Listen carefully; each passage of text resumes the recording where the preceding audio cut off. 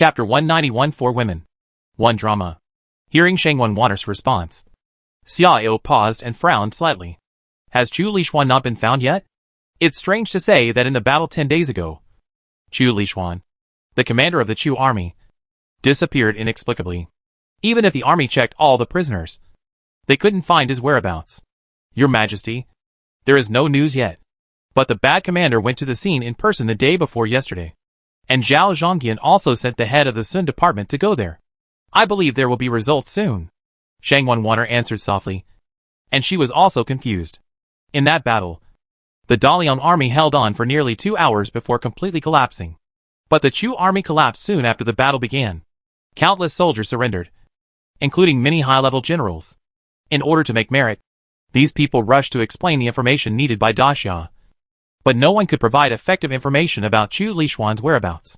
During the entire battle, several Jinping warships were monitoring at high altitudes, and no one was found to escape. There was no trace of Chu Lishuan among the corpses and captives, as if he had disappeared out of thin air, which was extremely strange. If something is abnormal, there must be something wrong. Xiao sneered and ordered, "Tell Yuan Tiangang and Zhao Gao to find him alive or dead. Unless he disappeared directly from Tianan, he must be found for me." Originally, Xiao did not take Chu Lishuan too seriously. Although Chu Lishuan was the Xiao Wang of Dechu and one of the benchmarks of Dechu's military, he was just a big cockroach to Xiao. He did not take the emperors of several countries seriously, let alone a prince. However, this time Chu Lishuan disappeared in everyone's sight in an extremely strange way, which aroused Xiao's interest. He really wanted to know if there was any secret behind Chu Lishuan's strange disappearance. As ordered, Shang Wanwater bowed her head and agreed.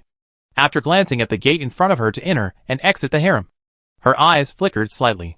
Your Majesty, now that David has been destroyed, David's 4 women are still staying in the Tonke Palace. Do you want to go and take a look? If you hadn't told me, I would have almost forgotten. Xiao was slightly stunned, then shook his head and laughed. Okay, let's go meet them today. After saying that, Xiao suddenly changed the subject. By the way, when will Mian arrive? Compared to David's 4 women, he was obviously more interested in Mian. After all, she was a woman who had been a queen mother, and she was also a beautiful queen mother who ruled the country from behind the curtain and held the imperial power. The temptation was not small. Your Majesty, the escort carriage has arrived at Dongchang Prefecture and is expected to arrive the day after tomorrow. Well, let's go meet David's women first. Go to Tonke Palace? Yes. Tonke Palace? Spring and Autumn Hall. In the main hall of the ancient palace, 4 beautiful women were talking in low voices. Their expressions were either worried, sad, or angry. Among them, sitting on the left were 2 young women who looked only in their 20s. They looked almost identical, and their dress styles, hairstyles, and hair accessories were also similar. If it weren't for the pink and blue colors of their dresses, it would be hard to tell them apart. These 2 are the most famous twin princesses of the David dynasty. The one wearing the pink dress is the elder sister Wei Jichuan, and the one wearing the blue dress is the younger sister Wei Jiqiu. Opposite the 2, sitting on the right are 2 more mature and elegant women. Among them, the one sitting on the inside is a noble lady with cold eyes, and looks particularly arrogant. She is also the most noble, obviously used to being bossy, and is the leader among the 4. This woman is one of the 3 noble ladies of the David dynasty, Xiao Shuan. As for the last one, she is a tender and delicate lady. She wears a white embroidered dress, with a pitiful look in her eyes, which can arouse people's sympathy and protective desire. Obviously, she is the last of the 4 beauties of David. Ning Tingxue, the Ning beauty, Sister Tingxue, Shichuan, Shiqiu. The 4 of us were sent to Daxia and endured humiliation to enter the Daxia palace in order to help David survive and help His Majesty drive out foreign enemies. Xiao Shulan gritted her teeth and said in a deep voice, her eyes full of resentment. But since we came to the capital of Daxia, nearly a month has passed. It has been more than half a month since we entered the Daxia palace. During such a long time, the emperor of Daxia has never shown up and has never seen us. It's too hateful. More importantly, David has now destroyed his country. His Majesty has also passed away. At this point, Xiao Shulan seemed to be heartbroken, sobbing softly, and a series of tears fell from her eyes. When she barely controlled her emotions, and wiped away her tears with a handkerchief. Xiao Shulan's resentment became more obvious. Daxia broke its promise, and not only did not help David resist foreign enemies, but also occupied our homeland like a robber. How excessive is that? I even suspect that your majesty's death was also the work of Daxia people. So, we must seek justice for David and your majesty. After listening to Xiao Shulan's words, Wei Jichuan and Wei Jiqiu looked at each other, then lowered their heads, without responding, and no one knew what they were thinking. Ning Tingxue on the side was horrified, and after nervously looking at the closed palace door, she stared at Xiao Shulan with a bitter smile. Sister Lan, be careful with your words, or you will lose your head. Xiao Shulan glared at Ning Tingxue, and a hint of contempt flashed in the depths of her eyes. You have been a beauty for several years. Why are you so timid? Humph. Don't worry. When I came in just now, I asked Jichuan to open the soundproof ban of the hall, and others can't hear our conversation. Ning Tingxue pursed her tender lips and said timidly, But Sister Lan, we are just gifts sent to appease Emperor Xia, not bargaining chips for the two dynasties. This matter has nothing to do with us. Right? Although David was destroyed and his majesty passed away, my sister is also very sad. But Sister Lan, we are just weak women. What can we do in the face of such a big event? My sister thinks that it is not a bad thing to die here quietly, and without worries about food and clothing. Coward. Xiao Shulan's face turned red with anger. After angrily scolding, she brushed her sleeves and ignored Ning Tingxue, and turned to look at the twin sisters opposite. Jichuan. Jiqiu. What do you think? Wei Jiqiu frowned and wanted to say something, but was stopped by Wei Jichuan.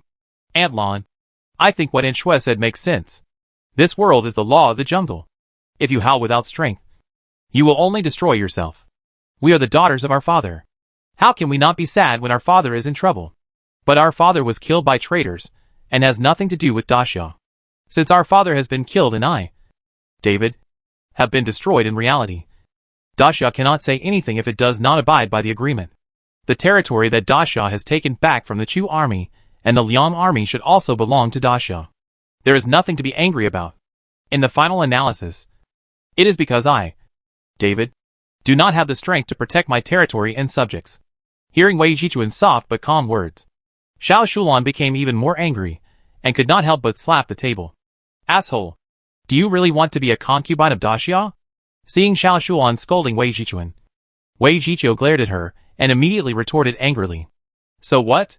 What does it have to do with you? You? You guys? Xiao Shulan stood up angrily, and pointed at the twin sisters with her finger shaking.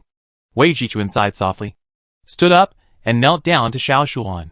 Aunt Lan, Jiqiu is a little impatient. If I have offended you, I apologize to you on behalf of Jiqiu. However, if you have any extreme thoughts, we sisters really don't want to get involved. Heaven only pities the victors. Throughout history, when a country is defeated, its concubines and princesses will only become playthings of the victorious kings and nobles. Those who can be selected into the palace to serve the emperor of the victorious country are lucky. So, let alone the fact that the destruction of my David was not caused by Daxia.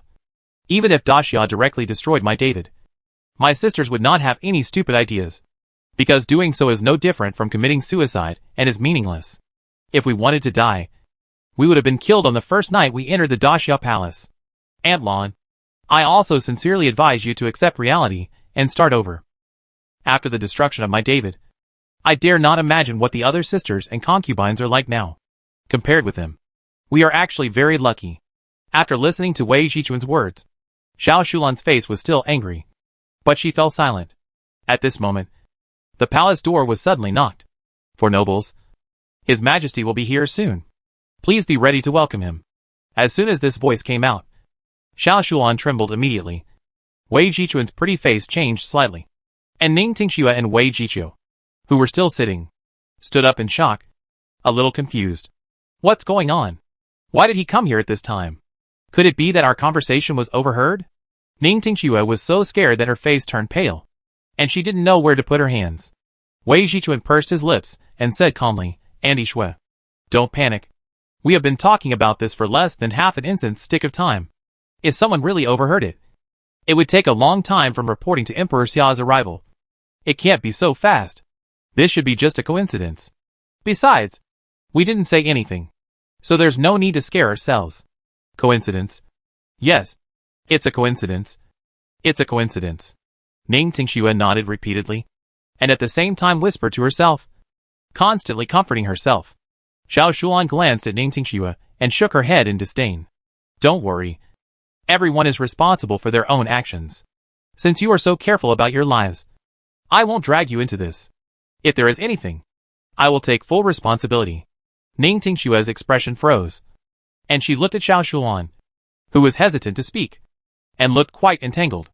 Wei Jiqiu frowned slightly, looked at Xiao Shulan, and then stared at Ning Tingxue with a suspicious look. Why did she feel that Ning Tingxue did it on purpose? Chapter 192 Foolish Woman.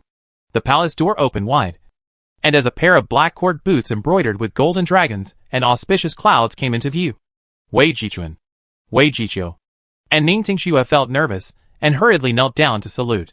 Welcome His Majesty Emperor Xia.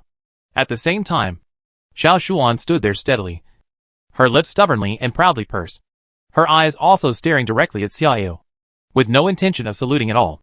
Seeing this, the palace maid's changed color. Shang Wenwaner's eyes were slightly cold, and she scolded with a slanted eyebrow. How dare you? You don't salute His Majesty? Xiao Shulan smiled disdainfully, holding her hand and raising her chin slightly, and said proudly, I am the concubine of David. How can I kowtow to a villain who does not keep his word? As soon as these words came out, the palace maids inside and outside the palace were instantly terrified, and they knelt on the ground one after another, their heads lowered tightly, and their foreheads touched the ground. Shang Wenwaner was furious. Just as she was about to explode, Xiao waved his hand. I heard that there is a chicken named Galu in the distance, because it is taller than ordinary chickens and can flap its wings to glide for 10 steps. It calls itself the aristocrat among chickens and is comparable to egrets. Xiao said in a calm voice while slowly walking past Ning Tingxue and the other three. He ignored the three people who were trembling slightly and slowly came to Xiao Shulan. But they don't know that chickens are always chickens. How can they become real egrets? Their so-called arrogance and dignity are nothing but manifestations of inferiority and cowardice. They don't even dare to admit their identity as chickens, but just fantasize and escape from reality. What else can they do if not inferiority? Concubine Xiao, do you think I am right? As he spoke, Xiao stretched out his hand to pinch Xiao Shulan's jawbone, his eyes indifferent and mocking. Xiao Shulan wanted to break free, but she felt that Xiao's big hand was like an iron clamp. No matter how she struggled, she couldn't move at all, and her cheek hurt. Stupid emperor. Even if I am a prostitute, I am a prostitute with a bottom line. Unlike you, you are untrustworthy, cunning and plundering, and you are unworthy of being an emperor. Xiao Shulan glared at Xiao angrily, gritting her teeth and scolding. It is said that there must be something hateful about pitiful people, and this is true. You, a woman, are really too naive. Xiao sighed lightly, and then slowly released his right hand. Xiao Shulan secretly breathed a sigh of relief. Just when she was about to pursue the victory, she heard a crisp slap sound, and her left ear was buzzing. The strong numbness deceived her nerves, and it took her a while to feel the pain on her left cheek like a tide, and the burning feeling like fire. It was also at this time that she suddenly realized that she had collapsed to the ground.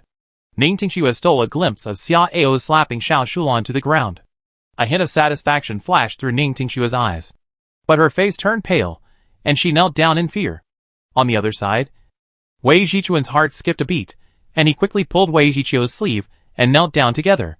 If the three of them remained still, it would be fine. But Ning Tingxue's kneeling broke the balance. If the sisters did not follow suit, it would seem that they had ulterior motives. On the other side, Xiao Shulan, who had finally survived the dizziness and came to her senses, covered her swollen cheek and stared at Xiao in disbelief and resentment. Stupid monarch. I really don't know how a woman as stupid as you could become David's concubine. Xiao interrupted with a sneer, looking down at Xiao Shulan with cold eyes. Drag her away and beat her to death.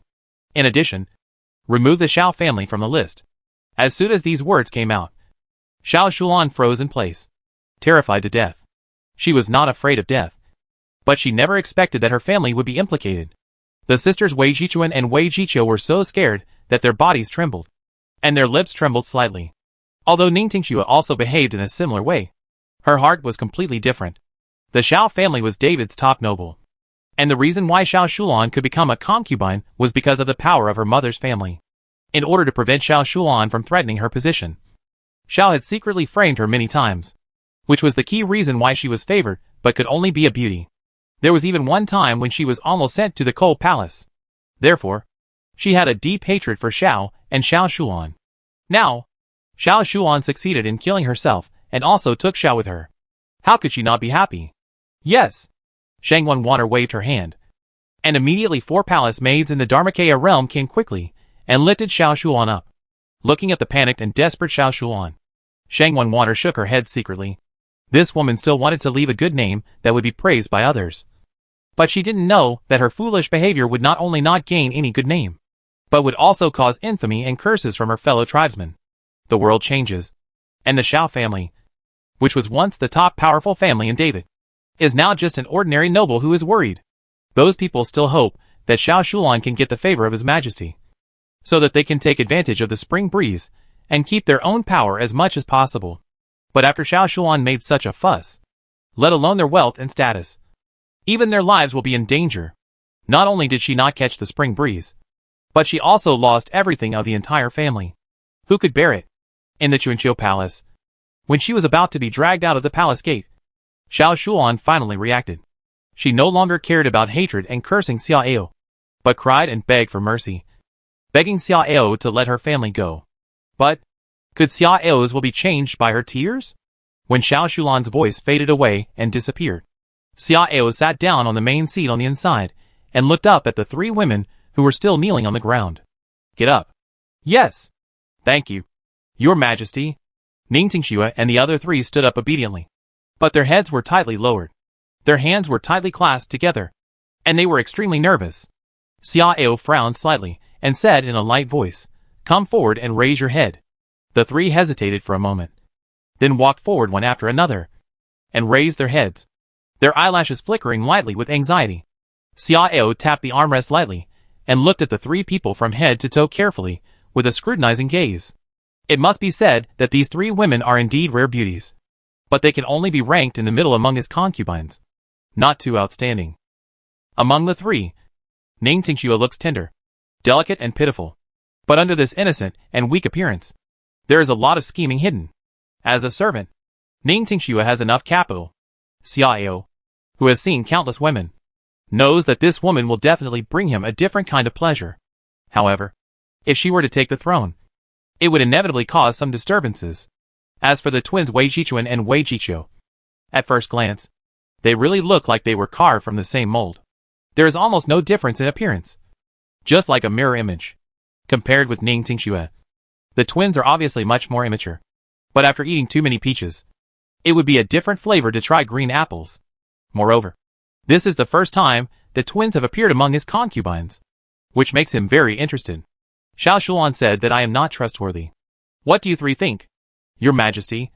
Tingxue thinks she is crazy and knows how to talk nonsense, Ning Tingxue said carefully, with a pitiful expression on her little face and a little resentful. As far as Tingxue knows, David asked for help from Daxia, but the specific price has not been determined, so this agreement is naturally invalid.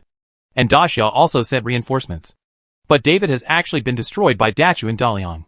If you want to blame someone, you can only blame David for not being strong enough to hold on to the end. How can you blame Daxia and Your Majesty?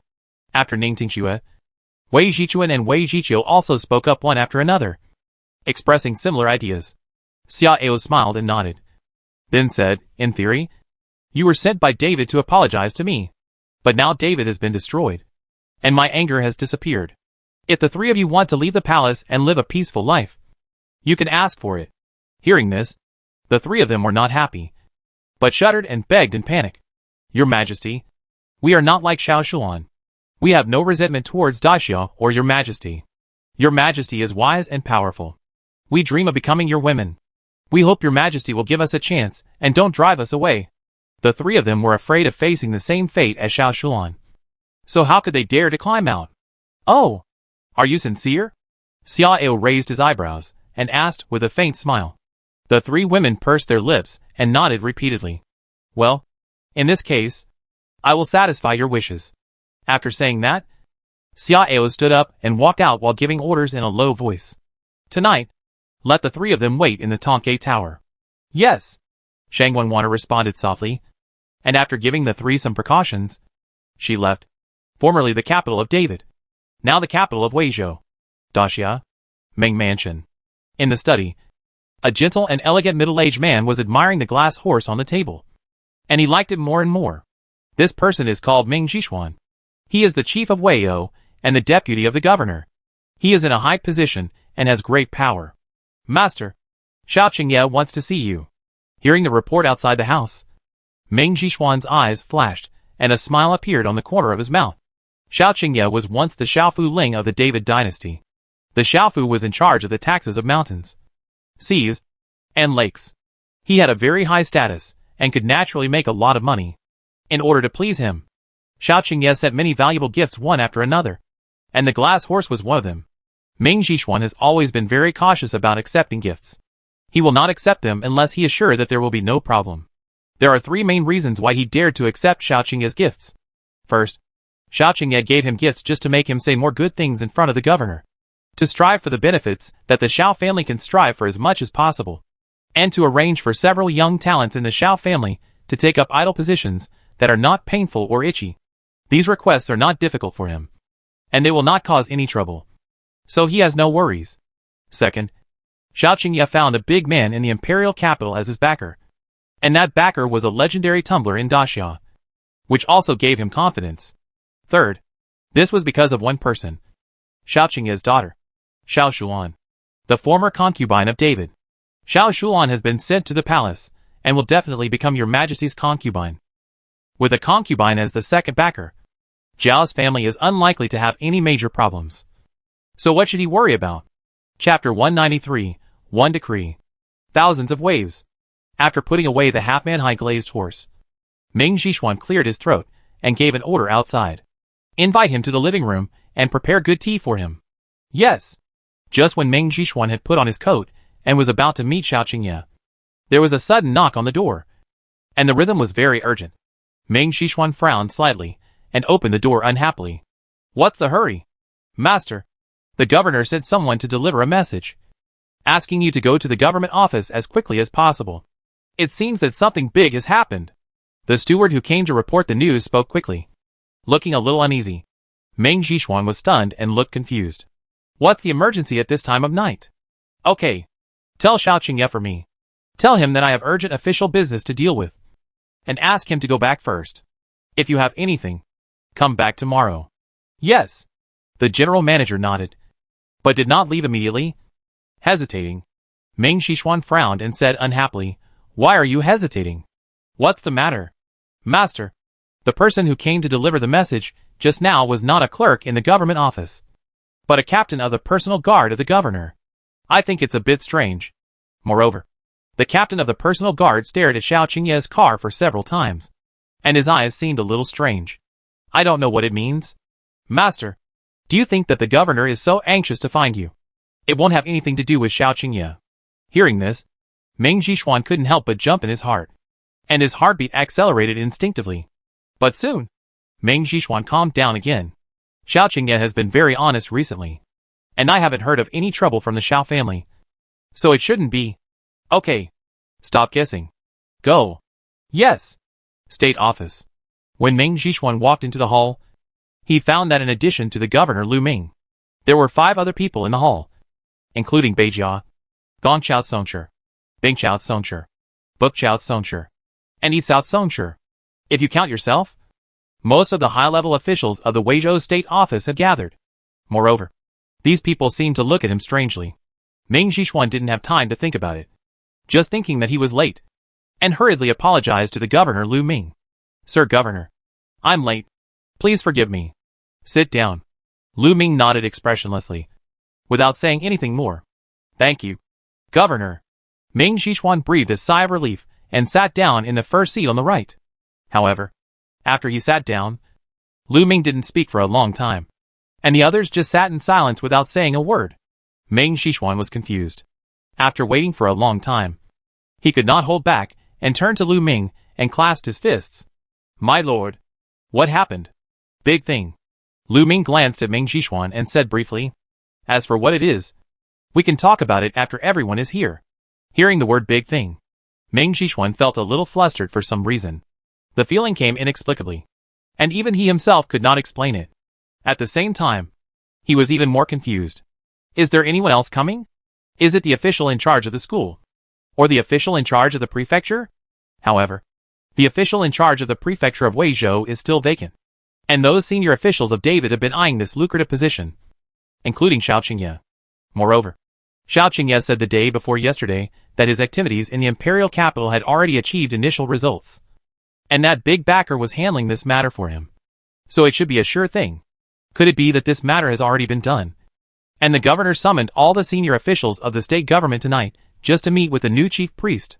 But Meng Jixuan thought about it again, and it was not right, because Xiao Qingye had just been to his house before. Could it be that this lucrative position was intercepted by someone halfway? Meng Jixuan couldn't figure it out for a while, so he could only put it aside for the time being and wait quietly with the others. About half an instant's stick of time later, two figures came together. As the two people appeared, except Lu Ming, the others hurriedly stood up to greet them. Although Meng Jixuan was also among them, his expression was a little unnatural, and his heart was even more difficult to calm down, because the visitors were the captains of the bad people and Luowang. What the bad people and Luowang meant, any official could understand. It seems that we are late. Please do not blame me, Governor of Luzhou. No problem. Captain Shan, Captain Hong, please take a seat. Lu Ming raised his hand to greet them, with a rare smile on his face. Although his status was higher than Shan Cheng and Hong Zhe, he did not dare to be arrogant, because the other party's authority could control him. As the bad Lieutenant Shan Cheng and the Luowang Lieutenant Hong Zhe sat down, Lu Ming's face became serious, and he finally got to the point. Everyone, David's concubine Xiao Shulan intended to assassinate His Majesty, and her relative Xiao also had a rebellious heart. His Majesty was furious and had executed the assassin Xiao Shulan on the spot, and ordered the extermination of the entire Xiao family.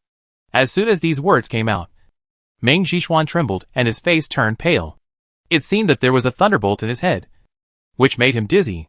He finally understood why the people present had shown strange eyes when he came in just now, but he couldn't confirm whether this abnormality was just because they knew that Xiao Qingye had just visited him, or they already knew that Xiao Qingye had given him a big gift. But this point seemed to be unimportant, because since His Majesty had issued an order to exterminate the entire Xiao family, everything related to the Xiao family would certainly be dug up. At that time, how could he hide his little things? Meng Jixuan was desperate and regretful at this moment. He was extremely cautious, but he didn't expect that he would fall in the end. I thought that Xiao Qingye would never have any major problems, and he was the most stable party. But who would have thought that such a big thing would happen?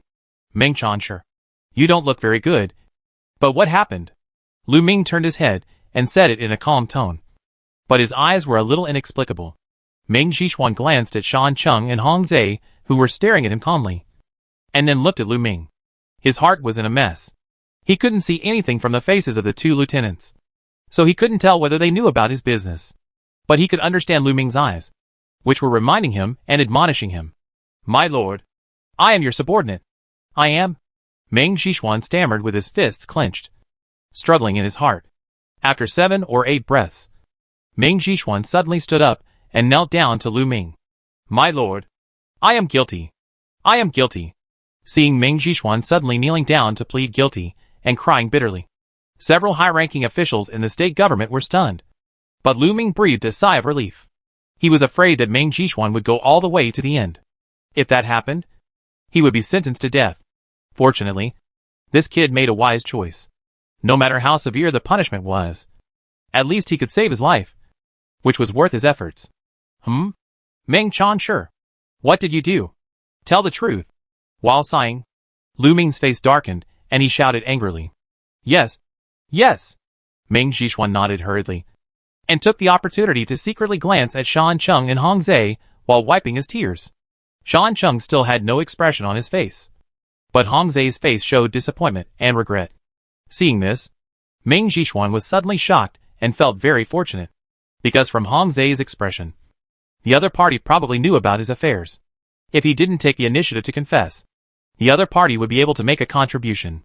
Therefore, seeing that he was willing to take the initiative to confess, Hong Zhe would feel sorry.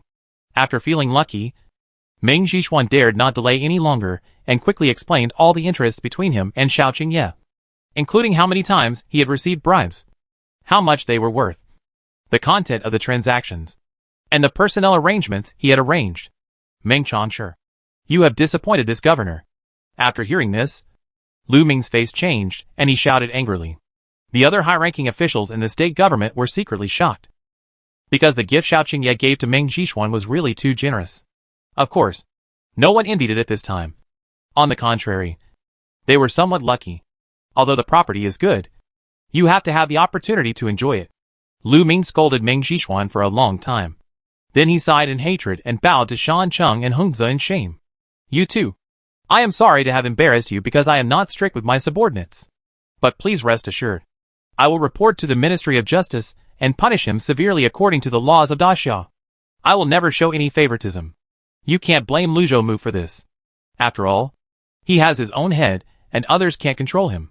Shan Cheng shook his head to show his understanding. Hong Zhe narrowed his eyes and chuckled. Captain Shan is right. This matter is indeed not related to Lu Zhoumu. However, Meng Jixuan is a subordinate official of Lu Zhoumu after all, and one of the most important assistants. If he gets into trouble, Lu Zhoumu is still suspected of negligence. So, let me, Lu Wang, deal with this man. It's best for Lu Zhoumu to avoid suspicion at this time. Hearing this, Meng Jixuan was frightened and trembled. He quickly looked up at Lu Ming, his eyes full of pleading. What kind of place is Lu Wang? If he is taken in, how can he come out intact? Lu Ming frowned, thought for a while, and then said slowly, Captain Hong, you misunderstood.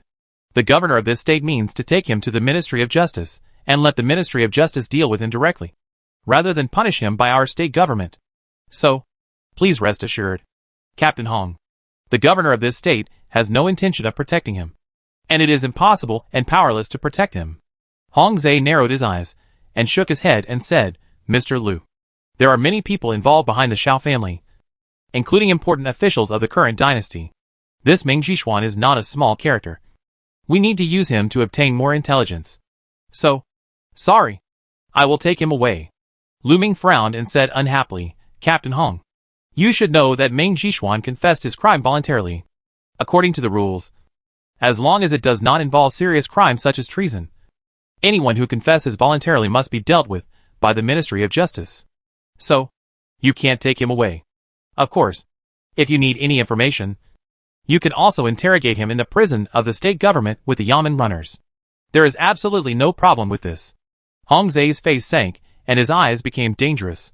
Lu Zhoumu, this matter originally has nothing to do with you. But if you... Okay, both of you.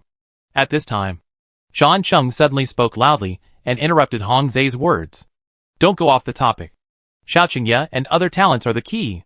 This matter is personally inquired by His Majesty. Do you want to let bad rumors reach His Majesty's ears?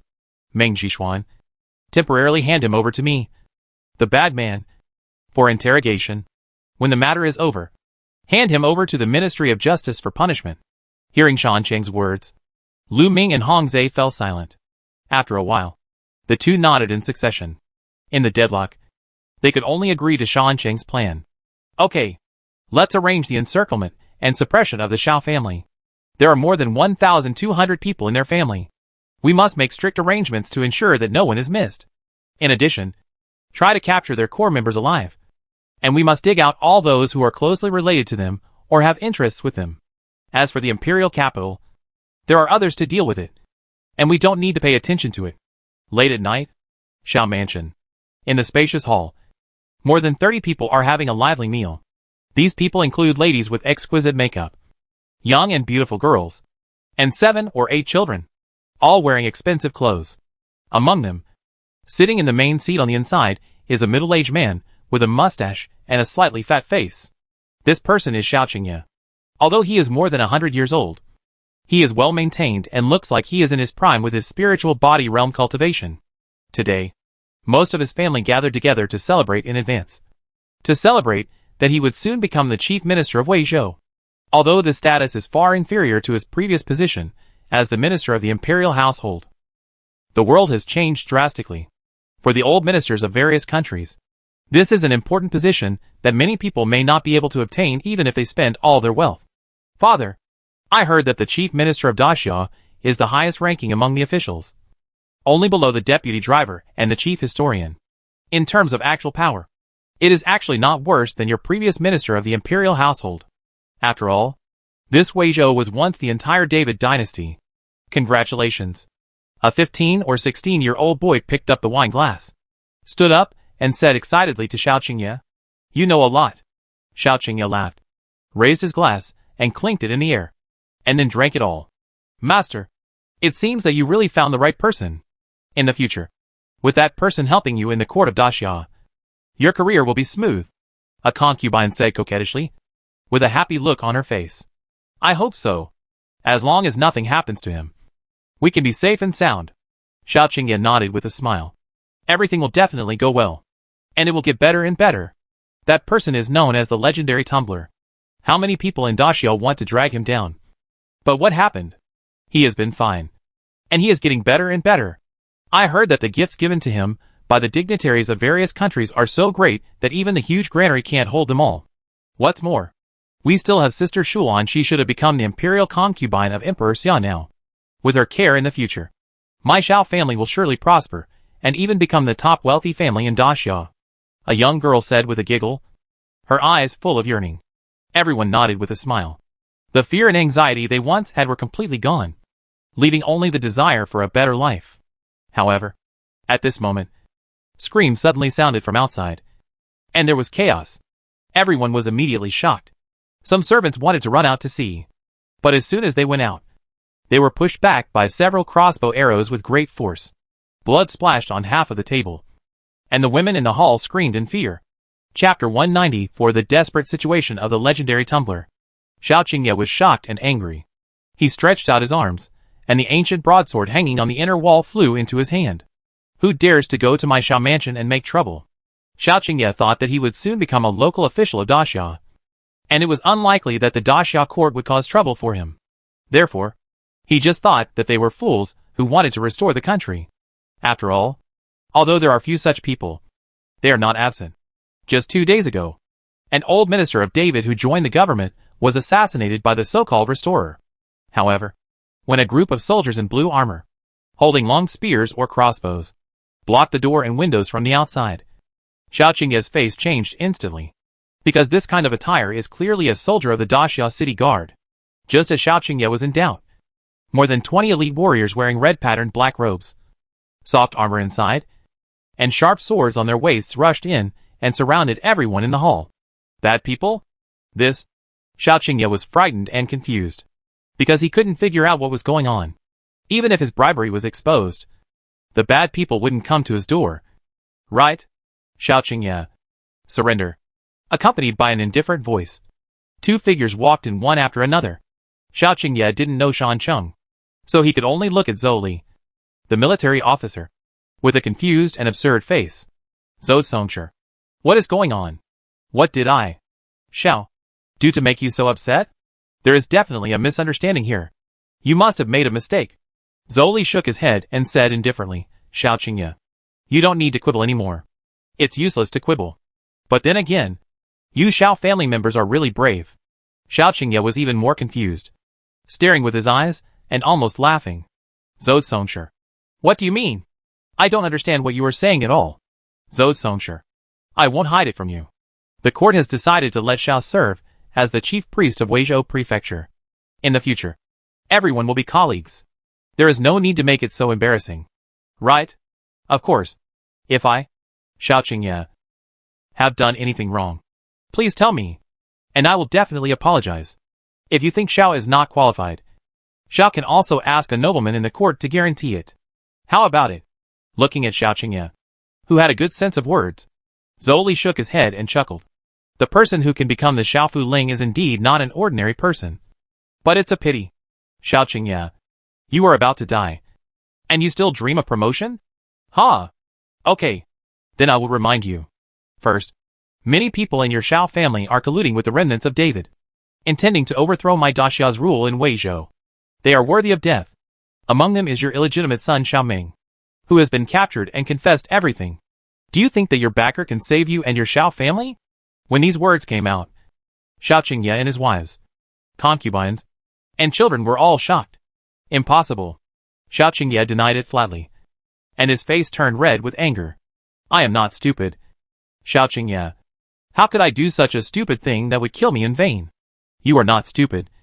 But that doesn't mean your son and others are not stupid. Zoli sneered. And then suddenly his eyes became fierce. Second, do you know what your good daughter Xiao Shulan did? She actually intended to assassinate His Majesty. Zoli shouted the last sentence in anger, and the sound was deafening. But even if this was said in a whisper, it was enough to become a wake-up call and a bolt from the blue. Assassinating the emperor? How crazy is this? In an instant, whether it was Xiao Qingye or the others, they were all stunned, and they felt that their souls had floated out of their heads. They seemed to understand that the first charge was likely imposed, but the second one should be real. No wonder they would face a catastrophe. No wonder even the bad guys got involved. They were badly harmed by Xiao Shulan. So, you still hope that your backer can save you from the sea of suffering? Legendary tumbler?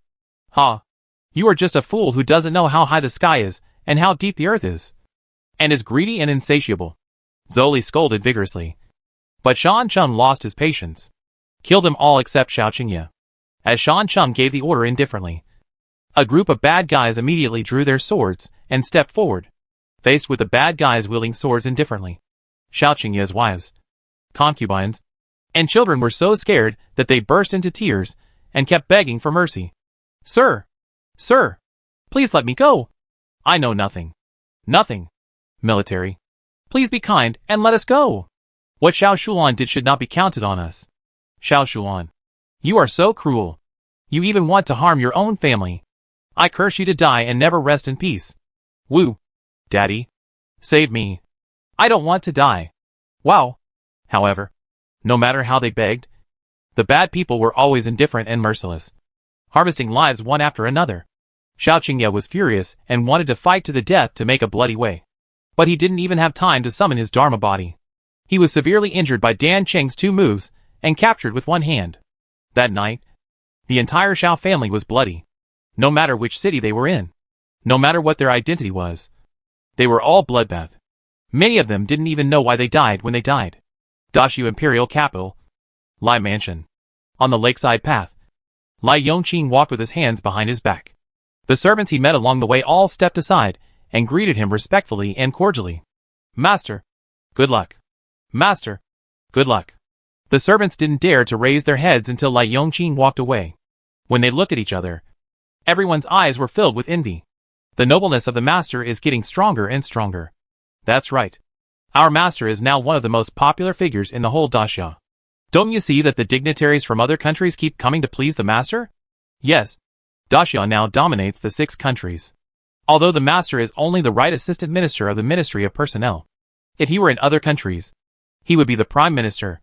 I heard that a minister from a certain country came to please the master a few days ago. Minister? Hey, the country is gone. What book is there to recommend? In front of the master. He is not even worthy of carrying shoes. You don't know? Yesterday a young official from Dacha gave me a brocade box humbly, just to find out what the master likes.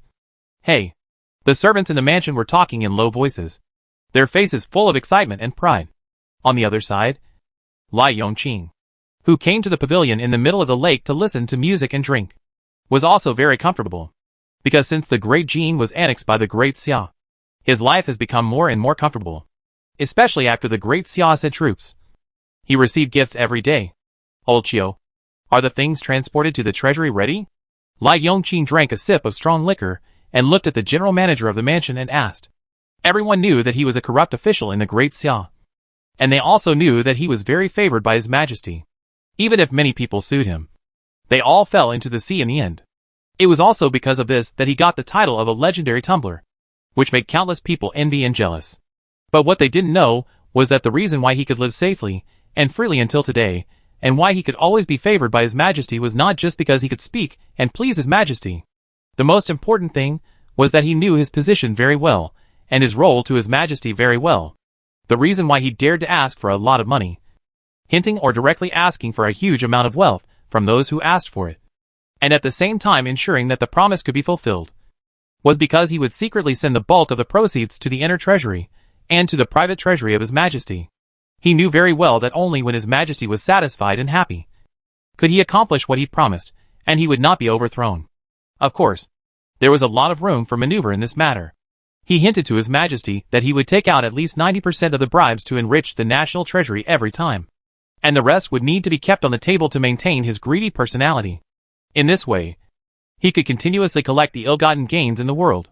But in fact, he would only take out half of it, and send it to the inner treasury in many cases, and sometimes even less than half. But he also knew that this kind of thing was risky after all. If it was done for a long time, even if he was cautious, it would be difficult to guarantee that there would be no mistakes.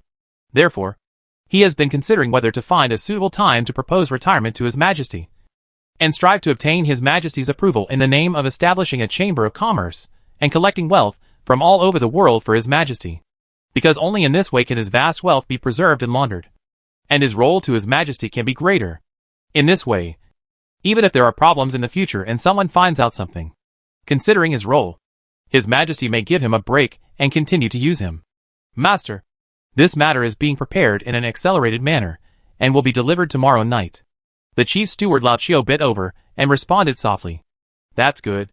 Lai Yongqing nodded with satisfaction. A quarter of an hour later, when Lai Yongqing was slightly drunk, Din Tiamen runners and Dali Temple police suddenly broke into the mansion, and there were also armored soldiers outside who surrounded the surroundings.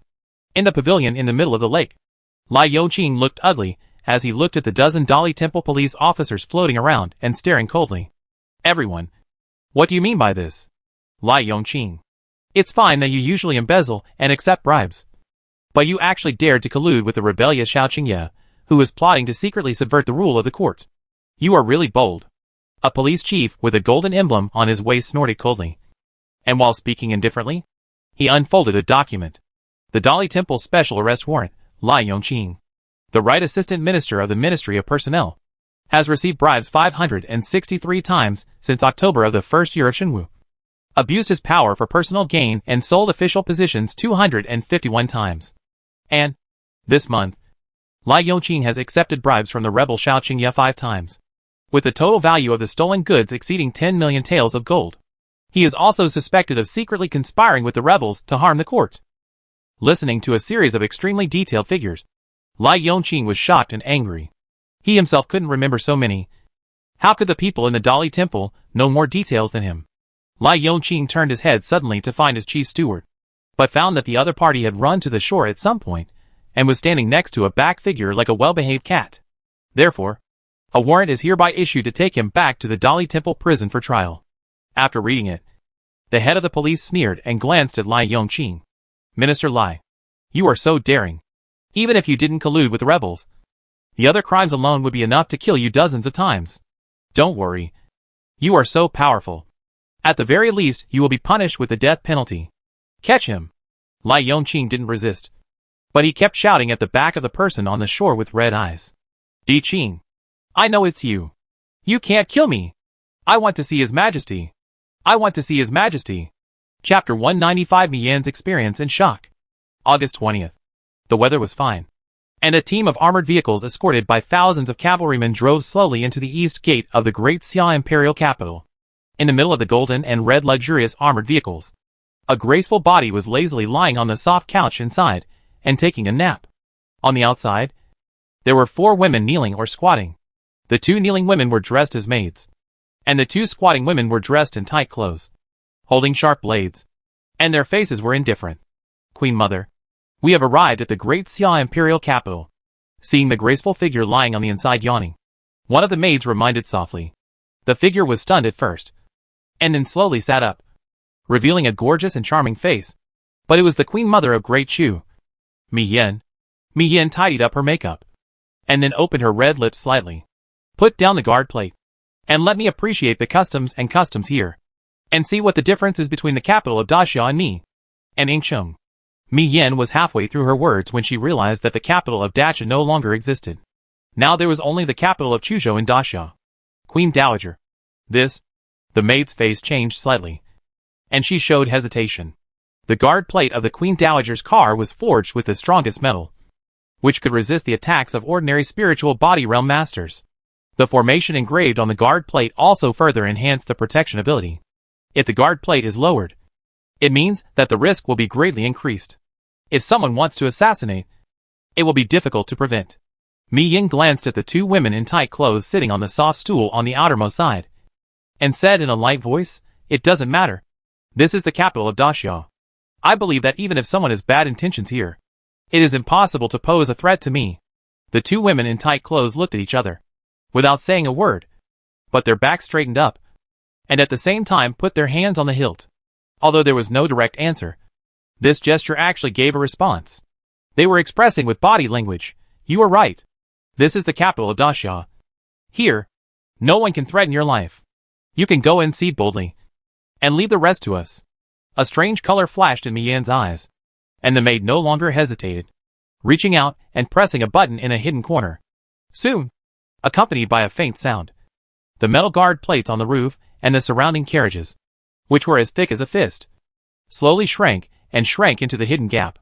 However, this does not mean that the armored car is completely exposed to the air, because there is a layer of glass on the roof and the surrounding carriages. It is called two-color pure glass. From the outside, it looks pitch black and nothing can be seen. But looking from the inside to the outside, it can be seen clearly and clearly. At the beginning, although Mi Yan's expression was curious, she was generally very calm, because although the road they were traveling on was 15 feet wide, there were some in Chudut that were even wider than this. Although there are many 6 or 7-story high attics on both sides, they are also very common in Chu City. Everything seems to be very different from Chu City. The biggest difference is the mental outlook of the pedestrians and drinkers.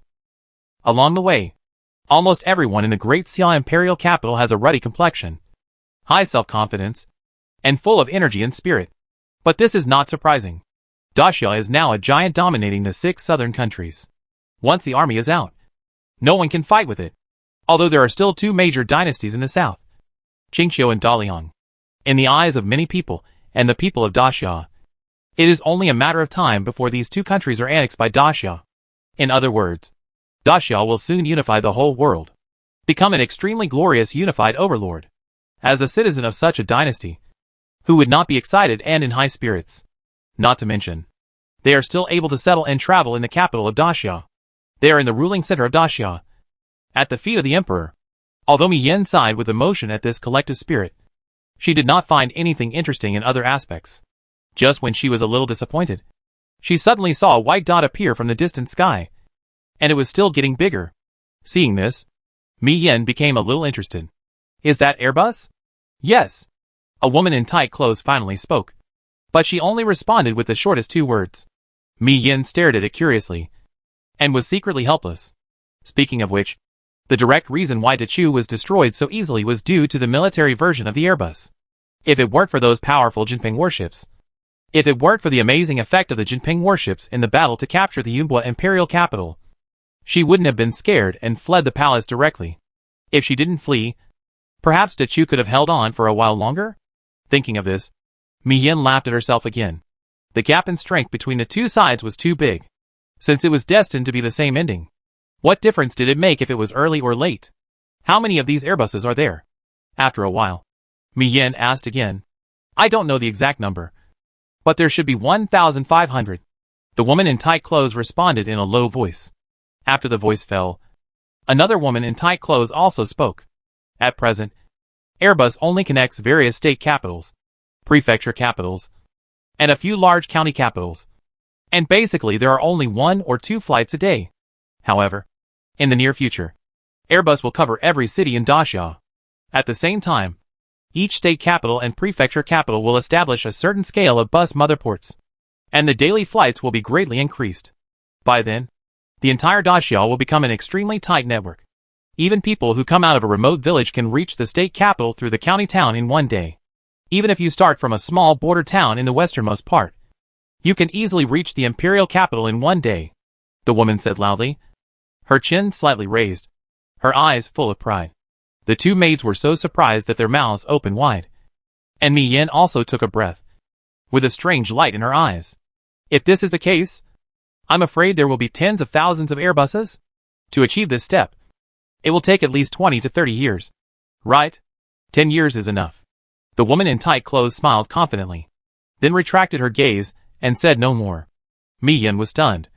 Her mind was extremely complicated. She knew very well what Airbus meant to trade. Since it could transport people, it could also transport goods. The rapid exchange and circulation of merchants and materials could greatly shorten the time spent on transactions and other costs associated with them. And the exchange of information could be faster and smoother. This was simply a huge trade revolution. If Airbus really covers the entire southern part of the sky, what kind of prosperous era will it be? And as the ruler of all this, how fast will the future development be? At this moment, Mi Yin seemed to see an invincible dragon raising its head and humming, ready to take off and soar into the sky at any time. At this moment, Mi Yan's heart also completely changed. If she had some resistance in her heart before, now her resistance has completely disappeared. And she even has some uneasiness and urgency. The Emperor of Daxia is young and handsome, and he can stir up the world with one hand. In less than a year, he swept across the 5 countries, which shows his strong skills and mind. Now, she has seen that the invincible foundation of a prosperous dynasty is being built. How can her heart not be surging? Compared with the imperial concubine of such a dynasty, what is the identity of the Queen Mother of Dachu? However, she was not willing to be just a low-ranking imperial concubine. She wanted to become one of the highest-ranking people in the harem of Daxia. Of course, all this could not be achieved with determination. The specifics depended on her skills. The team continued to move forward. When they came to one of the 72 covered bridges around the lake, when they came to the junction of the inner and outer cities, Mi Yan's phoenix eyes suddenly shrank, and a light exclamation came out of her mouth, because she saw a strange and magical thing, which was an artifact with an overall shape similar to that of a war horse. But through the metallic luster flashing on it, it could be seen that it was clearly forged from metal. Moreover, the 2 people wearing martial arts clothes on top were not riding on it, but sitting in a small cabin, and only the upper body could be seen. In addition, this thing did not have 4 legs, but 3, 1 in front and 2 in the back. The bottom was not a hoof, but a round wheel. This thing was moving slowly on the street, but as the martial police officer in front looked down, I don't know if he saw some information or something else. As he moved an iron rod with his hand, the object immediately accelerated, rushed forward 5 or 6 steps, and then took off into the air, drawing a steep trajectory in the air, and flew to the left. Its speed and sensitivity are as fast as lightning, far beyond the reach of a flying armored car. Its speed and agility are comparable to a strong man in the 1st or 2nd level of the spiritual body realm. At the same time, you can see similar objects rising into the sky from other streets and alleys, with a total of about 7 or 8. After a while, a flying armored car track rose to the air in a panic, and it looked like it wanted to escape.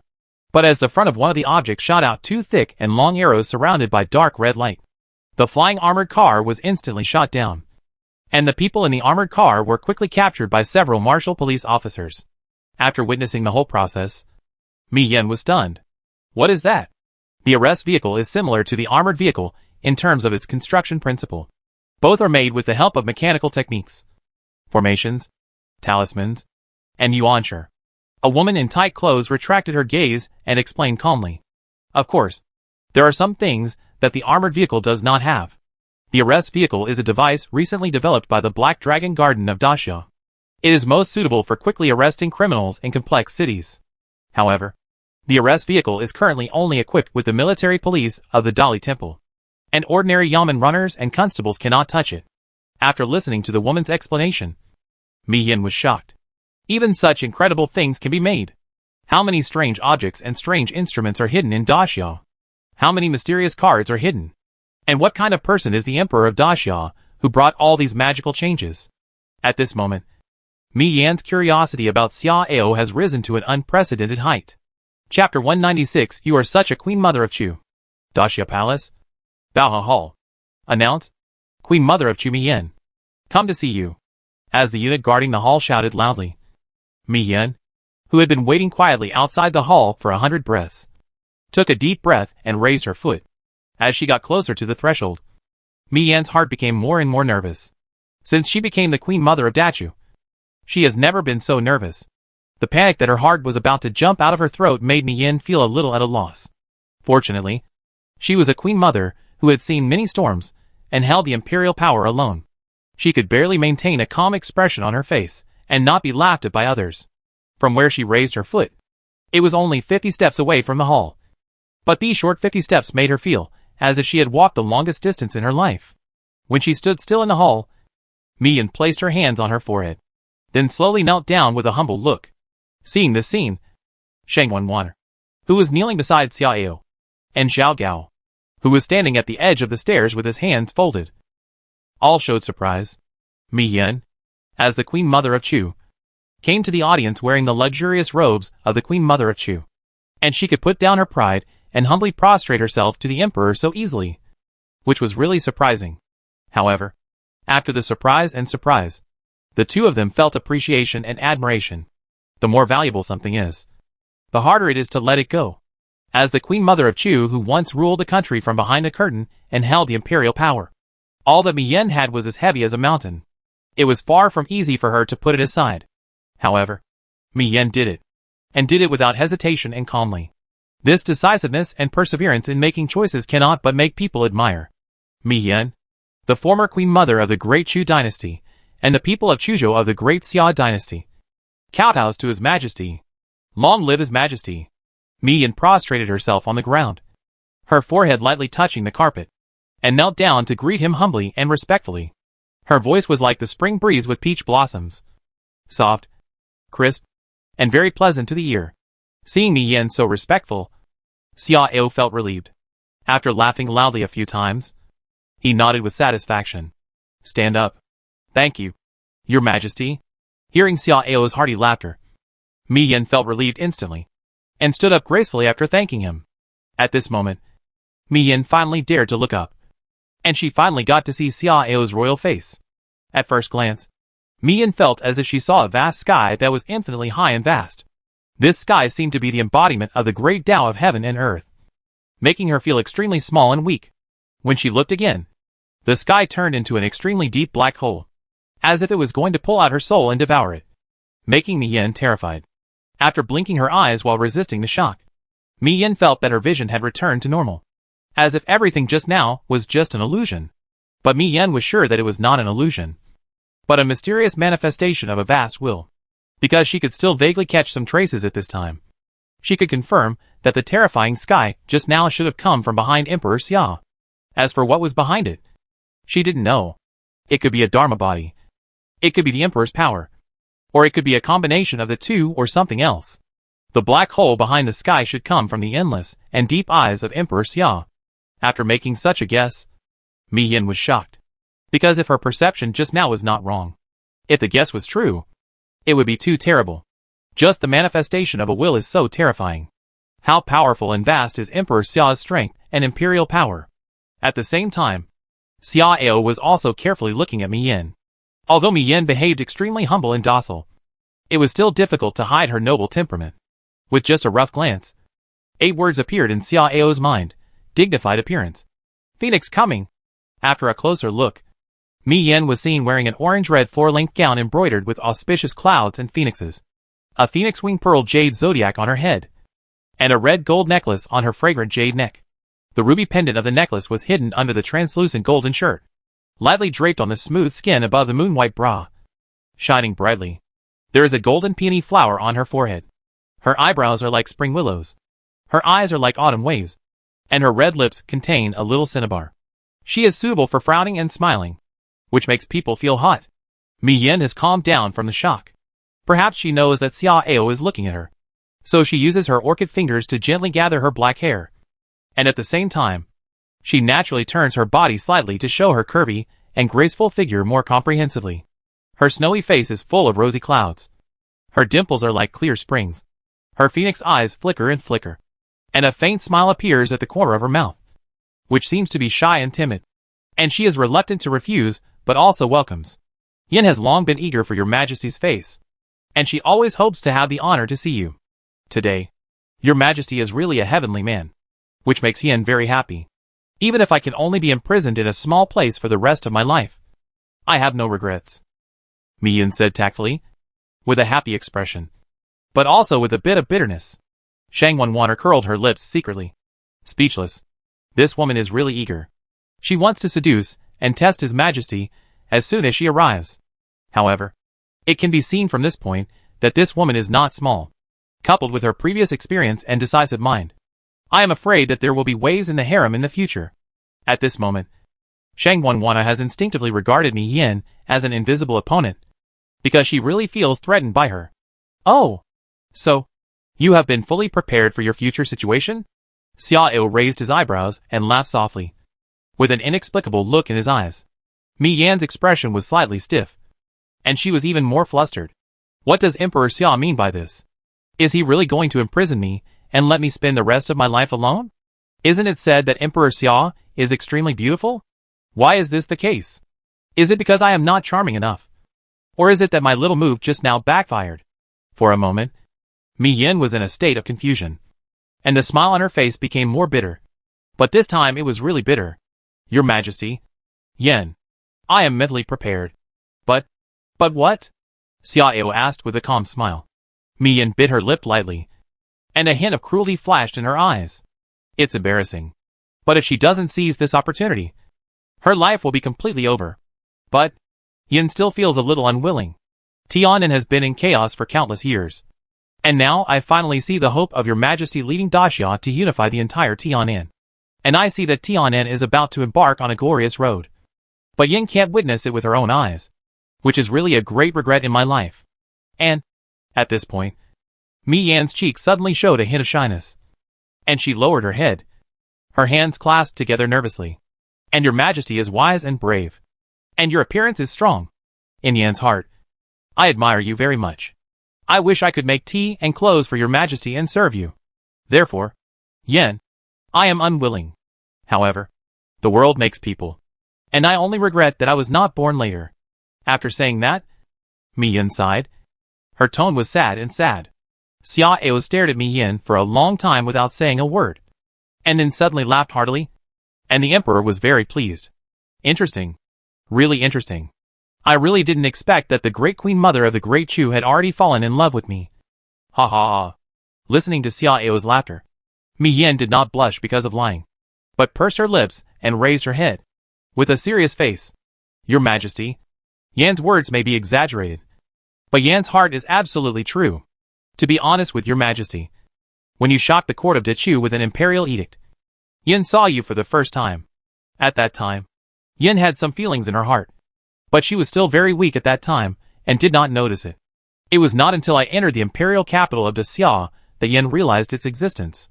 When I really saw your Majesty just now, Yan's heart had completely fallen. I hope your Majesty will understand. Xiao stopped laughing and stared at Mi Yin, whose eyes were sincere and frank, for a long time, and suddenly showed a strange look. Regardless of whether what you said is true or false, your courage alone is enough to make me look at you with new eyes. However, you still have to go to that confinement place. As for whether you can get out of it, it depends on your ability. After speaking, Xiao turned his head and glanced at Shangwanwana.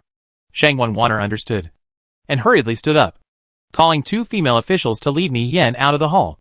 At this moment, Mi Yin was surprised and happy, and worried about gains and losses. On the one hand, she felt helpless. She didn't expect that she would be imprisoned in a small place even though she was so humble, and she didn't know how long she would be imprisoned. On the other hand, she felt a little relieved and happy, because at least she had a chance and hope to get out. With two complicated feelings, Mi Yin didn't pay attention to the scenery and buildings along the way, until she got off the armored car and looked up at the plaque hanging on the gate in front. Mi Yin was suddenly stunned, because the plaque was inscribed with 3 golden characters in a flamboyant style, Tonke Palace. As the Queen Mother of Chu who once controlled the eyes and ears of a country, Mi Yin naturally knew what Tonke Palace was. At this moment, she seemed to understand, but she was a little unsure. This is where your Majesty wants to imprison me. Where do you want to imprison me? Mi Yin turned her head to look at the female official who led the way, and asked unconfidently. That's right. The female official nodded, and continued to explain while extending her hand to guide. According to the rules drawn up by His Majesty himself, except for those who enter the palace normally, everyone else needs to settle in the Tonke Palace first. As for whether you can walk out of the Tonke Palace, it depends on His Majesty's wishes. It's neither difficult nor easy, and no one can say for sure.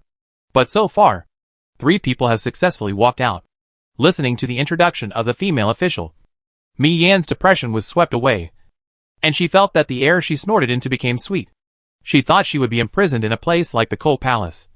But she didn't expect it to be this Tonkei Palace. Although the Tonkei Palace is also not allowed to step out of the palace wall. It is 10,000 times better than the Coal Palace. The most important thing is that Emperor Xia often stays in the Tonkei Tower in the Tonkei Palace. Chapter 197 Another World. The next day. The Imperial Garden. Your Majesty. Good luck. Your Majesty. Listening to the flattering cry of the golden-headed parrot, and watching the golden-headed parrot nodding and bowing to please. Several concubines covered their mouths and laughed secretly. Your Majesty. This little Jinzi really got the true teachings of Minister Lai, and is only good at pleasing people. Gu Ruoyan laughed and stretched out her hand to tease the golden-headed parrot, which attracted another wave of praise. Your Highness is so beautiful. Your Highness is so beautiful. Wan Yin Yao Yao curled her lips and whispered. Compared to its owner, it is far inferior. I heard from Sister Wana that Lai Yongqing is the most corrupt person in history.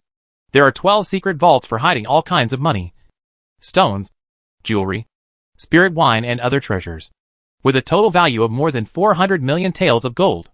This does not include calligraphy and paintings, antiques, array plates, land deeds, and other rare treasures of inestimable value. If all the things are counted together, I'm afraid there will be 600 million taels of gold. Hearing this, the other concubines who didn't know the inside story were shocked and gasped. 600 million taels of gold? That's equivalent to 600,000 high-quality yuanshi. My God. Such a number is simply unimaginable. Yes, in the past, my great Xia's annual tax was only 30 million taels. And last year's tax was only about 60 million taels of gold. This is equivalent to my great Xia's tax for 10 years. It's really scary to think about it. But it's not hard to accept that Lai Yongqing cheated most of the 5 countries' nobles of their huge wealth. My great Xia now dominates the land of the 6 countries. If we take over Qingqiu and Daliang, then this year's tax will have to be 300 to 400 million taels of gold. Right? I don't think so. So far, Airbus has greatly accelerated trade and market prosperity. In addition, without trade barriers and various restrictions, cost-consuming intermediate links, etc., this year's taxes may be around 500 million or 600 million. Speaking of which, although the statistical unit is gold, now yuanshi veins are emerging in an endless stream, and yuanshi has occupied a large part in the money system. I am afraid that it will be more appropriate to use yuanshi to measure in the future. These are the affairs of the court officials, so we should not worry about them. The concubines talked quietly, and Xia Ao just listened quietly without speaking. However, one thing is right. After the world is unified, the measurement and statistical system does need to be reformed.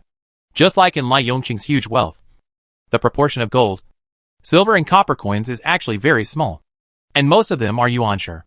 Moreover, now that the vitality of heaven and earth is becoming more and more abundant, the appearance of yuanshi veins will probably gradually increase, and the foundation of yuanshi as the mainstream currency has been initially established. Speaking of Lai Yongqing, Xia Ao was also quite emotional. At the beginning, he chose to train Lai Yongqing, which was actually a casual move on a whim. He was originally thinking of harvesting a small amount of dominance points, but he didn't expect that this guy would be so bold.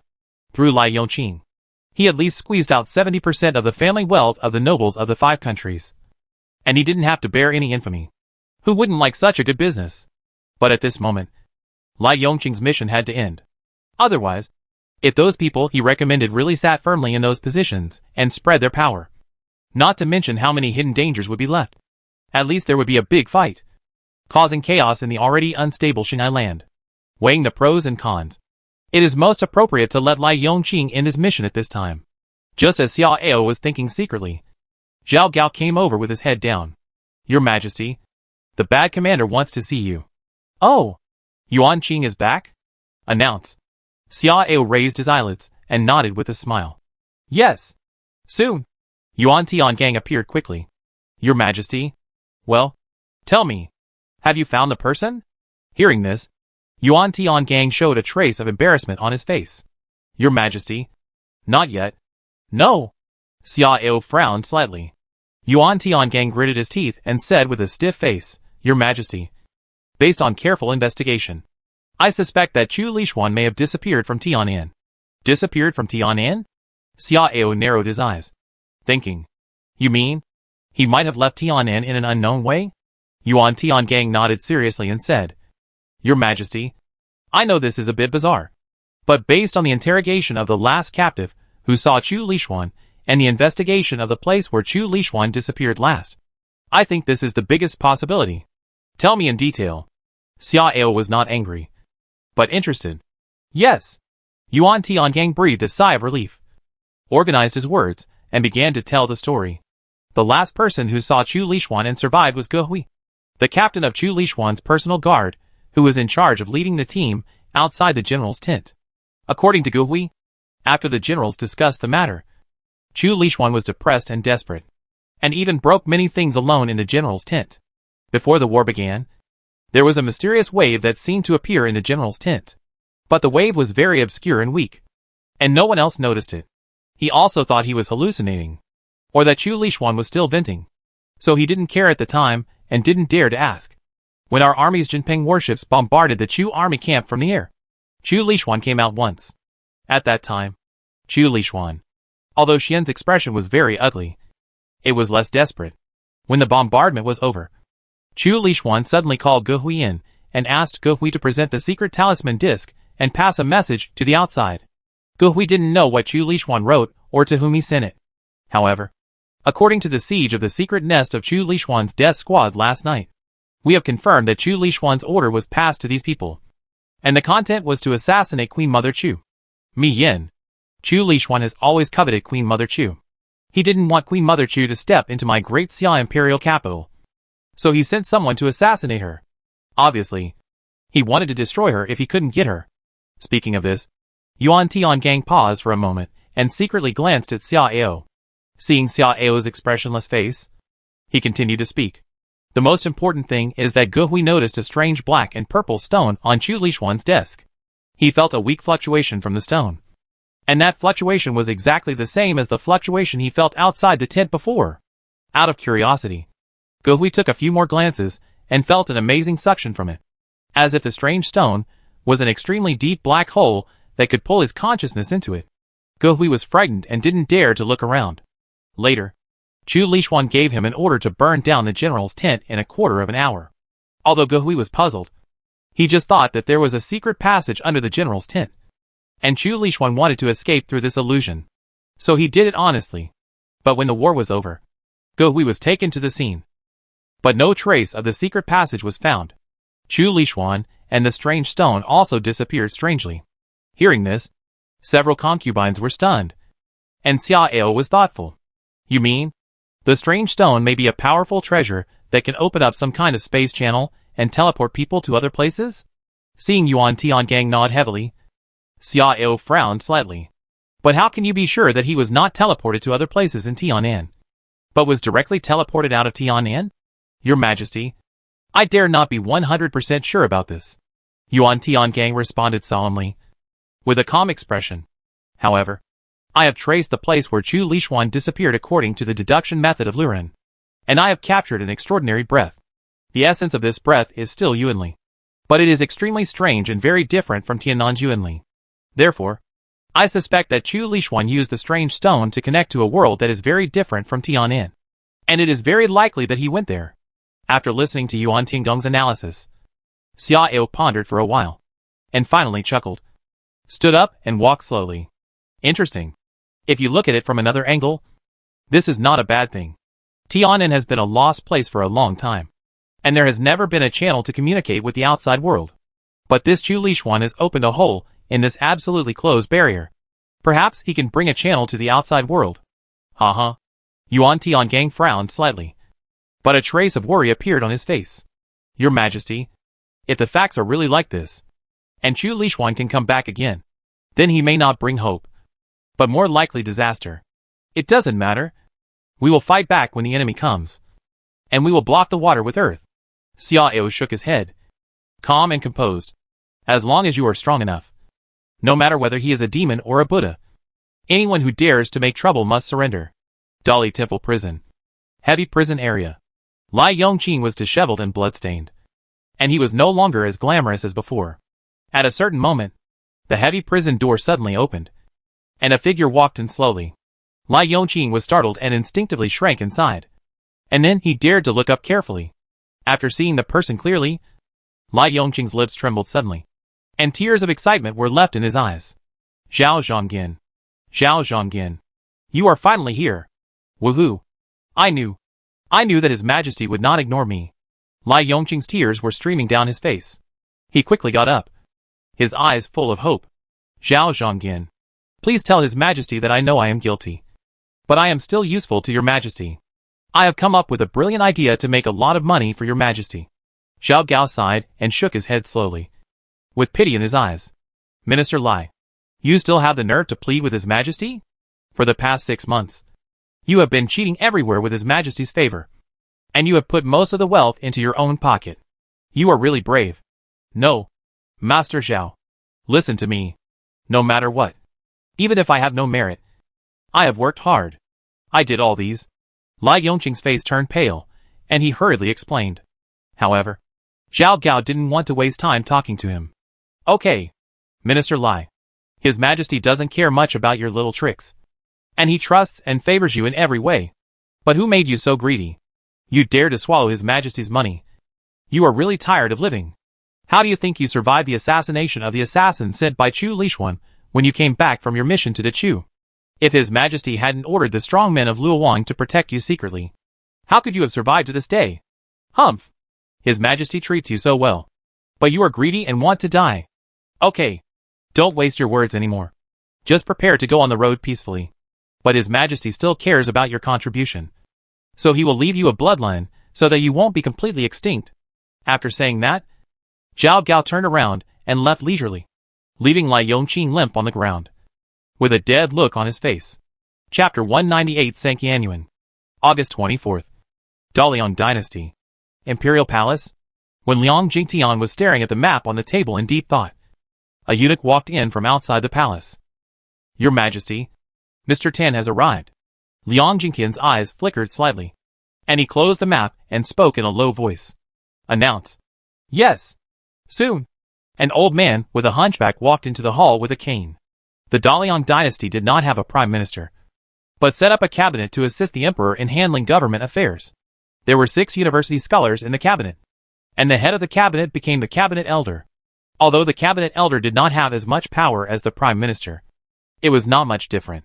However, due to the special nature of the cabinet, it was difficult for the cabinet elder and other university scholars to directly threaten the officials in the court, which meant that the Daliang emperor was very authoritarian.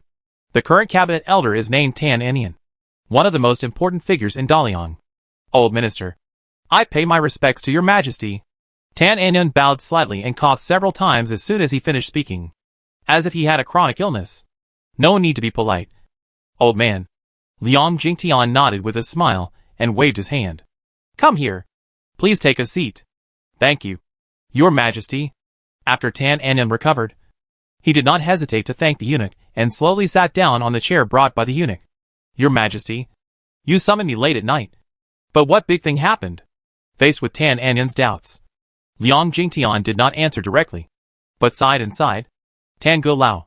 What should Daliang do now? Daxia dynasty is like a wolf and a tiger. It swept through Dachu, Yunhua and David in less than a month, and defeated hundreds of thousands of Daliang troops in one fell swoop. Now, Daxia has dominated the 6 southern countries. Like a prehistoric beast, people are terrified just by looking at it, and there is no hope of resistance. Compared to Daxia, Qingqiu dynasty is also very strong, but it is probably not its opponent. What's more, Qingqiu has lost the initiative. With what Daxia has now, the vast territory of the Qingqiu dynasty has too terrible a war potential. Qingqiu cannot be its opponent. Someone suggested that Daliang temporarily put aside the hatred and join hands with the Qingqiu dynasty to resist the threat of Daxia. But in my opinion, even if our 2 countries join forces, it may be difficult to stop the army of Daxia. These days, I have been unable to eat or drink, and I have been thinking about how to break the situation and protect myself. But I still have no clue. Tan Go Lao, do you think Daliang still has hope? Tan Enian blinked his turbid eyes, with a puzzled look on his face. Your majesty, has anyone slandered you? Liang Jingtian was stunned and asked curiously. What does Mr. Tan mean by this? Your majesty, you are the revival leader of our Daliang. The hopes of hundreds of millions of people are placed on you. How can you lose your spirit and ambition? If there were no traitors talking nonsense in your ears, how could you have such thoughts? Daxia is strong. But my Daliang is not made of clay. I... Cough, cough, cough. At this point, Tan Anian was already excited, and even triggered a hidden disease, coughing sharply several times. Mr. Tan, don't be excited. Liang Jingtian raised his hand to comfort him. With a bitter expression, alas, it's not that I am discouraged, but that Daxia is too powerful. Let's not talk about anything else. The war weapon called the Golden Pung battleship alone is enough to lock in the victory of the war. So, I'm thinking, why not just surrender to Daxia directly? In this way, my Daliang soldiers won't have to die in vain, and my Daliang people won't have to suffer the pain of war. Moreover, if I surrender the whole country directly, maybe the Emperor Xia will show some leniency and let me live out the rest of my life in peace.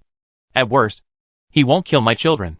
Hearing this, Tan Anian stood up in shock, knocked his cane heavily, and showed a look of grief.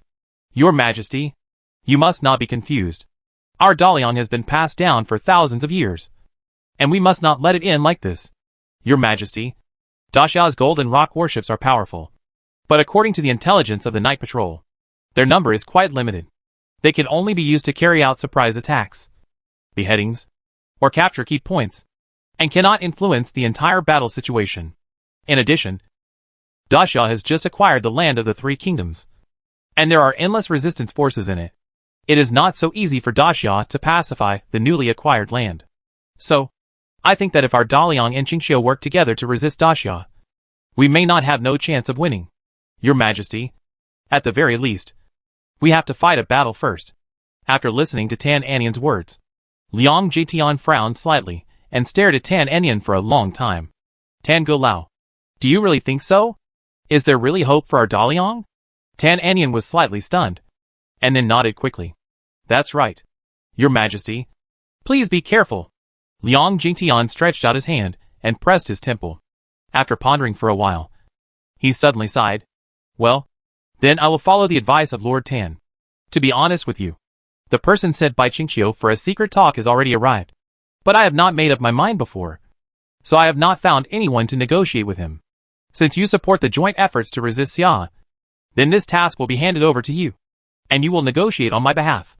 Tan Anian was stunned for a while, and then showed a look of surprise. Yes, old minister, I will not fail my mission. 2 hours later, Tan Anian returned to the mansion. In the secret room of the study, when Tan Anian walked in with his hands behind his back, there were already 2 people waiting quietly. Captain! As Tan Anian appeared, the 2 people hurriedly stood up and saluted. However, this title was strange. Looking at Tan Anian again, although there was no change in his appearance and other aspects, his hunched back straightened up. In fact, this person is not Tan Anian, but the most mysterious captain among the bad people of Daxia. Sanqianyuan. Sanqianyuan is also known as Sanqianyan. It is said that only the Emperor of Daxia and the bad commander Yuan Tiangang know its true face. The mystery of Sanqianyuan is not due to its superb disguise, but to deeper things, such as grabbing the target's memory, etc. And this is the fundamental reason why he can replace Tan Anian without anyone knowing, and is not suspected by anyone. Of course, except Sanqianyuan himself.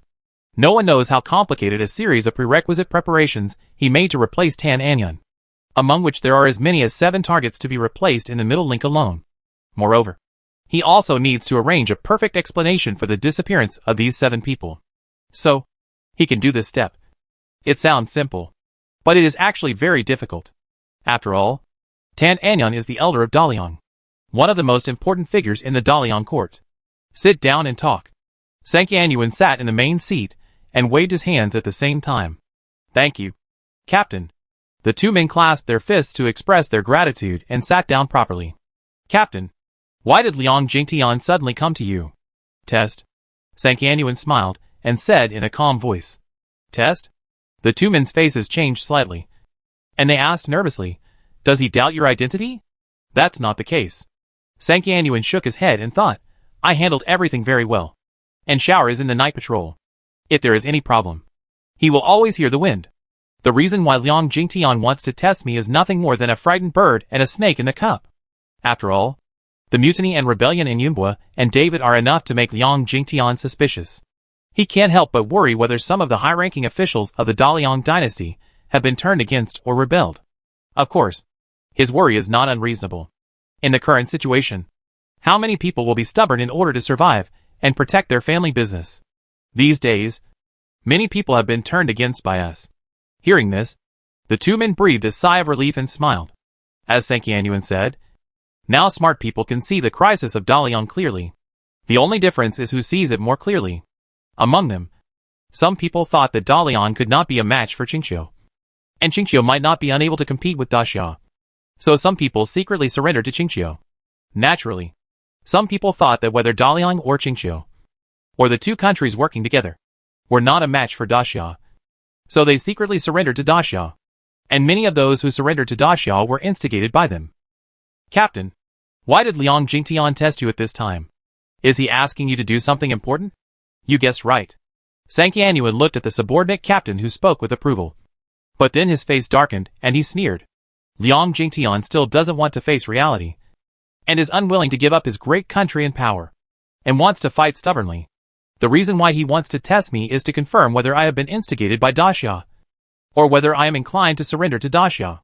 After confirming that I don't have that sign, he ordered me to negotiate with a Qingqiu envoy who came to negotiate secretly to agree on a specific alliance strategy.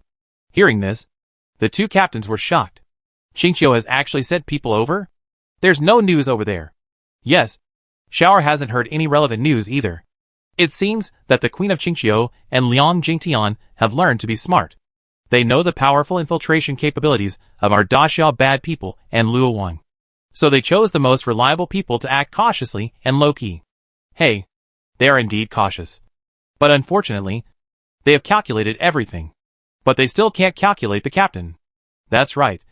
Who would have thought that the elders of a country would be secretly replaced without anyone knowing? They can't imagine how evil our captain is. Listening to the laughter of the two men, Sanqianyuan shook his head helplessly. Okay, stop flattering. Let's talk about business. Hearing business, the two immediately put away their smiles and became serious. Captain, since the two countries have reached an agreement, we have to take the second step. And it must be fast. Not bad. Sanqianyuan nodded slightly, with a cold light in his eyes. Send the message back, and ask General Yuan to make arrangements immediately.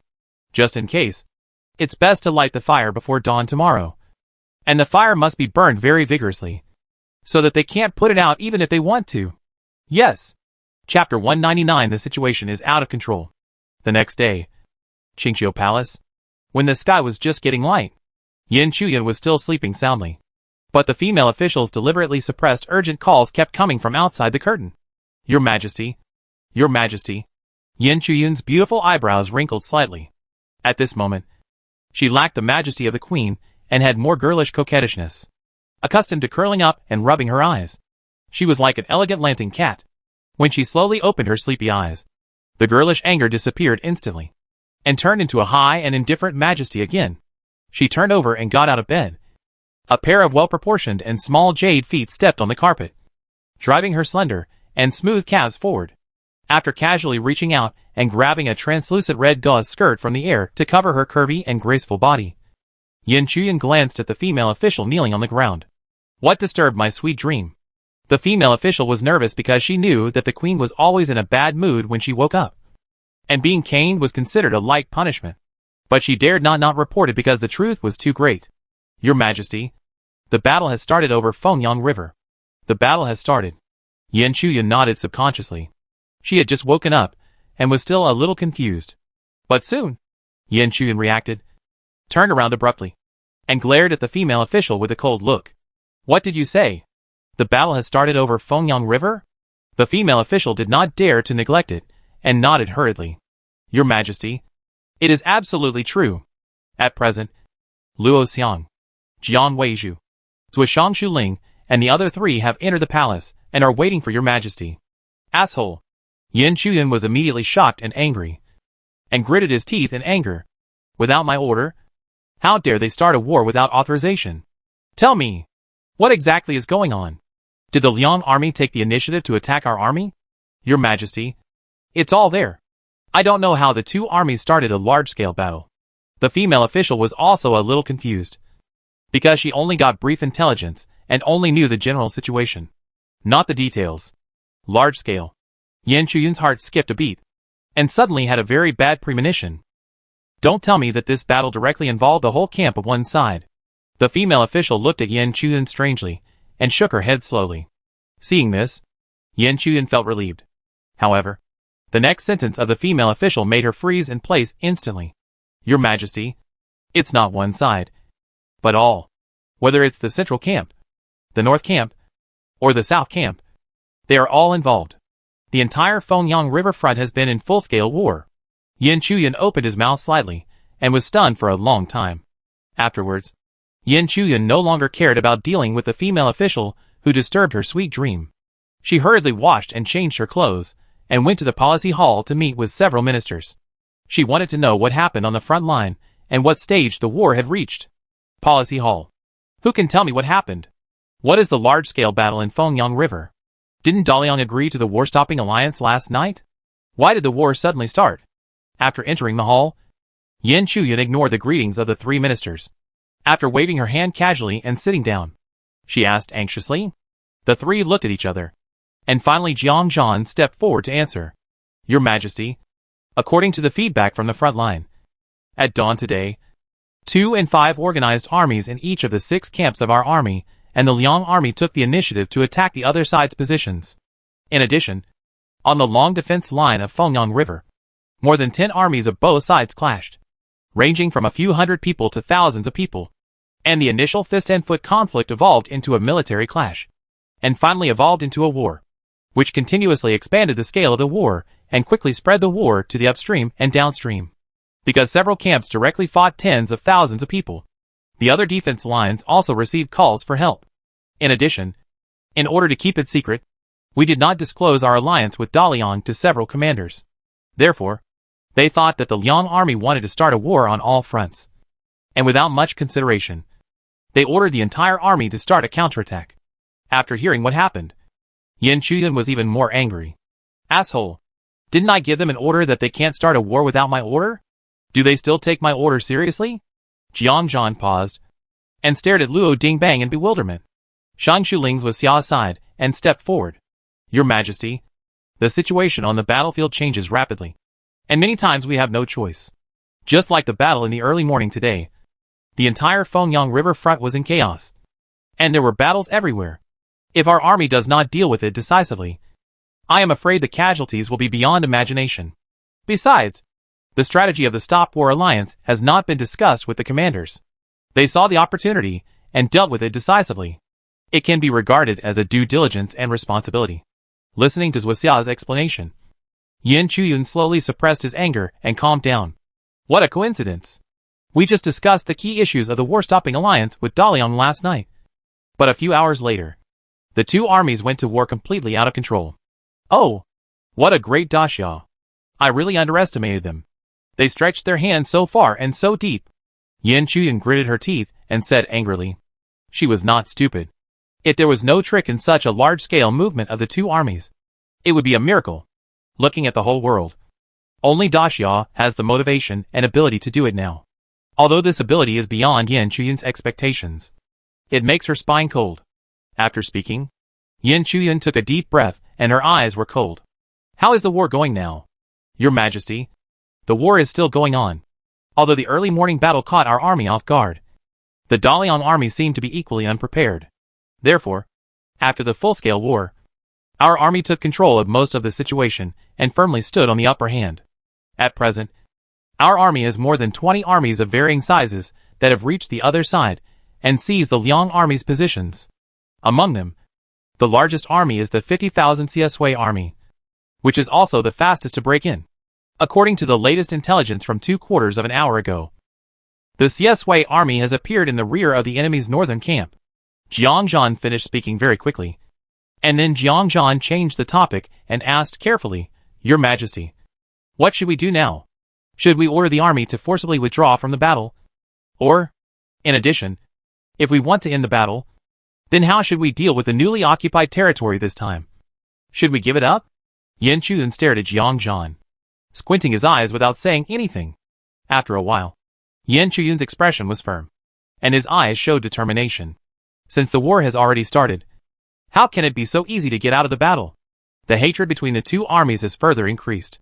Even if we force the alliance to stop the war, it will be easy to have problems when we go to war with Daxia in the future. In this case, we can only do what Daxia wants and take Daliang. Convey my will to several commanders, and tell them that they must completely capture Daliang in the shortest possible time. At the same time, they also need to take great precautions against the north. And can't let Daxia jump out and pick peaches again. Finally, order Luo Ying to lead the Qinghuan Corps to enter the northern border camp, and order Pan Mingcheng to lead the Husha Corps to enter the Yunbua border camp to fully guard against the invasion of Daxia. To be honest, at this time, Jiang Zhan, Luo Dingbang and others didn't know what to choose. On the one hand, there is the powerful threat of Daxia, and on the other hand, there are benefits within reach, which makes it difficult to choose. However, since Her Majesty the Queen has made a decision, they don't have to worry about it anymore. As ordered, Daliang Palace, the court meeting hall. Crash! Accompanied by a chaotic sound. The memorials on the imperial desk were scattered all over the floor in an instant. Liang Jingtian's eyes widened, and he was furious. All the ministers were so scared that they lowered their heads and dared not say a word. Asshole! Asshole! Asshole! Liang Jingtian was furious and cursed 3 times in anger. Tan Gulao! What is going on? I just asked you to negotiate the war-stopping alliance with the people of Qingqiu last night. But why did the two armies go to war a few hours later? Who leaked the news? As soon as these words came out, the ministers in the hall were stunned for a moment. The two countries had already made an agreement in secret? How come they didn't know anything? Tan Anyan walked out of the train with a hunched back, saying sadly, Your Majesty, I swear that I have never told anyone a word about this matter.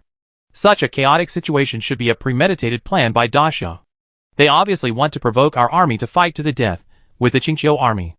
As for whether this is a coincidence or someone leaked the secret, I really don't know.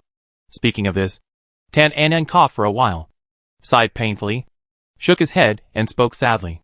Alas! But since Your Majesty does not trust me, I can only die to prove my innocence. After saying this, Tan Anyan threw away the tablet, shook his sleeves, and then gritted his teeth and rushed towards the cauldron 7 steps away.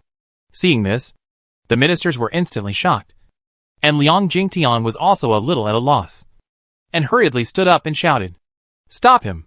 Bang!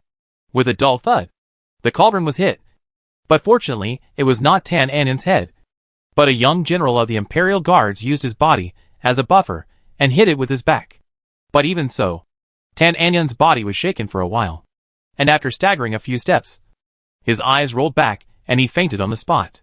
Seeing this scene, everyone was panicked and didn't know what to do for a while. Liang Jingtian slapped the imperial case angrily and shouted, Take the old man down quickly. Ask the imperial doctor to take care of him. At this time, Liang Jingtian was full of regret. If he had known that Tan Anyan was so stubborn, he would not have said that. After all, he still trusted Tan Anyan's loyalty. And even if someone really leaked the secret, it might be from Qingqiu, not necessarily Daliang. At the moment, he could clearly feel that some ministers had changed their eyes when looking at him. After Tan Anyan was taken away, Liang Jingtian gritted his teeth and glared at Yang Shuo, the head of the night patrol. Have the families of those rebels been captured? Yang Shuo's face twitched, and he replied with a stiff face, Your Majesty, the families of those people have disappeared. They clearly planned it in advance. Hearing this, Liang Jingtian's face became even uglier, and the panic in his heart became even stronger. He didn't know whether the Qingqiu dynasty would abide by the agreement after this incident. If not, then he would be close to destruction. Chapter 200 It's time to send troops. Since the inexplicable battle started in the early morning of the 25th, the Qingqiu army and the Liang army have been completely bloodthirsty, and the battlefield is everywhere. Although the Liang army is large in scale and has certain geographical and defensive advantages, most of them are reserve troops who were forcibly pulled to the battlefield, and their combat power is simply not comparable to that of the Qingqiu elite. Therefore, the initiative of the battle has always been in the hands of the Qingqiu army. By the end of August, the north camp of the Liang army's Fengyang River front had been breached, and the overall defense line was also in tatters. As for the middle camp and the south camp, they are still struggling to hold on, and it is not so easy for the Qingqiu army to conquer them in one fell swoop. On the first day of September, The Great Xia Palace. In the spacious military meeting hall, a group of generals gathered here, all of them with high spirits, because they knew that since His Majesty had summoned them all, it was obvious that he was ready to send troops. His Majesty is here. As a loud shout came, the generals straightened their faces and stood in the hall. Welcome, Your Majesty. Well, please sit down. Thank you, Your Majesty.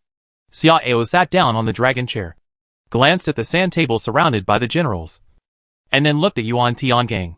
Mr. Yuan, tell me about the current situation. Yes. Yuan Tiangang stood up, looked around at the generals, and began to introduce. At present, although the Liang Army Central Camp and South Camp are still struggling, the defense line of Daliang is already riddled with holes. Among them, there are at least 5 or 6 Qingqiu armies that have penetrated deep into the heart of Daliang, with a total force of more than 100,000. And this situation is still developing, and more troops are going deep. There is no doubt that Qingqiu wants to gather elite troops to capture Daliang's imperial capital, thereby forcing the main forces of Daliang's Central Camp and South Camp to surrender, and use them to counter our Great Xia's powerful army.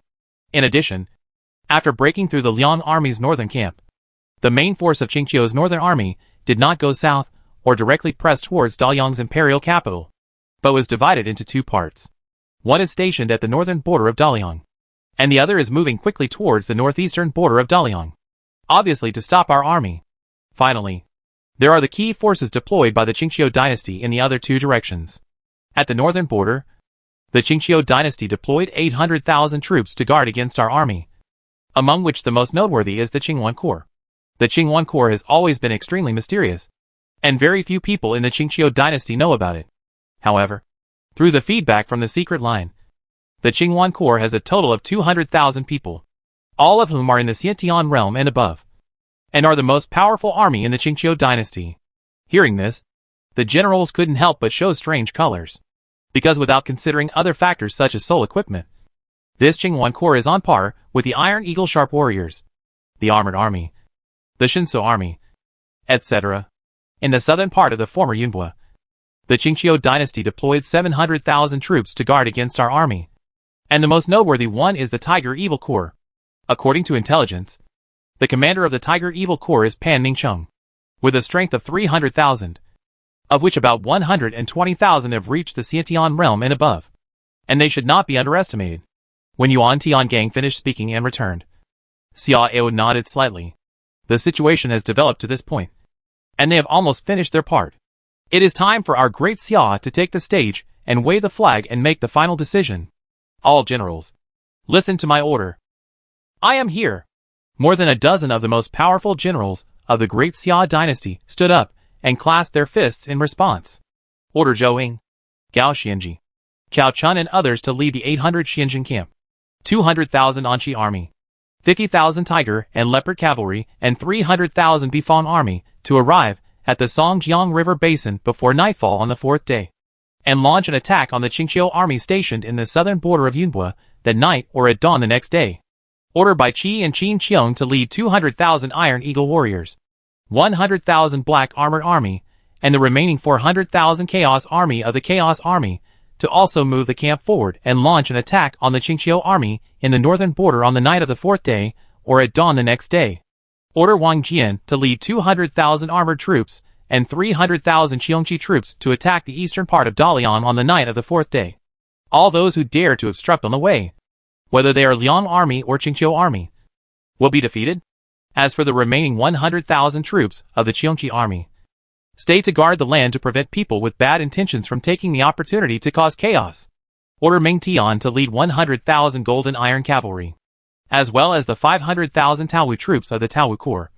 They arrived in the northern part of the Daliang dynasty before nightfall on the 4th day of the 1st lunar month, and launched an attack on the defending Qingqiu Northern Line army from this direction. After successfully breaking through, they headed south and, together with the Qiongqi Corps, supported the war in the direction of the Daliang imperial capital. Order Yuan Qingdu, Keshu Han, and others to lead 50,000 Shaogui troops and 200,000 Shinsu troops to arrive at Kunshan Airport at noon on the 4th day of the 1st lunar month. After nightfall, they will take the Corps' warships and hundreds of Airbuses that have not yet been delivered to the Ministry of Industry to go to the Daliang imperial capital under the cover of night. and take down Liangdu in one fell swoop with thunder. As for the rest of the main force of the Taotai Corps, they will be transported back and forth by airbuses to avoid an unstable foundation and being exploited by the Qingqiu army. My dear ministers, do you have anything else to add to my deployment? After the order was issued, Xiao looked around at the generals and asked in a calm voice. This deployment looks simple and crude, but it is unanimously agreed by Guijia, Gaozhua and others, because Daxia has an absolute advantage. What needs to be done is to give full play to its own strengths. Directly advance in unison and push forward all the way. Follow the order of your majesty. We must defeat Qingqiu and Liangjun in one fell swoop. Destroy the two countries, and help Daxia unify the south of the sky. The generals responded in unison. Looking excited, they can't wait to go to the battlefield. Xiao nodded with satisfaction, and then waved his hand. Okay. In this case, all the ministers go to prepare. We want to let the world know that no one can compete with the heroic army of Daxia. Yes. On the 4th day of September, Qingqiu Palace, several pillars and beams of the Qingqiu dynasty stood in the hall in an orderly manner, with a serious look and a bit of worry. On the throne, Yin Chuyun's expression was also not very good. The Daxia army is advancing in an all-out manner, and it is very obvious that they are sharpening their knives. Their wolfish ambitions are obvious. Everyone, when do you think Daxia is going to take action? Prime Minister Luo Dingbang glanced at the other people, thought for a while, and said hesitantly, Your Majesty, according to intelligence, there is no sign of an increase in the logistic supply lines of several Daxia armies. Could this be just a smokescreen? Perhaps Daxia does not intend to go to war with Qingqiu directly, but wants to force our army to slow down its offensive against Daliang. As soon as Luo Dingbang finished speaking, Jiangzhan spoke. It seems that Prime Minister Luo is still not aware of the many terrible aspects of the Daxia army. So Jiang will explain it to Prime Minister Luo. Daxia has developed something called Xingyuan pills. This thing is extremely small, like a small pill, and is very convenient to carry. It is said that one Xingyuan pill can maintain nutritional consumption for 3 or even 5 days. And there seem to be many flavors to choose from. With this weapon, the so-called logistic supply line has lost its meaning to the Daxia army, and the long supply line can no longer bring any checks and balances to the Daxia army, because they are no longer needed. After listening to Jiangzhan's description, Luo Dingbang's face changed. He really didn't know that such a thing existed. Shang Xuling's Wuxia frowned and looked at Yin Chuyun. Your Majesty, it seems that Daxia's large-scale mobilization of troops is obviously for a real showdown. Although Daxia only has 5 major legions and 3 million main combat troops, their war potential is too huge. So if we want to win, we can't just think about resisting the opponent's attack this time, but also try to severely damage their main force to buy as much time as possible for Qingqiu. I think we must speed up the process of infiltrating the hinterland of Daliang. Only by taking down the Daliang imperial capital can our army force the troops of Daliang Central Camp and South Camp to surrender and let them be used by us. When Wuxia finished speaking, Luo Dingbang hurriedly nodded in agreement. Your Majesty, I agree too. Moreover, we must guard against Daxia, using the Jinping warship to stage a scene similar to Yunbo Imperial Capital and David Imperial Capital and Daliang Imperial Capital again. This time, we must not let Daxia pick peaches again. While speaking, Luo Dingbang gritted his teeth, and his teeth itched with hatred. The outcome of the battle of the Yunbo dynasty is still a thorn in the hearts of all the Qingqiu officials. Daxia's act of picking peaches lightly has always made them feel uneasy. Yin Chuyun pondered for a while, and looked at Jiangzhan. Are all the armies in place now? When can we launch an attack on the Daliang capital at the earliest? Your Majesty, basically they are in place. However, the inner line in the Daliang capital has not been arranged yet. The most critical person is still wavering, and has not made up his mind. This person is related to whether our army can enter the city directly, and also to the defection of some Liang troops. So it is not easy to force. Jiangzhan responded softly, his face a little embarrassed. Yin Chuyun frowned and showed displeasure. My Qingqiu army has fought the war to this point, but it is not enough to help you turn a fence-sitter? Humph! I don't care what method you use. Anyway, before midnight tonight, things must be done. The army must enter the city before midnight. As for Liang Jingtian, I don't care whether he is dead or alive, but the imperial seal of the Emperor of Daliang must be found. We must use the imperial edict of Daliang to give the soldiers of the 2 camps of the Liang army a step down, so that they can surrender and join my Qingqiu. Do you understand? This, Jiang Zhan still felt a little difficult. But facing Yan Chuyun's cold eyes, he did not dare to refuse again, and could only bite the bullet and agree. Yes, I will obey your order and do everything I can to complete the mission assigned by your majesty. After Jiang Zhan and Luo Dingbang left, Yan Chuyun went to the imperial garden for a walk accompanied by Zhou Xia. Minister, if Da Xia really attacks, can our border troops stop them? Zhou Xia's eyes flickered, and after thinking for a while, he lowered his head and replied, Your Majesty, I think that the troops arranged in the north and east of Daliang may not be able to resist. After all, there are only hundreds of thousands of troops in each of these two directions. But your Majesty also told them that they can respond flexibly and don't need to fight to the death. As for the other two directions, I think even if they can't fight each other, they can hold out for more than half a month. After all, there are Qingwan Corps and Husha Corps in those two directions.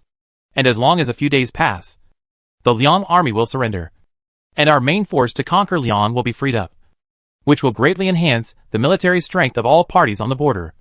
And at least we can stop the Da Xia army at the border. Of course, when that time comes, our army should consider how to bring as much casualties as possible to the Da Xia army. After listening to Zhou Xia's story, Yan Chuyun was not relieved, but even more panicked. In fact, is it really like this? Chapter 201 Emperor Liang goes crazy and entrusts his son to his care. Night, Daliang Palace.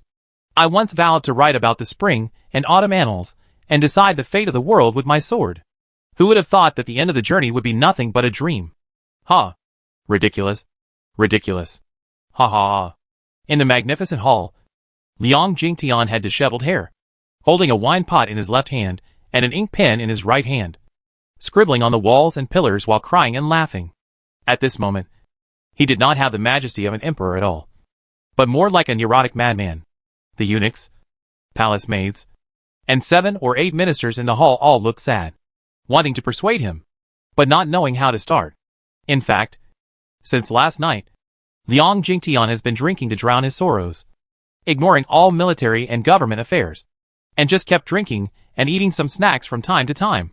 By this time, several large boxes of wine jars had been cleared out, and the hall was filled with the pungent smell of wine. It was no wonder that Liang Jingtian would be like this. On the one hand, the Qingqiu dynasty was winning victory after victory and advancing continuously. And on the other hand, the Da Xia dynasty was constantly dispatching troops and sharpening its sword against Daliang. Under the joint threat of these two fatal crises, the Daliang dynasty had no hope at all. Facing the inevitable demise, Liang Jingtian could do nothing even if he was unwilling. Your Majesty, things have come to this point, and human power cannot reverse it. Otherwise, let's choose one side and surrender. Right? A minister gritted his teeth, knelt down and cried. As this person spoke, it seemed as if he had opened the conversation box, and other people continued to speak. Yes, Your Majesty. Now Qingqiu and Da Xia are definitely eyeing our Daliang imperial capital, and both sides are likely to be trying their best to take over our capital first. In this case, if we side with one of them, we will definitely be able to obtain certain promises.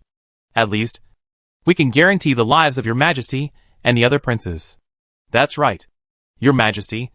Daliang still has more than 1 million troops in the central camp and the southern camp. These troops are also very important bargaining chips. I believe Qingqiu and Da Xia want to get them, because no matter who gets them, it will bring great trouble to the other party. So, Your Majesty, we can choose one of them to trade. Your Majesty, I think we should surrender to Qingqiu. Da Xia's foundation is obviously stronger than Qingqiu. If we side with Qingqiu, Qingqiu will pay more attention to us and give us better conditions. No, Your Majesty, I think we should surrender to Da Xia. Da Xia's army is brave and valiant, and Qingqiu's army is definitely no match. Even with the addition of my Daliang army, I'm afraid it won't be able to reverse the situation. What's more, Da Xia now occupies most of the world, and its war potential is too terrifying. Even if we want to fight a protracted war, Qingqiu is still no match. Yes, if we surrender to Da Xia, even if we can get fewer conditions, it is better than going down a dead end again. Qingqiu is unlikely to be Da Xia's opponent. If we surrender to Qingqiu, once Da Xia wins in the future, then my Daliang people will be liquidated. Nonsense. Da Xia is strong. But how can it be as terrifying as you say? The Qingqiu dynasty is favored by heaven, And is the country chosen by heaven to unify the world? The answer has been revealed by heaven. How can we go against heaven? What a joke. You. Enough. As the sound of a wine jar being smashed and a roar rang out, several ministers' eyelids jumped, and they quickly shut their mouths. Liang Jingtian stood up, staggered towards the ministers kneeling on the ground, and slowly drew out his sword. What were you talking about just now? Surrender? Huh? Do you want me to surrender? Liang Jingtian said with a dazed look in his eyes, while gesturing on the necks of ministers one by one with his sword, which frightened several ministers so much that their faces turned pale, and their bodies stiffened. Liang Jingtian's tone was obviously wrong. At this time, who would dare to persuade them to surrender? I'm asking you questions. Didn't you hear me? Huh? Seeing that no one answered for a long time, Liang Jingtian's face, which was flushed by the smell of alcohol, became more swollen, and there was a little more anger in the bloodshot in his pupils. Asshole! With a roar, Liang Jingtian raised his sword and chopped off the head of a civil official with one sword. The head gurgled. Blood splattered 3 feet. And the other ministers were instantly frightened, and their hair stood on end. And the palace maid screamed in fear. Although the screaming palace maid quickly covered her mouth tightly, she still attracted Liang Jingtian's attention, as Liang Jingtian tilted his head and smiled evilly. Not long after, the palace maid was also bloodied in the hall, and died on the spot. Yang Shu, the head of the night patrol, gritted his teeth and raised his head suddenly. Your Majesty, according to intelligence, several elite troops of the Qingqiu dynasty have lurked near the imperial capital. Maybe they will join forces with the traitors tonight and attack the imperial capital. So, Your Majesty, while they haven't taken action yet, while there is still time, let the strong men of the Four Seasons Hall and the loyal and brave guards of my night patrol escort you to evacuate the imperial capital. Liang Jingtian seemed to have lost his mind at this moment, and was only very sensitive to sound. So he immediately ran to Yang Shu with red eyes. You traitors! You traitors! You all want my life, don't you? You all want to use my life to win credit from your new master, don't you? I tell you. Wishful thinking. I will kill all of you traitors. After saying that, Liang Jingtian raised his blood-stained sword without hesitation, and was about to swing it again. Your Majesty, you can kill me, but please leave. Yang Shu raised his head sadly, stared directly at Liang Jingtian's crazy eyes, gritted his teeth and said loudly. Liang Jingtian's hand froze, and his crazy eyes also recovered a little clarity. Yang Shu. Liang Jingtian murmured softly, turned his head and looked at the messy hall, and was a little absent-minded for a while. After a while, Liang Jingtian threw away his sword, shook his head and smiled bitterly. Evacuate? I am the Emperor of Daliang. The 1,000-year foundation of Daliang is here. How can I live in vain? Besides, although the world is big, where can I escape to? After a long sigh, Liang Jingtian turned around and walked slowly to the inside, waving his hand tiredly. Yang Shu stays. And the rest of you? Retreat? Yes. Hearing this, all the eunuchs, palace maids, and other ministers were pardoned and ran out quickly. Soon, only Liang Jingtian and Yang Shu were left in the spacious hall. Liang Jingtian looked up at the ceiling of the hall with a blank look for a long time, and spoke softly. Yang Shu. I'm here. You've worked hard over the years. Yang Shu's lips trembled, and he bowed his head with tears in his eyes. It's not hard for me. I'm willing to sacrifice everything for your Majesty. Alas, it's said that true knowledge is revealed in times of adversity. When we are on the verge of the country's demise, those loyal ministers, who usually want to show me their hearts, are now eager to tie me up and send me to the enemy country for wealth. Hee hee. But fortunately, at least you are here, and you are truly loyal to me. Yang Shu. How about I give you one last task? Yang Shu's eyes were filled with tears, and he clasped his fists heavily. I will die for you. Liang Jingtian turned his head and smiled. Don't be too serious. I don't need you to fight with others. I just hope that you can protect the 17th prince from leaving the imperial capital and arrange him to a place where no one can find him. Leaving a bloodline for my Daliang royal family. You have to do this yourself. And the assistants must be absolutely loyal and reliable. It would be best if they can fake your death and erase your traces in this world. If you don't exist, naturally no one will suspect anything else. Of course, the people of Four Seasons Hall cannot be used. They need to stay and fight with me to the end. Otherwise, it will arouse suspicion. But, Your Majesty, Yang Shuo was stunned at first, and then showed anxiety. Liang Jingtian shook his head and interrupted. Smiling, you don't need to persuade me anymore. I am the Emperor of Daliang. I will not run away. This is the last bit of dignity of my Daliang. As the last generation of Daliang Emperor, I must protect it. It's just that I'm a little sorry for you. For the continuation of the bloodline of my Daliang royal family. You can't arrange your own affairs after death. Yang Shuo was silent for a while, and then kowtowed 3 times to Liang Jingtian. I swear, I will do everything to protect the safety of His Highness the 17th Prince. Very good. Go.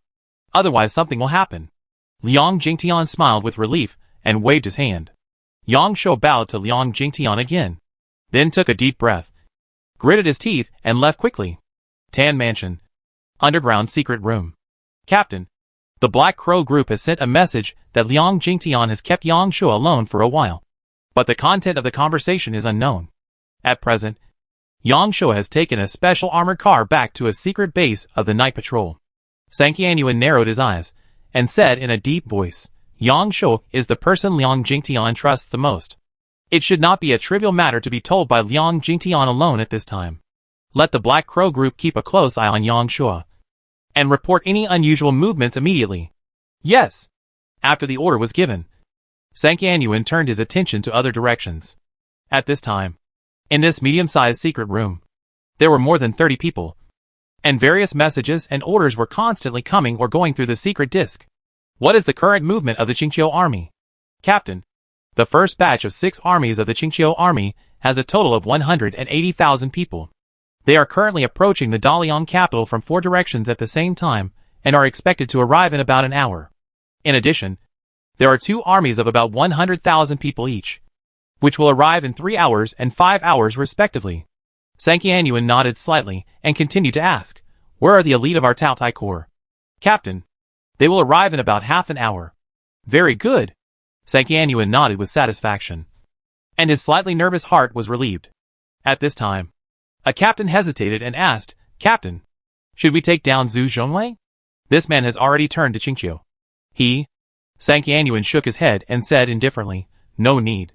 The city guards of Daliang have long been panicked, and our Jinping warships can easily take down the city defense with a fierce bombardment, without much trouble.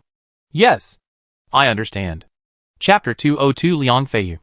Loyalty and Treachery. Zisongguan. The secret base of the night patrol. Master, this is absolutely not possible. You also said that this is the task assigned to you by His Majesty. How can you abandon it? Without you, I have no confidence to protect His Majesty the 17th Prince.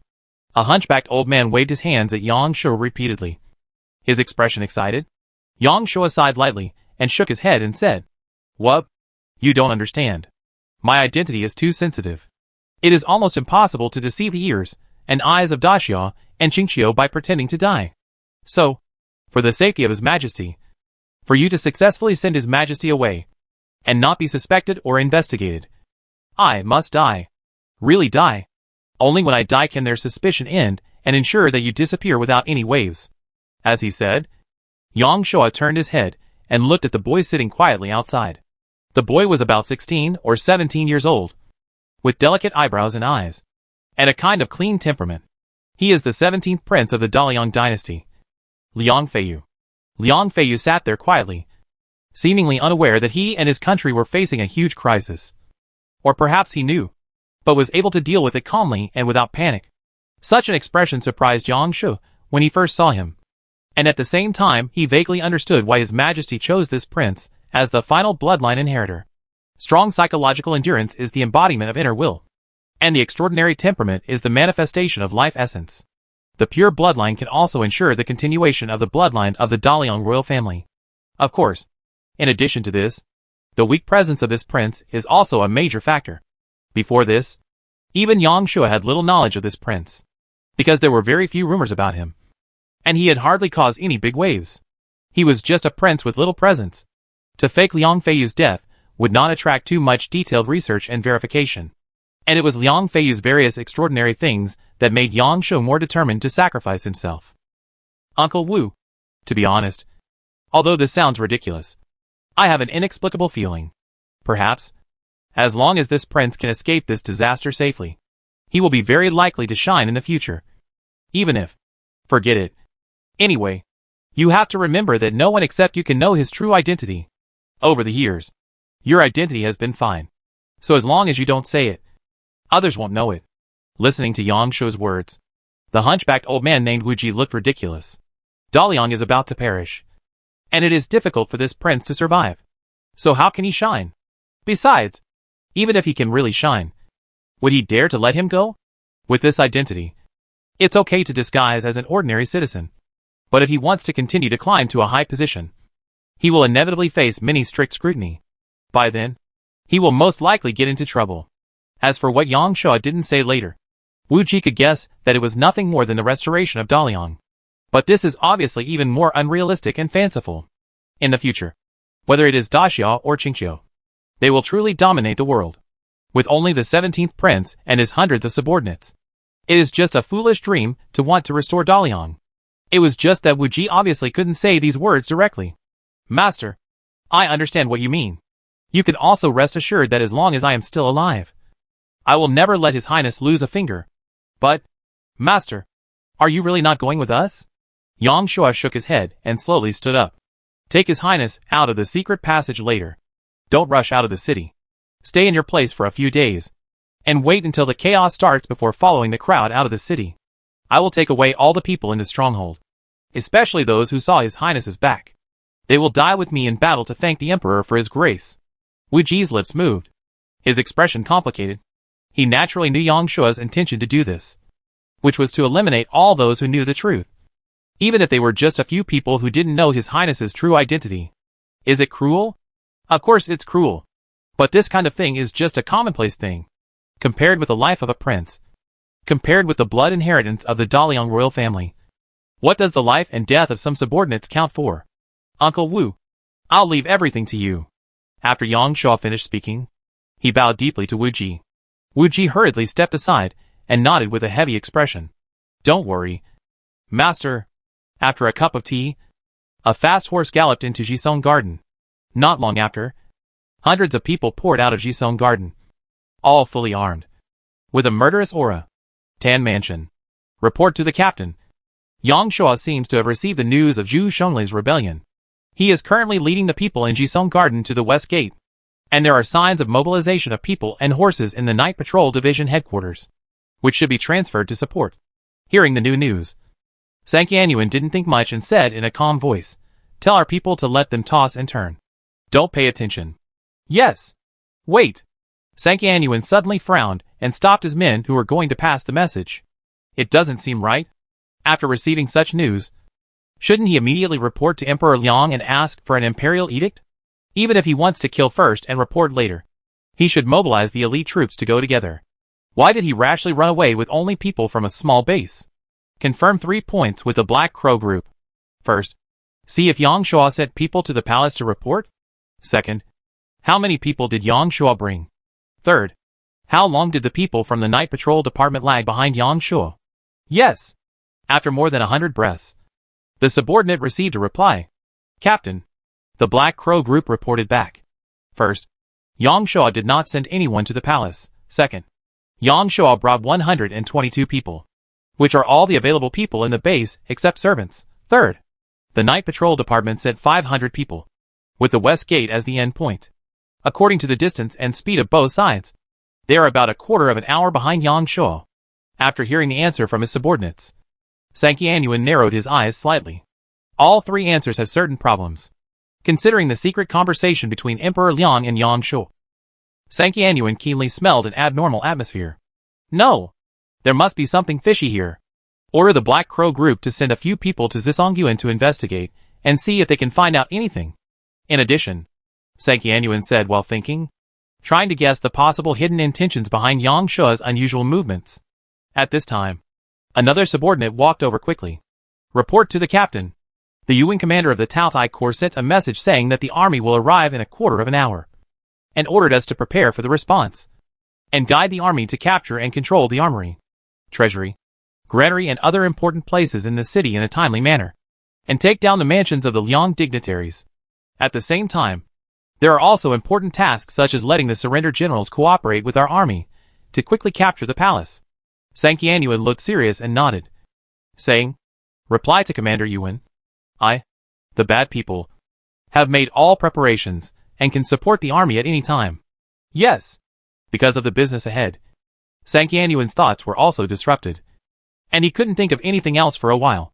So he waved his hand to his previous subordinates. "Go and pass the order. Let the Black Crow group check it carefully." Yes. West Gate. On the top floor of the gate tower, a middle-aged general with a 7-inch beard and wearing golden armor looked out at the city from time to time, with an anxious look. This person is Zhu Zhonglei, the Jingwu of the Daliang dynasty, who is responsible for the guarding of the imperial capital. Zhu Zhonglei was originally a loyal minister under the Liang Emperor, but due to the drastic changes in the country, various threats and inducements, and the repeated persuasion of his family and elders, he finally chose to surrender to the enemy. Jiuanda. How long will it take? General. According to the agreement, there is still about half an hour left. Almost. The city gate captain named He Jiuanda responded in a low voice. Half an hour. Huh? Time is passing too slowly today. Zhu Zhonglei exhaled and complained unhappily. He Jiuanda smiled bitterly and comforted, "General, don't panic. The overall situation is determined, and there will be no problems. Even if there is a problem, everyone here is ours. As long as the Imperial Guards don't come, it won't be a problem to hold on for half an hour." Hearing He Jiuanda's comfort, Zhu Zhonglei's expression was slightly relieved. "You are right." At this moment, a quarrel suddenly sounded below the city gate tower.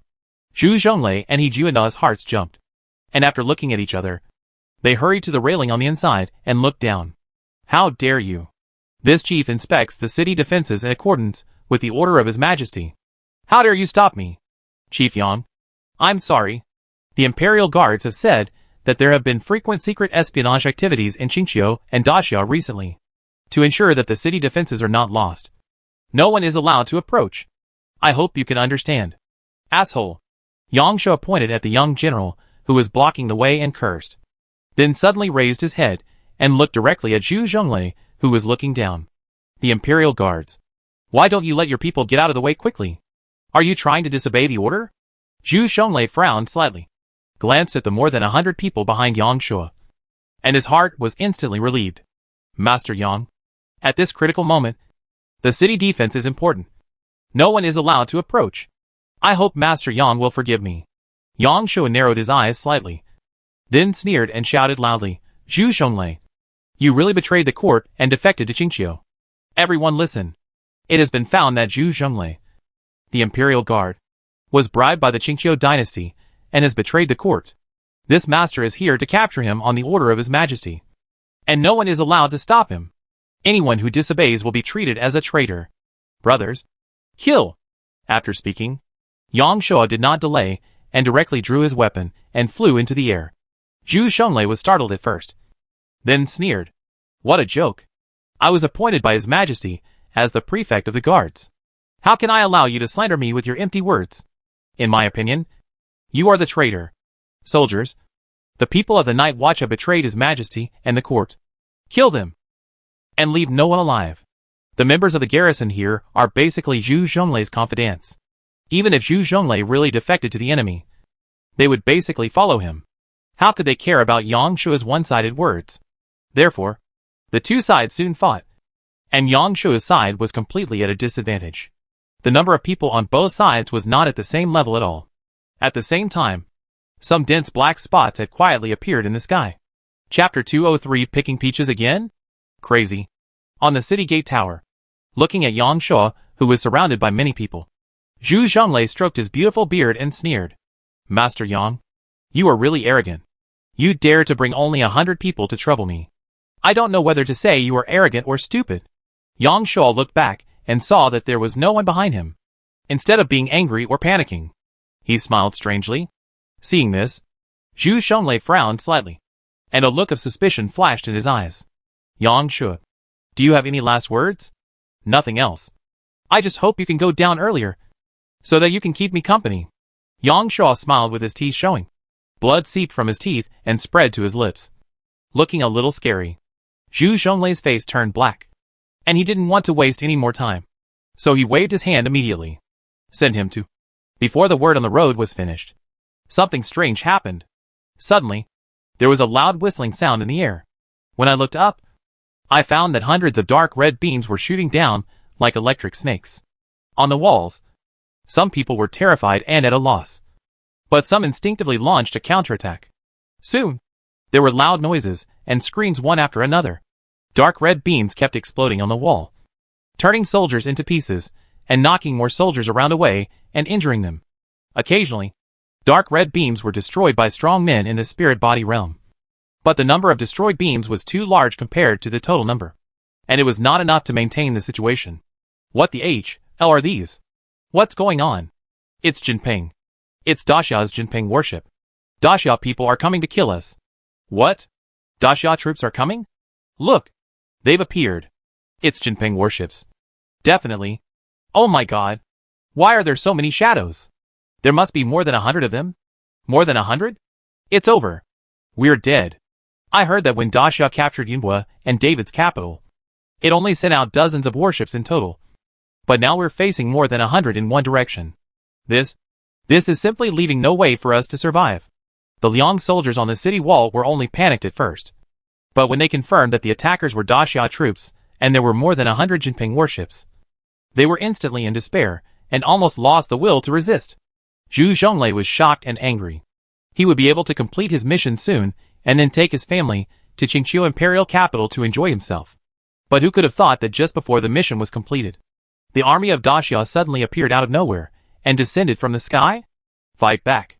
Fight back. Reinforcements will arrive soon. Stop them. Zhu Zhonglei shouted at the top of his lungs. But except for a small number of soldiers who gritted their teeth and obeyed, most of them cowered and hid. And some even threw away their weapons and shouted to surrender. Seeing this, Yang Shuo laughed. You deserve it. Ha ha ha. Zhu Zhonglei, you didn't expect it, did you? Serving your master is a delicate job. You don't have the eyes of a turtle. But you want to learn from others to betray the enemy and sell yourself to the country. Ha. Pitiful. Ha ha ha. Damn it. I'll kill you first. Zhu Zhonglei was furious and was about to kill Yang Shuo himself. But he heard a loud bang from his ears, and the air around him instantly became much thicker, making him feel like he was in a turbulent muddy current. In the blink of an eye, he found that Yang Shuo on the opposite side had been broken into two halves, and his body fell to the sides powerlessly. As for the position where Yang Shuo originally stood, it was now replaced by a phoenix wing gilded hammer. The sharp spikes pierced deeply into the solid surface, and there were dense cracks around it. Zhu Zhonglei swallowed hard with a gulp, and when he raised his head tremblingly, he found a tall figure wearing a blood-red cloak standing proudly in the air with his hands behind his back.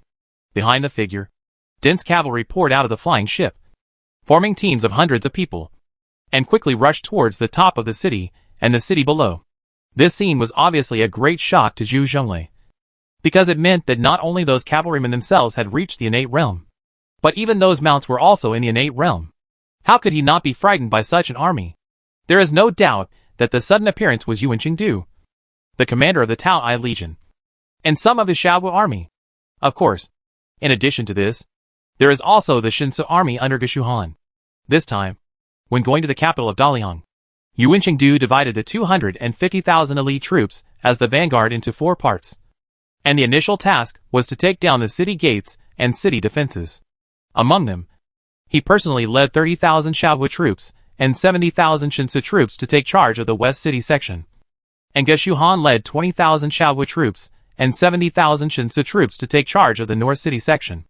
As for the East City section and the South City section, they were each responsible for 30,000 Shinsu troops, and the latter two were only tasked with blocking and defending the city. Who are you?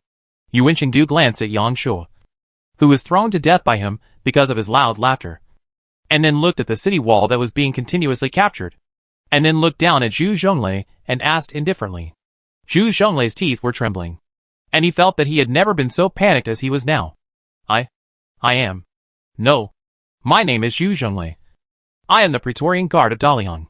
Speaking of this, Zhu Zhonglei's tone became a little clearer, and his mind became a little clearer. So he immediately knelt on one knee. I have been looking forward to the arrival of the great Xia army for a long time, And now my longing has come true. I am overjoyed.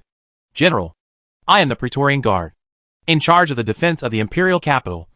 You can immediately order all the garrison troops to surrender, and help the great Xia quickly take over the entire imperial capital defense. Zhu Zhonglei knew that his affairs would not be kept secret for long, and he did not expect to be able to hide it. He now only hopes to survive the crisis and find a chance to escape. However, he still underestimated the ears and eyes of the great Xia and the timeliness of the news transmission. I saw Yuan Chengdu standing proudly in the air with his eyes narrowed slightly, and then sneered disdainfully. So you are Zhu Zhonglei. That's good. I don't have to waste time sending people to look for you. After saying that, Yuan Chengdu didn't make any moves, and the Phoenix Wing gilded hammer on the top of the city suddenly pulled up. Zhu Zhonglei realized the crisis and quickly summoned his 9-Jantal spiritual body, trying to knock the attacking Phoenix Wing gilded hammer away, and then quickly killed it in the air and held Yuan Chengdu hostage, because only in this way can he have a hope of escaping. However, when the automatically swinging Phoenix Wing gilded hammer pierced past, Zhu Zhonglei realized how absurd his idea was, and why Yanshu, who was at the same level as him, died so easily, with the strength of a mountain and the speed of thunder. The weapons in Zhu Zhonglei's Dharma body's hands and his Dharma body were all pierced in an instant, and even his body hidden in the right arm of his Dharma body was cut in the throat by a Phoenix Wing, and his entire head was almost cut off. The Dharma body collapsed, and the remains fell to the ground. Zhu Zhonglei collapsed on the ground and struggled with his hands in great pain, trying to grab a glimmer of hope for life. However, before he died, he didn't even grab a hemp rope. After landing on the roof of the city gate tower, Yuan Chengdu didn't even look at Zhu Zhonglei, nor did he pay attention to the battle group that was still resisting occasionally, and directly began to dispatch troops. Deputy General Sun, here, give you 30,000 Shinsa troops, plus 2 Jinping warships. Can you keep the Qingqiu army out of the city? We will not let the enemy cross the line. The Shinsa army general, who was named, solemnly clasped his fists and responded confidently. Okay. Yuan Chengdu nodded slightly and looked at the others again. Captain Lin, you take a Jinping warship to the northern airspace to meet up with the other 3 parties, and escort the passenger fleet back to the apron to transport the follow-up soldiers. Yes. General Bai. You take 10,000 Shaohui troops and 10,000 Shinsa troops to disperse into the city and capture various targets according to the instructions. Yes. The remaining 50,000 troops, follow me to take down the Daliang Palace. Yes. The army quickly dispersed and went to perform their respective tasks. Not long after, the troops dispatched by the Night Patrol headquarters arrived late, but before they could figure out the situation, they were easily annihilated by the Shaohui troops, who met them head-on, without causing any waves. At the same time, the Daxia troops in the other 3 directions also successfully took down the city walls and gates one after another, and took control of the entire Daliang imperial capital city defense. Among them, the east and south directions only strictly guarded the city walls, while Geshuhan in the north gate direction brought tens of thousands of troops into the city and performed similar tasks with Yuan Chengdu. 2/4 of an hour later, several scouts of the Qingqiu army arrived at the city and found a huge change in the situation. The Qingqiu generals who led the team were shocked and angry, but they had to change the original strategy of breaking in from the 3 gates and assembled all 6 armies to the west and north of the imperial capital. 3 miles west of the imperial capital, on a small hill, more than a dozen Qingqiu generals looked at the city in the distance, and their faces were mostly ugly.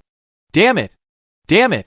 These damn Daxia people, who took advantage of Yunbo once and were not satisfied, are now using the same trick again and want to take the Daliang imperial capital from us. This is really unreasonable. Damn it! Do you really think that my Qingqiu dynasty is easy to mess with? Fight with them. That's right. What are you waiting for? Since you can't take it by trickery, just attack directly. All the Qingqiu generals were so angry that their faces turned red, and they wanted to bite the people of Daxia to death, because their experience was too aggrieved. It was so infuriating, seeing that the capital of Daliang was within their grasp and could be taken easily soon. The army of Daxia came down from the sky in the dark and plucked their peaches in less than half an hour. How could they not be angry? Not to mention, there was also the precedent and shame of Yunbo. General Hai, what are you waiting for? Give the order quickly. Yes. How many troops can Daxia send with that warship? We only need 1 round of fierce attack, and we will definitely take it. Zhu Zhonglei. That waste. has been killed. Without the internal support, what else can we do if we don't attack by force? Seeing that the leading General Zhendong Hai Xingxiang was silent for a long time, the other generals urged anxiously, and even looked a little dissatisfied. Chapter 204 Confidence. Horses stepping on flying shields. When two armies fight, the worst thing is to be ignorant of the details, and to rush forward without seeking merit. Attacking the city is a must. But we should always choose the weakest point to attack. Right? Hai Xingxiang glared at the generals with a calm expression. I have asked the Qingyi guards in the city to seize the time to investigate the details of the enemy and the defense situation. Let's wait and see. I believe there will be results soon. Hearing this, the generals were still dissatisfied, but they could barely accept it. Not long after, the news from the city finally came. After reading it, Hai Xingxiang's face suddenly became heavy. The other generals frowned slightly and urged him unhappily. General Zhendong, what is the situation? Tell me quickly. Hai Xingxiang's position as General Zhendong has hardly been baptized by war. So many generals are dissatisfied, and often have a critical attitude towards his decisions, and they don't have much respect for him. Hai Xingxiang didn't want to pursue the offense of others at this time, but just told the details with a gloomy face. The troops and horses that Daxia airlifted here are more than 200,000, and they are all elite. The ones that Qinjiwei can contact and detect are all in the Xietian realm. As soon as these words came out, screams were heard everywhere. What? How is this possible? Yeah. More than 200,000. How could they transport them here? How many Golden Pawn warships does Daxia have in total? Could it be that Daxia used Airbus? If so, it's not impossible. But what about the strength of Daxia's army? All of them are innate? Are you kidding me? No. It won't happen. General Hai also said that it was only what the Qinjiwei's ears and eyes saw. With an army of more than 200,000. How many of them can the Qinjiwei's ears and eyes see? The main force of my Qingqiu dynasty only has 20% to 30% of the innate. Only the elite troops can account for more than 50%. As for all the innates, there is only one Qingwan corps. Even if these are the elite of Daxia, it is impossible that they are all innate. Otherwise, what kind of trump card is my Qingwan corps? The two numbers scared everyone. But after comforting each other for a while, they calmed down again. Although Hai Xingxiang was uneasy, he felt that everyone's analysis made sense. So he stopped thinking about it for the time being and continued to tell the story. Looking at the flag of the other army, it should be the Taotai army, one of the 5 major armies of Daxia. The commander of the Taotai army is Yuan Qingdu. Since he took office, he has almost no record and has never really been on the battlefield. But he was once the commander of Daxia's imperial army. This shows that the emperor of Daxia trusts him deeply. And it also shows that this person must have something extraordinary and should never be underestimated. It was Yuan Qingdu himself who led the army to attack the Daliang imperial capital. At present, Yuan Qingdu has personally led the elite to attack the palace city. As for the 4 gates of the outer city of the imperial capital, 30,000 troops are deployed for defense. From this point of view, this Yuan Qingdu should be a person who seeks stability. After listening to Hai Xingxiang's introduction and analysis, some people were thoughtful, but some looked impatient. General Zhendong, time is running out right now. This is not the time for us to analyze this and that. Let's get straight to the point and tell us what we should do. Yes, General Hai. Should we continue to attack the city now? If we do, how should we attack? Hai Xingxiang was unhappy. But now was the time when everyone needed to work together. So he could only suppress his unhappiness temporarily to avoid ruining the big things. Taking the Daliang imperial capital is not only the will of Her Majesty the Queen and the order of several commanders, but also related to the overall victory or defeat of Qingqiu. Therefore, we must attack the city and must take it. As for how to attack, I originally wanted to find a weak direction to attack. But now it seems that we can only choose one side to attack. Daliang still has more than 100,000 imperial guards guarding the palace. With their hard work, they can also tie down a lot of enemy forces for us.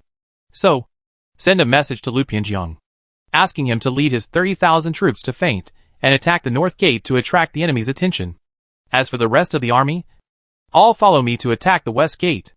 After hearing Hai Xingxiang's decision, a guerrilla general frowned slightly. General Zhendong, do you have any specific offensive tactics? You can't just use human lives to fill the gap. Right? Of course not. Hai Xingxiang shook his head slowly and said calmly, for this siege, I will need the 5 armies to gather 5,000 elite soldiers above the 3rd level of the Xiantian realm as a sharp blade to break the city. They will hide behind the 10,000 vanguard troops, disguised as ordinary soldiers. And when they get close to the city wall and kill their way to the top of the city, they can quickly seize the city gate tower and the mechanical hub behind the city gate, open the city rope bridge and the city gate, and welcome the army into the city. As soon as these words came out, the general's eyes lit up. Although they felt painful to use the elite soldiers in their hands as the first to die, they believed that not too many people would die. And this was also for the overall situation. So they had to pay. This strategy is very good. I agree. Agree. The generals kept nodding. And there was a little more recognition in their eyes when they looked at Hai Jingxiang. Hai Jingxiang was satisfied and continued. In addition, I have asked the people of Chang'an for support. If they can also join in and take advantage of the chaos to assassinate some of the generals of the Xiao army, the whole operation will be smoother and faster. As long as we can successfully take the West Gate, we don't have to worry even if the palace is breached by the great Xiao army first, because our reinforcements will arrive continuously. What belongs to us, the great Xiao will never take it away again.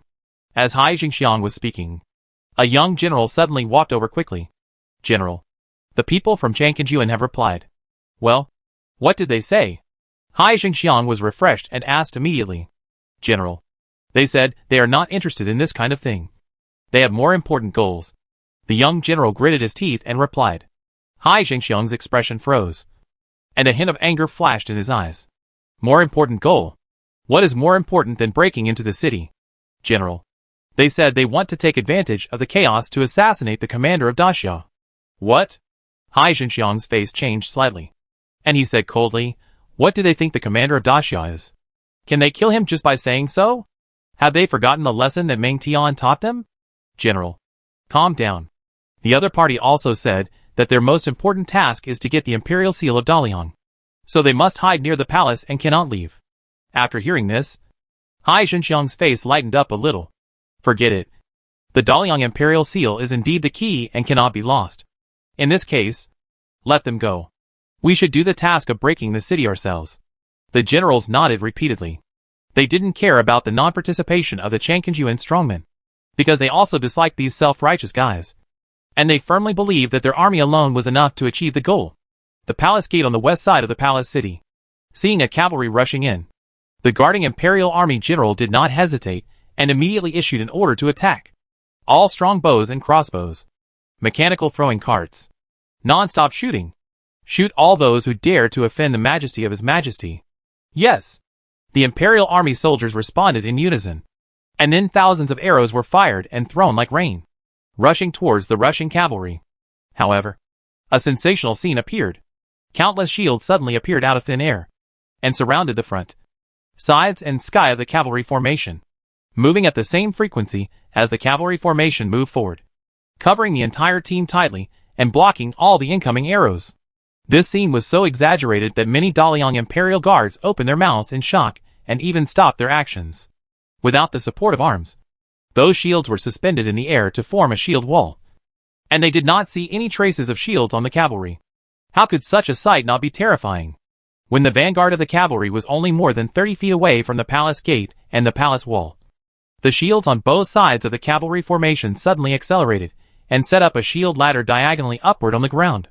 The densely packed shield kept moving at a high speed, first on both sides, then on top, and then in front, spreading all the way to the top of the city, building a shield road that was 100 feet wide, 30 feet long, and more than 20 feet high.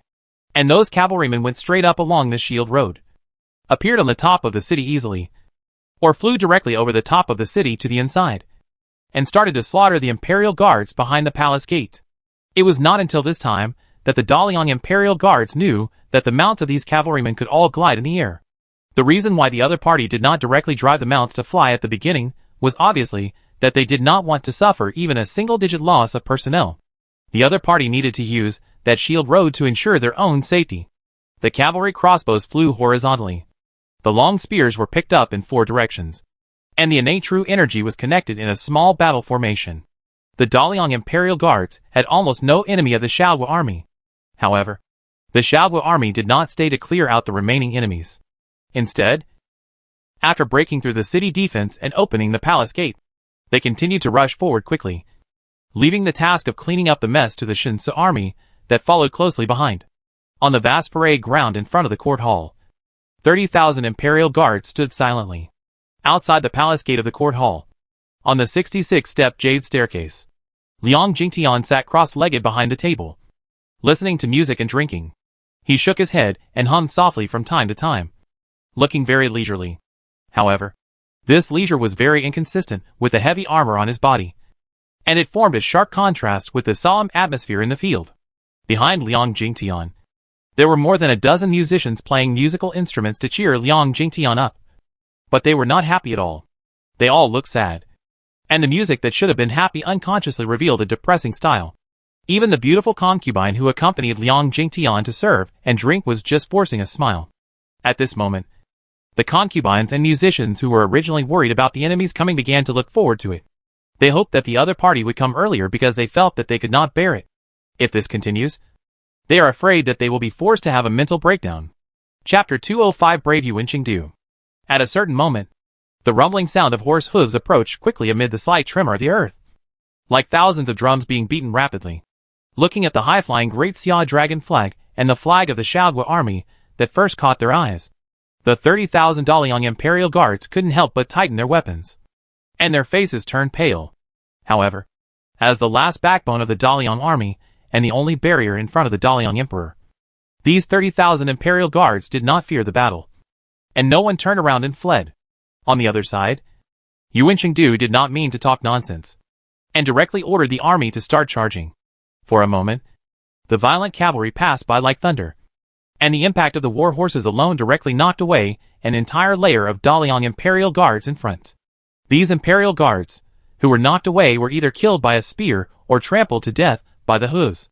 Even those who did not encounter the second attack had sunken chests and were barely breathing. In front of the Shaogua army, the shields in their hands and the heavy armor on their bodies were as weak as paper. It was not until the vanguard of the Shaogua army rushed all the way to the core position of the Daliang Imperial army that the advancement speed slowed down. Because the defenders here were the most elite 10,000 Xiantian battalion of the Daliang Imperial army. The weakest of these 10,000 Xiantian battalion was the third level of Xiantian, which was the same strength as the Shaogua army. However, the Shaogua army had sole equipment and could switch at will to maximize the advantages of various weapons. And the battle formation of the Shaogua army was obviously much stronger than that of the Daliang Imperial army. Therefore, the 10,000 Daliang Imperial army only resisted for a little longer, and the overall situation was still retreating. But even so, Yuanqingdu was a little dissatisfied. He saw him riding his horse to soar into the sky, and the phoenix-wing gilded hammer in his hand slashed fiercely towards the front, and the flag of the Daliang Imperial army was directly shattered. And hundreds of Daliang Imperial army along the way suffered heavy casualties and screamed. Immediately afterwards, Yuanqingdu flashed and appeared above the head of the leader of the Daliang Imperial army, as if teleporting out of thin air. With just one piercing, with the gilded halberd in his hand, he defeated the opponent's Dharma body with invisible sharp edges, and also directly broke his head. Attack! Yuanqingdu swept the surroundings with a ring of halberds, sweeping away hundreds of Daliang Imperial army soldiers, and shouted loudly. Seeing the mighty commander, the fighting spirit of the brave soldiers increased again, and it didn't take long for them to defeat the Daliang Imperial army, whose morale had dropped sharply.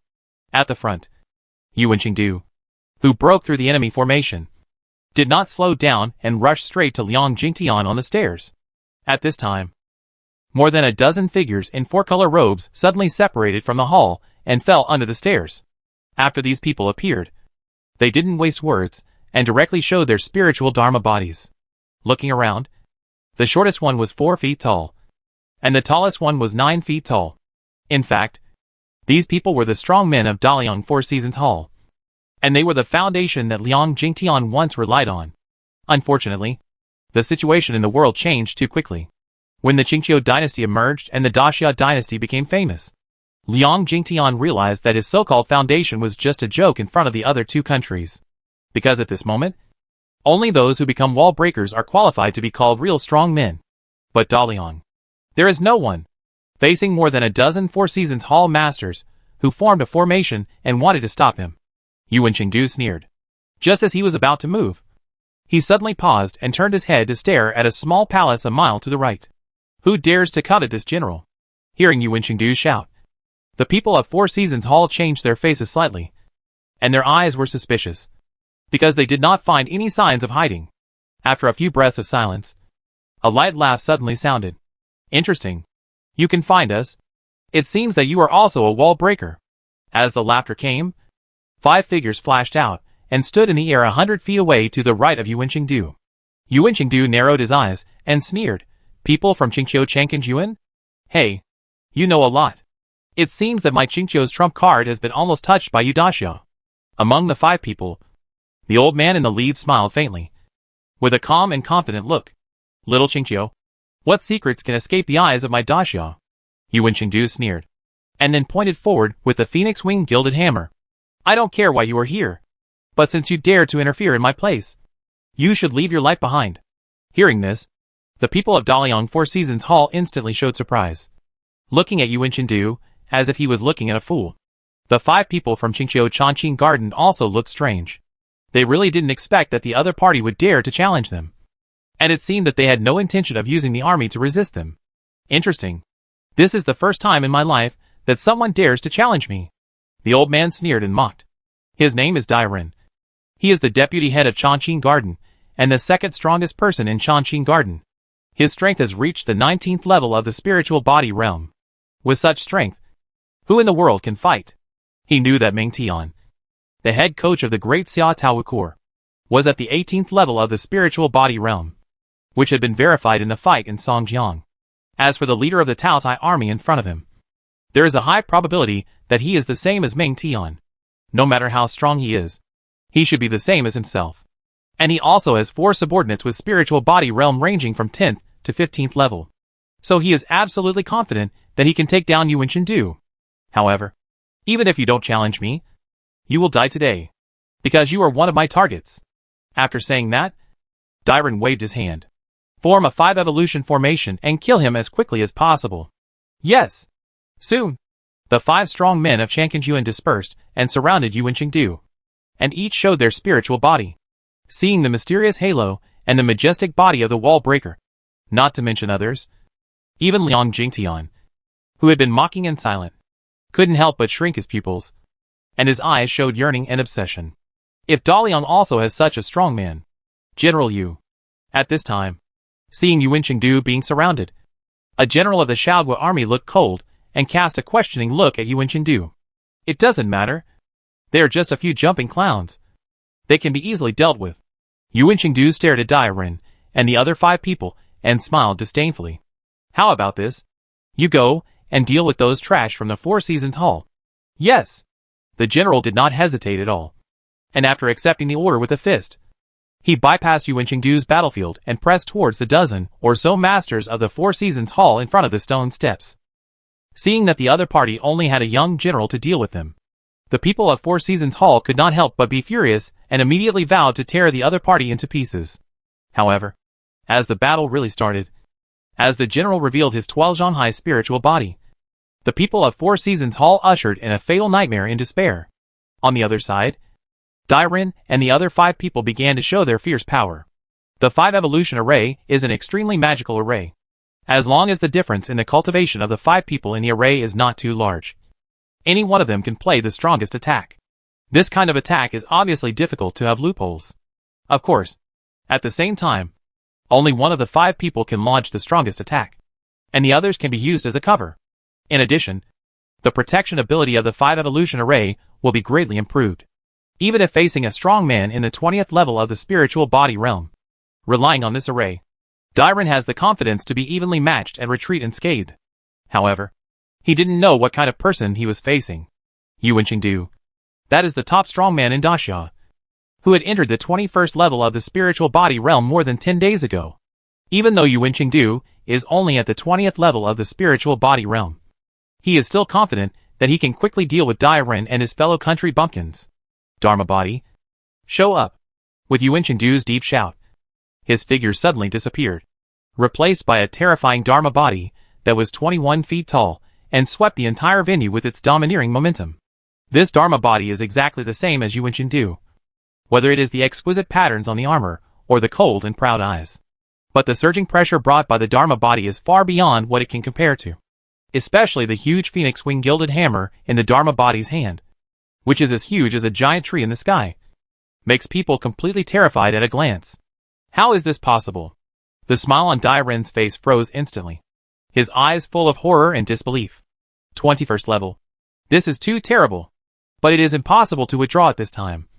Dai Ren can only bite the bullet and call on a few men to take the initiative to attack, trying to seize the initiative. For a moment, the sky was as bright as the moon and the night turned into the blue sky. The violent energy was like a super tornado, rendering the entire battlefield in a mess, and also threw some soldiers who were close to it away, and even tore them into pieces. After more than 10 breaths, a deafening explosion sounded, and then the bodies of Dai Ren and the other 5 were blown away by the terrifying force. As for the 5 people's Dharma bodies, they had disappeared. And surrender? Yuan Chengdu's Dharma body slowly opened and spit out a deafening roar. No! At this moment, Dai Ren, who was already seriously injured, was furious and wanted to move his body regardless of everything. But in the end, he could not avoid the fate of being beheaded on the spot. After dealing with Dai Ren and the other 5, Yuan Chengdu glanced at the Four Seasons Hall masters who were fighting with their generals, and then slowly walked towards Liang Jingtian from midair. At this moment, the musicians had already stopped playing and knelt in the back, trembling. The concubine was still in Liang Jingtian's arms. Although her face was pale and hesitant, she did not dare to struggle. Emperor Liang, do you want to do it yourself? Or do you want me to send you off? Yuan Chengdu looked down at Liang Jingtian, and his eyes seemed not to be looking at an emperor, but at a bug that could be easily crushed to death at any time. Liang Jingtian looked up at Yuan Chengdu and grinned, then suddenly grabbed the concubine's wrist in his arms and cut it off, letting the bright red blood flow into the wine glass. Liang Jingtian ignored the concubine's screams, pushed her away, and stood up with the wine glass. Beauty's blood is better than fine wine. Drink this cup, and you will not be alone even if you fight in the underworld. Ha ha ha. Yuan Chengdu frowned slightly, very displeased with this brainless behavior, and immediately did not give Liang Jingtian the opportunity to continue to make trouble and disgust people, and casually sent out a yuan blade to behead Liang Jingtian on the spot. Chapter 206, Shensu. Ba Huang. Just when Yuan Chengdu killed Liang Jingtian, the Qingqiu army's strong attack on the West City Gate had reached its most intense moment. Because the city wall of Daliang Imperial Capital was very long, the 30,000 Shensu troops were scattered on the entire West City wall, and it seemed a bit sparse. Among them, the most critical section of the city gate tower was also the area that was attacked by the Qingqiu army. The Shensu army had only about 5,000 troops in total, but even so, few Qingqiu soldiers could kill on the top of the city. Occasionally, those who did kill would fall down with hatred before they could hold on for 100 breaths. Such a situation made a group of Qingqiu generals shocked and angry, and they also had great concerns about whether the 5,000 elite troops could succeed. Therefore, they sent another 3,000 elite troops of the same strength, vowing to take down the city gate tower and open the city gate in one fell swoop. And now, the vanguard of the 8,000 elite troops has killed on the top of the city and is fighting hard with the Shensu army. In terms of strength alone, the 8,000 Qingqiu elites are exactly the same as the Shensu army. In addition, the previous bloody battle has reduced the combat effectiveness of the Shensu army.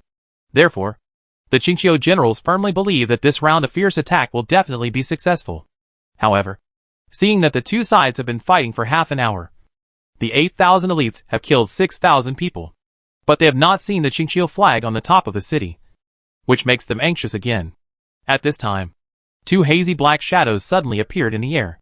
Before the Qingqiu soldiers can figure out the situation, the continuous dark red beams of light keep striking down like lightning, madly striking at the 2,000 elites who have jumped over the moat and are preparing to kill and support at the foot of the city.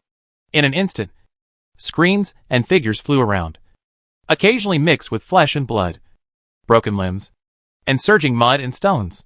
On the other side of the moat, watching his elites being slaughtered, Hai Jingxiang was furious. All crossbows. Get ready. Shoot them down for me. Yes. Soon, hundreds of crossbows adjusted their angles and aimed their square crossbow muzzles at the two Jinping warships in the air. Fire! With a loud shout, hundreds of crossbows retreated together, but fired hundreds of powerful city-breaking crossbow arrows. The attack power of each of these city-breaking crossbow arrows is equivalent to the full force of a third-level master of the Void Body realm. Although it is not as good as Dasha's Huying crossbow, it is better in number.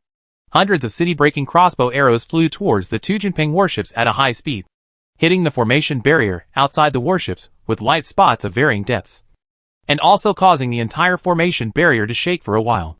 Seeing this, Hai Xingxiang's eyes lit up. Because although this round of fierce bombardment failed to break the formation barrier of the two warships, it greatly consumed its energy. He firmly believed that as long as there was another round, it would definitely be able to break it. Keep loading. Unfortunately, the loading process of the crossbow is a bit complicated, and the whole process takes 100 breaths of time. 50 breaths later, the two Jinping warships suddenly rose quickly and stopped bombarding. But at this time, the 2,000 elite soldiers had suffered heavy losses, and only 500 or 600 soldiers were left to fight, which was no longer of much use. Although Hai Xingxiang was furious, he could do nothing about it, because by the time the crossbow was loaded, the two warships had exceeded their range. General Zhendong, what should we do? Should we continue to send more elite troops? Or should we launch a full-line attack? Yes, more than an hour has passed, and we don't know what the battle in the city is like now. If we can't take the city gate, I'm afraid we won't have a chance. General Hai, there is no time. Order a full-line attack. I don't believe that we can't take a foothold with our hundreds of thousands of troops. As long as we take one place, we can continue to expand our gains until we open the city gate. Listening to the anxious shouts of the generals, Hai Xingxiang was a little embarrassed, because reason told him that if they couldn't gain a foothold on the top of the city after fighting to this point, it meant that they had no chance. The wisest choice at the moment should be to stop the siege immediately, lead the troops to evacuate, and then seek other things after joining the reinforcements that came later, because Dacia has already sent more than 200,000 troops. It has fallen behind in terms of the number of troops alone. If they insist on continuing the siege, I'm afraid they won't be able to leave in the end. However, he did not dare to say this, because it was the will of Her Majesty the Queen to take down the Daliang Emperor at all costs, the order of the headquarters, and their highest mission. Therefore, after taking a deep breath, Hai Xingxiang said in a deep voice, "Okay, order the whole army." However, before he could give the order, he saw that the 7 city gates in the distance, 1 large, 2 medium, and 4 small, suddenly opened. As for the wide city protection corridor bridge, it was still hanging in the air and had not been lowered. This sudden scene made the Qingqiu generals a little confused, and they were a little bit unable to react for a while. What is going on? Could it be that our army's elite troops have killed their way to the city and controlled the city gate mechanism? Hearing this, the generals' eyes lit up, and they looked at each other with surprise and joy. However, before they could be surprised for too long, they suddenly saw teams of cavalry leaping out of the 7 city gates, then riding their horses, flying over the moat and rushing towards them aggressively. Seeing this, all the Qingqiu soldiers were shocked. All troops, form a defensive formation. Hai Xingxiang shouted loudly. His voice was a little distorted. However, these scattered positions were all offensive postures. How could it be so easy to change to a defensive formation in a short time? As the Shaoguo army rushed in, blood and screams instantly swept the Qingqiu army's formation. In the central main city gate in the distance, Geshuhan strode out, looking at the chaotic Qingqiu formation in the distance, with a sneer on his lips. He was going to lead his army to attack the palace and support Yuan Qingdu. But Yuan Qingdu was too fast and too fierce. Before he entered the inner city, he received the news that the palace was breached. In addition, he also received the news that the west gate was attacked by the main force of the enemy. Therefore, after a little thought, he changed his goal and led 20,000 Shaoguo army and 30,000 Shinsu army to come here. Kill! As Geshuhan shouted, the Shinsu army, which was driving out of the city gate, shouted in unison, and also stepped into the air, leaped over the moat, and rushed towards the enemy. In the distance, Hai Xingxiang and other Qingqiu generals, who noticed this scene, could not help but show horror and despair. No wonder the other party did not put down the city protection corridor bridge. But it turned out that the other party's soldiers were all in the Xiantian realm. Can they stop the enemy army of 50,000 Xiantian realm? Although there are more than 30,000 Xiantian realm soldiers in their 150,000 troops, you have to know that they have already sent out 8,000 of the most elite Xiantian warriors, adding other casualties. There are only a little over 20,000 Xietian realm soldiers left in the army, and only about 120,000 of the 150,000 troops. Although they were panicking, they had no other choice but to bite the bullet and fight the enemy. Hoping to repel the enemy, the battle entered a white-hot stage from the beginning. The 20,000 Xiaogui army was divided into 10 groups and kept fighting in the enemy's formation, while the Shinsu army was lined up in a neat line and pressed forward. As the Shinsu army came into contact with the enemy, Gu Shihan drew his sword and shouted, "Shinsu! 8 wastelands! Kill! Kill! Kill!" The 30,000 Shinsu troops responded in unison, roaring like a tiger, as if they had activated a violent technique. The momentum of the entire army increased greatly, and at the same time, they chopped the swords in their hands quickly, chopped 8 times in a row, and connected them into pieces. With the amazing innate sword energy, they directly cut off a large layer of the Qingqiu army formation, causing tens of thousands of enemy soldiers to scream and fall down, either dead or injured. "Shinsu! 8 wastelands! Kill! Kill! Kill!" Gu Shihan led the 30,000 Shinsu troops all the way forward, constantly harvesting the chaotic enemy formation like harvesting wheat, and frightened the Qingqiu soldiers in the rear. I don't know how long it took. When only 30,000 or 40,000 of the 120,000 Qingqiu soldiers were left, the rest finally collapsed completely. Some people put down their weapons and fell to the ground crying and begging for mercy, while others fled like headless flies. However, with the Xiaogui army present, how could they have a chance to escape? As some of the fleeing people were slaughtered, those who wanted to escape finally realized the reality and chose to surrender with a look of despair. At this point, the whole war finally ended. Gu Shihan walked slowly forward and came to a place where prisoners were guarded separately. Here, 7 or 8 generals were tied up. Judging from the armor on them, they were obviously of high status. "Who is the leader here?" Gu Shihan looked at a few people and asked indifferently. Those people looked gloomy and numb. But after hearing Gu Shihan's question, they still subconsciously looked at Hai Jingxiang. Hai Jingxiang sighed and stood up. "I am Hai Jingxiang, the general of the Qingqiu dynasty, and I am honored to be the commander of all the armies." "Oh, General of the East?" Unexpectedly, this general caught a big fish of some weight this time. Gu Shihan raised his eyebrows in surprise and smiled playfully. "However, I am a little curious. Why did your army commander not choose to die in battle, but to live in shame?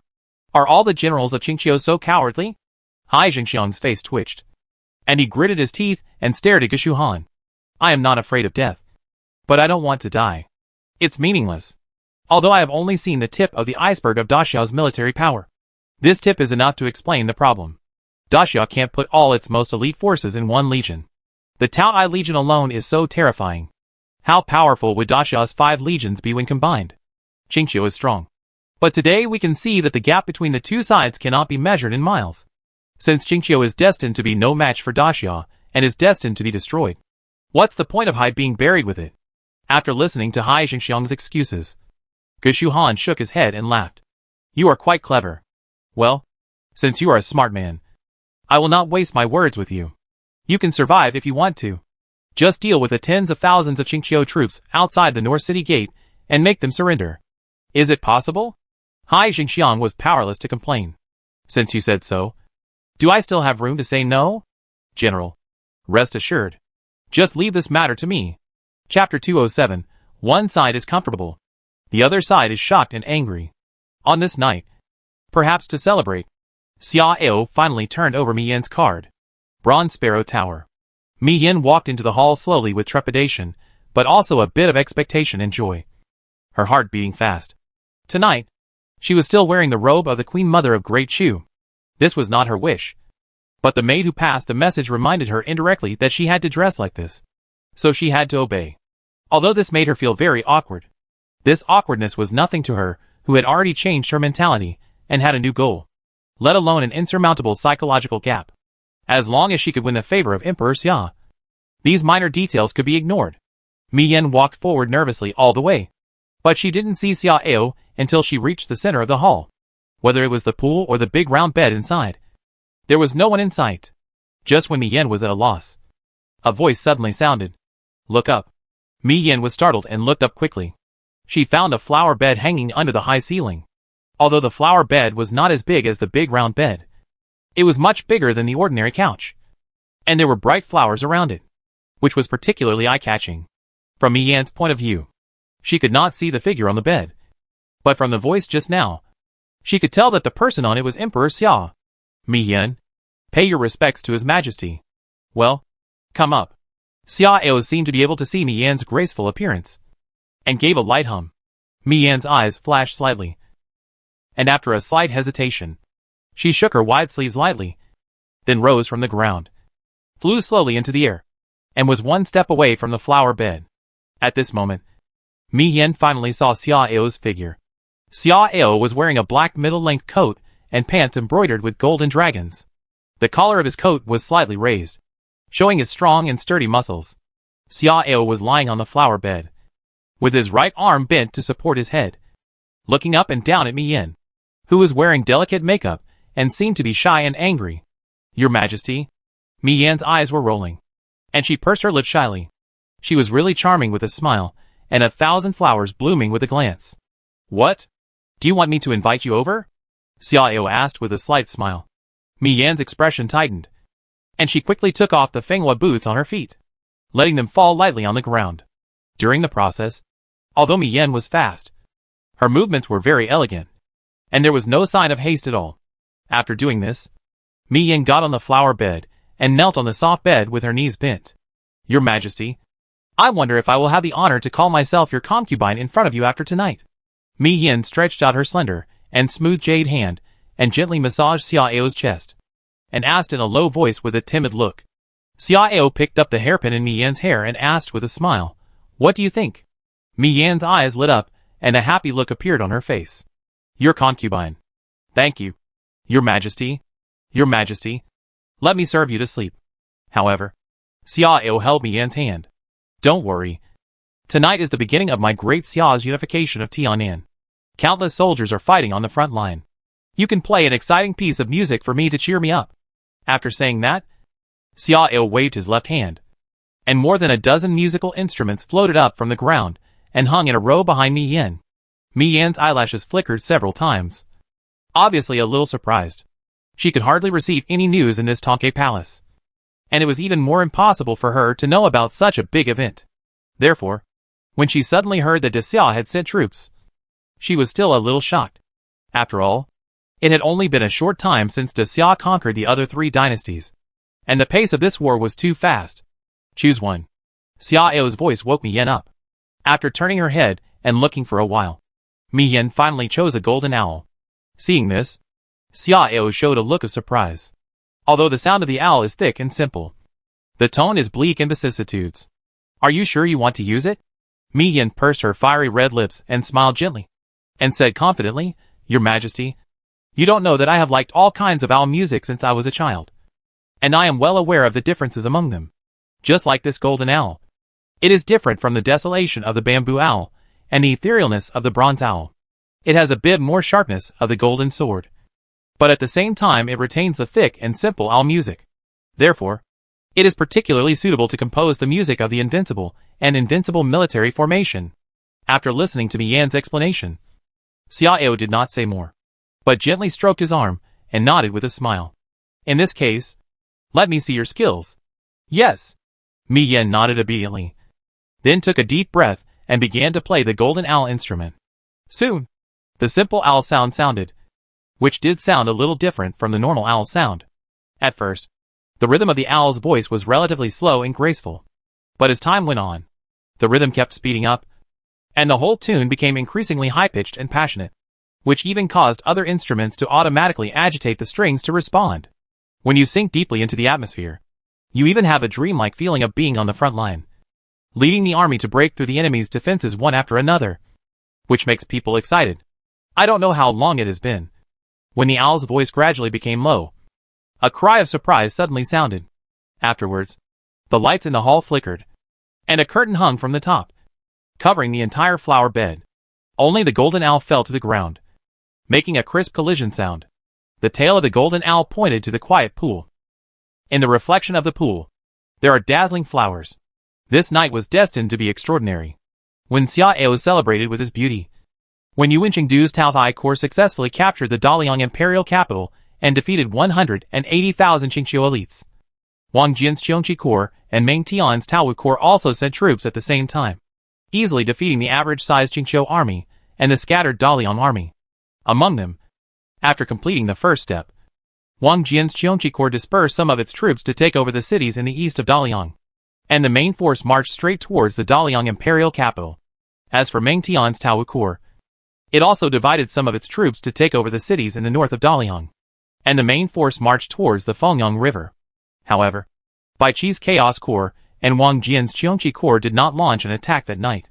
After all, they were facing the elite of the Qingqiu dynasty, and it was not meaningful to attack at night. At dawn, the Qingqiu palace compared with Xia Ao's ease and comfort. The queen of Qingqiu was much more miserable. She hadn't closed her eyes all night. But even though she was so dedicated, she couldn't avoid a miserable situation. As the war reports of defeat, or complete annihilation continued to arrive, Yan Chuyun's originally bright and beautiful face also became a little tired and exhausted. Didn't I tell them to act according to the circumstances of the two border tribes? Who told them to go to fight Daxia to the death? Huh? The other side has a whole legion. How dare they, with only tens of thousands of people, fight head-on? Yan Chuyun shouted in anger, her chest heaving with anger. A group of Qingqiu's ministers lowered their heads and dared not speak. But some people were secretly complaining in their hearts. In the middle of the night, all the scouts were pulled out by the other side. Before the fight, who could know how many people the other side had? When the fight started, how could there be a chance to withdraw? And Hai Jingxiang, that rubbish, can't even take down a city gate. I have high hopes for him. If he dies, that's fine. If he dares to surrender to Daxia, I will make him pay the price. The changes that night were too big. So big that Yan Chuyun couldn't accept it. So she lost her mind and was confused. Otherwise she wouldn't be so angry. Although she is reluctant to admit it now. The facts prove that the combat power of Daxia's army is obviously much stronger than that of Qingqiu's army. This fact made Yan Chuyun suffocate and panic. After pacing anxiously for a while with gritted teeth, Yan Chuyun glared at an old man in a white robe who looked like an immortal. This man's name is Zhuo Hongfu, and he is the head of Changkenjuan. No news from Dairen yet? Zhuo Hongfu's beard trembled, and he whispered, Your Majesty. No. Yan Chuyun glared at Zhuo Hongfu fiercely, and was even more angry. However, she still had some hope in her heart. As long as Dairen successfully stole the Imperial Seal and Imperial Edict of Daliang, they might not be able to persuade the more than 1 million troops in the two camps of Daliang to surrender. At this time, a female official suddenly walked in from the side door. Your Majesty, a captain of the Blue Guards came to report urgent military information to the Lord of the Guards Jiang. Jiang Zhan was refreshed and looked up at Yan Chuyun. Your Majesty. Yan Chuyun's expression sank, and he waved his hand impatiently. Let him enter the palace and report to me in person. Yes. The female official hurriedly bowed her head and retreated. And Jiang Zhan could only retreat embarrassedly. Soon, a dull man walked in quickly, and looking at his face, it was Zhen Gang. Your Majesty, a secret report from Liangdu's spies. At midnight, 5 wall breakers joined forces to besiege Yu Wenqingdu, the leader of the great Xia Taotai Corps. However, Yu Wenqingdu was extremely powerful and killed the 5 besiegers alone in a very short time. Then Yu Wenqingdu beheaded the emperor of Daliang with a single sword. Because wall breakers are rare, I don't know if he is a strong man from Qingqiu.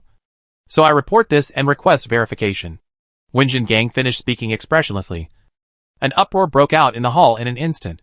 The ministers were horrified, and Yan Chuyun was so angry that her body trembled and her silver teeth clenched. Assholes! Idiots! Who gave them the confidence to assassinate the commander of Daxia? Who gave them the authority to disregard my will and rashly cause trouble? Yan Chuyun felt that she was really going crazy. Although she did not expect that the commander of Daxia would be so powerful, it did not mean that she could allow her subordinates to be smart and run to achieve merit. Now, everything is gone. At this moment, Yan Chuyun felt extremely tired and confused about the road ahead. The army of Daxia was much stronger than expected, and the personal strength of the commander of Daxia was also beyond imagination. In this war that concerns the ownership of the entire Tianan, is there still hope for Qingqiu? Chapter 208 The most critical battle between the two parties. September 5th. Early morning. Qingqiu Northern Border Camp. Woo woo woo. As the vast horn sounded continuously, waves of troops continued to march out from the 3 camps. forming a huge shape formation on the vast plain in front. Qingqiu North Gate Camp has a total of 800,000 troops, of which 300,000 troops are deployed in the front, and 250,000 troops are deployed on the left and right wings in the back. And the Qingqiu dynasty's most powerful army, the Qingwan army, was placed directly in the front. The reason why the Qingqiu army had to leave the camp and be on guard was because the Daxia army had already assembled and was pressing here quickly. At the core of the Qingwan army, a female general stood on the chariot with a serious expression, staring at the faintly emerging flags in the distance. This female general was wearing green armor and a cape embroidered with golden phoenixes. She had an upright figure and a pretty face. However, she had white hair in her temples and a dark red scar on her cheek, which reduced her beauty a lot. She was Luo Ying, the commander of the Qingwan Corps and the deputy commander of the Beiguan camp. At this moment, there were 2 female generals accompanying Luo Ying on his chariot, and 6 or 7 generals riding horses around him. However, unlike Luo Ying's indifference and calmness, most of these people had worried expressions on their faces, because they already knew about the shocking changes last night. Liangdu was intercepted by Daxia again, and the 2 border troops in the direction of Daliang had been defeated. Facing such an outcome, how could they not worry? General Luo, do we really want to fight Daxia head-on in this battle? What does Lu Pianjiang mean by this? The road here is smooth. What else can we do if we don't fight head-on? By the way, Lu Pianjiang is not afraid, right? After hearing the hesitant question of a lieutenant general, a female general behind Luo Ying frowned and sneered. Lu Pianjiang's expression froze, and he coughed dryly and said, I am not afraid. But you all know about the battle last night. The military strength of Daxia is obviously stronger than ours. If we fight head-on, I am afraid we will not have the upper hand. Yes, Daxia's military strength is strong, and we are a vital force in Qingqiu. This battle cannot tolerate any mistakes. It's nonsense. Daxia is strong. Are the soldiers of Qingqiu made of mud? Let alone other things. The Qingwan Corps alone is enough to suppress the overall situation. Not to mention, the number of the opponent is 100,000 less than ours. That being said, but, enough. Luo Ying shouted coldly, interrupting the words of several generals. Daxia has the Jinping warship watching from above. Playing strategies is just asking for trouble. If you are really worried about the dynasty, then be alert and fight bravely for the country. After this, the generals did not dare to say anything more, and shut up one after another. Half an hour later, the 2 armies were fully deployed, and the vanguards of both sides faced each other from a distance of 2 miles. The central flag of the Great Xia Chaos Legion. General Bai, should we send someone to persuade them to surrender? A general asked, and looking at his face, it was Xiao Jijia. However, Xiao Jijia is different today. A year ago, he was still the general of chariots and cavalry of Daxia, and the top military commander of Daxia. However, today, he is just a small guerrilla general under Bai Qi, a small general with a miscellaneous title. The gap between the past and the present is not small. In fact, this is already a big improvement for Xiao Jijia.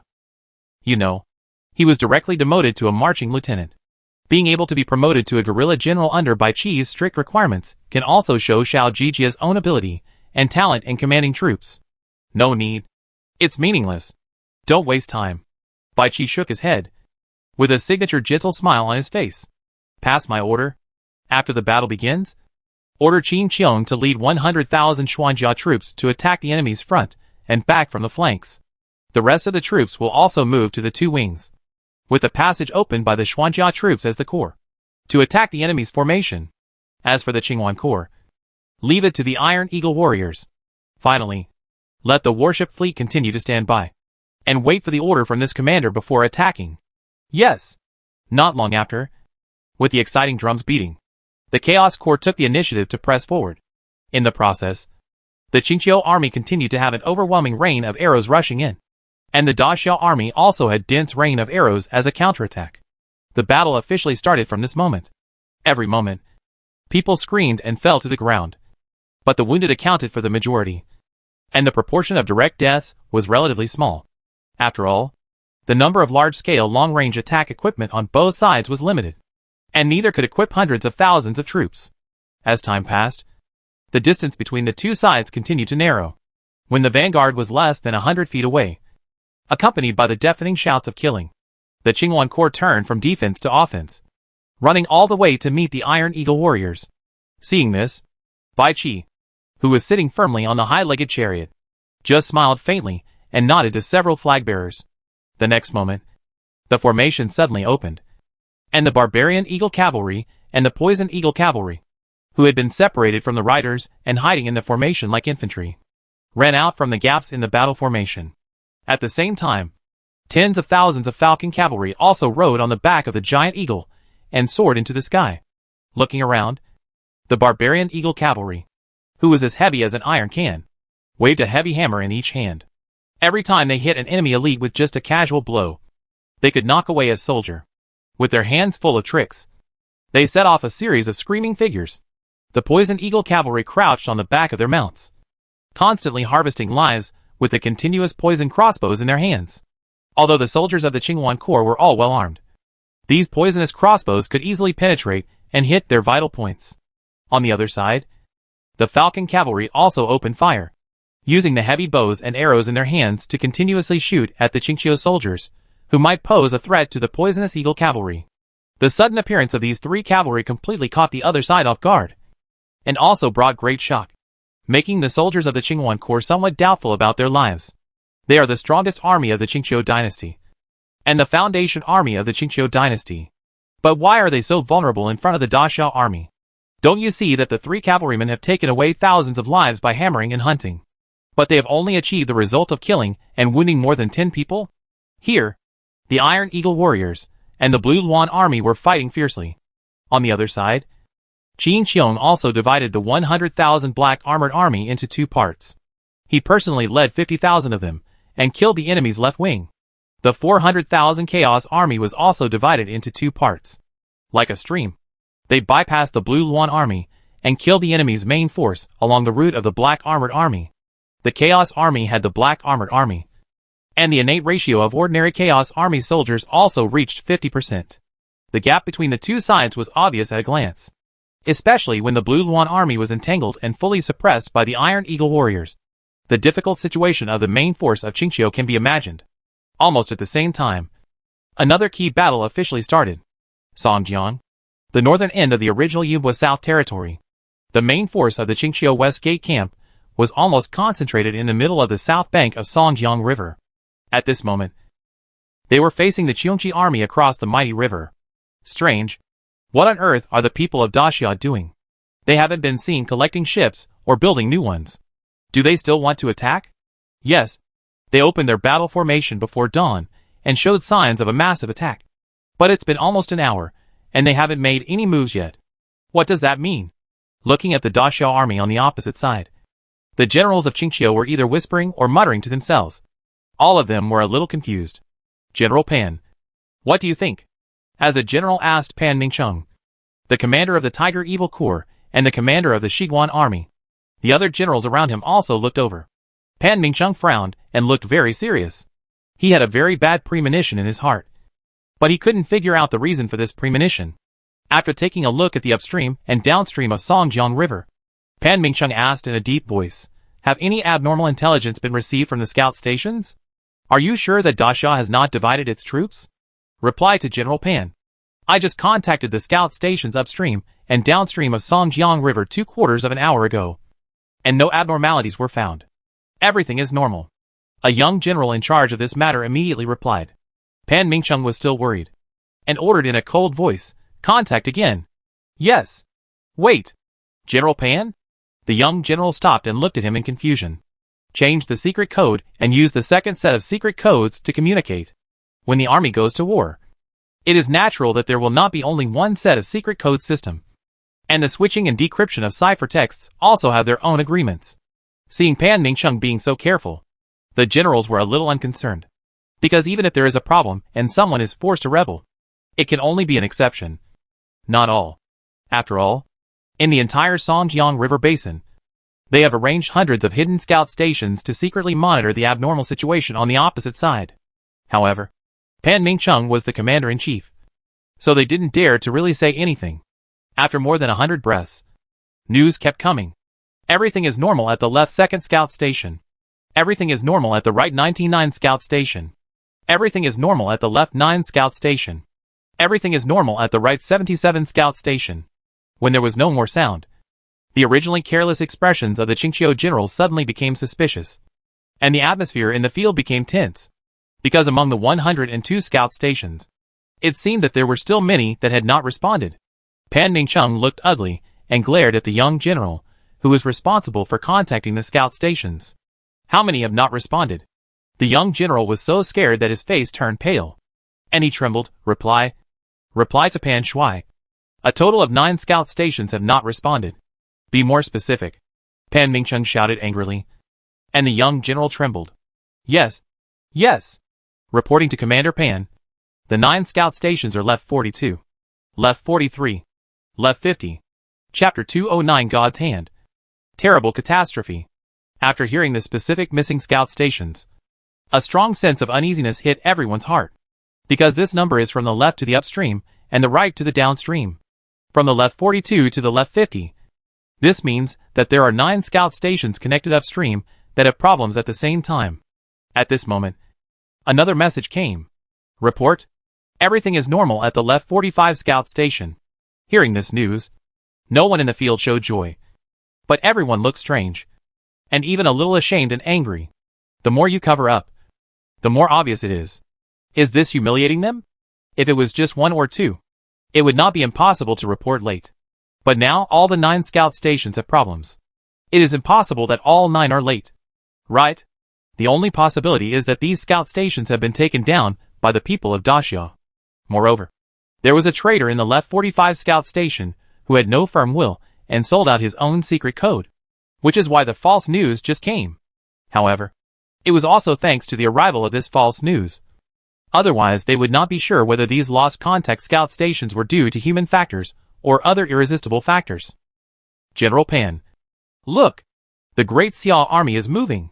At this time, a cry of surprise suddenly sounded.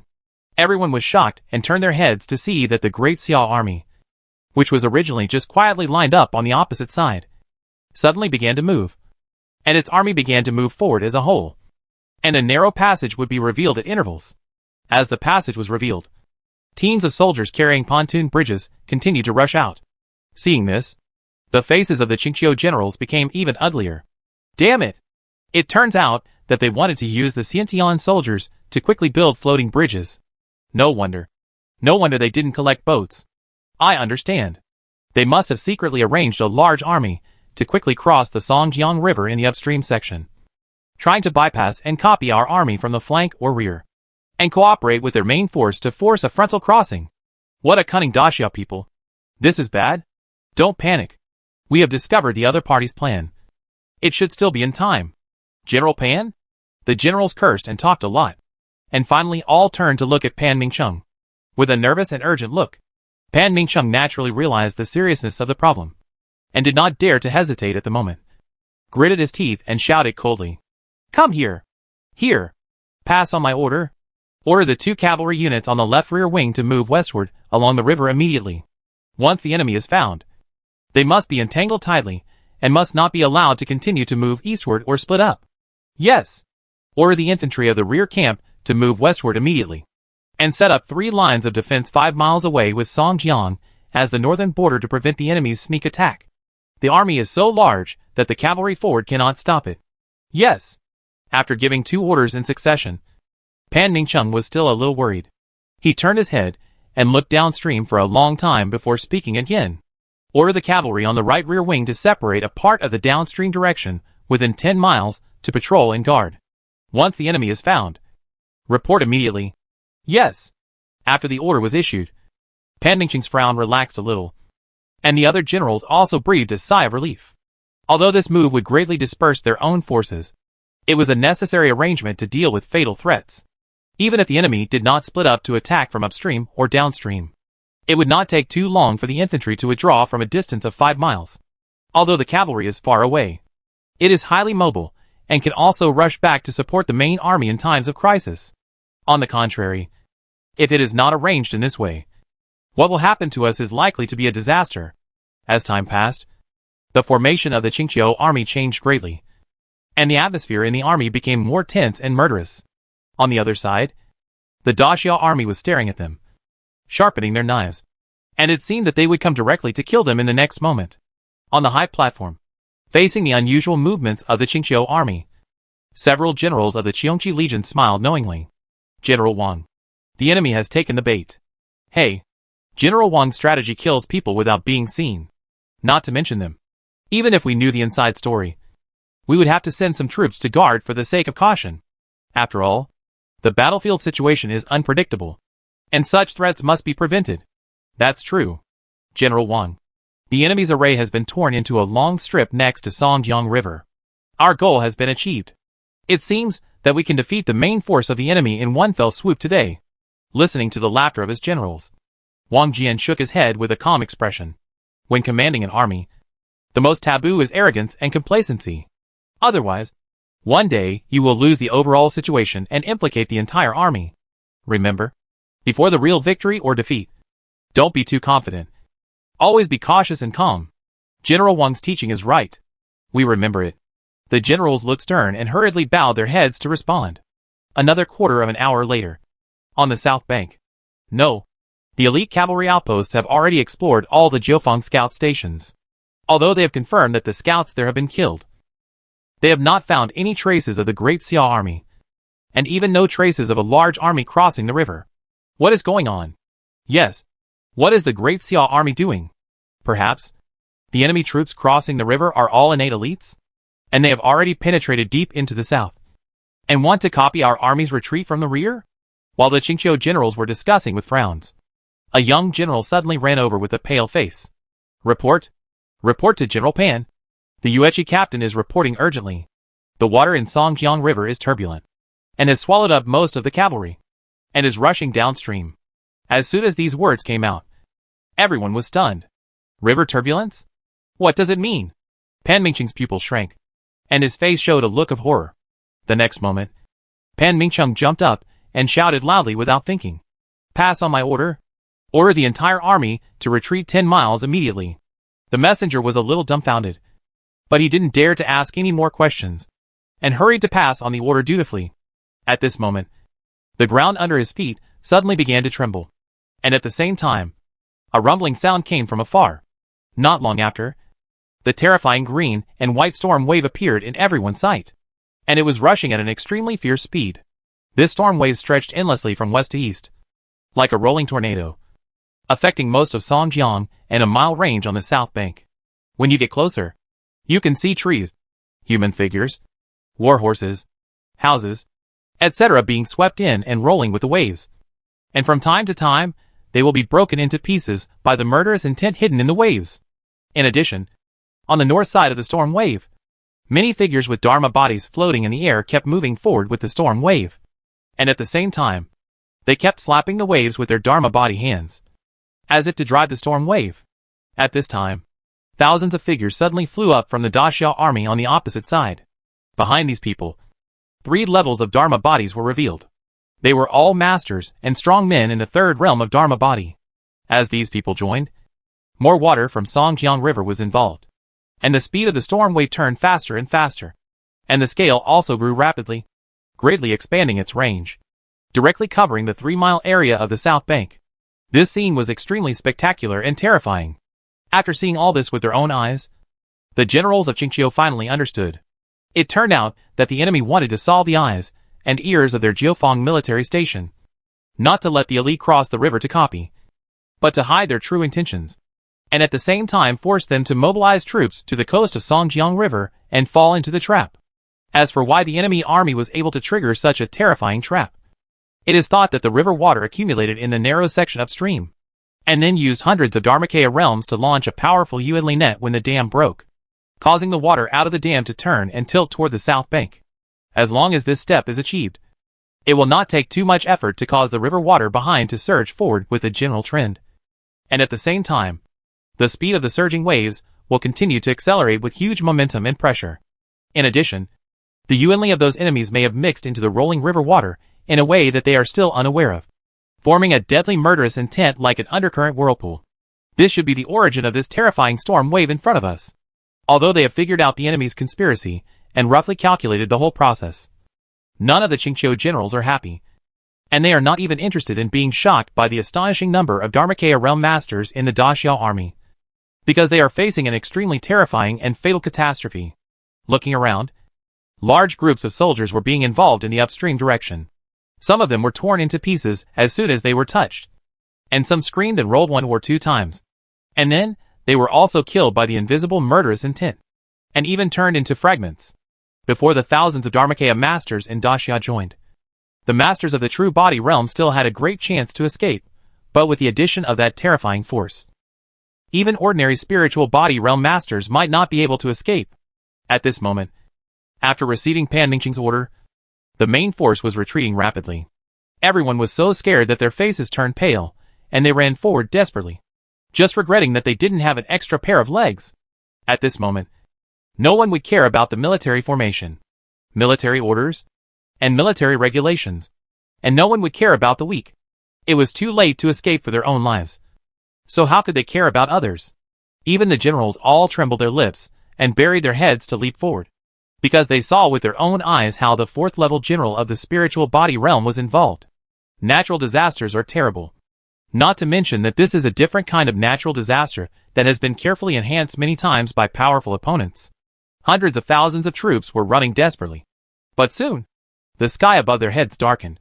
Some people suddenly disappeared while running, and they were directly blown away by the front wind of the storm wave. When the real catastrophe came, the huge team continued to melt and disintegrate on a large scale, just like a dog eating the moon, listening to the endless desperate cries, screams, and cries for help from behind. Those who escaped by chance subconsciously looked back. But apart from the turbid water barrier, as high as mountains, and rolling like snake skin, they could not see anything else. Chapter 210. The Sky is Falling. Negotiation? That evening, as the battle situation of the 2 key battlefields was reported back to the Qingqiu court, all officials were shocked, and many even felt that the sky above their heads seemed to collapse immediately. As for the Qingqiu Queen Yan Chuyun, she kicked all the ministers out of the military meeting hall and sat alone in it for a long time. The moon was at its zenith, and some ministers in important positions were waiting outside the hall, some with sad faces, some with gloomy expressions, some with empty eyes, and some with despair. It was not that they could not withstand the storm, but the result was too horrifying and too hard to accept. Alas, I thought that Qingqiu had a chance to turn things around and would create a unified and prosperous dynasty. But who would have thought that in the end it would be such a situation? Yes, the king and his subjects in Qingqiu are united, loyal and brave, and have been preparing for war for 30 years. It should not be difficult to sweep the world. But who could have thought that a peerless demon would appear? Thinking about it carefully, all this is too bizarre. If the great Xia dynasty had all these foundations before the new emperor ascended the throne, how could it have suffered losses in the hands of the great Jin dynasty? How could there be such a big turmoil in its palace? How could the new emperor of great Xia succeed in the coup? But if it is even more unreasonable that all these foundations were created because of the new emperor's ascension to the throne. Sigh. I can't guess it. I can't guess it. The reason why Qingqiu is what it is today is because it has been blessed by heaven and accumulated for more than 30 years. But Daxia. It's really hard to guess. There are big and small opportunities in the world. For individuals and countries. Daxia is obviously the same as Qingqiu, and each has its own opportunities. However, compared with the opportunities of the 2 parties, Daxia's is obviously greater. Perhaps this destiny. The minister sighed and talked in low voices with sad faces. However, when one of them said the word destiny, the whole city was silent in an instant, and everyone looked over in unison. Some were shocked and angry. Some were frightened, and their expressions were different. The man was startled and realized what kind of occasion was in front of him. His face turned pale, and he lowered his head and hid behind a pillar, not daring to say a word. Originally, for such words and deeds, whether they were really angry or to show loyalty, a large group of people would immediately run up to scold and blame. But in the current situation, no one had the heart to continue to investigate. The official who was talking to the man came to his senses and hurriedly coughed to change the subject. By the way, is there any problem with the battle report on the front line? As soon as this was said, someone immediately snorted and rejected it. How is this possible? This has been verified and verified several times before I dared to report it in the end. And there have been several rounds of battle reports before and after. It is impossible for Daxia's eyes, and ears to control all our microphones. Right? The man frowned and looked helpless. But don't you think this is too unbelievable? After a day of fierce fighting on the Baiguan battlefield, our army was defeated for 50 miles, with nearly 300,000 casualties. What does this mean?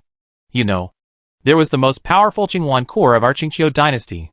The Qinghuan Corps was originally the biggest killer of our dynasty and the strongest backbone. But in the end, the Qinghuan Corps alone lost 70,000 deaths and 30,000 injuries, directly reducing the number of troops by half. How can this be justified? What's ridiculous is that according to the Qinjiwei spies, the Daxia army suffered only 20,000 to 30,000 casualties, which is only 1/10 of our casualties. Isn't this ridiculous? That's fine. Let's look at the battlefield in Xiguan. There, the enemy annihilated most of our army in one battle, and forced our army to retreat 300 miles in a panic. 700,000 brave soldiers. More than 500,000 were killed in one day, either killed in battle or captured, and only a few 100,000 escaped in the end. How ridiculous is that? Don't forget, there are 300,000 tigers in there. The Tiger Evil Corps. The Tiger Evil Corps is also the second strongest army after the Blue Luan Corps. How could they be so weak? Over the years, in order to cultivate the Blue Luan and Tiger Evil Corps, and to make them the most powerful blades of my Qingqiu dynasty has invested so many terrible resources. But in the end, they didn't play any role at all. Isn't this absurd? Such an absurd result. Can you really believe it? The more this person spoke, the more excited he became. In the end, he even stood up and danced with his hands and ears flushed. The ministers of Qingqiu could not help but remain silent. But their silence did not mean that they agreed with this person's doubts, but that they felt sympathetic. As his colleague said, such a result is indeed unacceptable. Originally, all those who knew about the two legions had great confidence in them. Even after seeing the power of Daxia, they still had the confidence to hold on. But the cruel facts slapped them hard. The elite troops of Qingqiu, with two major legions as the core, not only failed to hold on, but were killed and fled in a panic with great casualties. How can this not make people sigh? How can this not make people feel sad? After a long silence, an old minister shook his head and sighed. Now that things have come to this, don't deceive yourself anymore. The war report describes the course of the war, and it can't be faked. If the Qinghuan Legion and the Husha Legion were not on the battlefield, I'm afraid what we got today would be two reports of annihilation, not just reports of retreat after a miserable defeat. Everyone, don't imagine those useless things anymore. Let's hurry up and think about countermeasures. Even if we can't think of countermeasures to deal with the powerful army of Daxia, we must think of ways to cheer up His Majesty. Only when His Majesty stands up straight can we talk about the future and think of other strategies. Otherwise, hearing this, Shang Xuling's Xia finally raised his head. Lord Song is right. Your Majesty is the pillar of our Qingqiu. In this critical moment, Your Majesty needs to be sober and rational. Therefore, we must cheer up Your Majesty. Everyone, think of a solution quickly. Listening to Xia's words, some people nodded slowly, but more people looked helpless. At this time, they were so nervous that they didn't have the talent to think about how to persuade Your Majesty to calm down. What's more, Her Majesty is very opinionated. How easy is it to persuade her? Just when the ministers were frowning, the closed palace door suddenly opened and a female official walked out. My lords, Your Majesty invites you in. The ministers were stunned for a moment, looking at each other, and vaguely surprised. Your Majesty actually wants to summon them? Has Your Majesty figured it out? At this moment, the ministers didn't care to think too much, and hurriedly tidied their clothes and walked in one by one. Your Majesty. After the ministers entered the palace and stood still, they respectfully saluted Yan Chuyun while quietly looking at her, although the facial expression of Her Majesty could not be seen clearly. Overall, Her Majesty had regained her composure. At least her breath did not fluctuate too much. It is difficult for you, my dear ministers, to stay outside so late. Yan Chuyun spoke softly. Her voice was a little low and hoarse, and it was obvious that she had experienced extremely difficult mental torment in the previous few hours. For Your Majesty, for Qingqiu, this is our duty, the ministers hurriedly replied in fear and trepidation. A bitter smile appeared at the corner of Yan Chuyun's mouth, but it soon disappeared. Do you think that Qingqiu still has hope? As soon as these words came out, the palace was instantly silent, and everyone opened their mouths and looked around, and no one dared to talk. Yan Chuyun laughed at himself, shook his head, and changed the subject. What is the situation in the east now?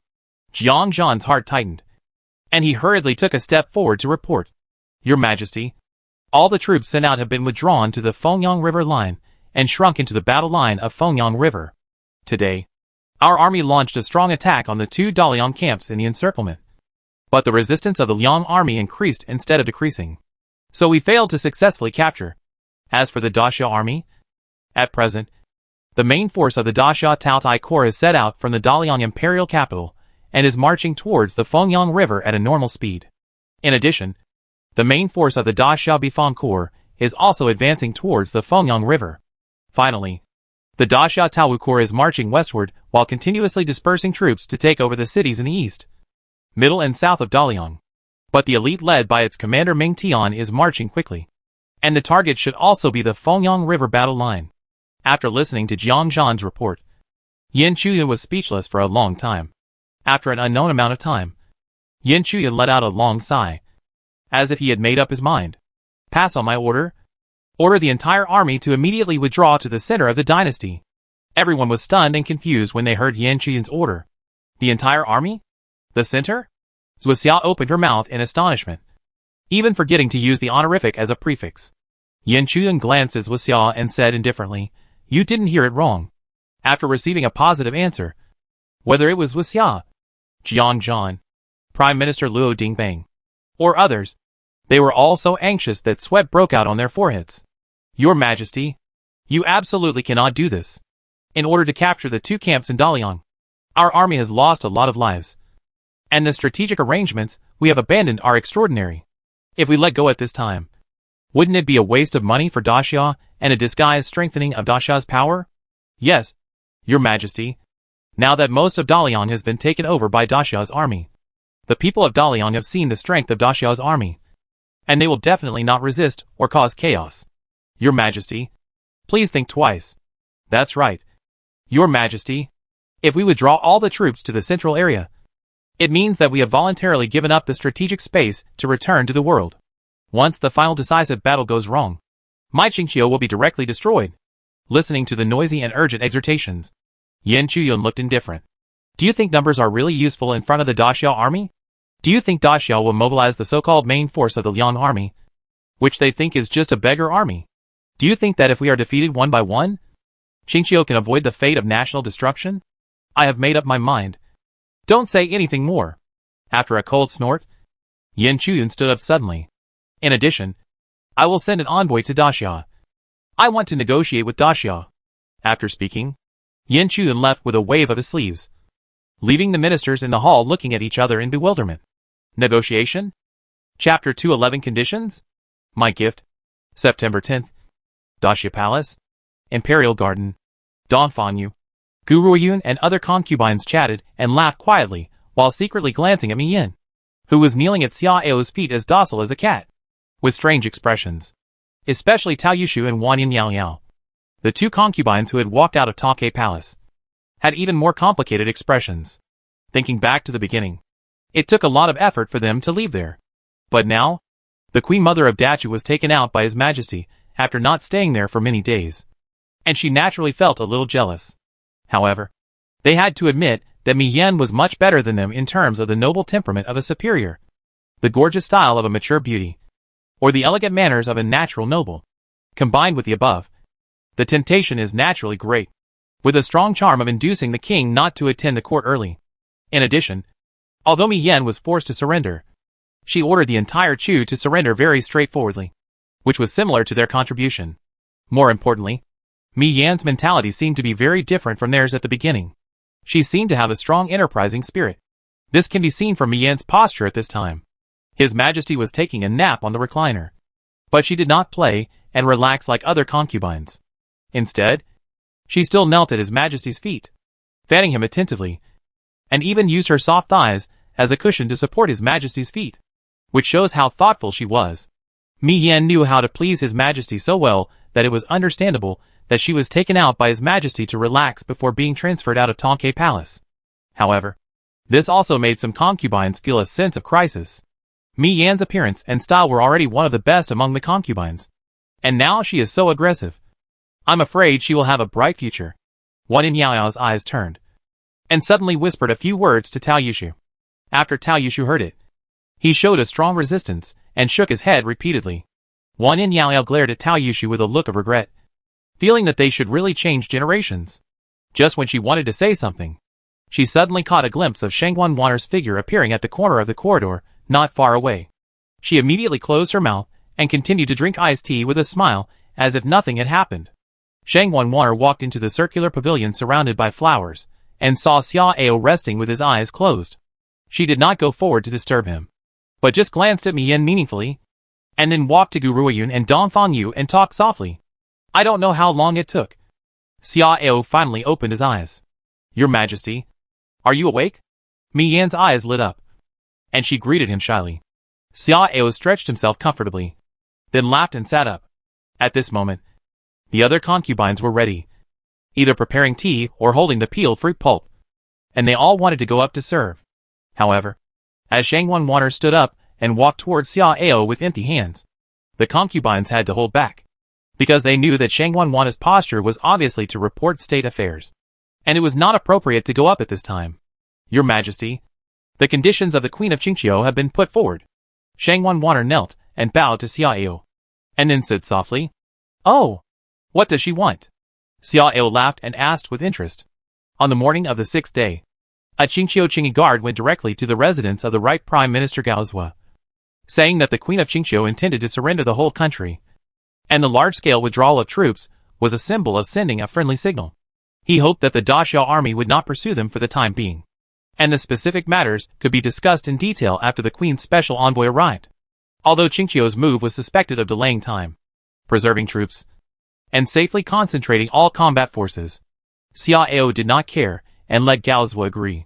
Qingqiu wanted to concentrate all its troops in its hinterland, regardless of whether the other party had other plots.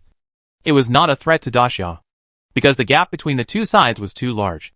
Although the Daxiao army did not pursue them, it had been following up continuously, and now it had even occupied many places in Qingqiu without bloodshed.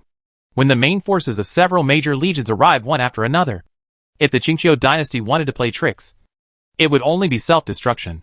Moreover, the enemy's forces are concentrated, which is convenient for Daxia to defeat them in one fell swoop and completely establish the whole victory in one battle. Your Majesty, the Queen of Qingqiu has put forward 3 points in total. First, after Qingqiu surrenders, Daxia cannot kill people in large numbers. Second, for the royal family and dignitaries of Qingqiu, except for those who violate Daxia's laws and have disloyal intentions towards Daxia, they cannot be killed or given life, and their lives and property must be ensured to be safe. Third, the Queen of Qingqiu hopes that after she abdicates, Your Majesty can confer her the title of Marquis of Qingqiu, so that she can rely on 8 of the royal family's properties in Qingqiu to spend the rest of her life in peace and quiet, and at the same time ensure her freedom. Especially the freedom to live alone. Shangwan Water spoke quickly, and at the end, she hesitated a little. To be honest, these 3 conditions are actually very conservative. If it were given to others, most of them would agree without thinking. After all, the main force of the Qingqiu dynasty is still there. If they are determined to fight a desperate battle, the country will be destroyed, but many people will be buried with it. Unfortunately, this condition is faced by Xia Ao. There are only 3 conditions, and the requirements are not high. It seems that the Queen of Qingqiu has fully recognized the positioning of the strength of the 2 countries, which is very good. Xia Ao still smiled faintly, and even praised Yan Chuyin a little. But soon, Xia Ao changed his tone. However, although there is recognition, there is no awareness of the loser, which is very bad. At this point, Xia Ao sneered and stood up. Let Gao Zhou tell the Qingqiu envoys that if they want to surrender, I welcome it, and I will give them a corresponding promise. That is, all those who belong to Tian are my Daxia subjects. My Daxia court will treat everyone equally. There will be no killing, and no harm to the innocent. But, apart from that, don't think of anything else. I can grant you, but don't think of bargaining with me. In this world, as long as I want, nothing can escape my palm. What kind of character the royal family and dignitaries of Qingqiu have, and what kind of treatment or disposal they will receive, will be examined and decided by my Daxia court. It is not their turn to put forward conditions and ask for guarantees. As for the Queen of Qingqiu herself, She wants absolute freedom. After all, she is also a queen of a generation. How can she be so naive? You might as well tell them directly that although there are many beauties in my harem with different identities, there is still a lack of a concubine who was once the queen. Of course, if the queen of Qingqiu doesn't want to, she can end her life before my army arrives. In this case, I will not be stingy with a luxurious coffin, and I will also help her bury her in the Qingqiu Imperial Mausoleum. However, as the price of stubborn resistance to the end, others should not think of such a good treatment. Shang Wanwater pursed her lips and hesitated. Your Majesty. If so, it may inspire Qingqiu's determination to fight to the death. Fight to the death? Humph. As long as they dare, I will satisfy them. Let the blood stain the heartland of Qingqiu. Xia Ao snorted disdainfully, not caring at all.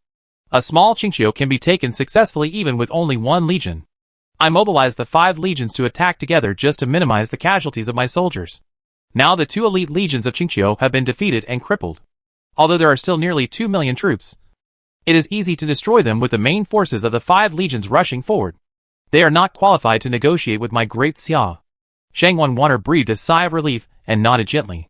Yes, I understand. I will send someone to convey your Majesty's will to Prime Minister Gao. After saying that, Shang Wanwater was about to leave. At this time, Xia Ao spoke again. Wait, Your Majesty? Shang Wanwater stopped and turned around, looking puzzled. Where are the main forces of our army's legions now? Shang Wanwater thought about it for a moment, and then summarized the report.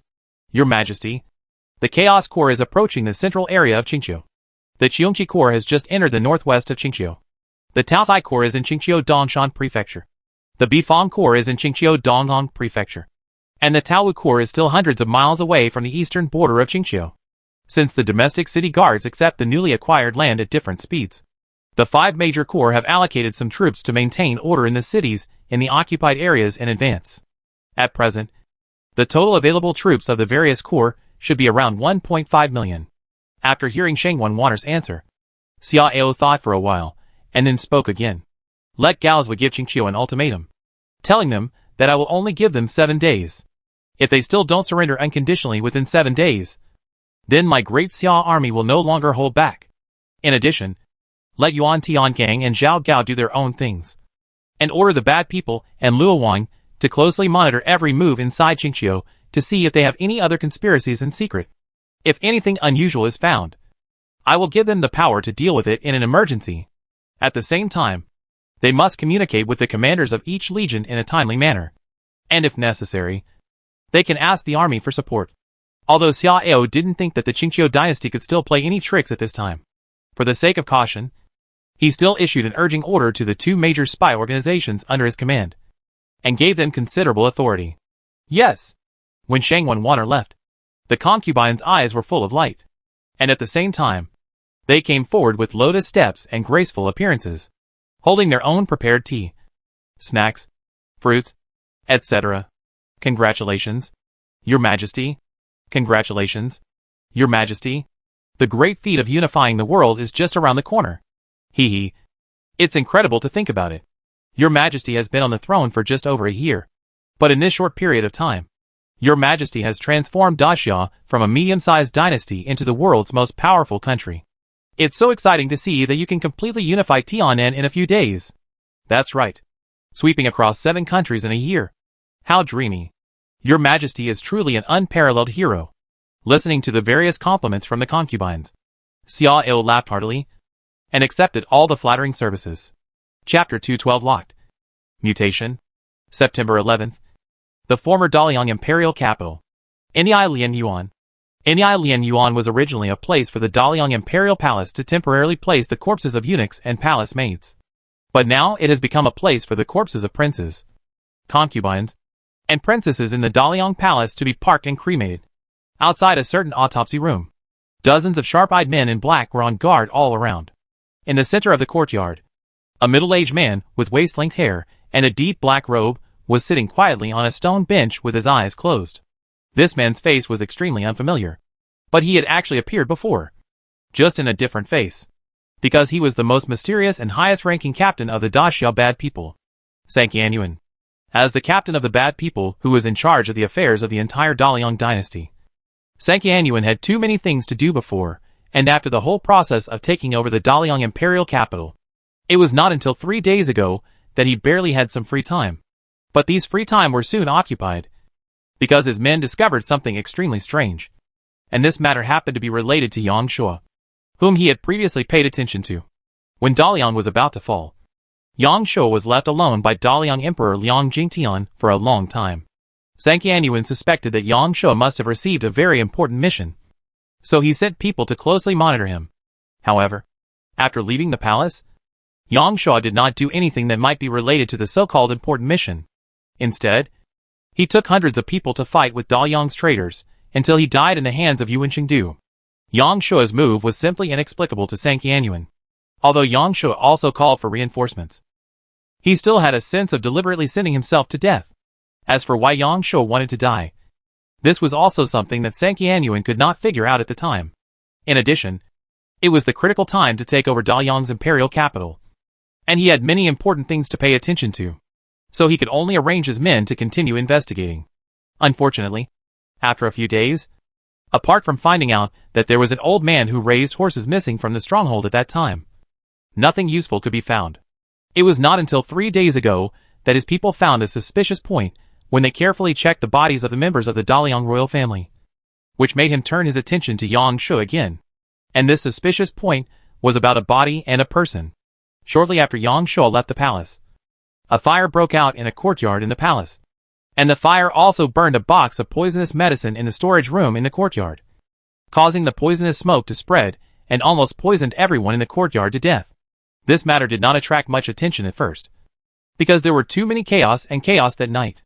But when a captain of the bad people registered the specific cause and process of death of the Daliang prince, who died in the courtyard, he found that the Daxia army had not arrived at the time of the incident, and both the imperial capital and the palace were still in a stable state.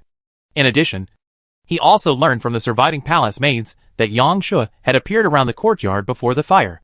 Therefore, he realized that there might be something hidden in it, and immediately reported it to the 3,000 courtyard. After learning about this, the Sanqing courtyard instinctively thought of a possibility out of keen insight and sense of smell. Namely, the task Liang Jingtian gave to Yang Shuo was most likely to let the latter preserve a bloodline and a spark for Daliang. In other words, to help the 17th prince named Liang Feiyu in the courtyard survive. Although the escape of a prince is nothing to Daxia. After all, the entire Daliang dynasty has collapsed, and the whole world will soon be unified by Daxia. However, Sanqianyuan does not want to let it go. First, this slipped away from his hands. If the other party succeeds in escaping, it will be a stain on his life. Second, as the saying goes, a family dog is not as good as a wolf. A remnant of a fallen royal family that is beyond control and full of hatred often poses a considerable threat. Therefore, after dealing with the important matters at hand, he personally participated in this matter and vowed to find the prince who might escape. Of course, it is only a possibility at present, and everything is just speculation, because the body of the prince was found in the courtyard, but it had been burned beyond recognition and became a charred corpse with missing arms and legs. As for whether it is true or not, I believe there will be a result soon, because Sanqianyuan invited a captain who is best at this among the bad people, and he is currently examining it in the morgue. I don't know how long it took. The tightly closed door suddenly opened from the inside, and Sanqianyuan's closed eyes slowly opened. "Captain, I found it." A middle-aged woman walked out of the house, took off her mask, and respectfully reported to Sanqianyuan. "Speak." Sanqianyuan spoke in a calm voice. "Yes. According to the detailed comparison of portraits, behavioral habits, physical characteristics, etc., it can be confirmed that although the basic physical appearance of the deceased is very similar to Liang Feiyu, it is not Liang Feiyu himself." As soon as these words came out, Sanqianyuan's eyes flashed with a gleam of light, and a faint smile appeared at the corner of his mouth. Sure enough, his guess was not wrong. Yang Shuo did get the task of preserving the bloodline of the Daliang royal family. When Yang Shuo left, he had actually hidden Liang Feiyu in his car. This can also explain why Yang Shuo did not return directly to the Night Patrol Division, but went to a hidden base of the Night Patrol Division. Yang Shuo was clearly worried that more people or Daxia's ears and eyes would see Liang Feiyu's existence. As for why Yang Shuo took all the combatants in the stronghold to find trouble with Zhu Zhonglei, It seems that he planned to use Zhu Zhonglei's hand to kill all the people who saw Liang Feiyu. And at the same time, he was determined to use his own death to cover up Liang Feiyu's escape, to completely cut off all threats that might reveal Liang Feiyu's whereabouts. It must be said that Yang Shuo is indeed smart and loyal. In order to protect Liang Feiyu, he did not even arrange a way out for his family, which made Sang Qianyuan admire and appreciate it. But this does not mean that he will let Liang Feiyu go for this reason. After slowly getting up, Sang Qianyuan shouted indifferently, "Come here! In! Mobilize relevant personnel to find the whereabouts of Wu Ji in the shortest time," Sang Qianyuan said indifferently, officially announcing the investigation of the missing groom. During the whole process after Yang Shuo left the palace, only that stronghold did not have their people. So the problem could only be there. Liang Feiyu could only disappear there. The only person who mysteriously disappeared in that stronghold was the groom named Wu Ji. And what this meant was self-evident. As for why Sang Qianyuan did not have someone investigate Wu Ji's whereabouts 2 days ago, it was naturally a matter of cost. If Liang Feiyu was really dead, then it would be meaningless to spend a lot of manpower and resources to investigate a groom, and his energy would be wasted. Yes, Qingqiu Palace, Jiang Zhan, Luo Dingmeng, and Zhu Xia, the 3 most trusted and capable ministers of the Qingqiu Queen, were waiting in the palace. After Yan Chuyan arrived and saluted, the 3 noticed that Yan Chuyan's face was not very good, and even vaguely a little embarrassed. Seeing this, the 3 of them were full of question marks, because they had never seen their own queen show such an expression. "Your Majesty, what are you doing?" Zhu Xia asked carefully. Yan Chuyan glanced at the 3 people, took a deep breath and regained his composure, and said in a deep voice, "The person I sent to negotiate before has responded." Hearing this, the 3 people were moved. "Your Majesty, what are you thinking? Daxia has strong soldiers and generals, and they have won battle after battle. They can't possibly agree to stop the war and make peace, right?" Luo Dingmeng spoke slowly, with a deep look of doubt in his eyes, because he still didn't know where the queen got the confidence to send people to negotiate with Daxia. Yan Chuyan hesitated for a while, then let out a breath and said, "Daxia naturally can't stop the war and make peace. And I didn't think I could let them withdraw their troops. I sent people to convey my intention to surrender." Surrender? The 3 of them were stunned, and their eyes widened. But this shock didn't last long, because they soon thought of the current war situation. Daxia's army was too powerful, and they knew in their hearts that Qingqiu dynasty could no longer be Daxia's opponent. In this case, what's so incredible about the queen sending people to surrender? After a long silence, Jiang Zhan sighed and asked, "Your Majesty, what conditions do you propose?" Yan Chuyan no longer concealed and said all 3 conditions she proposed. After hearing this, the 3 of them all looked relieved.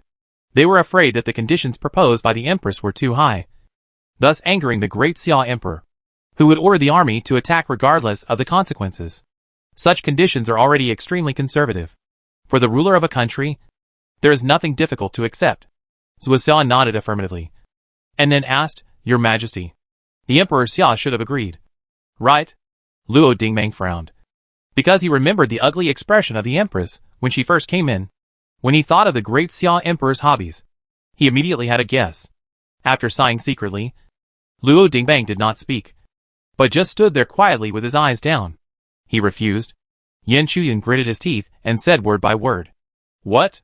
Hearing the answer, Zhu Xia and Jiang Zhan were stunned. At this moment, a female official walked into the hall from the side door. "Your Majesty, the head of the Changqingyuan table wants to see you. He said there is an emergency and must see your Majesty immediately." Yan Chuyan frowned slightly and nodded after a moment of hesitation. "Let him in." "Yes. Soon." Zhua Hongfu walked in quickly. "Your Majesty, the bronze array gate at Kongyu Mountain suddenly showed unusual movements." Hearing this, the faces of the people in the hall changed. Kongyu Mountain is the hidden place of a high-quality yuanshi mine in the Qingqiu dynasty. 10 years have passed since its discovery. It is one of the most secretive strategic resource areas in Qingqiu. As for the bronze array gate, it is a mysterious existence hidden deep in the mine. It was revealed only after the yuanshi there was mined nearly 3 months ago. The bronze array gate has an ancient atmosphere and seems to have existed for a very long time. It's a pity that the people of Qingqiu have studied it for more than 2 months and still haven't figured out its purpose. But now, the bronze array gate has shown unusual movements? Chapter 213 Bronze Array Gate. September 15th. At this moment, the main forces of the 5 major armies of Daxia have arrived in the central hinterland of Qingqiu dynasty and surrounded the defense line of the Qingqiu army, watching closely at all times.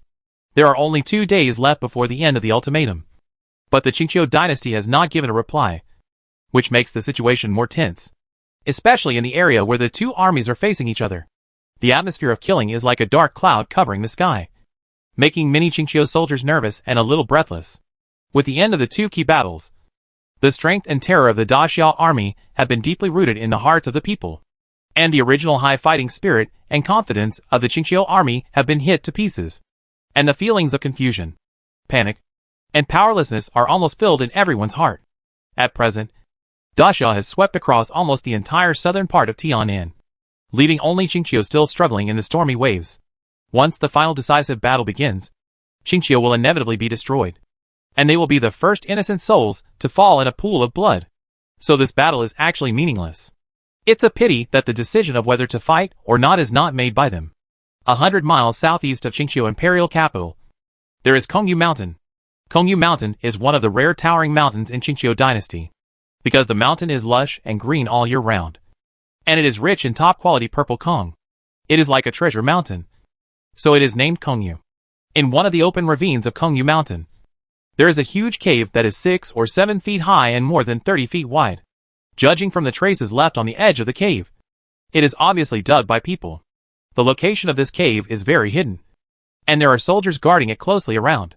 But when you enter the cave, it is another world. Looking around, the cave is extremely open, and half of the mountain seems to be hollowed out. In the deeper part, there are densely packed small holes, and no one knows where they lead to. At this moment, miners are constantly going in and out of those small holes, some operating mining equipment, and some carrying bright and dazzling yuanshi. It is lively but a little depressing. The sight continues to move forward. After walking down through one of the small holes for hundreds of feet, a small cave hall appears in sight. This cave hall is as big as a palace, and a simple and dilapidated bronze portal stands quietly in the center. The bronze portal is 10 feet high and 3 feet wide. There is a strange sculpture similar to a bat on the top of each of the 2 pillars on both sides. However, the 2 sculptures are cracked and seem to break if pushed lightly by hand. As for the 2 bronze portals, they are outlined with complicated but meticulous patterns, and the 2 door knockers are golden luoshi, as big as human heads. These 2 portals are as heavy as mountains, and the strong men of Qingqiu have tried all kinds of ways, but can't push even a little gap. At this moment, more than 90% of the patterns on the bronze portals have been filled with silver light patterns, and these light patterns are slowly extending to the last few sections of patterns. Of course, in addition to this bronze door, there were more than a dozen people standing inside the cave hall, and the several passages connecting the cave hall were crowded with densely packed, silent soldiers. Among these people, the leader was Jiang Zhan, the chief of the Qingyi Guards, and there were also several ministers of Qingqiu, and the captains of the Qingyi Guards, including Zhen Gang. As the silver light spot was about to fill all the lines, everyone held their breath, and the atmosphere in the field became depressing and tense. Among them, Jiang Zhan was the most nervous. No one knew what the change of this bronze array gate would bring. Everything was unknown. But it was precisely because of this that the desperate Qingqiu high-level officials saw hope. They all longed for this change to bring the Qingqiu dynasty an opportunity to change its fate. And this was also the reason why the Queen of Qingqiu had not responded to Daxia for a long time. Although this hope was extremely slim, even a fantasy, no one was willing to give up a little light in despair. After all, there were still 2 days before the end of the ultimatum. Right? Time passed slowly, and when the last bit of the groove was also filled with silver light, a series of clicks suddenly sounded.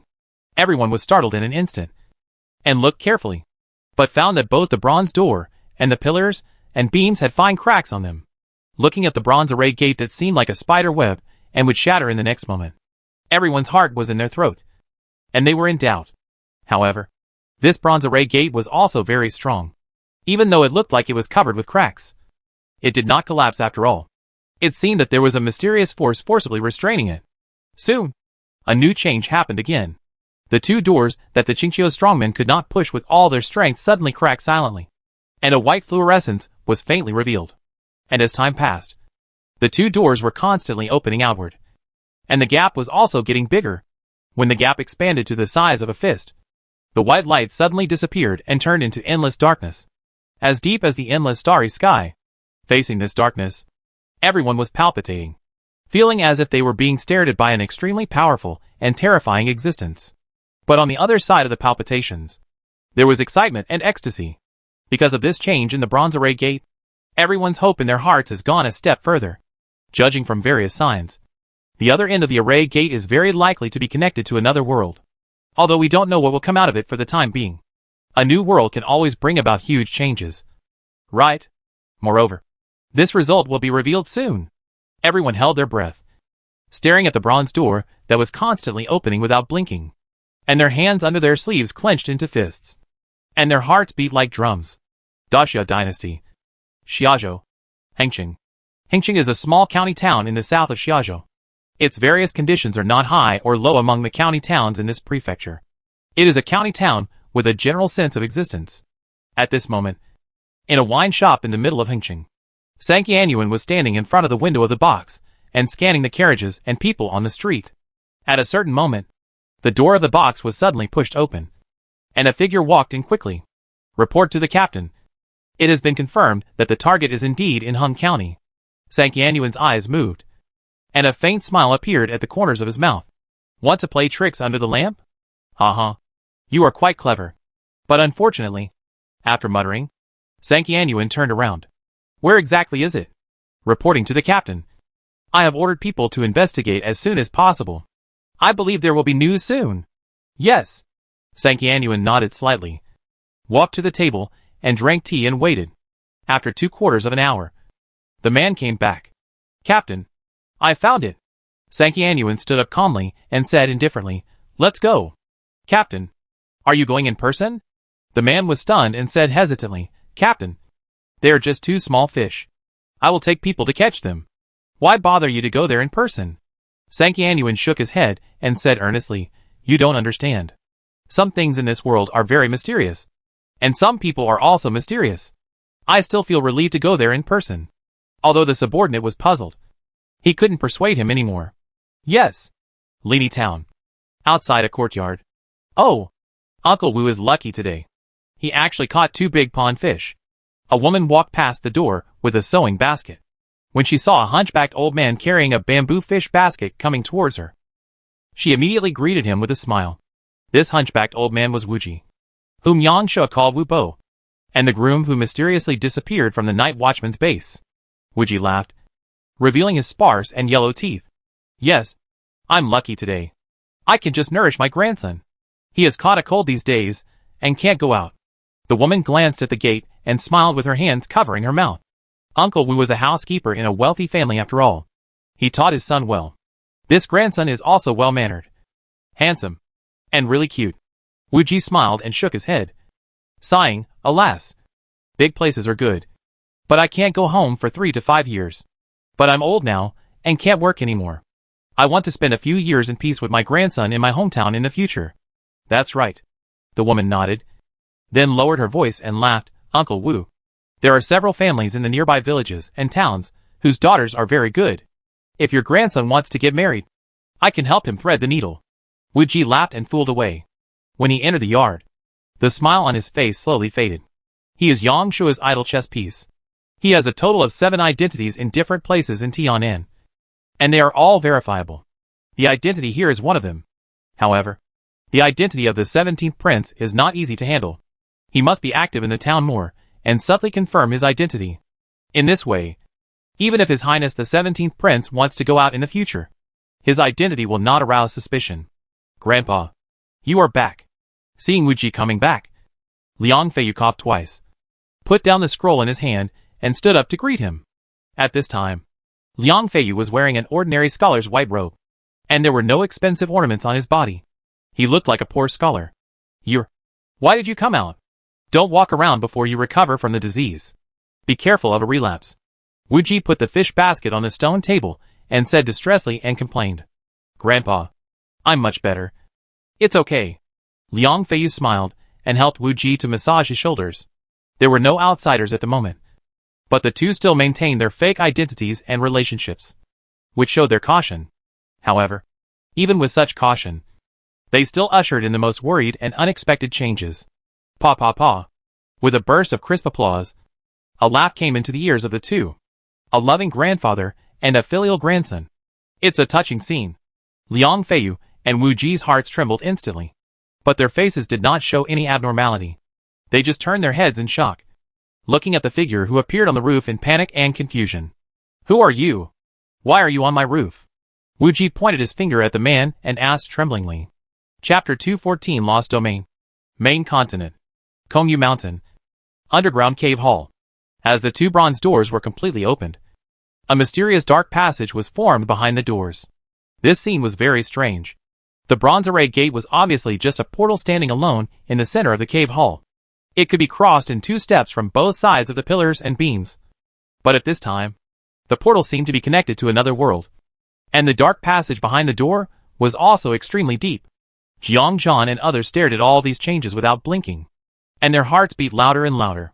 When the dark passage was completely formed, the 2 sculptures on the top of the pillars and beams suddenly shook slightly. And then the eyes of the sculptures suddenly lit up and emitted a dark red light. Then, the light in the depths of the passage suddenly began to distort, and a long and flat vortex appeared on the inside. Jiang Zhan and others looked at each other, and when they were hesitating whether to send people to try to enter the portal and the vortex, something strange happened suddenly. Figures were suddenly thrown out of the whirlpool, and they all staggered after landing. Some of them kept shaking their heads, seeming to be a little dizzy. This ghost array gate is really not easy to deal with. My sea of consciousness is in a mess. It's good enough to come out safely. Do you still have the heart to complain? That's true. Chunhua Holy Sect is the top demon sect in the ancient times. What they made are basically some ghost things that outsiders need to pay a certain price to use. This bronze array gate is a super long-distance teleportation array gate. Chunhua Holy Sect must have corresponding arrangements.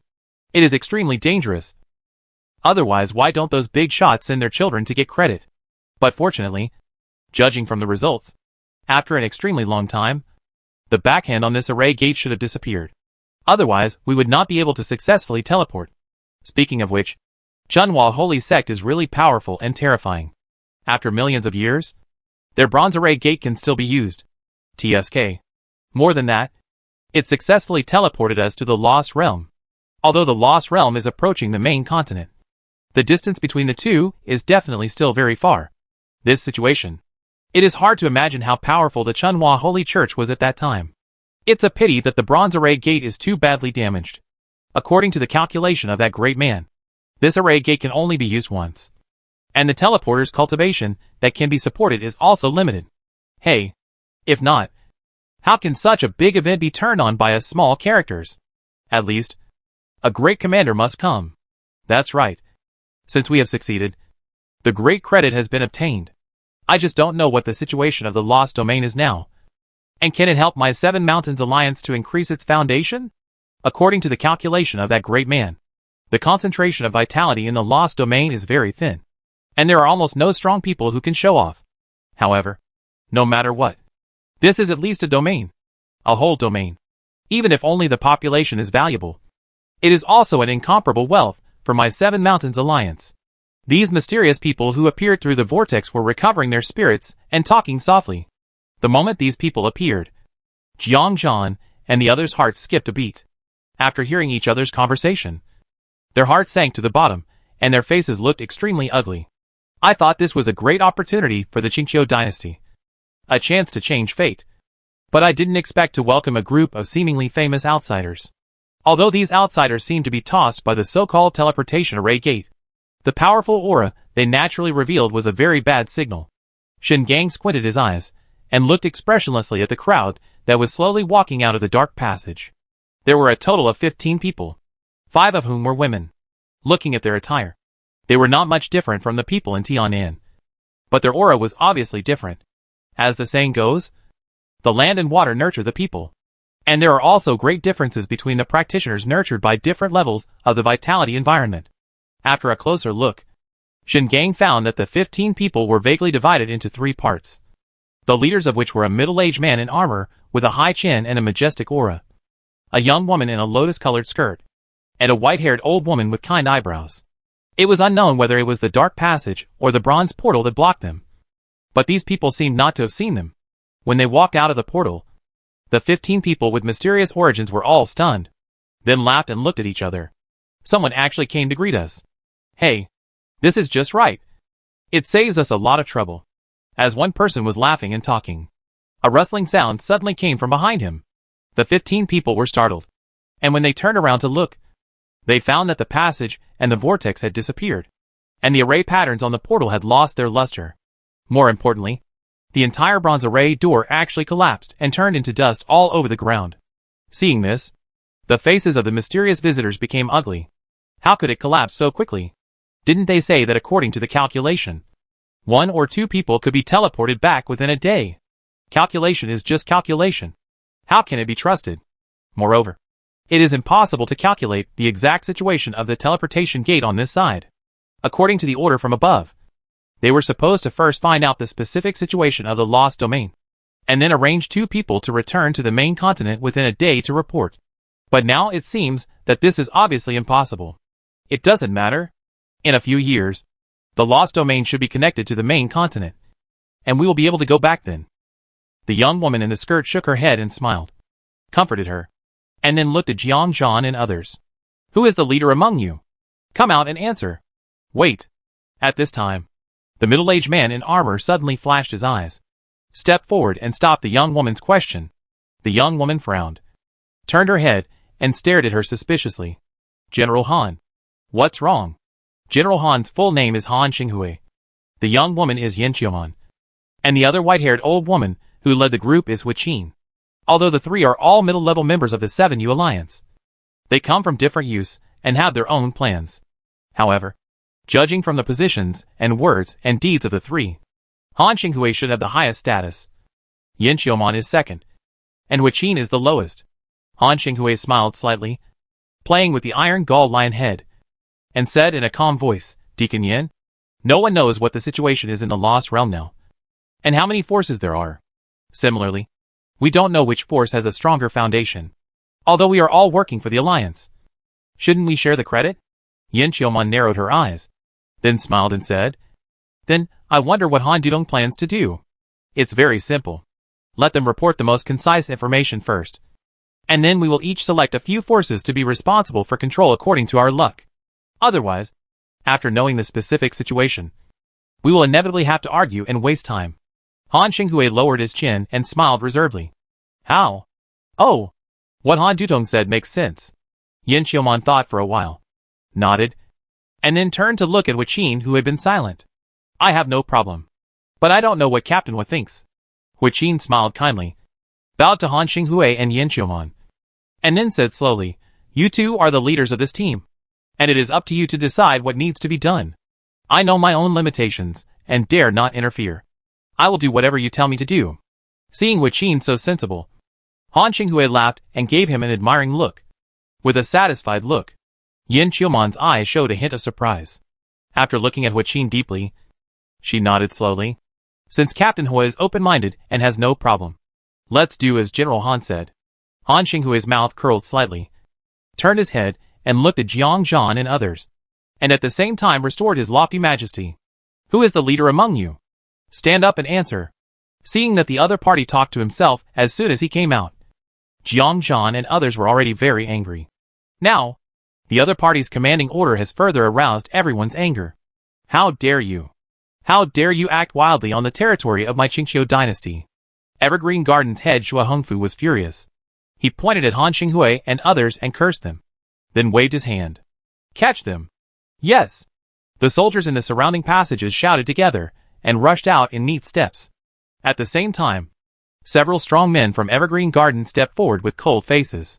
However, facing the aggressive Qingqiu soldiers and strong men, Yin Qiuman and others looked at them strangely. Is there really someone who is not afraid of death? To be precise, it should be that they don't know how high the sky is and how deep the earth is. Hee hee. A bunch of frogs in the well. After sneering, Han Xinghui, Yin Qiuman and others did not take action personally, but just stood there quietly with a playful look in their eyes. Kill! Facing the Qingqiu elite soldiers who were shouting and killing, Han Xinghui and Yin Qiuman each ran out from behind. A sword flashed coldly, and the cave hall lost its color. As the dazzling sword light came and went, hundreds of soldiers were killed in an instant.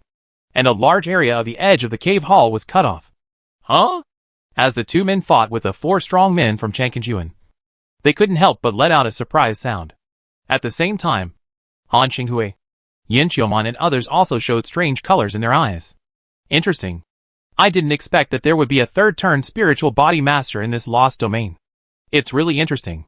It seems that although the concentration of Yuan Qi here is poor, the Yuanchi veins should not be rare.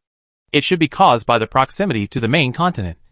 And perhaps it is because of the attraction of free Yuan Qi crystals and crystal souls during the movement. This is good news. I thought the lost domain was extremely poor. But now it seems that this is not the case. This is a good thing for my Seven Mountains Alliance. Several people talk softly, without any tension, because they have seen that the four people are only in the 10th to 13th level of the spiritual body realm. They can't be opponents of their subordinates at all, let alone bring any threat to them. Chapter 215. One is more cunning than the other.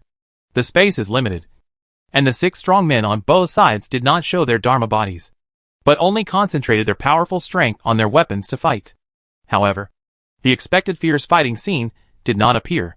The 2 outsiders defended in advance, and after finding out the details of the 4 Changchun strong men, they killed the 4 men in succession in just over 10 breaths. Seeing his men being killed easily, Xue Hongfu was shocked and angry. The other party did not show his Dharma body, and he could not judge the specific cultivation of the 2 men for a while. He could only vaguely feel that it might be similar to his own. This is obviously a very scary conclusion, because he is a strong man of the 20th level of the spiritual body realm, the strongest man in the Qingqiu dynasty. But the 2 men are just ordinary members of the other side. If ordinary members are so strong, what kind of cultivation should the 3 leading guys have? The fighting stopped, and everyone in the Qingqiu dynasty was frightened, and no one dared to rush forward to die. Therefore, the atmosphere in the cave hall suddenly became extremely quiet, and also extremely oppressive and weird. You, kneel down. After a few breaths of dead silence, Han Qinghui pointed at Xue Hongfu and ordered without question. Xue Hongfu's face flushed, and he was so angry that his eyes were spitting fire and gnashing his teeth. Asshole. A soldier can be killed but not humiliated. As the strongest man in the Qingqiu dynasty, how could Xue Hongfu endure such a great humiliation? Therefore, after cursing, Xue Hongfu's whole body was full of momentum. Just relying on the outward momentum, he forced a group of Qingqiu officials and soldiers to retreat repeatedly and almost suffocate. However, before he could take action, Han Qinghui's figure suddenly disappeared. Ants dare to disobey the orders of this captain? With a cold snort, Han Qinghui appeared in the same place again, as if he had never left there. However, at this moment, Xue Hongfu was frozen in place, and his powerful aura was rapidly fading away like a punctured ball, and a fine blood mark appeared on his throat. As the blood mark quickly spread to both sides, Xue Hongfu suddenly softened and fell to the ground powerlessly. During the whole process, Xue Hongfu didn't even have time to scream.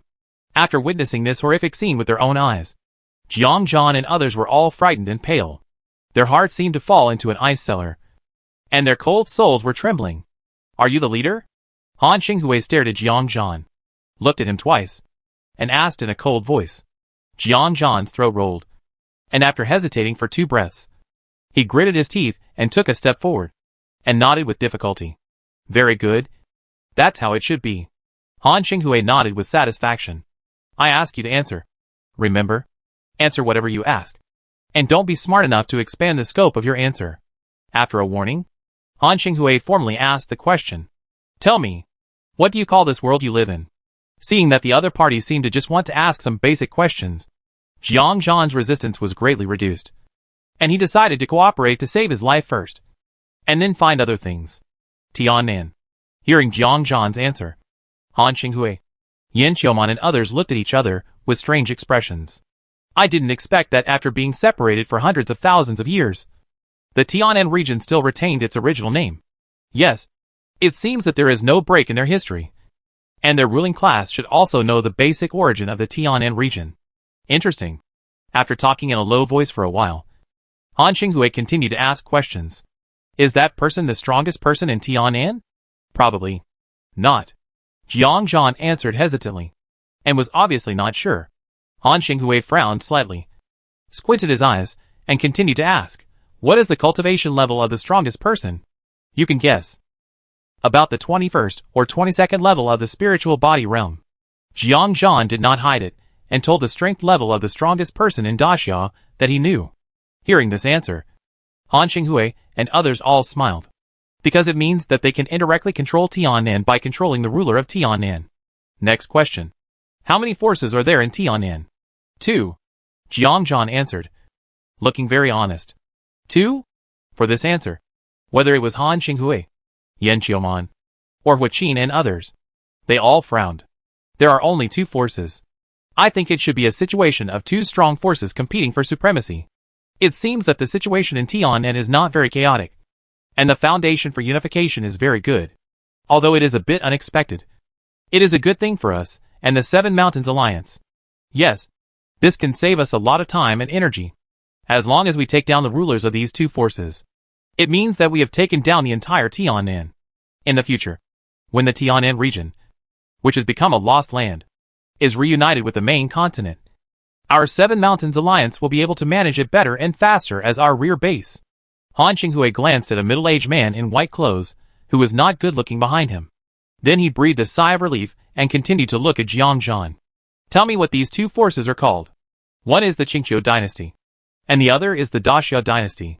Qingqiu, Daxia, Han Qinghui murmured thoughtfully, and then a smile appeared on his face. Staring at Yan Qiuman, Deacon Yin, since Captain Hua is not participating. That's just right. Let's each be responsible for one of the 2 forces. How about this? We don't waste time. Since the Qingqiu dynasty and Deacon Yan's name have a homophone, it means that Deacon Yin has a connection with him. Why don't Deacon Yin be responsible for taking down the Qingqiu dynasty? And let this captain be responsible for the Daxia dynasty. Okay? Yan Qiuman blinked, thought for a while, and did not object. That's not impossible. But, isn't it unfair to Captain Hua? Before Hua Qin could speak, Han Qinghui had laughed and spoke first. Taking down Tiannan. This greatest credit belongs to everyone. Captain Hua will not suffer. In addition, if either party encounters trouble or needs other help, they can ask Captain Hua for help. In this way, Captain Hua can also get some extra benefits. How about it? Yan Qiuman looked at Han Qinghui strangely, always feeling that the other party seemed a little impatient. But she didn't think much about it, because everyone was completely in the dark about Tiannan, and no one could possibly know what was going on here in advance. In this case, there was no need to waste energy thinking about it. Captain Hua, what do you mean? Hua Qin laughed and said with a sigh, I am old, and I have lost my sharpness and have no intention of competing for anything. I am satisfied to be able to share the great achievements without much effort. Just do as Captain Han wants. Yan Qiuman frowned. Suspicious. Hua Qin is not usually keen on fighting for power and profit. But this time the contribution is extraordinary. Is she really willing to give it up? More importantly, whoever can take advantage at this time.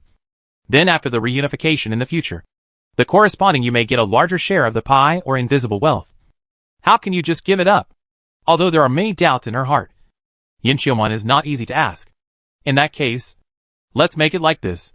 Han Dutong will lead people to be in charge of the Great Xia dynasty. I will be in charge of the Qingqiu dynasty. And Captain Hua will be the backup to support the other 2 directions when needed. Okay. Han Qinghui nodded repeatedly and smiled. From what these people said before, we can see that they are all from the Qingqiu dynasty. In that case, they will be handed over to Deacon Yin. This should be the territory of Qingqiu. This Dutong will lead people to the capital of the Great Xia dynasty to control the ruler of the Great Xia. So I will go ahead. After speaking, Han Qinghui clasped his fists, and without waiting for Yan Qiuman's response, he took 5 men and left quickly through one of the passages. During the process, all the people in Qingqiu moved aside and did not dare to stop them. Deacon, something seems a little wrong. They left too hastily. Yes, they didn't ask about the specific situation of the Great Xia dynasty. And they didn't even ask about the direction of the Great Xia capital. It's too abnormal to be so impatient. There must be something wrong when things are abnormal. Deacon, do you think they already knew some of the situation in Tiannan? Isn't it impossible? Even the most skilled in calculation can't calculate such things. But if not, how to explain their abnormal behavior? After Han Qinghui and others left, the 5 people behind Yan Qiuman talked about it, their eyes full of confusion and suspicion. Yan Qiuman also frowned. For some reason, Han Qinghui's abnormal behavior made her suddenly feel very bad. But before she could think about it, Hui Qin came over again. Deacon Yin, since the respective tasks have been assigned, I will not stay here any longer. I want to take people around to see what the difference is between this lost domain and the main continent. Of course, if Deacon Yin encounters any difficulties, you can write to me, and I will bring people to the place as soon as possible. Yin Xiaoman narrowed his eyes and stared at Hui Qin for a long time. Hui Qin just kept his kind smile and looked at him calmly. After more than 10 breaths, Yin Xiaoman smiled. Captain Hui is right. We should take a good look around and see what the difference is between this place and the main continent. Then Captain Hui, go ahead. As for this deacon, I think I can only wait until the big things are done and I have free time in the future to look around. Hui Qin nodded and smiled.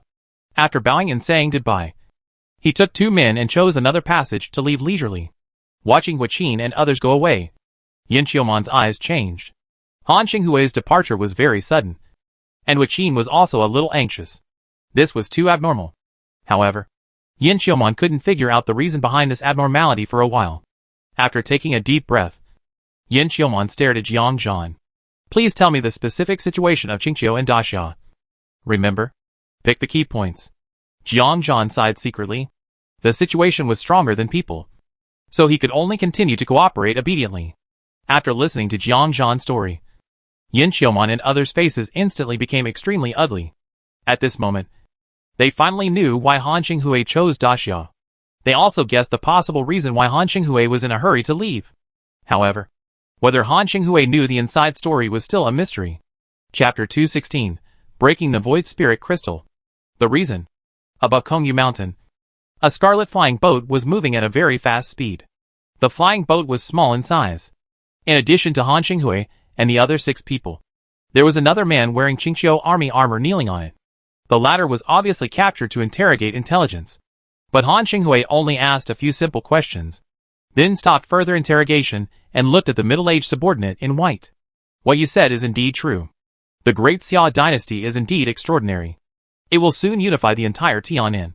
Hearing Han Xinghui's words, the middle-aged man in white was silent for a while, and his face was suddenly covered by a layer of blurred gray fog. When the gray fog dissipated, it turned into a completely different appearance. Looking at his handsome and elegant facial features, it is clearly the great Chu Xiao Wang Chu Lishuan. After the Great Xia army fought with the Chu army and the Liang army near the David imperial capital, Chu Lishuan mysteriously disappeared. No matter how the Great Xia bad people and Lu Wang searched, they could not find his trace. Unexpectedly, he appeared among the visitors from the main continent and became one of them. In fact, Chu Lishuan was sent to the main continent through the black and purple strange stone. That strange stone has always had a very powerful effect. It can greatly enhance the efficiency of the holder to absorb the Yuanli. This is why Chu Lishuan can become a strong man at a young age. And it is also Chu Lishuan's biggest secret. Therefore, Chu Lishuan has always brought the strange stone with him. That day, when Chu Lishuan was desperate, he smashed a lot of things. But at the same time, he also discovered the abnormality of the strange stone. He got a message from the strange stone that had long been in tune with him. That is, the strange stone can send him to a very far place.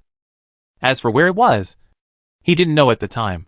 It was not until he appeared in the 7 Mountains Alliance, was tortured for several days, and was personally called in for questioning by several bigwigs that he knew all the things behind it. It turned out that the strange stone was called the Void-Breaking Spirit Crystal. Wearing it on your body on weekdays can greatly improve the efficiency of cultivation. When you are in a desperate situation, you can also use it to break through the void barrier and directly teleport the wearer to a designated place or a very distant random place to ensure that you can escape from the enemy's pursuit. However, after using the second ability, the energy of the void-breaking spirit crystal will be consumed and turned into powder. But even so, its significance is still extremely important, because it means a second life to a large extent. Therefore, the void-breaking spirit crystal has always been the most precious treasure. Even in the ancient times when it was produced the most, it was also a life-saving item given to the core descendants by the top forces. Chu Lishuan was able to obtain such a treasure, which shows that his own opportunity is also quite good. As for why Chu Lishuan failed to discover the second function of the void-breaking spirit crystal before, according to the analysis of those bigwigs, it should be due to the distance. The strongest people in the main continent discovered that since 30 years ago, the Tianan region, known as the Lost Land, has vaguely appeared in their calculation range. In the past 30 years, as time has passed, this sign has become more and more obvious. Therefore, they believe that the lost land is approaching the main continent, and it is very likely that it will complete the unity with the main continent at a certain point in time and return to the embrace of the main continent. Therefore, according to them, the days when Chu Lixuan encountered a desperate situation might just be when the broken void spirit crystal reached the farthest distance to be transmitted to the main continent. So when Chu Lixuan picked up the broken void spirit crystal again, he discovered the second function. After seeing the powerful people in the main continent with his own eyes, Chu Lixuan realized that his proud cultivation was just a joke. He also realized that he had already embarked on a wrong path of cultivation and almost blocked his future path. The reason why I say almost is because there is a solution. The big man of the Seven Mountains Alliance promised him that as long as he could honestly explain everything and lead their people to help them successfully take over the Tianan region, they would give him a treasure that could break the barriers of rules, so that he could continue to practice without the perfect breakthrough of the first 2 turns. In the main continent, people who have completed 2 rounds of perfect breakthroughs and promoted to the spiritual body realm are not called wall breakers, but 3-turn cultivators, called the 3-turn spiritual body realm. Of course, the big shots Chu Lixuan met were only the top leaders of one of the 7U Alliance. This branch strictly blocked all news and kept Chu Lixuan's existence secret. Therefore, the people of the other 6 branches were not aware of this. And Yin Xiaomon and Wei were also unaware of the inside story. And this is exactly why Han Xinghui said that to Yin Xiaomon before. He wanted to use his foresight to dominate the situation and allow himself to be responsible for Daxia alone. In this way, their branch will get the most lucrative benefits after the Tianan region and the main continent are unified in the future. Facing Han Xinghui's words, Chu Lixuan sighed and said, I didn't expect that in just a little over a month. Daxia had completely annexed Daliang, and also forced the Qingqiu dynasty into a desperate situation. And it seemed that it would soon completely unify Tianan. Han Xinghui grinned and said playfully, according to what you said, this Daxia is very interesting. Now, this governor is really more and more interested in the Emperor of Daxia. A mere 20-year-old boy was able to develop a medium-sized dynasty into the strongest country in Tianan in a year, and also swept across the 7 dynasties, unifying the country in sight. Such a person is simply a dragon out of the abyss. Chu Lixuan's eyes flashed slightly, and he smiled and complimented. No matter whether he is a dragon or a phoenix, in the end, he can only become your slave. Governor? Ha ha ha. Han Xinghui laughed loudly, feeling very comfortable.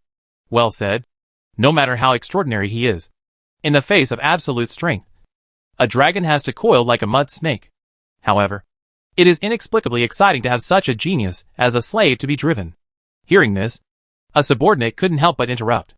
General, what if the little emperor is disobedient and refuses to surrender even if he dies? Disobedient? Han Xinghui sneered, with a cold light in his eyes. He will be obedient, even if he is really a stubborn person. Just kill him and support a new puppet.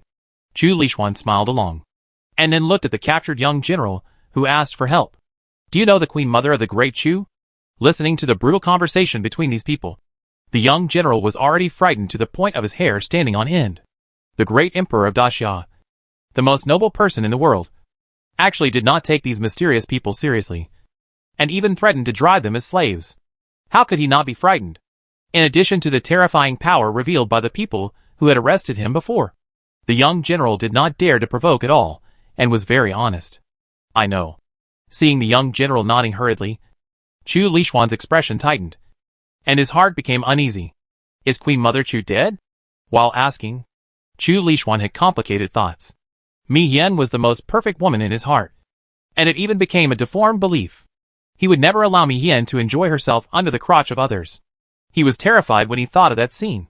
Therefore, before using the broken void spirit crystal to leave, he issued the last order to the death warriors he raised, ordering them to kill Mi Yan at all costs.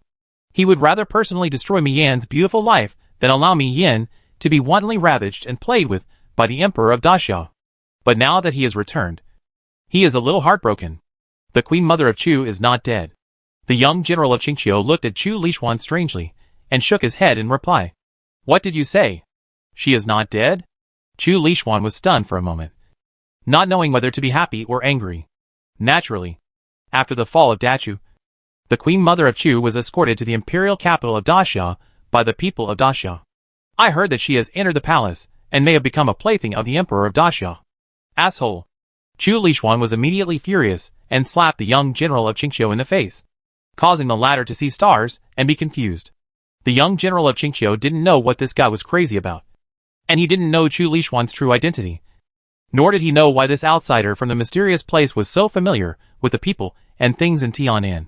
Han Qinghui and others were also stunned, with strange colors in their eyes. Chu Lixuan also mentioned the Queen Mother of Great Chu, but he did not elaborate, nor did he mention any other relationship between the two. But now it seems that the relationship between the two should not be that simple. Chu Lixuan withdrew his hand, his face uncertain. The reason why he was angry and out of control was naturally because of the word plaything. He did not expect that the assassination he arranged would still fail, and things had gone to the point he least wanted to see. When he thought of the irreplaceable goddess of faith in his mind being toyed with by the Emperor of Great Xia in recent times, he was so angry that his internal organs ached and his soul trembled. What? The Queen Mother of Chu is very beautiful? Han Qinghui suddenly became interested and asked with a smile while touching his chin. Chu Lixuan's eyelids jumped, and he did not speak. The young general of Qingqiu did not hesitate, and nodded repeatedly after spitting out a mouthful of blood. That's natural. The Queen Mother of Great Chu is the most beautiful queen in Tianan. It is said that she is extremely beautiful and stunning. Hearing this, Han Qinghui's interest became stronger. Oh! I didn't expect she's such a beauty. Not bad. It seems that after controlling the Great Xia Emperor, we can still have fun in his harem. Hearing Han Qinghui's words, several of his men also became energetic, with a mischievous smile on their faces. General, please leave some soup for us. General, since the Queen Mother Chu is so beautiful, you must not let her go. Perhaps it will be more interesting in front of the Great Xia Emperor. Hee hee. Chu Lixuan's forehead was bulging with blue veins, and his face was as black as the bottom of a pot. But even though he was furious, he didn't dare to flare up at all.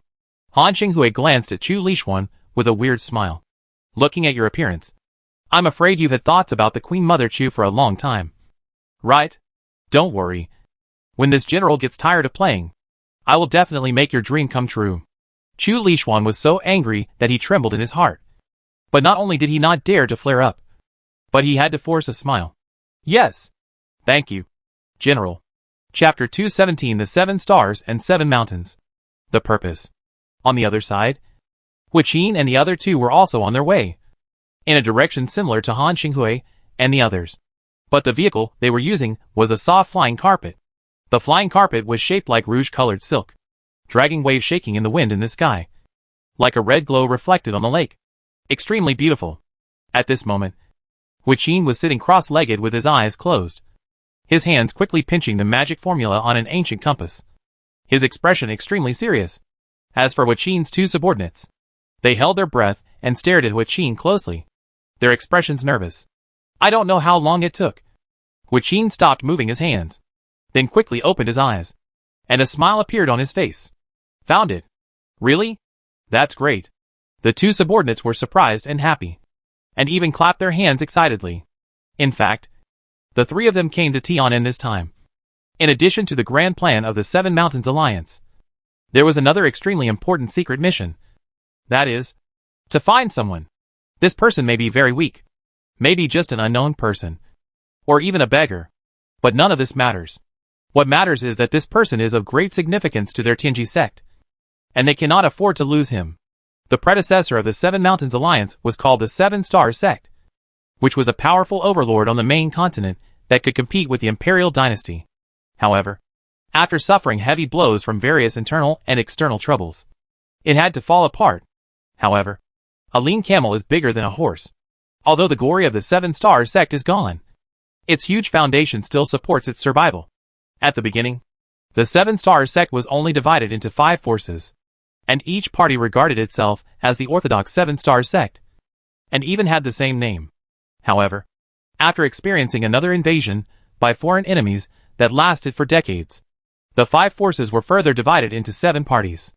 After realizing that fighting each other and continuing the internal strife would only benefit outsiders in the later period, the 7 parties formed an alliance, and named them after the 7 stars respectively. and used the 7 mountains with the most abundant vitality in the 7 Stars sect as their respective bases, called the 7 Mountains Alliance. There are 7 sects in the 7 Mountains Alliance. That is, 7 veins, among which Huaqin and others are in the Tianji sect. Although the 7 Mountains Alliance has maintained unity on all major issues concerning the interests of the entire alliance, there are also many internal grievances and rifts. This can be seen from the mutual concealment and calculations of Han Xinghui, Huaqin and Yan Qiumon. Thousands of years have passed since the 7 Stars sect split into the 7 Mountains Alliance. After thousands of years of recuperation, although the 7 Mountains Alliance is not as good as the original 7 Stars sect, it is many times stronger than when it just split. Yes, now the overall situation of my Tianji sect can finally be stabilized. Huaqin let out a long breath and nodded with a smile. The two subordinates looked at each other and asked hesitantly, "Senior sister, what is the situation behind this?" The two only knew that the person they were looking for was of great importance to the Tianji sect. But as for what exactly happened, they didn't know. As for calling Huaqin senior sister instead of school lieutenant, this is not surprising. Huaqin has a clear position in the structure of the 7 Mountains Alliance. So Han Xinghui and Yan Qiumon will address her as school lieutenant. These two people are both fellow disciples of Huaqin. Since there are no outsiders around, they would naturally adopt a more intimate address. Huaqin glanced at the two of them, hesitated for a moment, and decided not to hide it anymore. First, she believed in their loyalty to the sect. And second, after explaining the whole story, they would pay more attention to it, avoiding problems caused by their negligence in the future.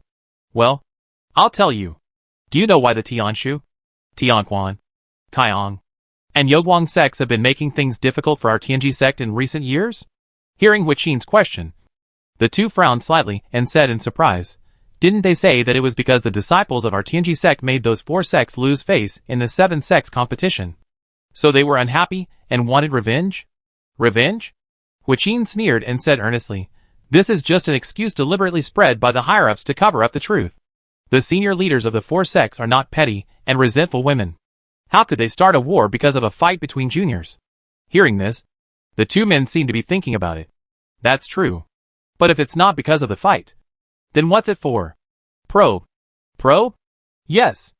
Huaqin nodded heavily. His expression suddenly solemn. There are rumors that our sect's supreme elder is about to die. If this is true, you should know what it means. As soon as these words came out, the two of them were shocked. Of course they knew. The supreme elder of the sect is the strongest in the sect, and one of the 3 supremes of the 7 Mountains Alliance. If something happened to him, it would be a fatal disaster for the Tianji sect. Huaqin glanced at the two pale-faced people and continued to speak. But rumors are just rumors after all. This matter is an absolute secret in the sect, and other sects cannot confirm its authenticity. But the 4 sects of Tianshu, Tianquan, Kaiong, and Youguang have always been hostile to our Tianji.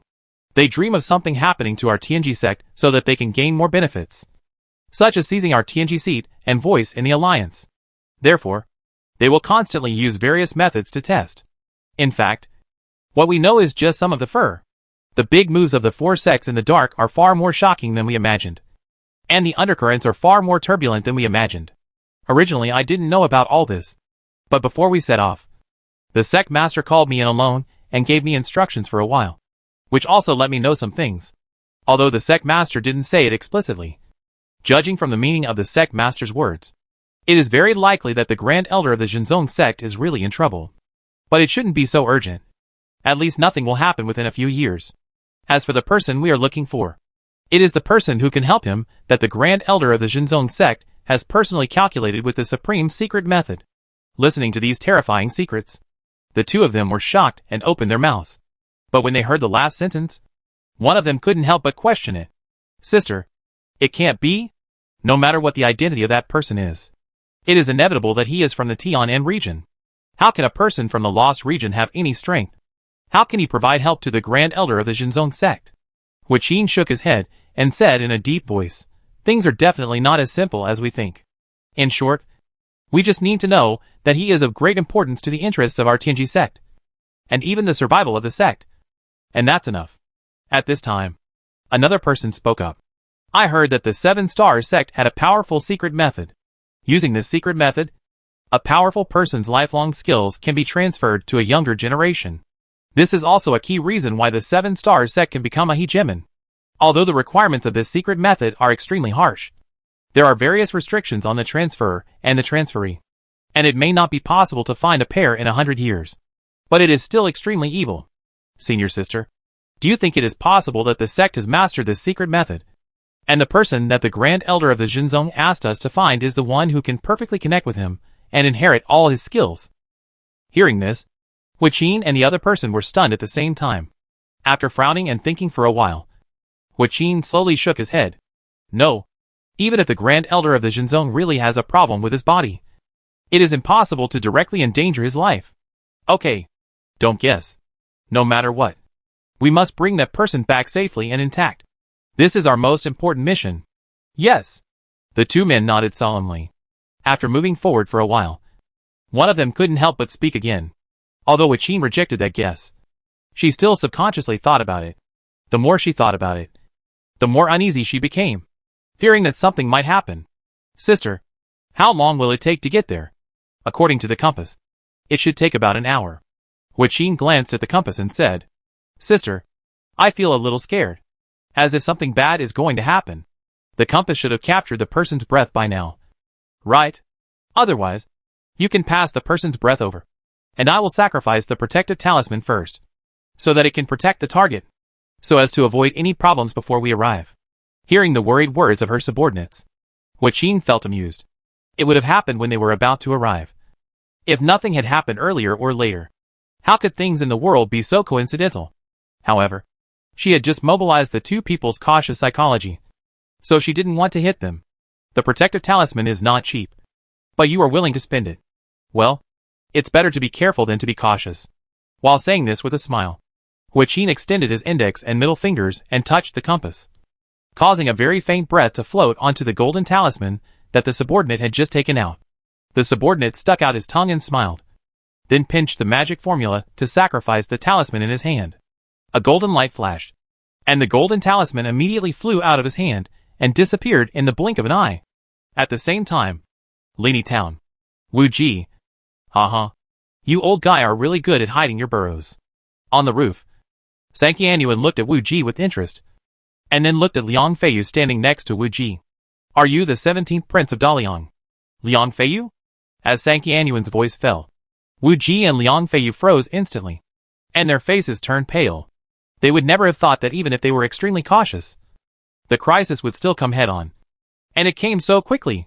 Turning his head and looking at the masters of the bad people who kept appearing on the walls of the 4 courtyards, Liang Feiyu sighed with a bitter expression. I am just an insignificant little person, and this identity is not what I want. Why do you gentlemen have to pursue me to death? Sanqianyuan shook his head with his hands behind his back, smiling inexplicably. You are less than 17 years old, but you are already the 72nd level of the virtual body realm, and there is no reputation about you in the upper circles of Daliang. How can you be an insignificant little person? To be honest, this lieutenant was a little confused before. I couldn't understand why the Emperor of Liang gave up other outstanding princes and chose an unknown prince like you to give him a way out. But now that I have seen you, this lieutenant has figured it out. Chapter 218 The Son of Destiny? Even the Emperor must die. My lord. Wu Ji suddenly knelt on the ground with a thud, begging in his eyes. The Daliang dynasty has collapsed, and he is no longer a prince, let alone a threat to Daxia. Please spare his life. If my lord feels that I am not satisfied, I can kill myself on the spot to apologize for my crime. As he said this, Wu Ji pulled out a dagger from his bosom and put it on his neck. You are loyal. Sanqianyuan laughed, and then his eyes turned cold. Some people just like to be smart. In fact, the original Daliang royal family did not have to die. But it was precisely because of your escape that all those who had the hope of survival were sent to the guillotine. You want to save his life. But have you ever thought about the princes and princesses who were killed by you? As soon as these words came out, Wu Ji and Liang Feiyu were stunned for a moment, looking a little confused. Princesses are fine. They may be used as playthings to survive. But as the prince of a fallen country, how could he be allowed to live? The two didn't know whether what Sanqianyuan said was true or false. But they didn't dare to question it directly, and they didn't know how to plead for mercy for a while. Sanqianyuan shook his head and lost interest in continuing the conversation. Kill him. As Sanqianyuan spoke, Dense crossbow arrows were shot out with sharp aura. Damn bad people. I will fight you. Wu Ji's eyes turned red in an instant. And after a roar, he showed his 5-meter-high spiritual body, blocking most of the crossbow arrows. However, 5 crossbow arrows still pierced his body, one of which exploded inside his body, instantly shattering the whole body. The body disappeared, and Wu Ji appeared again, but he was bleeding from all 7 orifices, and could not stand steadily. Wub! Liang Feiyu screamed, ran a step and supported Wu Ji, who was about to fall. Anger and hatred were burning in his chest. Alive! Alive! Wu Ji opened his blood-clotted mouth and wanted to say something, but before he could finish his words, his eyes bulged and he died. Liang Feiyu slowly put Wu Ji's body on the ground, his body trembling slightly. He knew what Wu Ji wanted to say, and he saw the answer from Wu Ji's pleading eyes. Wu Ji wanted him to abandon all his dignity and beg for a chance to live. Even though this chance was extremely slim, Wu Ji still didn't want him to give up, because for this goal, Yang Shou gave up everything he had. Wu Ji also sacrificed his life, and even many people in the royal family lost their lives in confusion. At this point, if Liang Feiyu's life could not be saved, then all the sacrifices would be meaningless. Liang Feiyu knelt on the ground, removed his hands from Wu Ji's body, and clenched them deeply into the soil, trying to hide all his anger and hatred in the soil. 5 or 6 breaths later, when he raised his head again, Liang Feiyu's handsome face had been replaced by flattery and flattery. Sir, I didn't want to run away. It was them who insisted on taking me away. But now it's good. They are all dead. Sir, please spare my life. As long as you are willing to spare my life, I will do anything. I can learn to meow, be your slave, and bring you foot-washing water. Liang Feiyu begged in a very fast tone. He understood the mentality of the powerful. If a former prince could do the most dirty and undignified things like a slave, then the psychology of these powerful people would be greatly satisfied. So, he hoped to impress the other party with such words.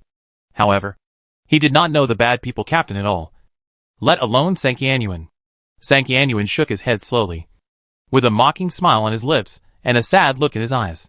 At such a young age, he is quite scheming, and his mentality of being able to bend and stretch is also good. It's a pity. Send him to his death. After the words fell, dense arrows were shot again. Liang Feiyu's body softened, and his heart was ashen. He just knelt on the ground stupidly, without thinking of resisting, because he knew that it was meaningless to struggle in vain. Wu Ji was easily shot to death, so how could he escape? Seeing that Liang Feiyu was about to be shot into a hornet's nest in the next moment. At this moment, a golden light suddenly fell from the sky. Ding ding ding. Accompanied by the dense sound of metal clashing, a golden barrier appeared on Liang Feiyu's body, which bounced all the incoming arrows away. Liang Feiyu had closed his eyes and waited for death. But the expected pain did not come. After trembling and doubtful, he opened his eyes and saw golden light flashing in front of him. And arrows stuck upside down could be seen everywhere on the ground and walls around him. This scene made Liang Feiyu a little confused, and the bad people on the walls around him were also a little surprised. Captain. A captain looked at Sanqianyuan, a little at a loss. Sanqianyuan had lost interest, but at this moment he was very excited, staring at the golden barrier floating on Liang Feiyu's body with burning eyes. It's not that simple, Sanqianyuan whispered secretly. Not only was he not surprised, but he was also faintly excited. The reason why he valued Liang Feiyu so much and even came in person was that he knew that some people had their own magical powers, and he was worried that Liang Feiyu was one of them and might cause trouble in the middle of the journey. Now it seems that his worries were not wrong. After looking at the direction where the golden light came from, Sanqianyuan frowned slightly, thinking about something. The speed of this golden light was so fast that he didn't see clearly what the golden light was, and he didn't have time to stop it. He also couldn't judge whether this golden light came spontaneously or was driven by someone. If it was the former, it would be very strange. If it was the latter, who is driving the golden light? In today's Tian'an, who else can have such ability to release such an amazing thing? Go. After thinking for a few breaths, Sanqianyuan spit out a word to the captain. Yes. The captain did not hesitate, and immediately flew down and directly showed his 10-foot-high spiritual body, which shows his caution and solemnity. However, as the heavy short halberd in his spiritual body chopped down fiercely, it did not succeed in splitting the target in half, but was directly blown away by the golden barrier with mysterious runes flashing. Seeing that the weapon and spiritual body of the bad guys were blown back, Liang Feiyu touched the soft barrier film inside in disbelief. His mouth opened wide. After a while, Liang Feiyu suddenly laughed excitedly. Father is right. He is right. Ha ha ha. I am the son of destiny. I am really the son of destiny. Ha ha ha. After laughing ecstatically for a while, Liang Feiyu stood up in high spirits. Seeing that the golden barrier changed its shape with his movements and still protected his body, Liang Feiyu was more confident. His eyes swept through the bodies of the masters of the bad people, who looked at each other, and finally stopped at Sanqianyuan. As you can see, I, Liang Feiyu, the 17th prince of the Daliang dynasty, is the real son of destiny. Destiny cannot be violated. If you know what's good for you, you will swear to become my subordinates and serve me wholeheartedly in the future. You will definitely have great potential in the future. Otherwise, you will definitely die without a burial place. Hearing this, Sanqianyuan looked strange. He really didn't know whether to say that this kid was arrogant when he succeeded, or that he had brains. With such an amazing scene, he took the opportunity to declare his extraordinariness, and gave this extraordinariness a huge name. It was indeed a bit of quick wit. If it were someone else, he might really be fooled. Unfortunately, he was not someone else. After laughing dumbly, Sanqianyuan landed gracefully with his hands behind his back and stood opposite Liang Feiyu. Son of destiny? Ha. You have the nerve to say that. But even if you are really the so-called son of destiny, what about it? In front of the power of my great Xia dynasty, let alone the son of destiny, even the king of heaven has to surrender. After the words fell, Sanqianyuan suddenly stretched out his right hand and slapped an ordinary palm at a seemingly extremely slow speed. But it was this ordinary and extremely simple palm that directly caused the originally indestructible golden barrier to tremble violently, just like a pot of boiling water. Seeing this, Liang Feiyu's laughter stopped abruptly, and the muscles on his cheeks became stiff. Fortunately, although this palm caused the golden barrier to shake violently, it did not crack after all, and it returned to calm after more than 10 breaths. Seeing Sanqianyuan raised his hand again with a smile, Liang Feiyu's eyelids jumped, and he shouted loudly, "Wait! Are you sure you want to continue to attack? I warn you. You have to think clearly. Your previous offense to me can be forgiven. But if you dare to break this barrier, the heaven will immediately send down an extremely terrifying disaster and kill you on the spot. No dregs will be left." Sanqianyuan glanced at Liang Feiyu, who looked fierce but was actually weak, and nodded with a smile. "This lieutenant is very interested in the disaster you mentioned, and I also want to see it. Why not give it a try?" After that, Sanqianyuan attacked again, but this time he did not use a palm, but a fist, and the whole fist was wrapped in black and red fluorescence. Boom! With a loud bang, the bright golden light spots and the black and red fluorescence intertwined and shattered, like fireworks. Extremely brilliant. However, behind this splendor is an astonishing destructive power. When the dust settled and the sight was restored, whether it was the courtyard wall, the house, or the flowers and plants, the fence, all disappeared.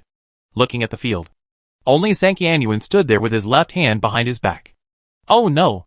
In addition to Sanqianyuan, there was a relatively complete human head. That was Liang Feiyu's head. As for Liang Feiyu's body, it seemed to have disappeared in the previous fight, without even a drop of blood left. A group of bad people flew up from a distance, looking a little dusty and a little frightened. "Captain! An urgent secret report from our headquarters. A strong man from outside the domain appeared from Kongyu Mountain in Daliang." A bad person stepped forward and reported to Sanqianyuan in a solemn voice. Strong man from outside the domain? Sanqianyuan's eyes flickered slightly, as if thinking about something. It seems that the golden light was most likely caused by these sudden outsiders. Take his head, and we will return to the imperial capital. Yes. Chapter 219, The Queen is Captured. After more than half an hour, 3 figures descended from the sky and headed straight for Wu Ji's courtyard. Looking at the ruins in front of them, Wu Qin and the other 3 looked extremely ugly. The protective talisman is a separate individual. After being sacrificed, it has a master, and the original holder cannot know the situation of the talisman, and the compass can only lock the target's breath and cannot know other situations. Therefore, they did not find anything unusual.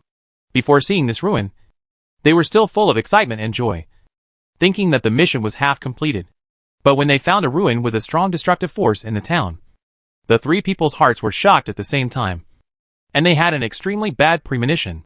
When Wachin used the compass to confirm the specific location and confirmed that the ruined courtyard was the source of the target's breath, they were even more shocked and angry, and at a loss.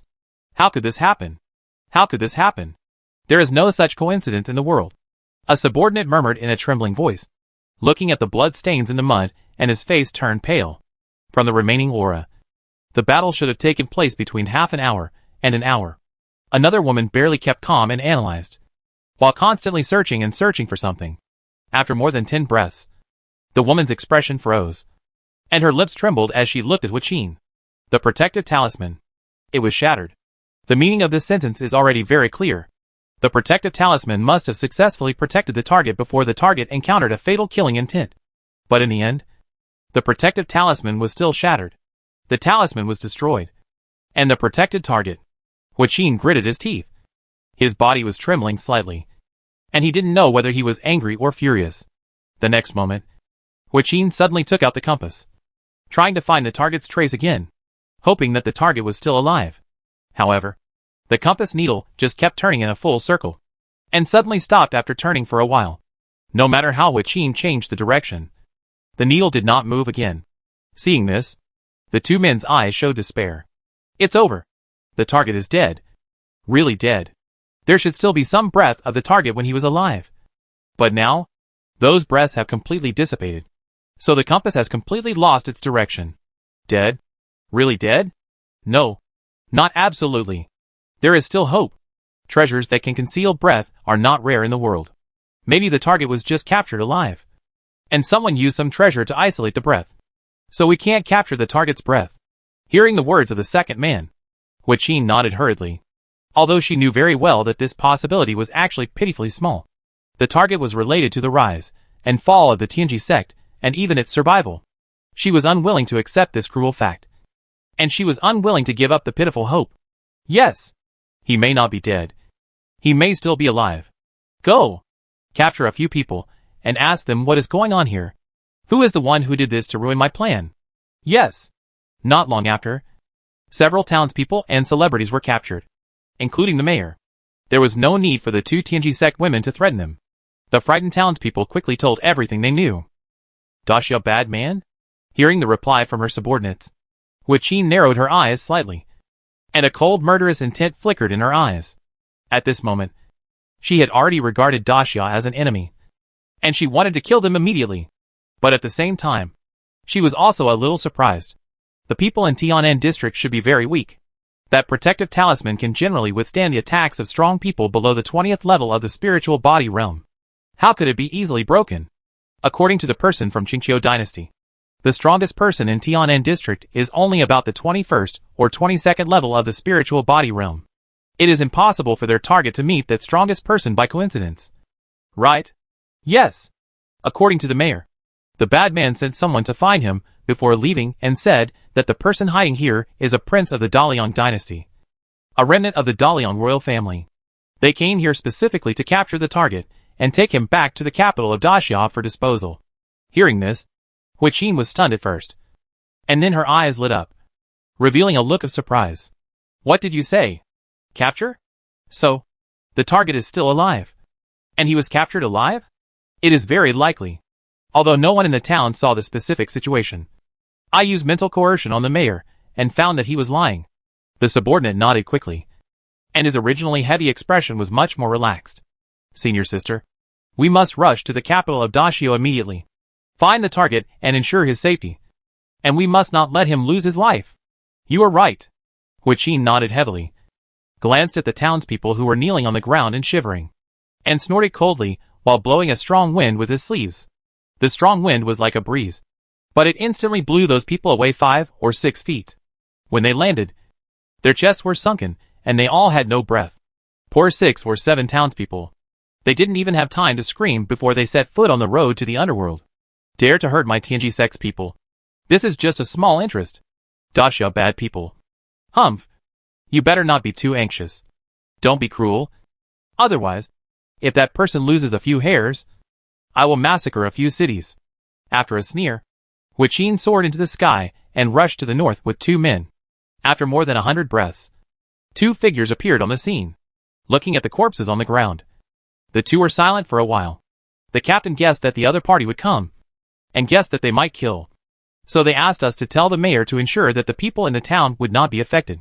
But I didn't expect that these outsiders would be so cruel that they would not let go of a few ordinary people. They are looking for death. You stay and contact the local government to deal with the aftermath. I will immediately report this to the captain and return to the imperial capital. Okay. Qingqiu Palace. Tens of thousands of Qingqiu imperial guards were deployed in the palace, ready to fight. Qingqiu Queen Yan Chuyun stood in front of the hall, staring at Yan Qiumon and others standing proudly in the air, with a cold expression. She did not expect that the bronze gate, that she thought was a hope of breaking the deadlock, would eventually bring in the evil wolf. What a big battle. Yan Qiumon looked down at the densely packed soldiers below, with a faint smile on her lips. When her sight slowly shifted to Yan Chuyun, a look of surprise flashed in her eyes. I didn't expect that the Emperor of Qingqiu was actually a peerless beauty. Haha. As both of us are women, I don't want to make things too awkward. Queen Qingqiu, let's talk calmly. Making a big fuss is not only meaningless, but will make us unhappy. What do you think? Yan Chuyun's beautiful eyes were cold, staring straight at Yan Qiumon. What do you want to do? Yan Qiumon smiled and winked playfully, saying, nothing else. Just cooperation. Cooperation? Yan Chuyun sneered, his eyes mocking. Don't think I'm a 3-year-old child.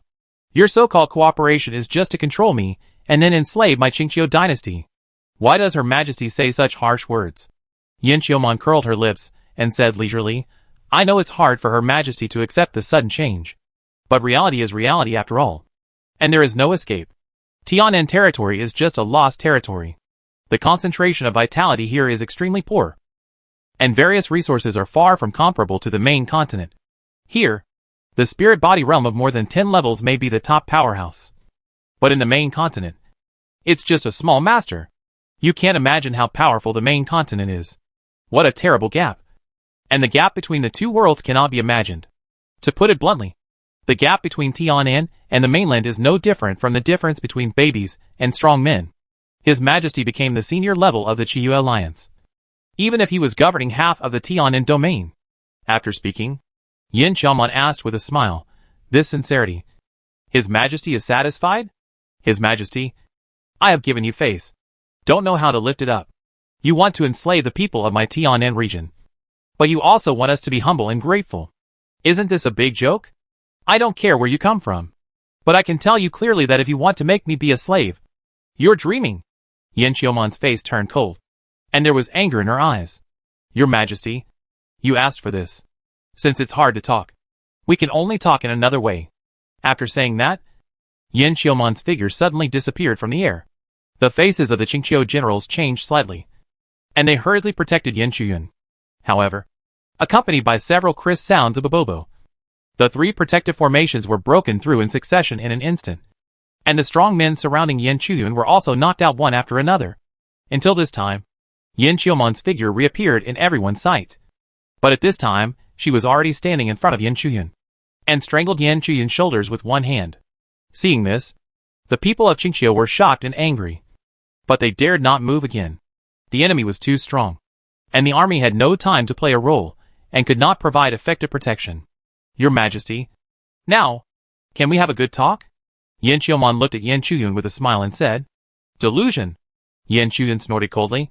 His face was cold, but he did not show fear. You can kill me, or you can think of other ways to control Qingqiu, but I believe that you will not be arrogant for long. The Great Xia dynasty will definitely destroy you. Great Xia? Yan Qiumon was stunned, and then laughed. After all this time, it turns out that you still have a fluke, and it comes from the enemy country. Well, then I will give you a chance to see how your reliance in your heart is destroyed, and see how ridiculous your idea is. Chapter 220, Fighting on the Daxia Palace. Daxia Imperial Capital. A flying boat came from the distant horizon, leaving a straight narrow white line in the blue sky. On the flying boat, Han Xinghui and others had strange expressions, because along the way, they actually saw a lot of large flying boats flying in the sky. Although the main continent has a lot of flying objects and a variety of types, which is far from comparable to the Tianan region. But from the size alone, Such a large flying boat is rare. Generally speaking, only the military will be armed with similar large warships. But it is rare in the civilian world. But these large flying boats in the Tianan region are clearly for civilian use, which is quite different from the main continent.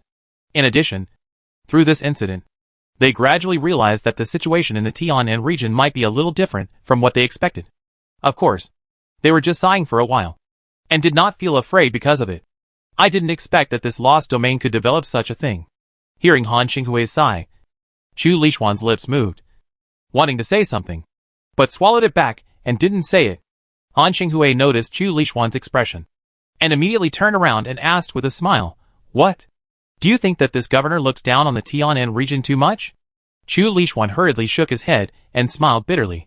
"The governor is too kind. I don't mean that. As someone who has personally witnessed the prosperity and various wonders of the main continent, I naturally know how backward the Tianan region is. And I am also very clear about the gap between here and the main continent. I just want to say that there are still many weird things in the Great Xia dynasty. And basically they have been emerging in the past year. The governor better be more careful. Just like this large flying boat called Airbus by the Daxia people. It was developed by the Daxia dynasty more than half a year ago, and it was built very quickly. In addition, Daxia has also developed a larger, faster, and more powerful warship, which the Daxia people call the Golden Rock warship. The Golden Rock warship is divided into several types, of different sizes, and has made great contributions in the wars of Daxia to destroy and annex other dynasties. Hearing this, one of Han Xinghui's men sneered disdainfully. Powerful? Ha! It seems that Brother Chu has some misunderstandings about this word, and knows nothing about real warships. What good things can a bunch of poor natives from the Lost Domain come up with? It's a pity that I didn't let Brother Chu see the warships of my Seven Mountains Alliance before. Whether he wants it or not, Brother Chu won't say such words. Chu Lishuan shut his mouth tactfully, and didn't argue. He knew very well how arrogant these people from the main continent were, how self-righteous they were, and how much they looked down on the people from the Tianan region. If he continued to argue, it would not only be meaningless, but it might also cause the other party's displeasure and hostility. Moreover, Daxia was also his enemy in his mind, and he did not want to declare anything for the enemy. General, what should we do next? Should we go to the city to investigate the situation first, or go directly to the palace to find the emperor of Daxia? A cultivator from the Tianshu sect looked at Han Xinghui and asked. Han Xinghui looked down at the huge imperial capital below for a while, and then sneered. No need to go around in circles and waste time. Just go straight to their palace and capture the great Xia emperor first. Yes. Several subordinates not only did not object, but nodded in agreement, looking at their calm and confident expressions. It seemed that killing their way to the palace was as easy as eating and drinking, and there was no pressure at all. The flying boat of Han Xinghui and others was small but conspicuous, and there was no intention to cover it up. So it was soon discovered by the great Xia garrison, the imperial guards, and the strong men in the city. At the south gate of the imperial capital, a young general soared into the sky and blocked the way of the flying boat. Stop! To enter our great Xia imperial capital, you must abide by the rules of the imperial travel. Please descend to the gate to register the documents, and then travel at the specified airspace altitude. Heh! A small ant dares to block our way? A strong man from the Seven Mountains Alliance sneered disdainfully, and just casually shot a finger-long light, and instantly wiped out the young general. During the process, the flying boat did not stop, and continued to rush into the sky above the imperial capital at a very fast speed, and flew straight towards the palace city. Han Xinghui and others did not care about the death of the young general, but they did not know that this move directly stirred up a hornet's nest. As the woo-woo-woo warning horn sounded continuously, there were constantly Dharmakaya realm strongmen forming arrays and soaring into the sky, and there were also constantly capture vehicles in groups taking off to chase, and even hunting-class Jinping warships sprang up from camps in several directions. Looking at the pursuers coming from all directions, Han Xinghui and others were a little stunned, with a look of surprise in their eyes. TSK. It's interesting. There are so many new and interesting things in the Great Xia dynasty. It's really interesting. This is the first time I've seen such a clever little device that can carry two people. Speaking of which, their reaction is quite quick and their vigilance is very strong. They just killed one person, but so many people came out to seek revenge. Huh? Wait. How come many of these people are in the first and second turn of the Dharmakaya realm? There are even third turn. Yeah. Isn't it said that people who take this path in the Tianan region are rare? How can this be rare? Several strong men from the Seven Mountains Alliance talked about it, and at the same time stared at Chu Lishuan. Their eyes were obviously a little wrong. Chu Lishuan's strength was limited, and he couldn't tell the cultivation level of the people of the Great Xia. But he did figure out the reason from the conversation between the few people. But it would be useless to figure it out. He still didn't know about this kind of thing. General. Everyone. Wall breakers. No. Third-turn spirit body realm masters are indeed rare in Tianan. And only Daxia and Qingqiu dynasty have them. Apart from these two, other dynasties don't have any. But I don't know exactly how many there are in Daxia. But I said before that Daxia dynasty is extremely strange, and their development can't be viewed with common sense at all. Chu Lishuan explained quickly, almost turning bitter. That's enough. Han Xinghui shouted softly, stopping everyone who wanted to attack Chu Lishuan. However, being able to sweep across the 7 dynasties in just 1 year, how could Daxia be simple? After all, Chu Lishuan is only from the Great Chu dynasty, so it's not surprising that he doesn't understand Daxia's background. Besides, isn't this more interesting? After a playful smile, Han Xinghui suddenly increased the energy supply to the flying boat, causing the speed of the flying boat to soar suddenly, leaving some roadblocks that were about to rush forward behind him. After passing the wall of the palace city, Han Xinghui frowned slightly, because the palace walls, courtyards, palaces and other places below are already crowded with armored soldiers. And the auras of these armored soldiers are mostly not weak, and masters of the third realm of Dharmakaya are not uncommon. In short, the strength of the elite army of Daxia was somewhat unexpected, which made him secretly look sideways. However, it was just a sideways look, and it didn't make him feel fearful. After all, with his strength, he didn't have to worry about being surrounded and beaten by these troops. If he wanted to leave, he could leave easily. Of course, in order to avoid trouble. When he came to the top of the palace and confirmed that the target was in front of the Taiji Hall, Han Xinghui still threw out a translucent glazed tower. Once the glazed tower was launched, it began to grow rapidly, and in less than 10 breaths, it enveloped the flying boat that had already descended to a low altitude and the area around the Taiji Palace. During the process, some strong men from Daxia attacked one after another, trying to knock the glazed tower away, but none of them succeeded. At this moment, the army isolated outside was shocked and anxious, and continued to launch fierce attacks on the huge glazed tower. However, no matter how hard they tried, they could only stir up a layer of ripples on the tower like gently rippling water waves, and could not effectively shake the giant tower. Han Xinghui ignored the bombardment from outside. At the moment, he was tilting his head and looking down at Xiao, who was closely guarded in front of the Taiji Palace. Xiao was still wearing a black and gold imperial robe embroidered with golden dragons, and sat on the dragon throne with an indifferent expression. From the time Han Xinghui and others appeared until now, Xiao had been sitting there quietly, scanning, with no change in his expression. And this was the reason why Han Xinghui was surprised, because Xiao's reaction was so calm and composed. That calm and confident look didn't look like a disguise at all. Are you the great Xia Emperor Xiao? After staring at Xiao for a long time, Han Xinghui asked with a chuckle. Xiao drank a sip of tea, and then slowly put the teacup into Zhao Gao's carefully held palm, and then raised his head. However, he ignored Han Xinghui and looked at Chu Lishuan, who was shrinking behind him. King Chu Xiu, do you know your crime? The people on the flying boat were stunned at the same time. Chu Lishuan stepped forward and glared at Xiao. His eyes narrowed slightly. Before coming, he had actually made several mental drafts in his mind, and thought of many opening remarks to face Emperor Xia. For example, Emperor Xia, I am still alive. Didn't expect it? Another example is, Xiao, it's time to settle our hatred. And another example is, Xiao, do you know that you are about to die? If you want to live, kneel down and beg me.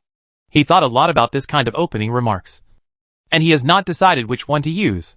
But no matter which one he chooses, there is one thing in common that will not change. He is the Avenger who is full of satisfaction and extremely happy.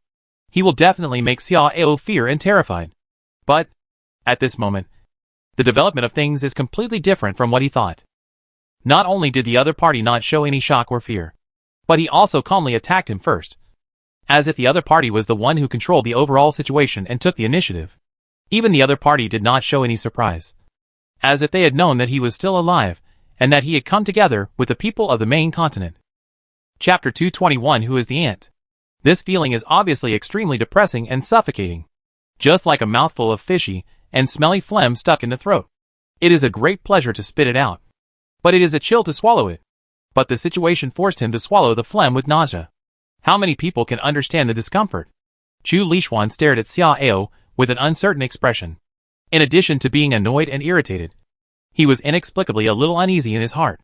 Although there are strong men from the Seven Mountains Alliance standing behind him now, and although he knows how powerful Han Qinghui is, he is still instinctively afraid of meeting Xia Ao, the legendary emperor of Daxia, who swept across Tianan without any rivals. After shaking his head to force this ridiculous fear away, Chu Lishuan sneered. Emperor Xia, it has come to this. Why are you still pretending to be fat? I ask you, where is Mi Yen? The ministers of the great Xia dynasty were instantly furious, pointing at Chu Lishuan and shouting, with murderous intent in their eyes. How dare you? You are courting death. How dare a dog that has lost its home be so arrogant? Xia Ao waved his hand, stopped the ministers, and clapped his hands. Come out and chat with your old ministers. After the words fell, a figure walked out of the palace door at the back, and it was Mi Yen. On the flying boat? Chu Lishuan's eyes were instantly attracted to her, and it was difficult to look away for a long time. Finally seeing the beauty he had been thinking about day and night, Chu Lishuan was mixed with sadness and joy. The good news was that Mi Yen was still alive, which meant that he could find a way to take Mi Yen from Han Qinghui and others as his own private property, making her his own, and fulfilling his greatest wish in this life. Sadly, Mi Yen must have been possessed by Emperor Xia. Chu Lishuan was furious when he thought of the dirty scene of his goddess making love with Xia Ao. At the same time, Han Qinghui and others were also looking at Mi Yen. Graceful yet charming. Graceful like colorful clouds. She is really a wonderful beauty. Yes, such a beauty is rare even in the main continent. No wonder Chu Lishuan has been obsessed with this woman. Not only her. Look at the woman standing next to the emperor of Daxia. She is equally beautiful in appearance. By the way, being an emperor is really good. You can take all the beautiful things in the world. Humph. So what if it's good? Without a strong man, you can't even save your life, let alone other things. That's true. Look at the emperor of Daxia. He is used to being domineering in such a small place. And he also puts on an arrogant look. Little did he know that he would soon become a servile clown, and everything he has would have to be handed over with both hands. Several people from the Seven Mountains Alliance were whispering to each other. And below, Mi Yen had also come to Xia Ao. Your Majesty. Mi Yen knelt down and bowed to Xia Ao, smiling. Afterwards, Mi Yen glanced at Chu Lishuan on the flying boat, looking helpless. Your Majesty, I didn't expect Chu Lishuan to become a traitor who betrayed the entire Tianan. And I didn't expect him to become the vanguard of foreign enemies to plunder Tianan. If I had known earlier, I would have killed him. He's just a clown. It doesn't matter if he dies early or late. Xia Ao smiled indifferently, and then stretched out a hand. Mi Yen immediately understood. Shyly and timidly placed her soft and boneless jade hand in Xia Ao's palm, and took the initiative to throw herself into Xia Ao's arms intimately, without any resistance. Seeing Mi Yen being tightly embraced by Xia Ao, and even kissed in public, Chu Lishuan was immediately furious and his face turned blue. Mi Yen, I have always thought that you are a woman who strictly abides by the law and honor. So I have never thought of forcing you. And I have never been disrespectful to you. But you? How can you be so shameless? How can you commit yourself to the culprit who destroyed the country? And you are so happy to take the initiative?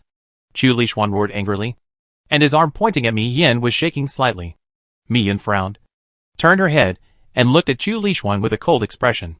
Faced with the prospect of a unified and prosperous era, whoever stands in the way will be the center of the entire Tianan. This palace is just following the will of the people and the general trend of the world. It is the great honor of this palace to be your Majesty's concubine. But you, who betrayed the entire Tianan and brought in foreign enemies to create chaos, do you still have the courage to appear here? Chu Lishuan was so angry that his neck twisted twice, and he gritted his teeth and said, Okay. Mi Yen, I will make you regret it. And it will be soon. After speaking, Chu Lishuan retreated behind Han Qinghui with a gloomy face, obviously asking his backer to stand up. Han Qinghui looked at Chu Lishuan with amusement. and then looked down at Xiao, Emperor of Daxia. Let me introduce myself. My name is Han Qinghui, and I am the Commander-in-Chief of the Seven Mountains Alliance of the main continent. The Seven Mountains Alliance is more powerful than you can imagine. Simply put, if my Seven Mountains Alliance wants to destroy you, Daxia, it is as easy as crushing an ant. Of course, there is no need to be so troublesome. I can solve it alone. Let's not talk too much. Now there are only two ways in front of you. 1. If you don't obey, you will die. 2. If you obey, you can continue to sit on the throne. But you must listen to me in all matters, big or small. Faced with Han Qinghui's arrogant words, the anger and murderous intent of the ministers of Daxia could no longer be suppressed. Your Majesty, please allow me to cut off the head of the thief. Your Majesty, I want to fight. Su Chu, Guida and others asked for a fight. If it weren't for the order from His Majesty not to let them act rashly, they would have killed them at the first time and would not have been begging for a fight. Xiao raised his hand to stop the shouting of the crowd, and stared at Han Qinghui with a smile. You are so arrogant, but I don't know how capable you are. Han Qinghui laughed and shouted back with his arms crossed. Did you hear that? He is questioning our strength. After Han Qinghui finished speaking, the 5 men laughed with a playful expression, and then showed their Dharma bodies one after another.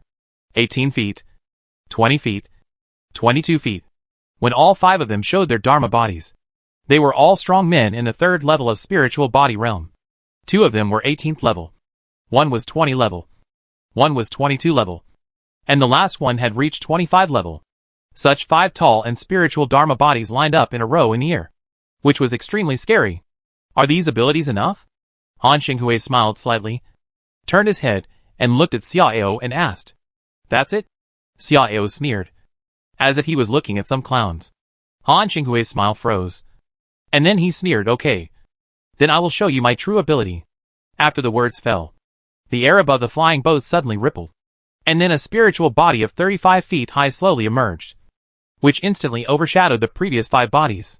After seeing this scene, the faces of the officials of Daxia changed drastically, and almost everyone showed a heavy look, because such strength is far beyond their scope of response. Little Emperor, how is it? Han Qinghui's huge body opened his mouth and shouted softly, and this mouth alone was as big as a room. Xiao chuckled. Not only was he not surprised, but his eyes showed mockery. Just an ant. Han Qinghui's face twitched slightly, and just when he was about to explode, he saw the sky suddenly darken. When he looked up, Han Qinghui's expression froze instantly.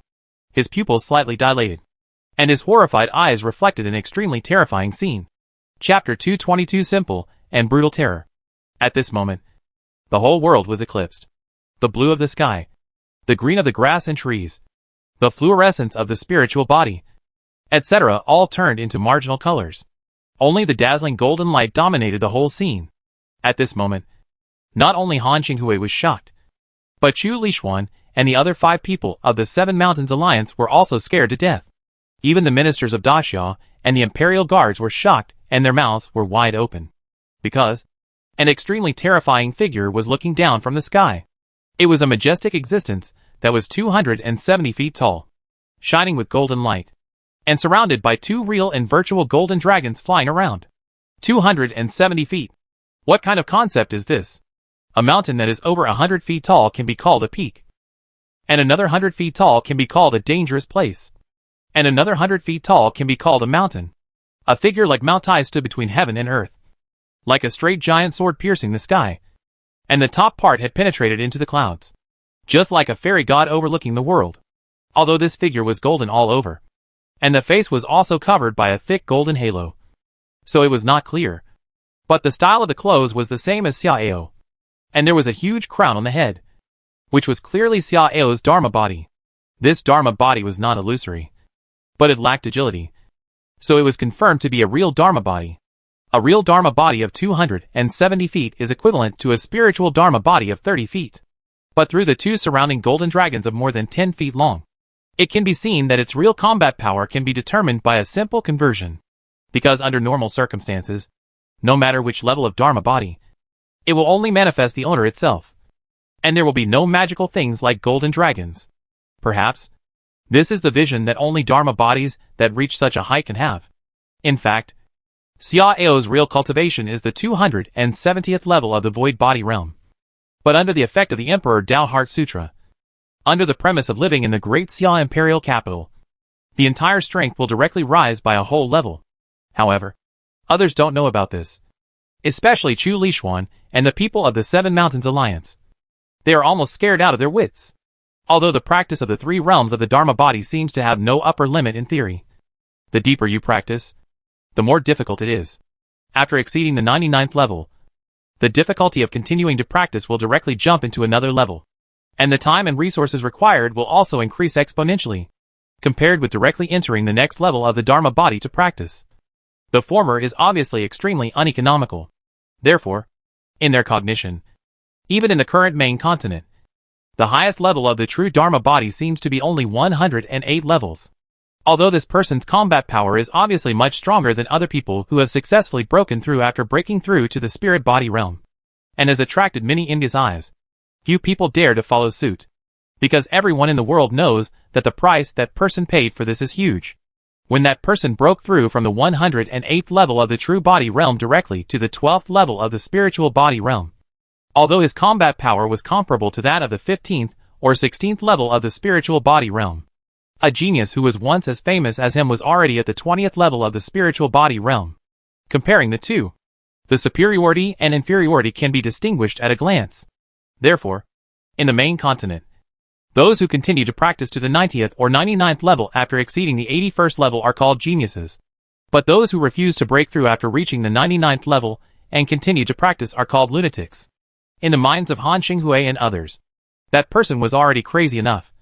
But they never thought that today they would encounter a terrifying existence that was thousands of times crazier than that person and horrible. More importantly, this terrifying madman came from the Tianan region, from the lost region that they despised and looked down upon.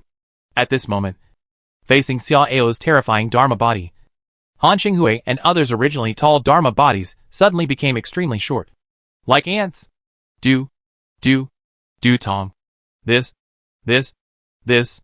What should we do now?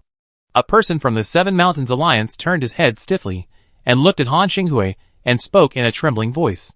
He was so scared that he was sweating and couldn't speak clearly.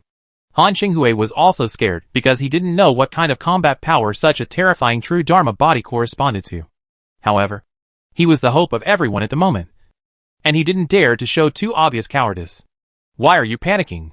He is only at the real body realm after all. His combat power is equivalent to the 33rd level of the spirit body realm at best. He is just a stupid giant who looks good but is useless. What's so scary about that? Let's see how this general teaches him a lesson. After a cold snort, Han Xinghui rushed into the Dharma body and disappeared. Han Xinghui's words barely calmed down several of his men, but they were still uneasy, so they stared at Han Xinghui's Dharma body's every move. I really didn't expect that there would be a monster like you in the barren and backward lost realm. And you are an emperor. Hee hee. I have to say that you have brought this general a big surprise. However, surprises can only be surprises, not shocks. Let this general tell you how stupid it is to blindly build up the height of the Dharma body. Han Xinghui's Dharma body sneered and made a deafening rumble. And then it turned into two, each holding a sharp blade 7 or 8 feet long and attacking Xiao's Dharma body's abdomen and throat. The two sharp blades emitted dazzling bright white arcs of light, like lightning. Once they appeared, the air in the field became stagnant, and most of the golden light that dominated the field was dispelled. However, facing the fierce attack, Xiao just smiled indifferently. The light of a firefly dares to compete with the sun and the moon? After the voice fell, Xiao did not see any movement, and the two golden dragons that were circling around his Dharma body suddenly rushed out. The two golden dragons appeared above the two sharp blades in a flash, as if they had directly passed through space, and emitted a faint dragon roar. As the two golden dragons wrapped around the two sharp blades, the bright white light was quickly annihilated, and even the bodies of the two sharp blades disintegrated bit by bit, and soon only the tails were left. Han Xinghui's Dharma body looked down at the bare hilt in his hand blankly, and his eyes, like the scorching sun, were full of astonishment and unbelievability. At this moment, Han Xinghui was completely horrified, and his heart was swept by endless chill. Before he could make any other moves, Xiao's right hand, which was even bigger than the towering Taiji Palace, suddenly raised up, carrying a huge pressure. Han Xinghui's face changed, and he quickly pinched the magic formula to set up layers of shields around him, while stepping back to escape the attack range of the giant hand. However, he felt the difficulty when he moved, as if the pressure around him suddenly soared hundreds of times, making him feel like he was stuck in a quagmire. Hula. Accompanied by a strange sonic boom, the giant hand instantly appeared on one of Han Xinghui's Dharma bodies and slapped it hard. Boom! With a loud bang, the earth shook, the sun swayed, and many Imperial guards on the ground fell to the ground, lost their positions, and fell into a mess. In fact, this was the result of Xia Ao secretly setting up a defensive barrier around him, which greatly weakened the aftermath of the attack. Otherwise, many people would have been killed on the spot, and many palaces would have been overturned. On the other side, after the loud bang, Han Xinghui's Dharma body was directly blown up on the spot, like a punctured balloon. But that's not the end. The giant hand was still swinging rapidly, and in the next moment, it came to Han Xinghui's other Dharma body. But this time the giant hand did not continue to slap, but changed the slap to grip, and pinched the neck of Han Xinghui's Dharma body tightly. As the giant hand exerted force, the layers of shields arranged outside Han Xinghui's Dharma body instantly broke, and his neck was easily shortened. Emperor Xia, spare my life. Ah! An extremely panicked and hurried pleading for mercy came from Han Xinghui's Dharma body. But this pleading soon turned into a desperate scream, until 5 breaths later, there was no movement at all. At this moment, Han Xinghui's Dharma body had also disappeared. When the giant hand slowly spread out, only a few things including the Shumi ring were powerless to fall. As for Han Xinghui's body, it was also gone, which meant something that was self-evident. At this moment, the scene was dead silent, and the people of Daxia were stunned, while the 5 people from the 7 Mountains Alliance and Chu Lishuan were frightened to the point of paleness and trembling. One hand easily crushed the leader of the 35th level of the spiritual body realm to death. The whole process was simple and rough, making people feel like falling into a dream. They couldn't imagine how strong the real fighting power of the great Xia Emperor was. But they knew one thing. They were going to be finished. They thought this mission was an extremely simple outing, an absolutely good job that could make a lot of money. But who would have thought that it would end up being a trip to H.L. Run! After more than 10 breaths of dead silence, one of them suddenly shouted in a low voice and fled rapidly to the back. The other 4 woke up as if from a dream, and hurriedly chose a direction to run for their lives. As for Chu Lishuan, who would care about him now? You offended me, and you still want to escape? Xia Ao's Dharma body sneered, just flicked his fingers lightly, and 5 feet long golden thunderbolts fell on the heads of the 5 people. 4 of them only had time to let out a shrill scream before they were turned into charcoal. But the last one survived, because the golden thunderbolt that struck him turned into a golden net. Although it also severely injured him, it did not take his life directly, but tied him up and threw him to the ground. Only then did the ministers around Xia Ao come to their senses. Your Majesty is mighty. As Zhao Gao knelt down and shouted excitedly, the others followed suit excitedly. Afterwards, tens of thousands of Imperial guards shouted excitedly and fanatically, Your Majesty is mighty. Long live your Majesty. At this moment, most of the palace turned into a sea of joy and excitement. But Chu Lishuan, who was standing stiffly on the flying boat, was so scared that he almost lost control of his bladder. He stumbled and knelt down, his eyes full of desolation and despair. I thought I had found a great backer. But unexpectedly, this backer was as weak as an ant in front of the great Xia Emperor. Amid the sound waves of cheering, Xia Ao dispersed his Dharma body. The Dali Temple. I'm here. Direngya walked up quickly and responded respectfully. I'll hand that man over to your Dali Temple. Tell him everything he knows as soon as possible. I obey your order. Direngya received the order respectfully, and then without delay, he personally picked up the bound man from the 7U Alliance and left quickly. Where's the Minister of Justice? I'm here. Chan Sun Wuji quickly stepped out. I'll hand him over to your Ministry of Justice for disposal. Don't let him go too easily. Xia Ao pointed at Chu Lishuan and ordered in a calm voice. I obey your order. Chan Sun Wuji glanced at Chu Lishuan, and a cold sneer appeared at the corner of his mouth. Where are the bad commander and Luowan leader? I am here. Yuan Tiangang and Zhao Gao were refreshed and stepped forward to wait for orders. You two will each hold an imperial edict and deal with the other 2 groups of enemies outside the domain. Yuan Qing is responsible for the 3 people who are going to an unknown destination.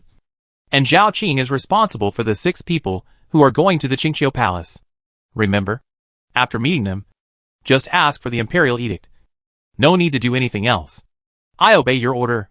Yuan Tiangang and Zhao Gao were moved, because they suddenly remembered that His Majesty had frightened all the officials of the Great Chu into chaos with an Imperial Edict. When everything was done and the crowd dispersed, Mi Yin and Shangwan Water followed Xia Ao closely, their eyes full of joy, shock and respect. You know, this Majesty is only 20 years old. At the age of 20, he has swept away powerful enemies from all sides and is about to unify Tianan. Now, he can easily solve the attacking foreign enemies with his extremely terrifying strength. Just like crushing an ant. How can it not make people feel excited and shocked? It seems that my choice is indeed very wise.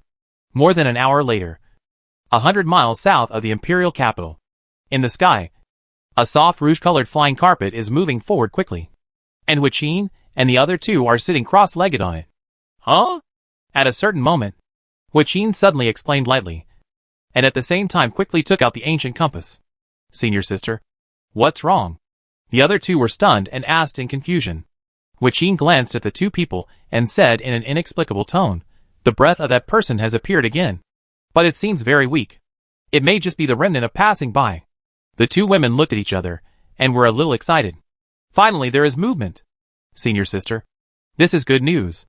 Let's go there first and see. Maybe we can find the target faster through the people there. Yes, senior sister. Although we know that the target was taken to the capital of Daxia, we don't know where exactly. After hearing the 2 suggestions, Hui Qin did not object. Okay, let's go and see first. After saying that, Hui Qin's mind moved, and he controlled the flying carpet to fly northwest. After a cup of tea, the flying carpet arrived at the destination. But Hui Qin and the other 2 did not show joy, but frowned, because the destination is not a town, but a hill. And, on the hill, there are several figures standing. At this moment, these people are looking up at them. As if waiting, Hui Qin looked at the compass, and stared at those people carefully for a long time. And her face became gloomy, because the aura of those people did not match the target.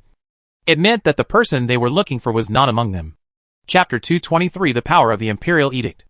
After the flying carpet landed on the top of the mountain, Hui Qin was about to interrogate those people when her pupils suddenly shrank and her face suddenly turned pale, because she saw a head sealed in a crystal box. Because the faint aura emitted from this head was exactly the same as the target's aura.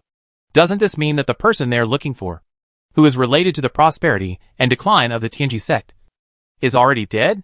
You dare to kill him? Hui Qin stared at those people with red eyes, and her voice trembled a little, which was caused by extreme shock and anger. He is the prisoner of my Daxia. Why can't he be killed? Sanqianyuan laughed, then squinted and snorted coldly. You people from the main continent, why are you looking for him? The muscles on Hui Qin's cheeks twitched slightly, and there was a terrifying aura brewing on her body. You have made a huge mistake, and this mistake needs millions of lives to make up for it. After the last word fell, Hui Qin raised his foot and stomped heavily, and the ground shook and the trees swayed. On the opposite side, Yuan Tiangang and the people from Sanqianyuan changed their faces slightly, and hurriedly used all their strength to set up 5 layers of powerful protective barriers around them. Bang! Bang! Bang! After several consecutive bangs, 4 of the 5 layers of protective barriers were instantly broken, leaving only the last layer barely holding on. At the same time, in the rumbling sound, the hill under their feet was torn into pieces, directly collapsed, and overturned in all directions. Faced with such an amazing scene, the faces of Yuan Tiangang and others instantly became extremely heavy. Just stomping his feet directly destroyed a hill, and almost completely defeated the protective barrier they had set up with all their strength, which shows how powerful the opponent is. Little did they know that Hui Qin and the other 3 were also very surprised. I thought that Hui Qin's venting action and anger could easily take the lives of those people, but unexpectedly, he didn't even hurt the other party's fur.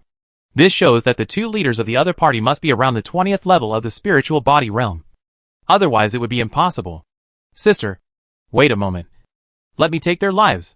A woman walked out from behind Hui Qin, and at the same time showed a spiritual body that was 26 feet tall. Hui Qin didn't say anything, obviously acquiescing. On the opposite side, although Yuan Tiangang and others had heavy expressions, They did not show any horror or panic. You outsiders dared to offend the power of my great Xia. You really don't know how to live or die. Yuan Tiangang snorted coldly, then shook his sleeves, and respectfully and seriously asked for an imperial edict. There are outsiders who are disturbing my great Xia, and I especially ask your majesty to issue an order to punish them. The people of Senganyuan also bowed respectfully to the imperial edict held in Yuan Tiangong's hands, and shouted in unison, Your Majesty, please issue an imperial decree to punish them. Seeing this, Hua Qin and the other three were all stunned. Besides being stunned, their faces were full of absurdity and ridiculousness. Asking the emperor to issue an imperial decree to deal with them? Is he out of his mind? However, before they could laugh out loud, the following changes made them change color with horror. The imperial decree suddenly rose into the air and spread out automatically, forming a 9-jung long and 9-chi high golden list. There were hundreds of golden characters on the golden list, shining like hundreds of golden suns, which made people dare not look directly at it. At the same time, there was an extremely majestic shadow looming on the golden list. Those who violate the power of our great Xia will be killed. A buzzing sound like thunder came out of the shadow's mouth, and its sound went straight through the sea of consciousness of Hua Qin and others. Deafening, the woman in the 26th level of the spiritual body realm bit her lips fiercely, recovered from the shock, and stared at the golden list and the majestic shadow floating above. Playing tricks. Look at me destroy you. As soon as the words fell, the woman soared into the sky, dancing with all the sword shadows in the sky and pounced wildly at the golden list and the shadow above. However, facing the sword shadows that were attacking the sky, the golden list just shook lightly, and then wiped out all the sword shadows with a layer of golden light, just like water flooding the sand and dust. Easy and simple. Immediately afterwards, a big word suddenly popped out on the golden list, and turned into a golden whip and whipped the woman.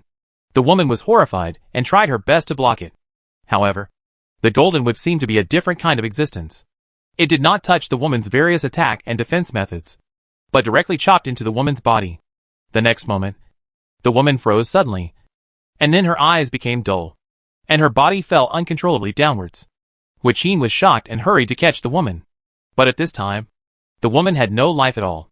This scene was really weird. The woman's body clearly had no injuries, but she died in a daze. It was really scary. Hua Qin carefully investigated for a while, and found the reason. It turned out that her junior sister's sea of consciousness had been shattered, and her soul had been extinguished. This answer made Hua Qin shocked and angry. There are very few means in this world that can directly kill the soul, but each one is extremely fearful. Without the magic or treasure to protect the sea of consciousness and soul, even the strong may suffer at the hands of the weak and eventually capsize in the gutter. She didn't expect that this strange imperial decree could directly attack people's souls. But fortunately, she had the soul protection magic. Otherwise, she would have had to run away in a hurry. After handing the woman's body to another junior sister, Hua Qin took a deep breath and showed her 33-foot-tall spiritual body with murderous intent. Good. Very good. You really gave me a big surprise. However, in the face of absolute strength, all tricks are a joke. After saying that, Hua Qin pinched the magic formula with his right hand and pointed it to the sky. Ma Yun. With a loud shout, a huge dark cloud suddenly appeared in the sky, and there seemed to be sticky ink surging in it, and the breath alone was frightening. Burial. As soon as the word fell, black raindrops suddenly fell from the dark clouds quickly, like a heavy rain, sweeping towards the looming phantom and the golden list. However, although this formation is extremely scary, its real power seems limited. The phantom just snorted coldly, and the dark clouds in the sky shook violently for a while, almost collapsing directly, as the tall phantom raised his palm and slapped upwards. The shaking dark clouds instantly broke into pieces, and the black raindrops also melted and disappeared. Hua Qin was shocked, and his face turned pale. The next moment, Hua Qin turned around and fled without even a second thought, not even bothering to greet his junior sister. Seeing this, the golden list suddenly shook heavily, shaking out all the golden characters on it. Then, hundreds of golden characters turned into hundreds of tiny golden thunderbolts, which violently struck Hua Qin and another person.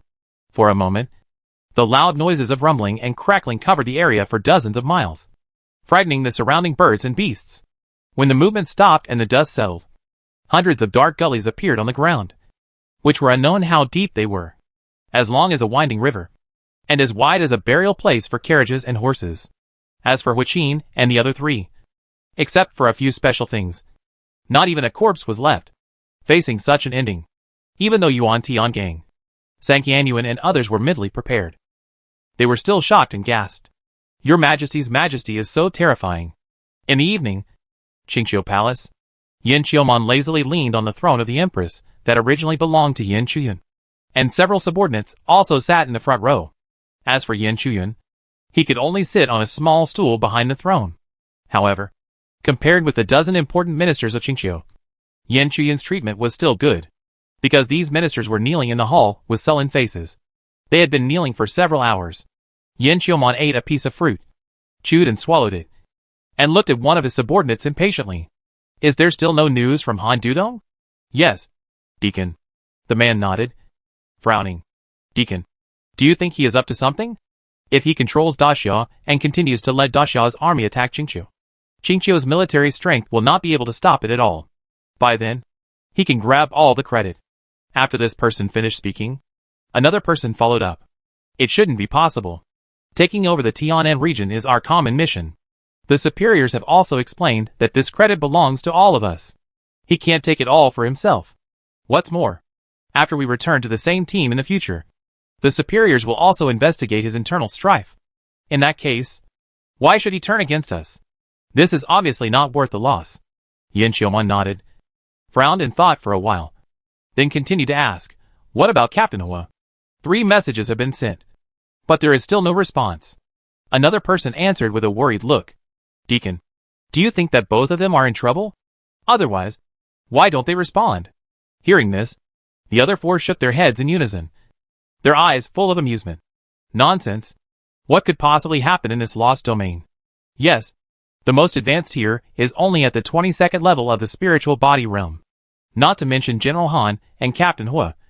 Even their subordinates are not something that the people here can handle. Could it be that our communication talismans are ineffective here? Listening to the conversation of the people of the Seven Mountains Alliance, Yen Chuyun, who had been silent all the time, suddenly sneered. I have long said that as long as Daxia is here, as long as the Emperor of Daxia is here, your evil plot will never succeed.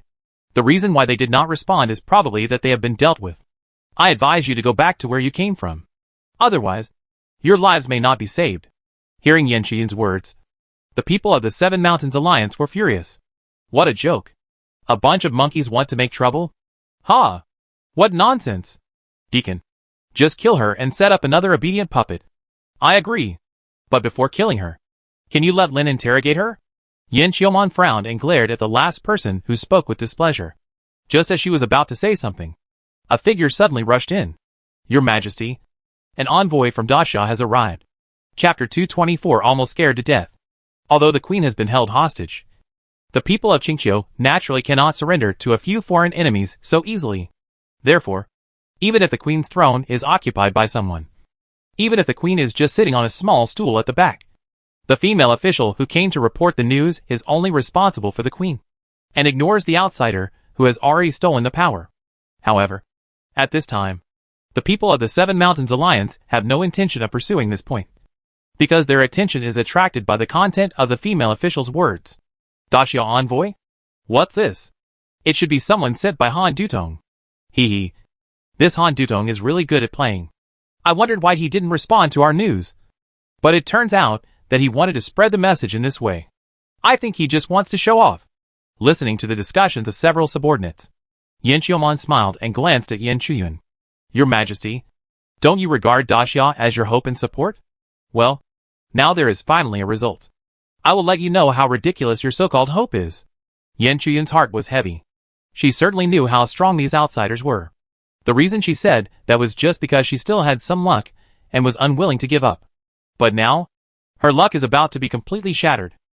At this moment, Yen Chuyun's determination to die has sprouted in her heart. She can accept the defeat of Qingqiu and the outcome of Qingqiu being annexed by Daxia.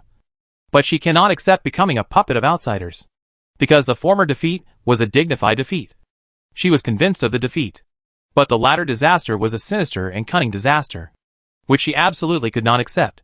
How could she tolerate that a few people were going to ruin her great country and steal her world without any effort? But she was powerless to resist and change all this. so she had no choice but to sacrifice her life for the country. However, although her luck was on the verge of collapse, Yin Chuyun still refused to lose her momentum. Don't be complacent. The truth is still unknown. Who knows? You are about to receive the news that your accomplices have been killed. Seeing Yin Chuyun's unwilling retort, Yin Qiumon just smiled lightly and didn't take it to heart, because she knew that it was just a dead duck's mouth. Go. Bring the person. Yin Qiumon ordered the female official who reported the news. But the female official did not move. Nor did she look at Yin Qiumon, but just stared at Yin Chuyun. Yin Qiumon's face sank. And when she was about to explode, Yin Chuyun spoke first. Go. Invite the person over. Yes. Watching the female official's back leave, the murderous intent in Yin Qiumon's eyes slowly disappeared, and then looked at Yin Chuyun with a smile.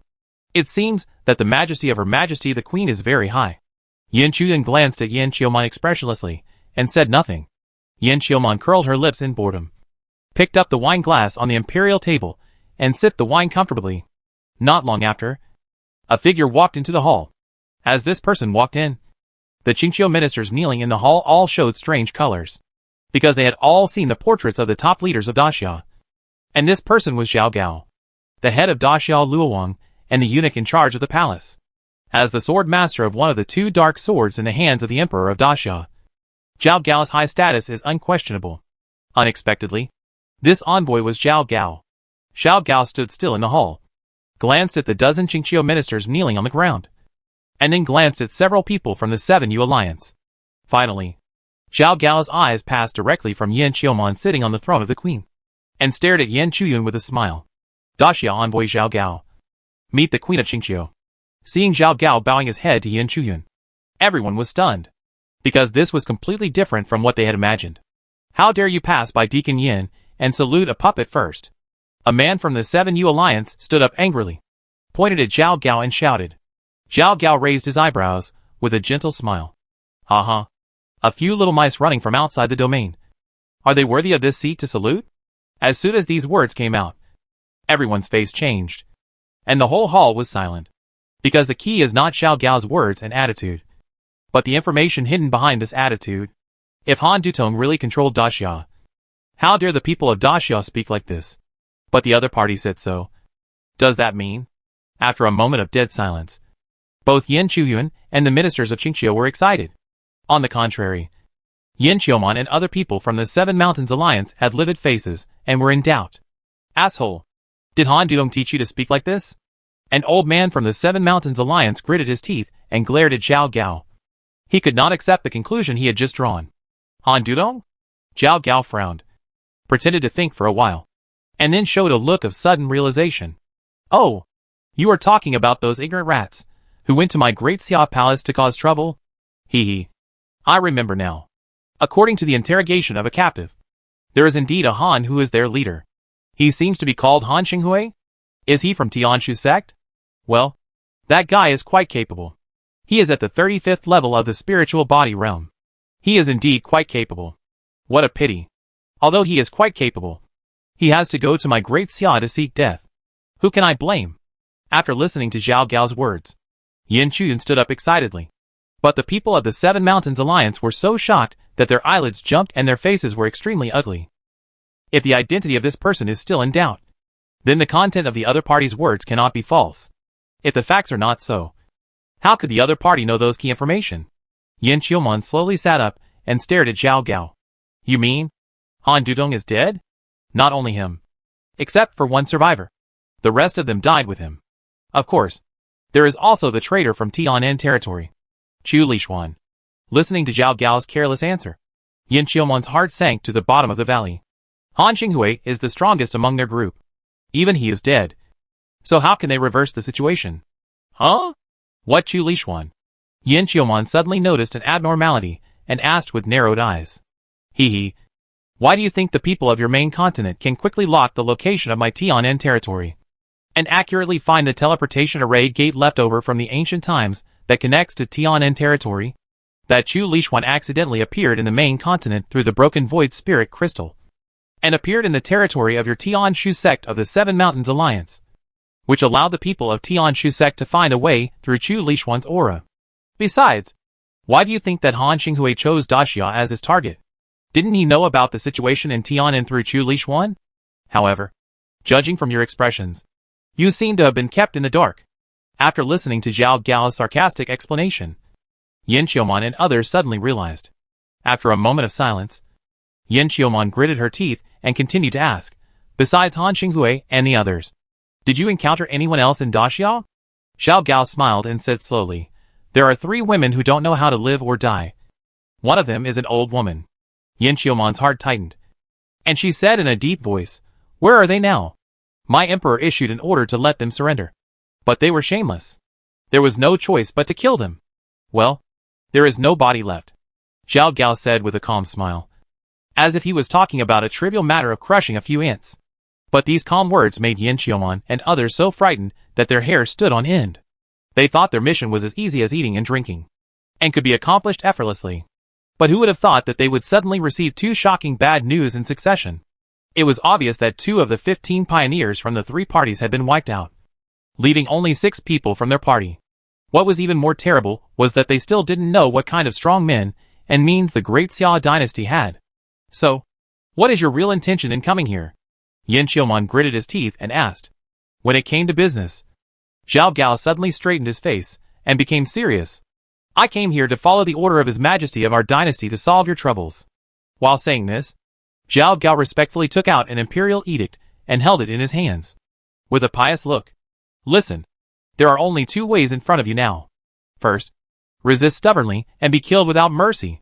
Second, surrender and let it be dealt with. As soon as these words came out, the people of the 7U Alliance were furious. How dare you? How dare you threaten us? Humph. You are courting death. Kill this beast first. This beast deserves death. But before killing him, we need to torture him to find out what Daxia's trump card is. The 5 men were filled with righteous indignation and murderous intent. But Yin Qiuman just stared at the imperial edict in Zhao Gao's hand, feeling a little scared. She did not forget what Zhao Gao said before.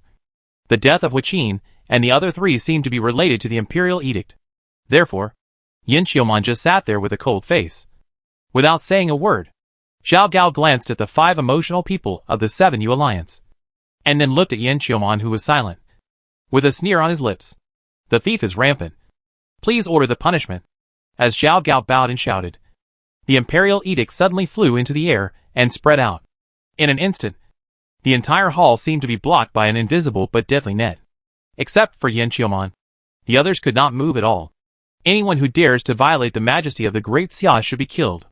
With a deafening buzzing sound from nowhere, several golden swords appeared out of thin air and chopped down at Yin Qiuman and others. Yin Qiuman was so scared that her soul was trembling and her thighs were shaking. She quickly used all her strength to kneel down and shouted tremblingly, I surrender. I am willing to surrender. Due to excessive fear and anxiety, Yin Qiuman's voice was a little distorted. Fortunately, the golden sword that was chopped at the back of her neck stopped in time and did not continue to chop. But the other 5 people were not so lucky and were beheaded at the same time. Chapter 225 Unify Tianan. In a shocking change, 5 powerful men of the 7 Mountains Alliance were easily wiped out. Although Yin Qiuman, the leader, escaped with luck, he was also sealed by the chains transformed from the golden sword. He knelt on the ground, sweating profusely and in a miserable state. This scene almost scared the people of Qingqiu. In their eyes, the foreign enemy that was so powerful that it was irresistible was easily solved by the emperor of Daxia with a decree. This strong contrast was shocking.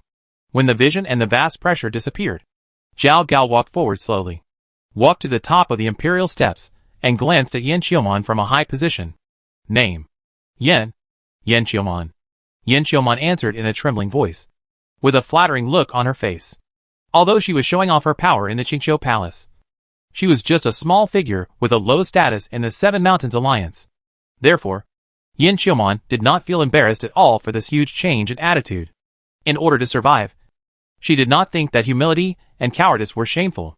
Yin Qiuman, it seems that you are one of the 3 leaders from Yuheng sect? Zhao Gao smiled softly and asked slowly. Yes. Yes. I am. Yin Qiuman nodded repeatedly, not daring to be negligent at all. Since you are so sensible, my life can be saved. However, you must tell us everything we are interested in honestly, and don't hide anything. If you do it well, there may be better prospects. Of course, If you dare to be indecisive and deliberately deceive, then you should also know the consequences. Listening to Xiao Gao's cold warning, Yin Xiaomon was not surprised but happy, and nodded repeatedly. Yes. Yes. Don't worry. Sir, I will tell you everything I know. Although Yin Xiaomon felt a little awkward facing a weak person in such a flattering way, she did not dare to have other thoughts, for fear that the golden chain on her body would suddenly take her life. Xiao Gao no longer paid attention to Yin Xiaomon, but bowed to Yin Chuyun with a smile on his face. Your Majesty, I'm sorry. Yin Chuyun looked at Xiao Gao with a complicated look, and was silent. After the initial excitement and joy, Yin Chuyun soon realized that a new problem was placed in front of her. Because although the wolf of the powerful enemy outside the domain had been solved, the Qingqiu dynasty had to continue to face the real fierce tiger. However, before this, Qingqiu had no hope of competing with Daxiao. Now, she has witnessed the horror of the top power of Daxiao with her own eyes, and her eyes are shrouded in endless darkness.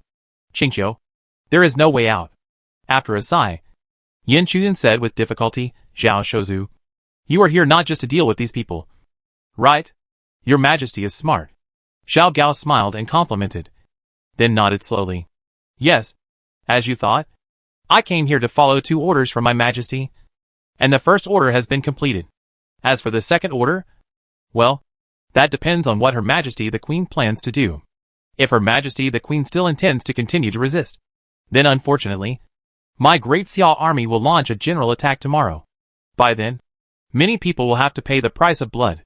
Of course, I think Her Majesty the Queen and the ministers of Qingqiu should not be so foolish. After all, with the general trend of the times, the so-called stubborn resistance is not only meaningless, but will only increase unrest and disaster. While speaking, Zhao Gao looked meaningfully at the Qingqiu ministers, who had stood up and had complicated expressions. After more than 10 breaths of dead silence, Prime Minister Luo Dingbang sighed and stood up. Your Majesty, now that things have come to this, why don't we surrender? After all, this is also for the overall plan of Tianan. According to what these people from outside the region say, our Tianan region is getting closer to the so-called main continent, and it will be connected in a few years. When that happens, there will inevitably be a shocking and fierce battle to start. After all, we are all people of Tianan. It's okay for us to fight among ourselves, but we can't let the foreign enemies get the upper hand. If we stop fighting now, we can guarantee the vitality of Tianan to the greatest extent, so that Tianan can deal with the enemy with a stronger state and foundation in the future. This decision is beneficial to the world and the people. I hope your Majesty will understand it. As Luo Dingbang began to advise, Shang Xulings with Xia, Feng Chang Chikue, and others also came out to advise. After experiencing this series of changes, they can see the situation clearly. The mystery and strength of Daxia far exceeded their imagination, and there was really no point in continuing to resist. In this case, it is better to be straightforward and surrender directly. In this way, not only will not too many people die, but their lives and property will also be saved with a high probability. In addition, the imperial edict of the great Xia Emperor can be regarded as saving them and Qingqiu. They have something to say and reason to surrender the whole country at this time, which is not too shameful. Yin Chuyun continued to remain silent. In fact, she had already thought about surrendering, but her conditions were rejected by the Xia Emperor, so she was a little unwilling and a little angry.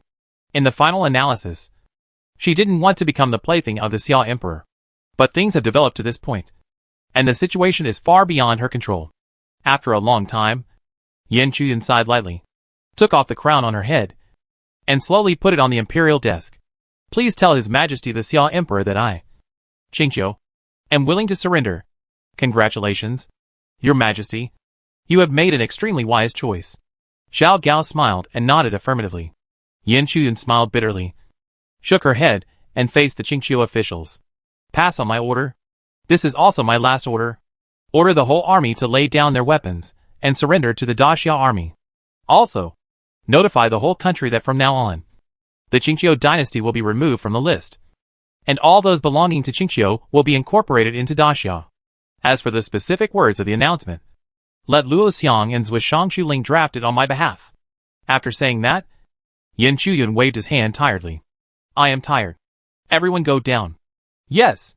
I will take my leave. The Qingqiu ministers breathed a sigh of relief, bowed deeply to Yin Chuyun, and then left one after another. Among them, the one with the most complicated thoughts was Jiang Zhan, the chief of the Qingyi Guard. In fact, he was the one who least wanted Qingqiu to surrender, because his identity and status were too special, and people like him would most likely be eliminated. But after a difficult weighing in his mind, Jiang Zhan still gave up the intention of dissuading him, because the general trend was irreversible. The queen and other ministers had already decided to surrender, and even if he spoke to dissuade them, there was basically no hope of reversing it. And once he opened his mouth, he would be targeted by Zhao Gao. By then, the glimmer of hope that might have existed would be completely destroyed. As for what his fate would be like in the future, he had no control over it, and everything could only be left to fate. However, just as Jiang Zhan walked out of the palace in a daze, he was greeted with a surprise, which was given by Zhao Gao, who followed him. After getting Zhao Gao's promise, Jiang Zhan handed over the command of the Qingyi Guard without hesitation, and Zhao Gao then handed it over to Zhen Gang. It was not until then that Jiang Zhan knew that the rising star in the Qingyi Guard senior management was actually from Daxia. On the night of September 15th, the orders and notices of the Queen of Qingqiu began to spread among the Qingqiu army and all over Qingqiu. There is no doubt that this order and decision soon caused an uproar, and also aroused strong resistance and doubts from some people. After all, although the arrival of the powerful enemy from outside the domain almost rewrote the history of the entire Tianan domain, the matter was limited to a very small circle, and most people were not aware of it at all. In the eyes of some people in Qingqiu, although the overall situation of the war was not favorable to Qingqiu, Qingqiu still had more than 2 million main forces, and was not without the ability to fight. In this case, the queen directly announced her surrender. How could they be willing? Therefore, some people began or prepared to make irrational moves.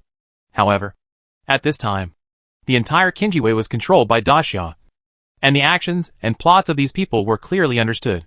They were almost wiped out without making any substantial moves. From this night until September 18th, people continued to die tragically, and restless tyrants and dignitaries were constantly exterminated. Among them, the biggest movement was the Qingwan Rebellion. Liu Ying, the commander of the Qingwan Corps, was unwilling to fail. He ignored the will of the Queen of Qingqiu and gathered tens of thousands of remaining Qingwan Corps elites to set a trap, wanting to take advantage of the Daxia army to attack them when they came to recruit them, and capture Bai Qi, the commander of the Daxia Chaos Corps. However, her plot was reported to the Qinjiwei by her generals. Therefore, Liu Ying's evil plan not only failed, but also sent tens of thousands of Qingwan elites to the guillotine. Even she herself was captured alive by Qin Qiong, the leader of the Xuanjiao army, and then torn into pieces. In 3 days, the Daxia army continued to incorporate the surrendered Qingqiu army, and also continued to occupy the Qingqiu city with its gates wide open. In the process, large and small disturbances were inevitable, but they did not cause much trouble. All the resistance actions, whether open or covert, were disintegrated, and the resistors were ruthlessly suppressed and bloodbath.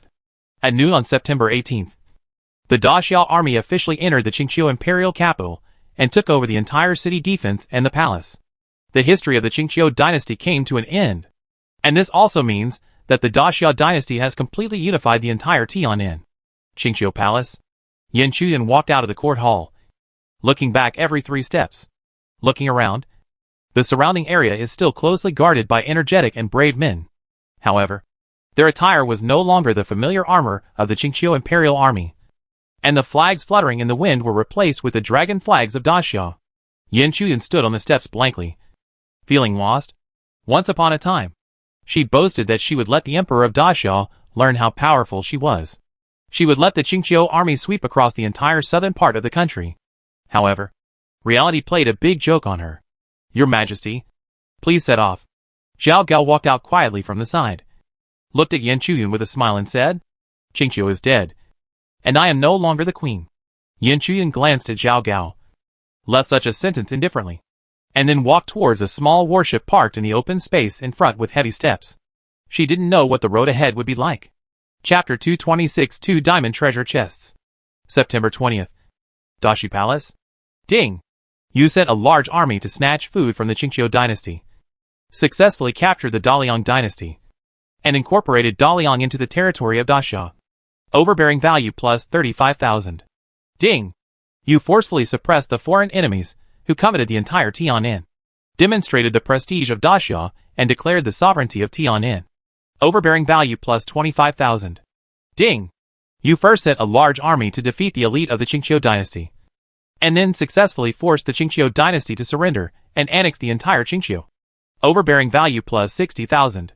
Ding! You completely unify the entire Tianan region within 1 year, and your dominance value will be increased by 30,000. Current dominance value, 205,000. Since the last exchange, there are still nearly 50,000 dominance points left, in addition to the thousands of points gained in other aspects in recent times, as well as the 4 rich gains mentioned above.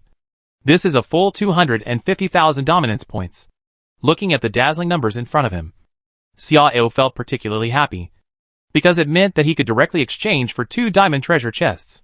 After sending away the eunuchs and palace maids in the hall, Xiao did not hesitate and made the exchange directly. After scanning the 2 shining treasure chests for a while, Xiao chose one of them at will. Ding! The diamond treasure chest is opened. Congratulations! You have obtained the Ming Dynasty Foundation Pool.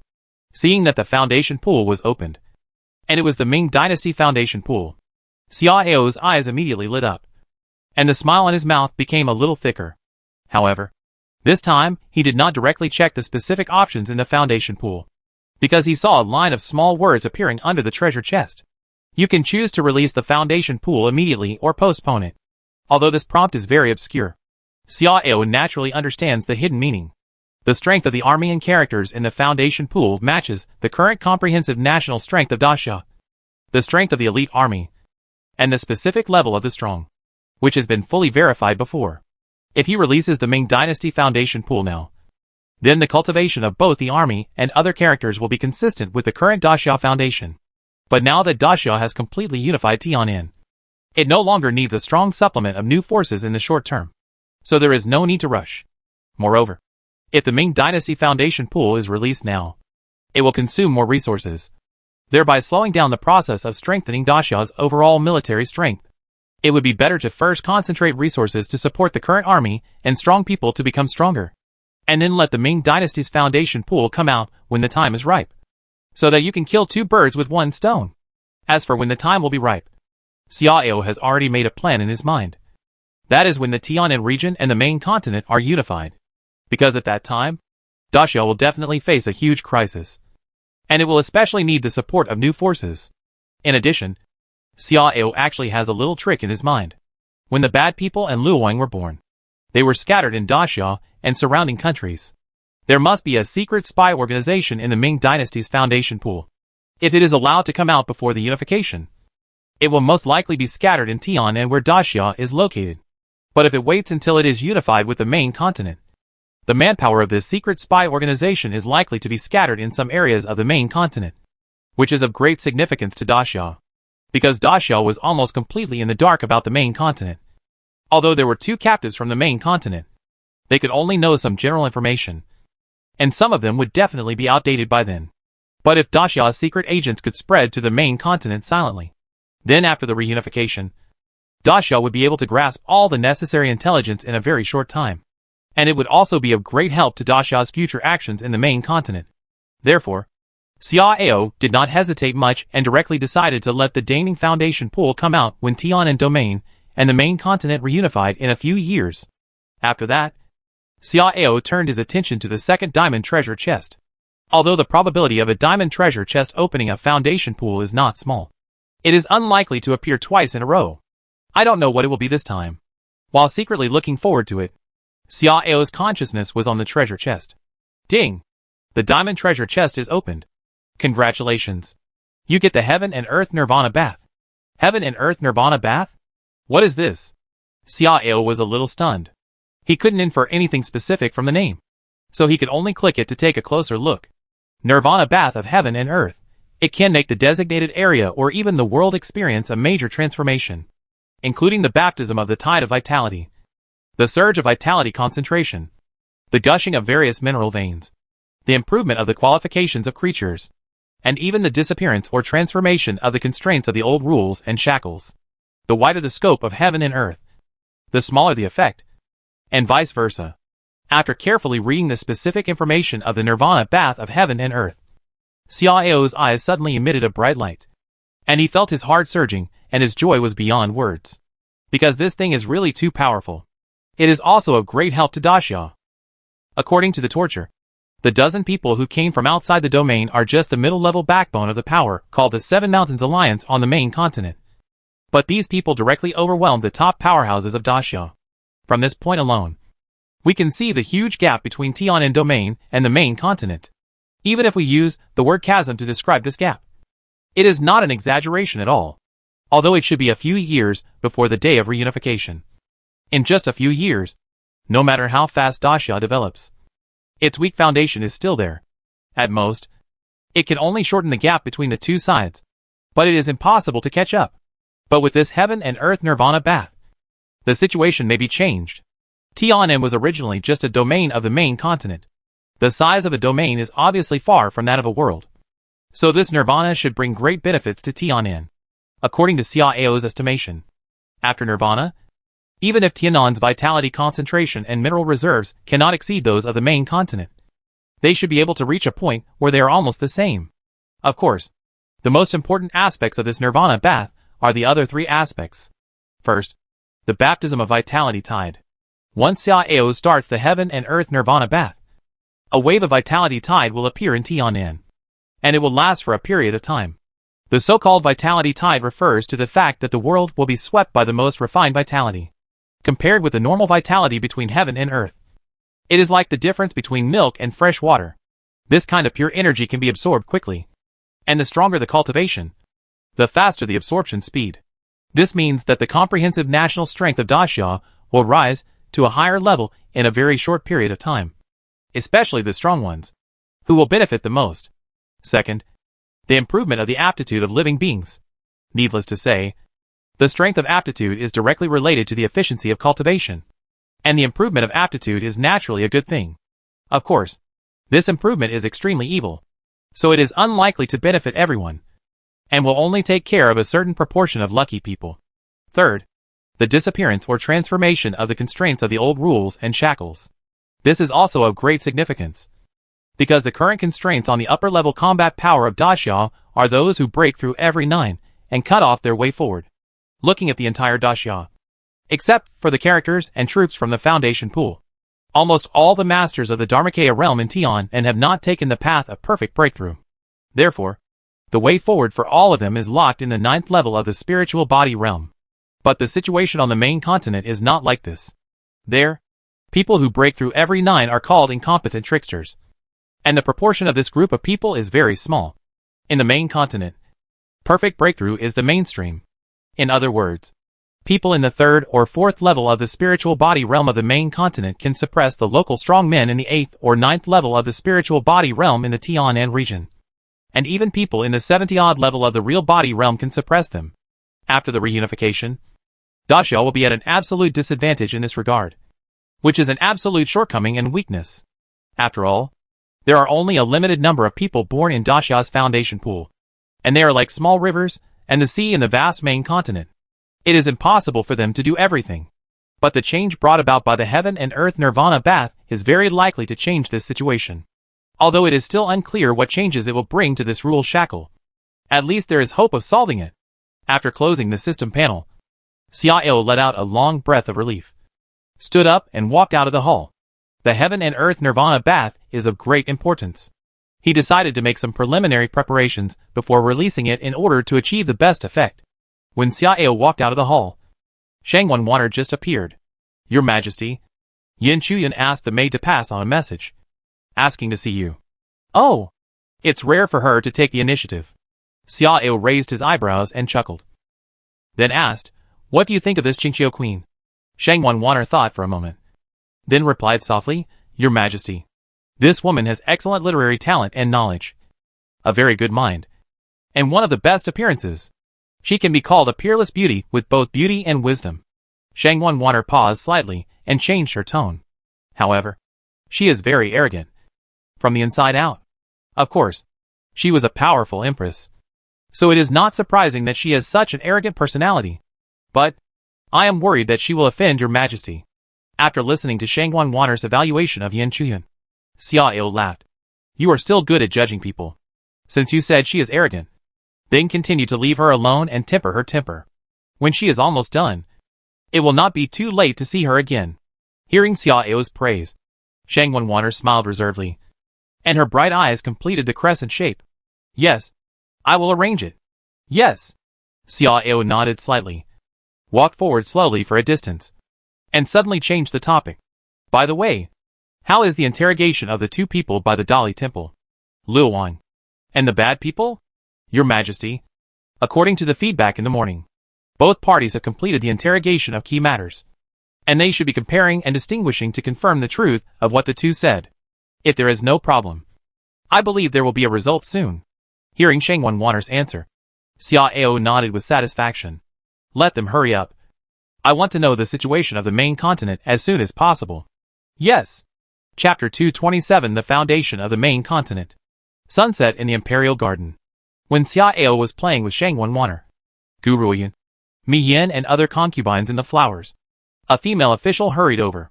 Your Majesty, the bad man Yuan Shui, Luowan Jiao Shozhua, and Dali Temple Minister Di are seeking an audience together. Xiao's eyes flashed, and he smiled and gently patted Gu Ruoyan's shoulders and Mi Yan's jade back. You can go around first. Concubine 1 stay. Yes. Gu Ruoyan, Mi Yan, and others did not dare to act coquettishly and disobeyed. They bowed to Xiao and glanced at Shang Wanwater with envy, and then went to another place together with a smile. Xiao embraced Shang Wanwater's delicate and smooth waist and walked into the pavilion, and then nodded to the female official. Bring it here. Yes. After a short while, Yuan Tiangang, Zhao Gao, and Di Renjia arrived together. Your Majesty. Well, the three of you. Please don't be polite. Xiao nodded slightly and asked with a smile, but did the interrogation yield any results? Your Majesty. It is true. And the interrogations have all been through rigorous testing and cross-comparison, and the authenticity can be confirmed. Zhao Gao was the first to respond. After all, the most important person fell into his hands. That's great. Then tell me. Xiao nodded with satisfaction. Yes. Zhao Gao glanced at Yuan Tiangang and Di Renjia, and seeing that the two had no intention of speaking, he continued to report aloud. Your Majesty, according to the interrogation, the Tianan region and the main continent were originally one. But there was a world-shaking war in the ancient times after the ancient times. This war seemed to touch some taboos, or triggered some unspeakable upheavals, which led to the separation of the Tianan region from the main continent. From then on, there was no trace, and it became the lost region in the mouths of the people of the main continent.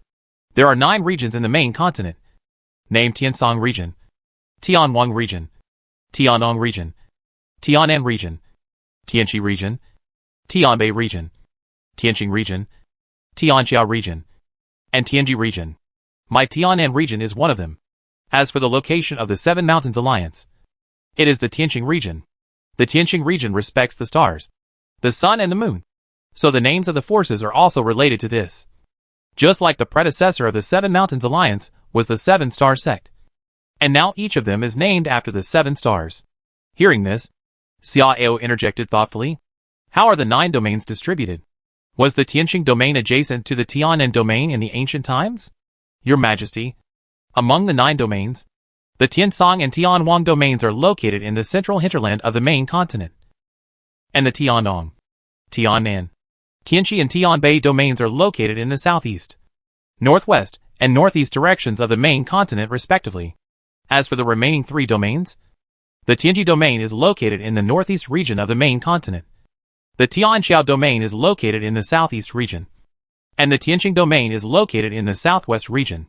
In other words, in the ancient times, the Tianan domain was to the west of the Tianqing domain, the Tianxiao domain was to the east, and some places in the north border the Tianwang domain and the Tiansong domain.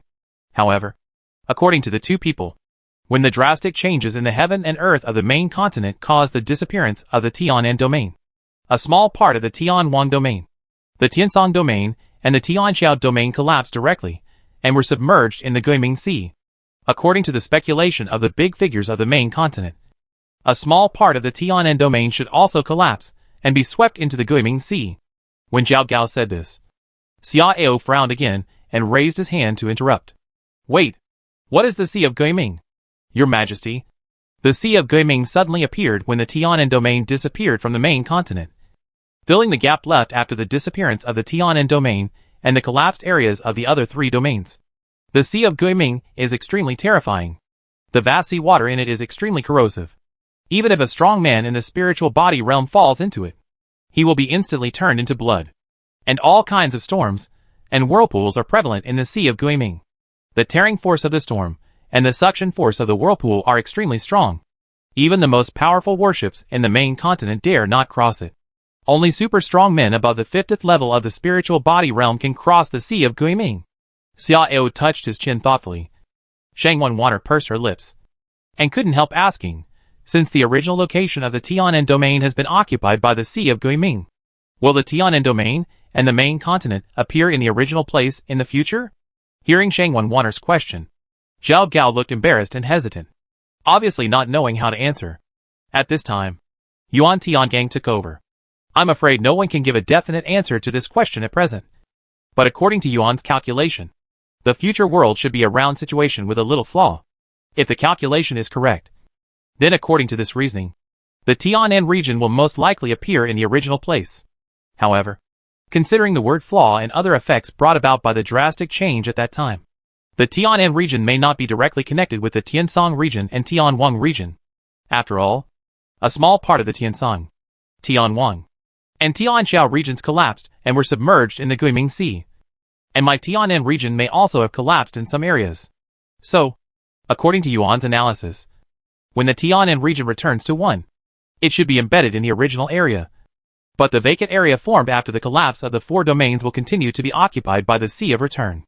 If the analysis is true, then in the future, the only areas that will directly border our Tianan domain should be the Tianqing domain in the west and the Tianxiao domain in the east.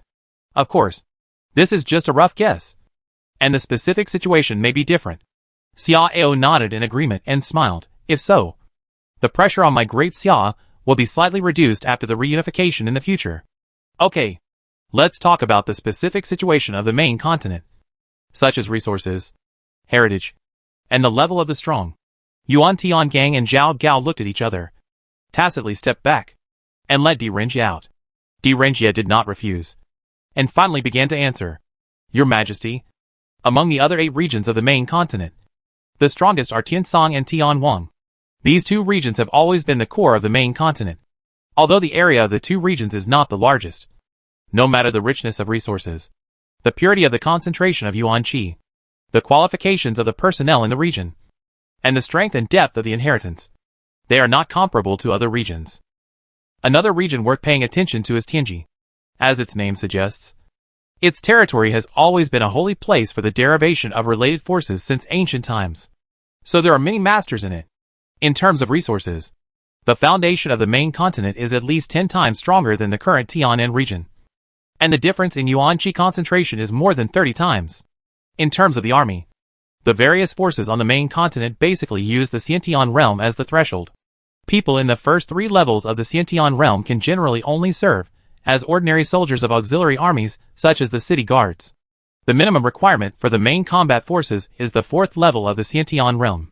In some weaker forces, the army composed of warriors between the 7th and 9th levels of the Xiantian realm can be called elite. But in truly powerful forces, only the army with masters of the void body realm as ordinary members can be called elite. For example, the 7 Mountains Alliance. They have more than 100,000 elite armies formed by warriors in the void body realm. Hearing this, Shangwan Water couldn't help but change color. And Xiao also narrowed his eyes. His expression became much more serious. The ordinary soldiers of the elite army with warriors in the void body realm. This background is really scary. Looking at the current Daxia, except for the 108 cavalry of Yanyan, only the Xianjin camp barely reached this threshold. But how many people are there in the Xianjin camp? It can't be compared with the other side at all. And you have to know that the Dharmakaya realm of the main continent does not end at the 9th level. The so-called virtual body army must have dozens of virtual body levels. And the number is not small. From this point alone, we can intuitively see how big the gap is between the current Daxia and the main continent. What level is the 7 Mountains Alliance among the various forces in the 8 regions of the main continent? Xiao asked in a deep voice. Your Majesty, the 7 Mountains Alliance is barely at the upper middle level. Upper middle? Or barely? This answer made Shangwan Water's eyelids jump again, and she felt unprecedented pressure. In fact, not only Shangwan Water, but even Di Renjia, Yuan Tiangang, and Xiao Gao, who had known the answer for a long time, were also heavy-hearted. Although Xiao's expression was serious, he did not lose color, because he already had a certain confidence. Of course, Shangwan Water and others did not know this confidence yet. Well, continue. Di Renjia looked at Xiao strangely, who was serious but calm, and nodded to continue the story.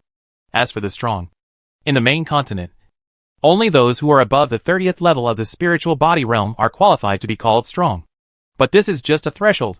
In fact, from the 30th to the 50th level of the spiritual body realm, those with strength in this range are only the middle and upper level backbones of various forces. Only those who have reached the 50th level of the spiritual body realm are the real foundation of various forces, and the real upper level as the backbone. Take the Seven Mountains Alliance as an example. The strongest people in the Seven Mountains Alliance are three people, known as the Three Supremes. These three people are the top strong people of the 70th level of the spiritual body realm. Xiao nodded slightly. After hearing this, he had a certain understanding of the main continent. After taking a sip of tea, Xiao changed the topic. Have the three people from the Tianji sect found out the intention of looking for Liang Feiyu? Your Majesty, this matter cannot be determined at present, because there is no direct evidence or testimony. Yuan Tiangang answered with a guilty look on his face. But according to Yan Qiumon's explanation, Tianji sect's Grand Elder Hong Feng, one of the three supreme beings of the Seven Mountains Alliance, is likely to be on his deathbed. Tianji sect sent Hui Qin and the other three to look for Liang Feiyu. It is possible that Liang Feiyu has some special role to Hong Feng, so they put the most important task behind and went directly to look for Liang Feiyu. Oh, the deathbed is coming? This is quite interesting. Xiao squinted and chuckled, then slowly stood up. Give orders to hold a court meeting in 3 days, and let all the generals return in time to inform the ministers of the relevant news of the main continent. In addition, I have something important to arrange. Yes. Chapter 228 Nirvana of Heaven and Earth. At the court meeting 3 days later, Xiao disclosed all the matters related to the main continent to the ministers. As expected, the relevant news frightened all the civil and military officials. The ministers and generals at the top level were fine, and they were not panicked. But the rest of the ministers were a little cold. I thought that Daxiao would unify Tianan and usher in a peaceful and prosperous era, and they could enjoy a good life. But who would have thought that an unprecedented crisis was already at the door? Faced with such a crisis, many ministers were a little at a loss, and even frightened. After all, the gap between Daxiao and the main continent is too big now. Although there are still a few years, how much can the gap be shortened in just a few years? In this regard, Xiao did not comfort or scold, but just lightly threw out a heavy bomb that made all the officials doubtful.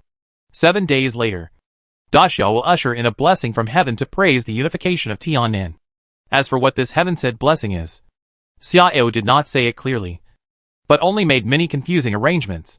Although His Majesty is very magical, the words of the so-called heaven-sent blessing are still doubted by many ministers, because this matter is too outrageous. Of course, although they doubt it in their hearts, no one dared to really question it. In addition, Xiao also issued 9 imperial edicts in a row, and the content of the imperial edicts was also incredible, because the main purpose of the imperial edict was to escort the cultivation of a specific group of people. To put it simply, it is to accelerate the cultivation process of a specific group of people and improve the efficiency of cultivation. If the heaven-sent blessing is just a joke, then these 9 imperial edicts are too mysterious. Formations, treasures, and elixirs can all provide benefits for cultivation, but I have never heard of imperial edicts that can help cultivation. Using imperial power to help cultivation is like a kind of idealism. However, although many ministers have this kind of criticism, other ministers do not think so, because they knew that their majesty seemed to have a very special imperial edict with magical power of creation. And this magic seemed to have appeared 3 times before. The first time was to scare the officials of Dechu into chaos, and the second and third times were when they dealt with powerful enemies outside the domain. Considering these 3 things, the 9 imperial edicts issued by His Majesty may not be without the effect of helping cultivation. Among the 9 imperial edicts, 5 were issued to the 5 major legions. The 6th was issued to officials from all over Xia. The 7th was issued to the civil and military officials and the imperial guards in the court. And the 8th was issued to the bad people, Luoyang and Dali Temple. As for the last one, it was issued separately to Yuan Qingdu, Zhao Gao, Yuan Tiangang, Bai Qi, Guode, Su Chu and more than 30 of de Xia's strongest people. As for how strong these 9 imperial edicts are, Xiao himself can't say. However, de Xia has completely unified Tian'an now. When the nirvana bath of heaven and earth is put into use, de Xia's comprehensive foundation will usher in a surge. So the power of the 9-dragon seal of creation will inevitably increase greatly. Among them, the number of creation imperial edicts that can be issued in 1 year alone has reached 12, which is 7 more than the 5 at the beginning. From this point of view alone, its effectiveness should not be too bad. As for the specific results, we can only wait and see the results after a period of time.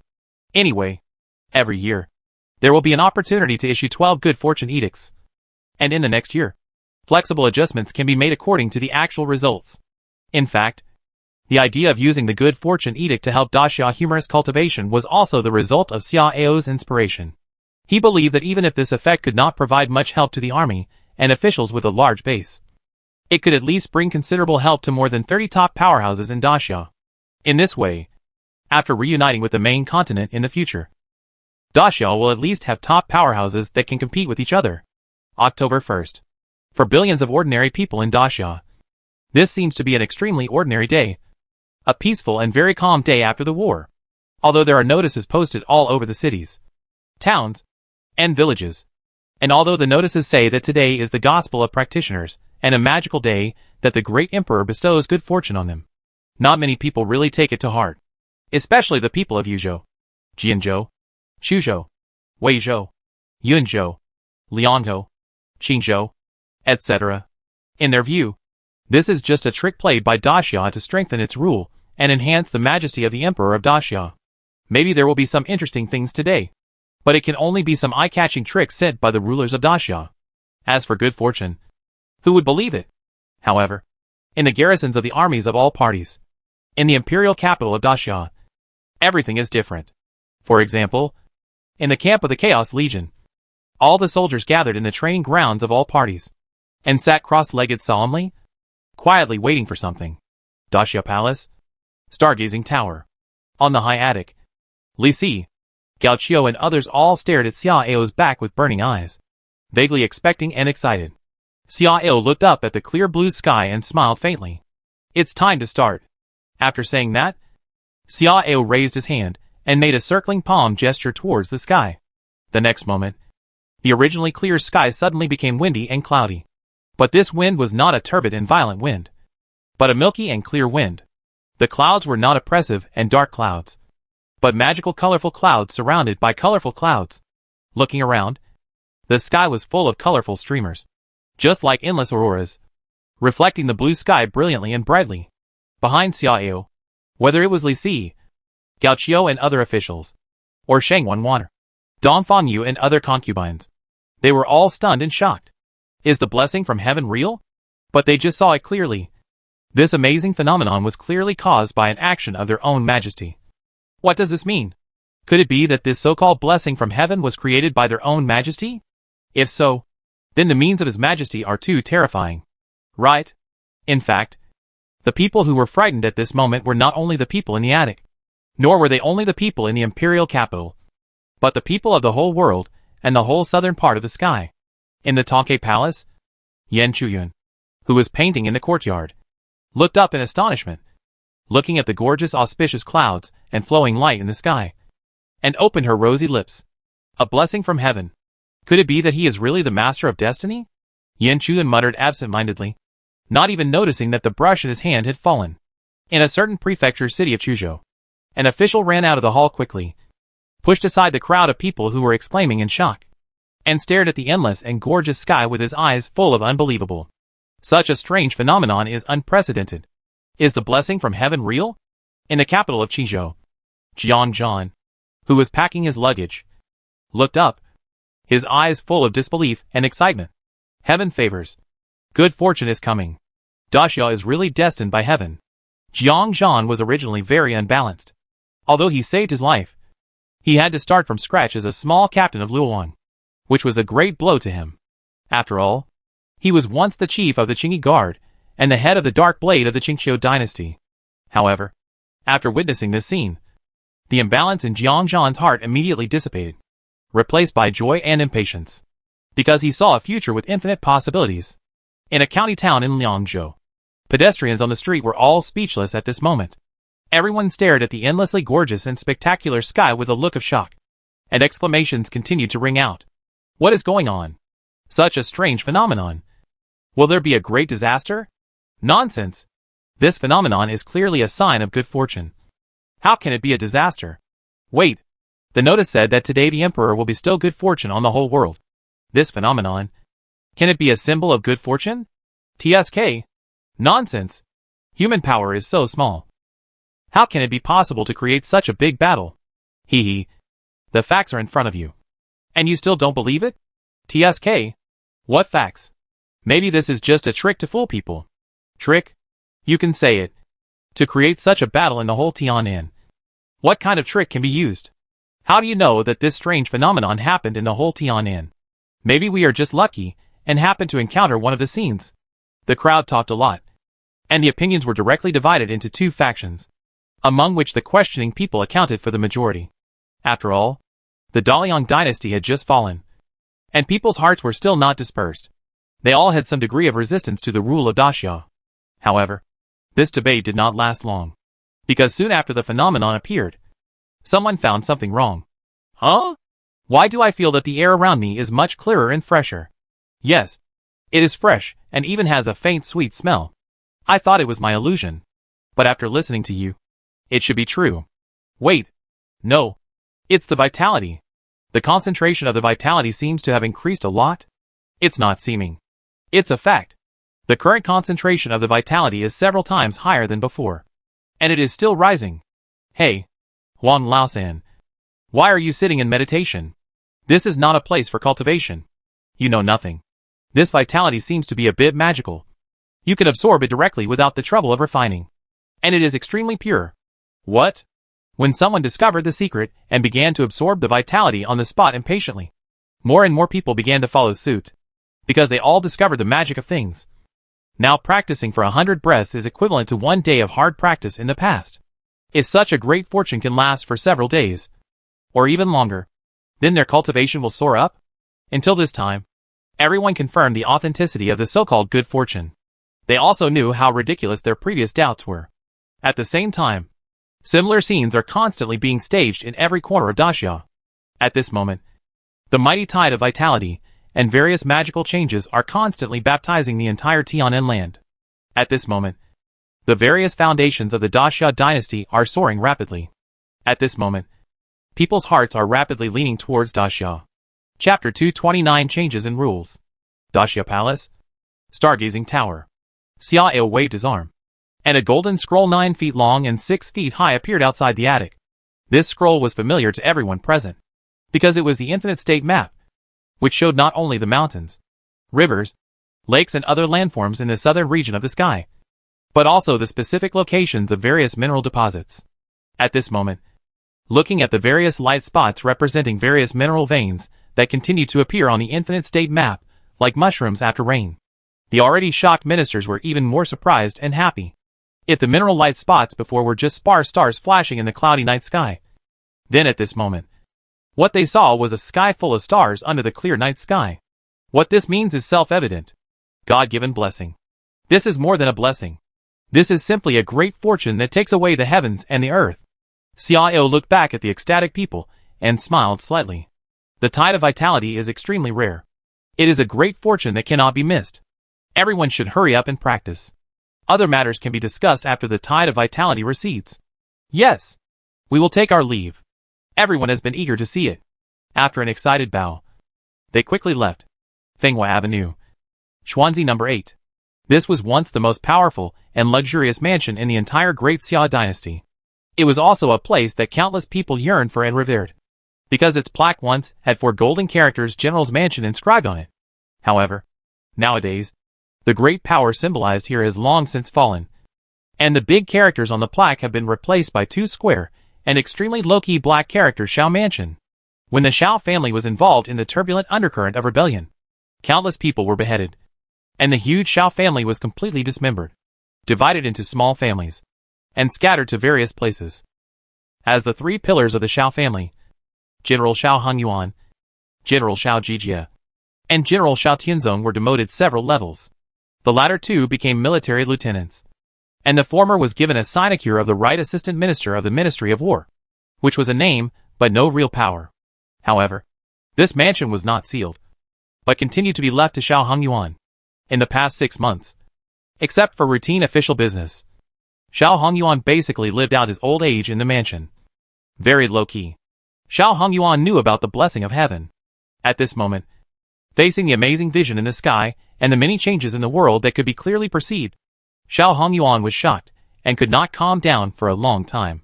He witnessed with his own eyes how the little emperor swept across the 7 countries in just 1 year and unified the entire Tianan. I thought this was scary enough. But today's experience made him realize that he knew too little about the little emperor. No, it was the various magical properties of the hero. Even if this so-called blessing from heaven is a true blessing from heaven, it is amazing to be able to predict it in advance and make a series of arrangements. After all, the power of heaven is unpredictable. Shao Hongyuan took a deep breath, feeling the extremely pure energy flowing directly into his dantian from his mouth and nose, and felt extremely comfortable all over his body. Even his soul was comfortable, as if he was soaking in a hot spring. At that moment, Shao Hongyuan even had an illusion. He seemed to feel that his 5 senses and consciousness suddenly became more acute, and even the movement of consciousness became faster and clearer, as if his qualifications had become much stronger. But soon, Shao Hongyuan sighed helplessly and bitterly, because his way forward had been completely blocked. This great fortune that took away the wonders of heaven and earth seemed to have nothing to do with him. However, at this moment, Shao Hongyuan's expression suddenly froze, and he froze in place, because he suddenly received an extremely mysterious and profound consciousness that seemed to come from the dark, which told him that the master of Daxia had caused the nirvana of heaven and earth, and at the same time caused the change of rules. Within 7 days, the old cultivation rules will become invalid. As long as he wants, he can make changes now. But after 7 days, everything will return to normal, and it will no longer be reversible. And this so-called rule refers to the rule of the road ahead that was cut off after the breakthrough of Fengqiu. At present, he has 2 choices. First, according to some complex rules, the existing cultivation is converted, so that his cultivation will regress, so that he can walk on the same road with those who have made a perfect breakthrough. And the cut-off road of cultivation will naturally be unblocked again. But if he chooses this path, the uncertainty is too great, because he doesn't know what the so-called rule calculation is, and he doesn't know to which level his cultivation will regress. If it is the 10th level of the real body realm, it's okay. But if he retreats directly to the virtual body realm, the price is too high. Second, the rule barrier will disappear within 7 days. As long as he breaks through to the 10th level of the spirit body realm within 7 days, he can continue to practice in the future. Shao Hongyuan has been stuck in the 9th level of the spirit body realm for a long time. His foundation is deep enough. With the help of this pure vitality, he can successfully break through in half a day, not to mention 7 days. However, there are also significant disadvantages in choosing this path. First, the gap in combat power cannot be made up. Even if he breaks through to the 15th level of the spirit body realm, he may not be the opponent of those who have successfully broken through to the 10th level of the spirit body realm. Secondly, the difficulty of cultivation is also twice that of people with the same qualifications, which means that every step of his practice in the future will require twice as much time and resources as others. These 2 choices have their own advantages and disadvantages, and it seems difficult to choose. But Shao Hongyuan, who was inexplicably excited at the moment, did not hesitate at all and directly chose the first way. Because he is not a foolish person. He has missed an opportunity, and will never miss this great opportunity again. What's more, the current Daxia dynasty is full of talents. Which of the real cores is not a perfect breakthrough? If he takes a shortcut, he will inevitably be marginalized in the future, which is something he is unwilling to do. After all, the future journey of the Daxia dynasty will be an extremely bright sea of stars. He is unwilling to just live a mediocre life. He wants to participate again. He wants to shine again, and contribute his own strength to the prosperity of Daxia. After taking a deep breath and suppressing his excited thoughts, Shao Hongyuan sat cross-legged and began to practice in depth. Soon, Shao Hongyuan's breath began to change dramatically. and the 9'9" spiritual body behind him was disintegrating. But this disintegration did not cause any harm to Xiao Hongyuan's body. On the contrary, the spiritual light spots formed after the disintegration flowed into Xiao Hongyuan's body and began to deeply strengthen Xiao Hongyuan's body. Dantian, Sea of Consciousness, and even soul. This is clearly another hidden fortune. It is the fortune and blessing of a decisive and courageous person. After a cup of tea, a hazy figure appeared behind Xiao Hongyuan, and this figure was rising at a speed visible to the naked eye. After another quarter of an hour, the hazy gray fog disappeared, replaced by a materialized Dharma body that was 77 feet tall. This is clearly a real Dharma body. Xiao Hongyuan opened his eyes, turned his head, and looked at the huge Dharma body behind him. His face flushed with excitement. The 77th level of the real body realm. This result is too unexpected and too pleasant. He had already made the worst plan in his heart. Even if he regressed to the 60 or 70 levels of the virtual body realm, he could accept it. Because under the great changes in the world, there are sufficient resources to help him return to the peak. In his mind, the most ideal result is actually the 30 or 40 levels of the real body realm. Because according to normal conversion, this result should be the most normal. But what he never expected was that he would have such a surprising result. Although he didn't know what the conversion rules were, and didn't know whether it was related to his long training in the spiritual body realm, Xiao Hongyuan didn't want to go into it at the moment. Because this huge surprise made him see the hope of a bright future. Because the huge opportunity at the moment was hard one. And he didn't know when it would disappear. He had to seize every moment to improve his strength as much as possible. At the same time, in Daxia, all the Dharma body realm warriors, who had not yet embarked on the road to a perfect breakthrough, also received the same consciousness as Xiao Hongyuan. There is no doubt that when this consciousness penetrated into their minds, everyone was overjoyed and excited. Of course, facing the two roads in front of them, not everyone made the same choice as Xiao Hongyuan. After all, there are still some people who can't let go of the existing strength and wealth. In their eyes, as long as they can continue to practice, they are already satisfied. However, looking at the entire Daxia, there are actually not many people who choose the second road, because there is a 7-day time limit. If you can't successfully break through to the 10th level of the spiritual body realm within 7 days, the road ahead will still be blocked. Therefore, only a small number of people in the 8th and 9th levels of the spiritual body realm chose this path.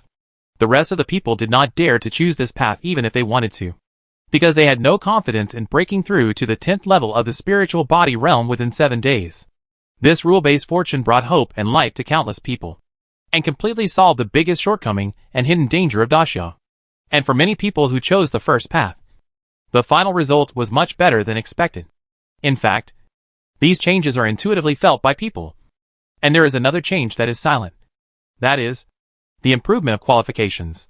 Just like Xiao Hongyuan's illusion. Due to the huge changes in the world, even Xiao Hongyuan was not sure about this change, and only thought it was his own illusion. But in fact, it was not an illusion, but a fact. As for how many people have improved their qualifications in this heaven and earth nirvana bath, it is still difficult to know. This day is destined to be an extraordinary day, and it is also destined to be recorded in history. Faced with the amazing fortune, no matter who they are, as long as they have embarked on the path of cultivation, almost all of them have entered the state of cultivation, greedy and comfortable. And this is just the beginning of Daxia's gradual rise. Chapter 230 Amazing Harvest. On the 8th day of the 10th month, the tide of vitality ended, and thousands of practitioners finally walked out of their homes. They were excited, but also a little disappointed. Although it was only a short 7 days, the horror of the harvest was equivalent to the hard work of many people in the past 10 years, or even 20 or 30 years. Such a good fortune. How can people not be ecstatic and happy? Unfortunately, this kind of good fortune has ended. So many people are not very adaptable and satisfied. However, after a period of buffering, the mentality of most people quickly turned positive and regained their calm, because the extremely pure essence of vitality that can be directly absorbed has disappeared.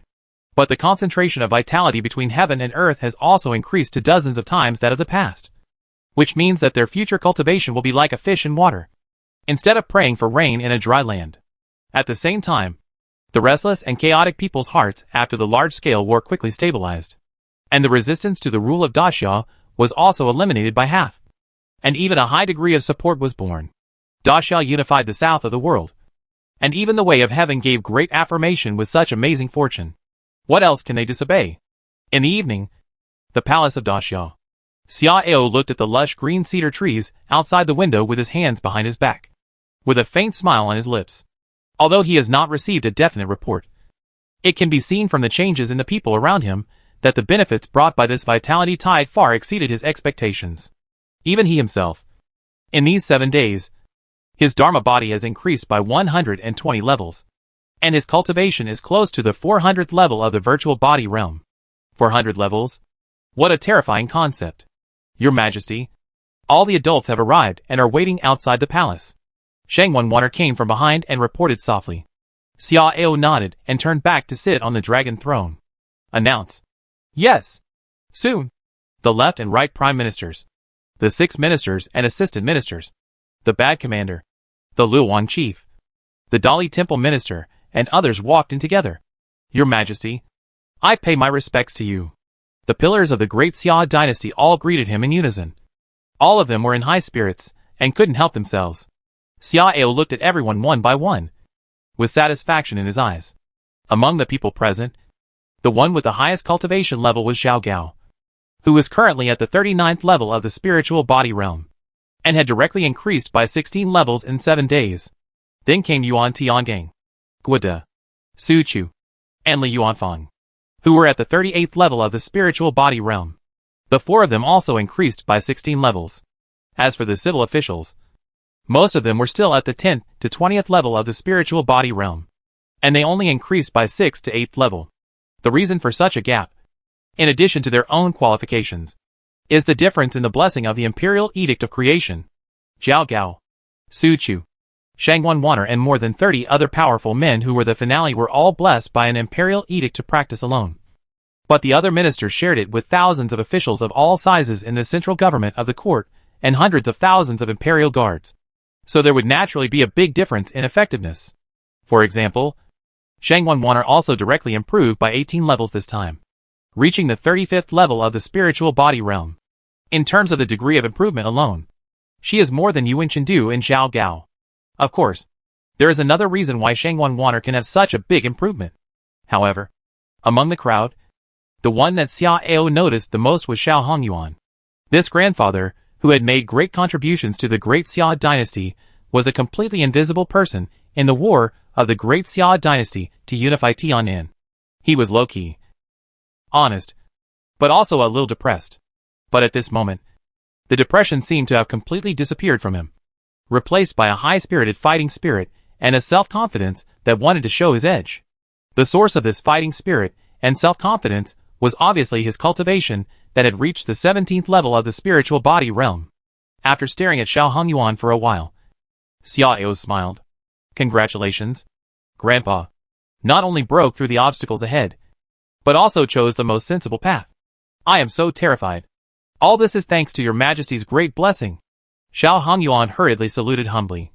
And then, Xiao Hongyuan gritted his teeth, intending to take the opportunity to express his feelings, so as to find out Xiao's thoughts. I am ashamed that I have not been able to contribute a little to your Majesty's unification. But now I have made progress. I am willing to work hard for your Majesty and Da Xia for the rest of my life. And I will die for you. After saying this, Xiao Hongyuan lowered his head and waited quietly for Xiao's response, with fine beads of sweat oozing from his forehead.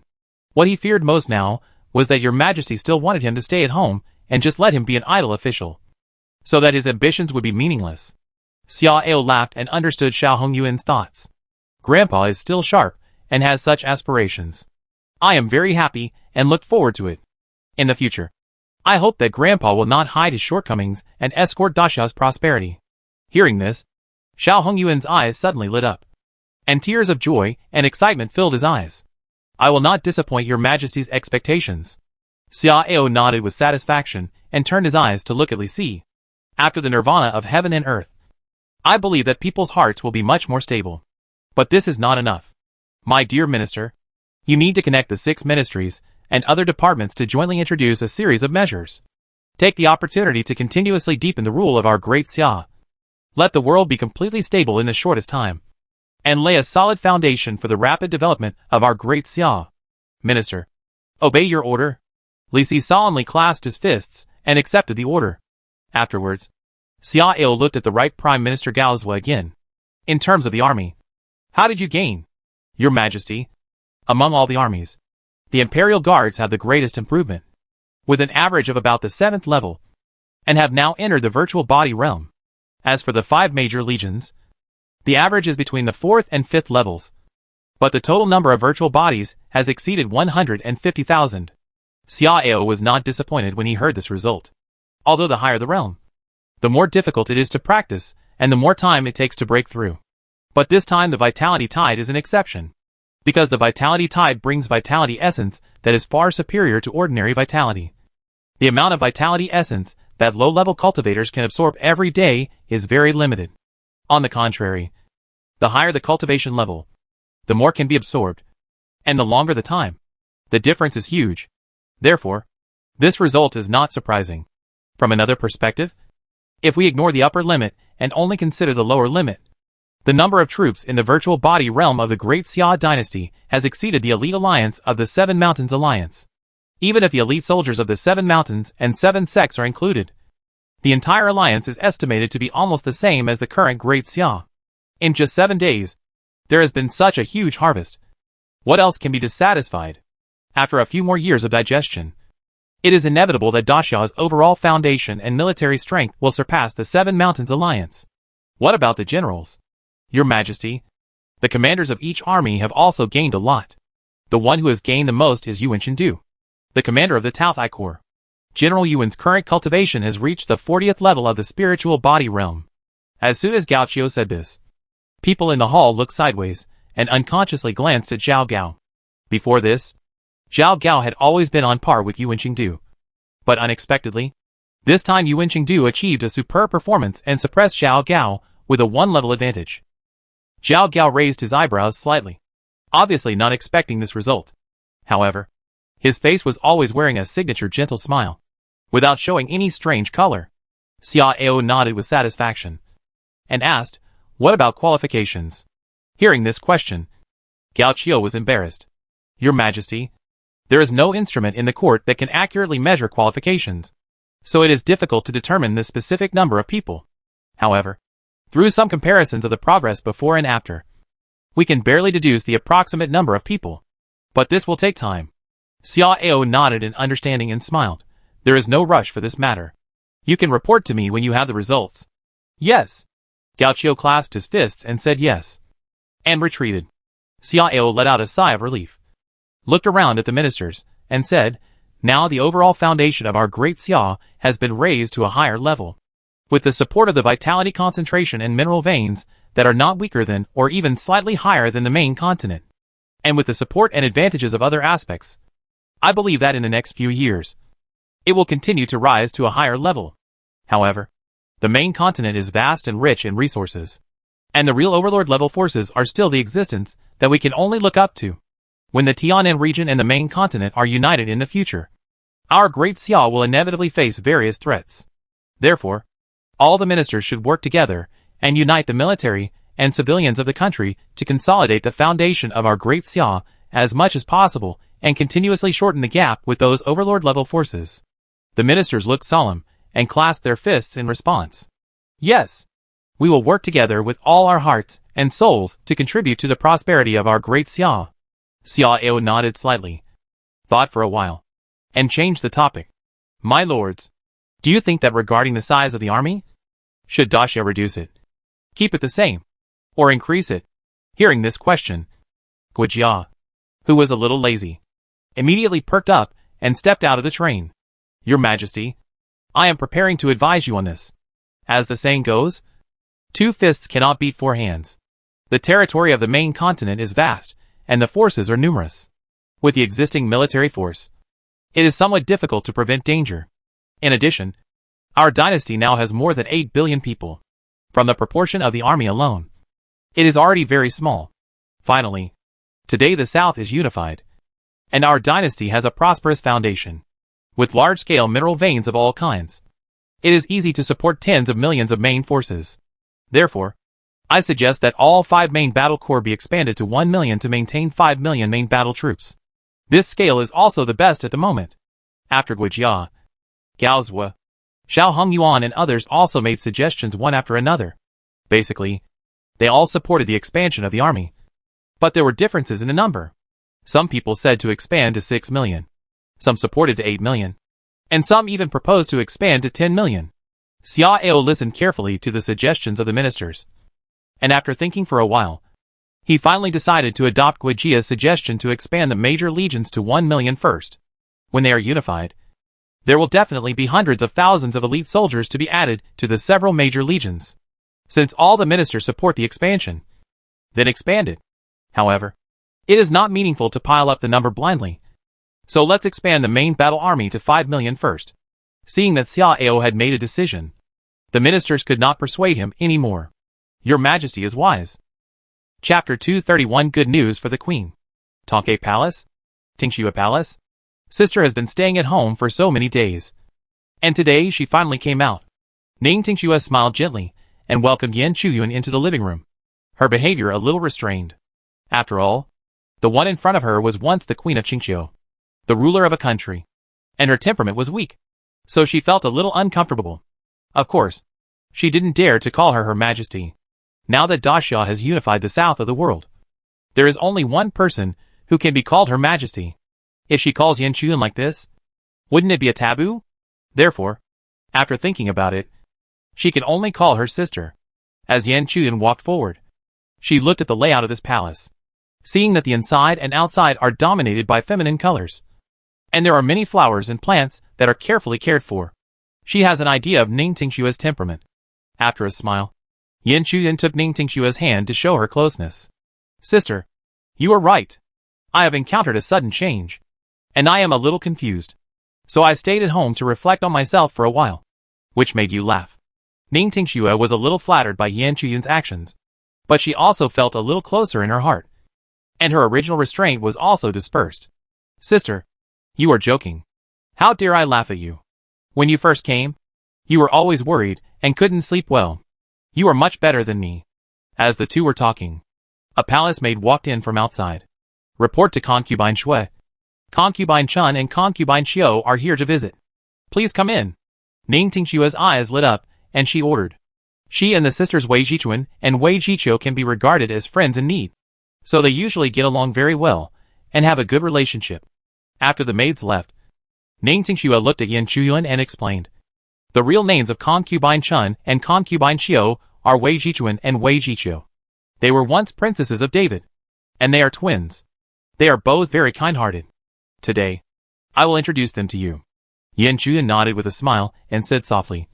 In this high-walled courtyard, it is a good thing to have a few people walking around and talking to each other. It can help relieve loneliness. Indeed, if it weren't for them, I would probably only be able to talk to these flowers and plants every day. Ning Tingxue covered her mouth and smiled. She felt that Yan Chuyun was not as difficult to approach as she had imagined. And she didn't put on any airs. Not long after, Wei Jichuan and Wei Jiqiu walked in wearing pink and yellow skirts respectively. Sister.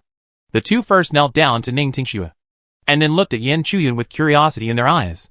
This is the elder sister from Qingqiu. Right? Her air of respect and care is indeed extraordinary. Yan Chuyun glanced at the two and smiled. I have heard of the reputation of the two sisters for a long time. Today, I see that they are really amazing. They are just like they were carved from the same mold.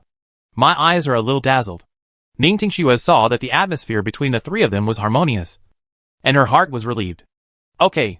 The three sisters might as well sit down first. It's really a bit weird to stand like this. After a greeting, the four of them smiled at each other and found a seat to sit down. Speaking of which, this blessing from heaven is really a great fortune. Not only has the concentration of the vitality between heaven and earth soared to an incredible level, but the magical vitality that has emerged in the past 7 days is like an elixir, which has increased my cultivation by 12 levels, Wei Jichuan said with a smile, his eyes full of sighs. Wei Jiqiu glanced at his sister and smiled secretly. I'm afraid my sister missed a little. Most of the credit should be attributed to your majesty. If your majesty hadn't stayed in Tongke Palace for 2 nights, I'm afraid my sister could only increase by 6 or 7 levels at most. Hee hee. Wei Jichuan blushed slightly, pinched the tender flesh on Wei Jiqiu's waist, and said angrily, You're talking about me. Aren't you the same as Sister Tingxue? Hearing the laughter of the two, Yin Chuyan was a little stunned. In order to consolidate her rule, she also chose the ordinary path of breakthrough. Therefore, although her talent was extremely outstanding, her cultivation has been stuck in the 9th level of the spiritual body realm for more than a year. After receiving the information from that consciousness 7 days ago, she chose the first path without hesitation.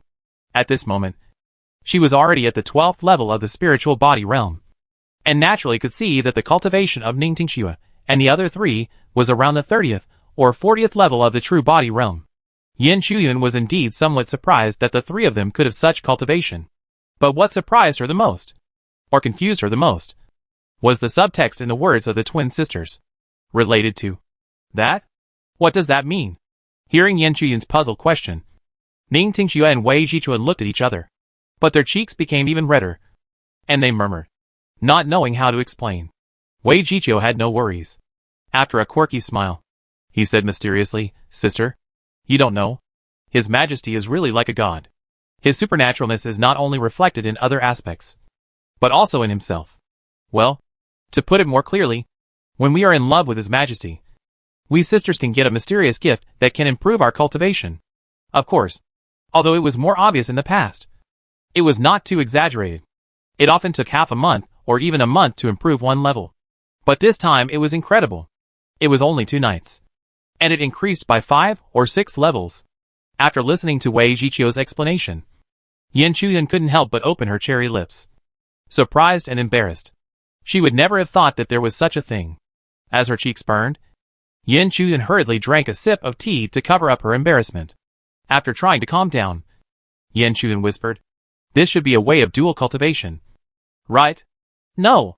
Wei Jichuan immediately shook his head and rejected it, explaining, we also know what Sister said, but that kind requires special skills, special conditions or restrictions, and both parties must master it. But Your Majesty has never taught us any skills, and there are no taboos when doing things, which is not like that at all. Yin Chuyan could not help but remain silent, only to feel that the fog surrounding that person was getting more and more. Wei Jichuan was embarrassed to continue to dwell on this topic, so he quickly changed the subject. Alas, speaking of which, Sister Yan Fei is really lucky. She didn't stay in this Tongkai palace for too long before she left. Hearing this, Wei Jichuan pouted and said unhappily, she is just a foxy girl. In order to please Your Majesty, she is really full of tricks and has no bottom line. People can only feel blushing when they see her, thinking that she was once the queen mother of Dechu. I really don't know how she dared to do it. Jichuan, stop talking nonsense. Ning Tingxue glared at Wei Jichuan, looked at Yin Chuyan and smiled helplessly. Sister, don't take it to heart. Sister Yanfei can please His Majesty because of her own ability. Jichuan is just envious and muttering. Yin Chuyan smiled slightly and shook her head and said, don't worry. Sister, I am not the kind of person who gossips and stirs up trouble. But then again, Daxia has such a great fortune, and that person must be very happy in his heart. I believe that the 3 of you will not be far from walking out of this cage. Thank you for your good words. Sister. Ning Tingxue's eyes lit up, nodded and thanked. But then his expression became serious. Although this may be a bit presumptuous, I still want to remind you that everything is destined. You'd better let go of the past and truly accept the present. Otherwise, I'm afraid that His Majesty will be unhappy, and then I will have to be lonely here for a long time. Yin Chuyan's eyes flickered slightly.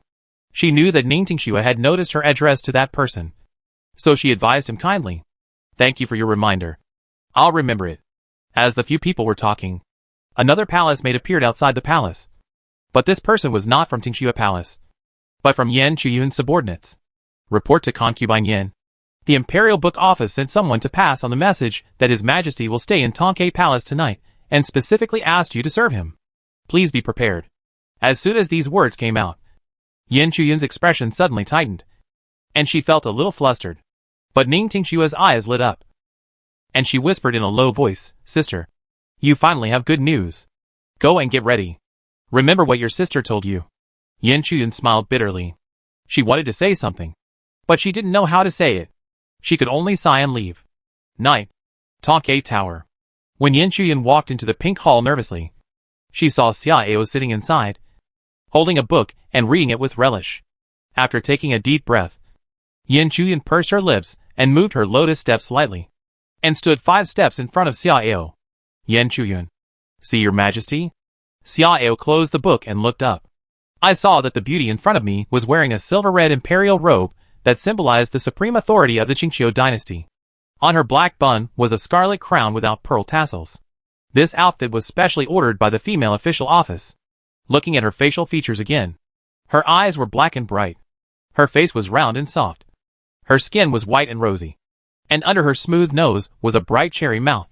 Her entire face was delicate and perfect, making people salivate. Under her slender neck, she had an elegant and curvy figure, which was truly a mountain from the side. Although the Qingqiu dynasty had perished, she still had the dignity and majesty of the former empress. Come forward. Xiao smiled and ordered after looking at her for a while. Yan Chuyun hesitated for a moment, but still moved over. At this moment, Yan Chuyun's round part was just at the same level as Xiao's line of sight, which made Yan Chuyun a little uncomfortable. Do you want me to look up to you, Queen of Qingqiu? Hearing Xiao's displeased smile, Yan Chuyun bit her teeth lightly and knelt down slowly with bitterness. Chuyun, I dare not. Seeing this, Xiao showed satisfaction, raising his hand and pinching Yan Chuyun's smooth chin. Xiao looked at her carefully again. She is indeed a top-notch beauty. Yan Chuyun's eyelids trembled slightly, as if she could feel a pair of fiery eyes aggressively scanning her elegant parts. And she immediately spoke up to divert Xiao's sight and attention. I wonder what book your majesty just read. Curious? Xiao asked with a smile, his eyes playful. Yan Chuyun didn't understand and nodded. Then I'll show it to you. It's just right. You can learn it well, so that you don't know anything and know nothing, Xiao said with a smile, and handed the book to Yan Chuyun. As soon as Yan Chuyun opened it, her pretty face immediately turned red like a ripe apple. When she continued to flip through a few pages, her cheeks became even hotter. Remember, everything in this world is earned by yourself, Xiao said meaningfully, and then slowly stood up. Start from the 3rd page. Yan Chuyun trembled, and humiliation and shame rose to her heart at the same time. But after hesitating for 7 or 8 breaths, Yan Chuyun still sighed and stretched out her soft jade hand. Chapter 232. Reunification is imminent. Time flies, and 6 years have passed in the blink of an eye. The 8th year of Shenwu. The 9th day of the 9th month. In the north of Chuzhou, a golden dragon-headed giant ship is slowly moving in the blue sky, and there are 9 large and small golden rock warships around it, looming in the white clouds, obviously escorting it. The top open deck of the dragon-headed giant ship is covered with green grass, and there is a large pool in the middle, around the deck. In addition to hundreds of guards facing the outside, and with a strong aura, there are hundreds of palace maids in bright clothes standing in the inner circle of the barrier shield. And in the core of the deck, by the pool, Xiao is lying on a purple gold rattan chair, basking in the sun leisurely. Around Xiao, Sheng Wanwaner, Yan Chuyun, Mi Yan, Gu Ruoyun and other 4 concubines are either reading quietly, or drinking tea with a smile, or looking at the beautiful scenery in the distance, contented. In addition to them, in the pool, there were concubines such as Dong Fangyu, Li Hanxiang, Wei Jichuan, Wei Jiqiu, Ning Tingxue, etc. laughing and playing. The inner circle of the deck was blocked by a barrier. From the inside, everything outside could be seen clearly. But from the outside, the scene inside could not be seen, and even the sound could not be heard. So the concubines had no scruples, since Daxia unified Tianan and experienced the nirvana of heaven and earth. There has been no major turmoil. The whole world is peaceful, and Daxia's national strength is constantly growing stronger. Although governing a dynasty with 80 to 90 billion people and a vast territory is an extremely complex and difficult task, Xiao hardly spent much effort and did not invest too much energy, because the core ministers under him are all the most outstanding people, and their powerful cultivation also gives them stronger thinking ability and motivation. To give a simple example, they can read a 1,000-word memorial in a few breaths, and they can think of several solutions in a moment. Even more, the powerful divine consciousness also gave them the ability to do many things at the same time, even if they had to read several or even dozens of documents at the same time. Moreover, after such a long time, the system of Wenyuan Pavilion has long been mature. The official selection system with Sun Yu as the main person, 2 prime ministers as the finale, Xiao as the spot checker, and the bad people and Luo Wang as the supervisor has woven a tight, precise, and efficient network for the selection of officials in Daxia. In this way, the hierarchical system radiating from the top to the upper level, from the upper level to the middle level, and from the middle level to the lower level ensures the overall health of the Daxia officialdom, making the ruling trunk of the Daxia dynasty more efficient and perfect than any other era and any other dynasty. Of course, the most important reason is the absolute loyalty of these people at the top to Xiaoao. It is precisely because of this that Xiaoao can safely and boldly share most of the government affairs and only personally inquire about some major matters. In this way, he has a lot of free time. And he is happy every day to have fun and be free. Of course, he didn't just stay in the palace and revel all day and night. Every once in a while, he would go out, either incognito or on a formal tour with extraordinary pomp. In 6 years, he had made 9 incognito visits and 6 formal tours, and had traveled to all major states and nearly half of the prefectures. And this time, it was the 6th time. Wow! That stretch of snow-capped peaks is so beautiful. At a certain moment, when Wei Zhiqiu jumped out of the pool and glanced towards the north, he was immediately attracted by the sight and exclaimed in surprise.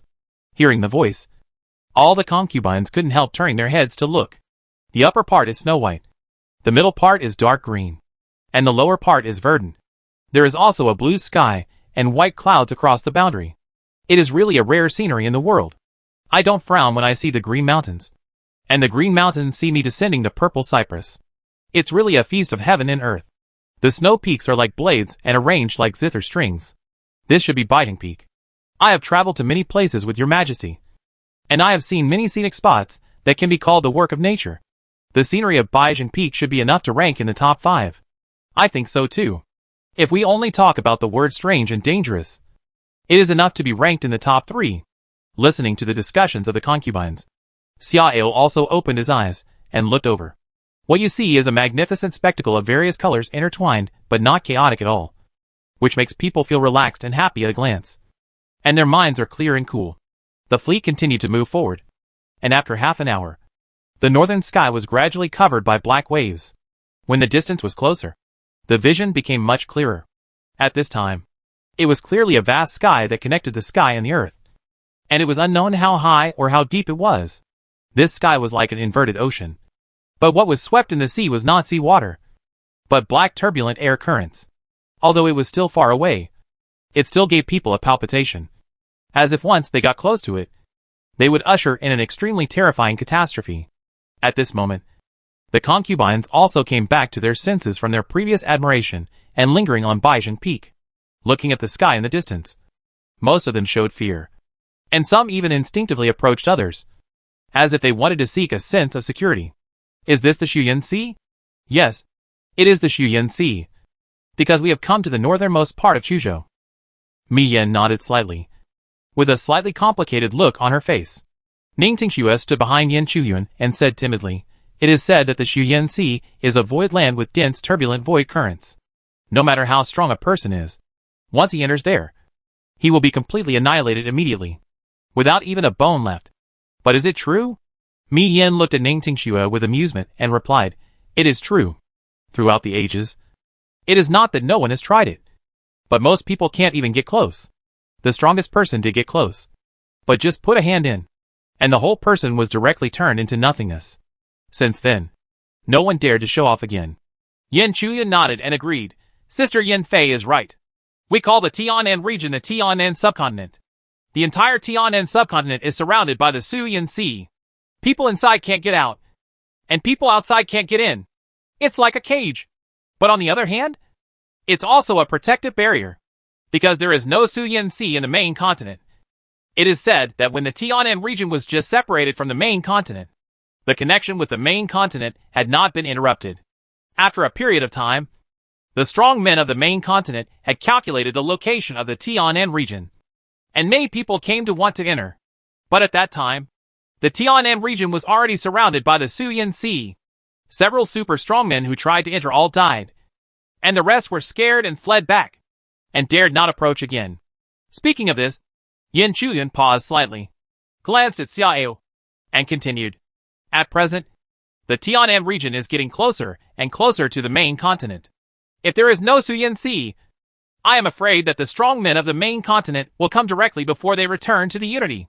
But with Su Yanxi, we don't have to worry about this problem. However, once the Tianan region and the main continent are reunited, this Su Yanxi will most likely disappear. At that time, my great Xia will definitely face various troubles one after another. Shang Wanwan's eyes flashed slightly, and she smiled. Sisters, don't worry. Under the wise rule and leadership of your majesty, my great Xia is no longer the great Xia of 6 years ago. With the current foundation of my great Xia, even if it is not aggressive or insufficient, if you just want to maintain the status quo, there is still no big problem. Hearing Shang Wanwan's words, the concubines in the field all showed strange colors. They never dared to ask about the affairs of the court. Sometimes they could learn something from some scattered news, but they obviously didn't know the true depth of Daxia. Even the strength of the top masters was unknown to them. But since Shang Wanwan said so, they had a bottom line in their hearts. At least they could feel more at ease. At this moment, Xia Ao ignored the conversation of the concubines, but sat up and squinted his eyes to scan the distant Su Yihai. His cultivation was still in the virtual body realm, but he had reached a terrifying level that would scare people to death. But even so, facing the dangerous and unpredictable Su Yihai, he could still feel the fatal crisis.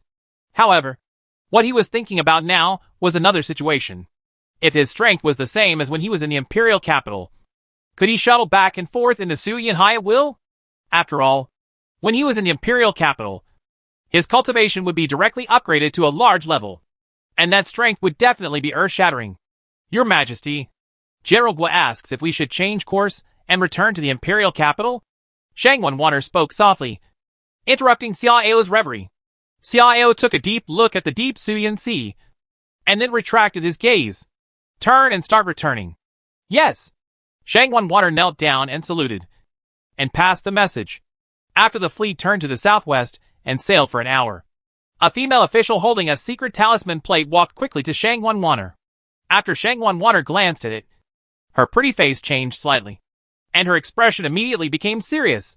Your Majesty, the bad commander sent an urgent report, saying that he has calculated the approximate time when the Tianan region and the main continent will reunite. Hearing this, the concubines around were all shocked, while Xia Ao narrowed his eyes, and his face remained unchanged. When?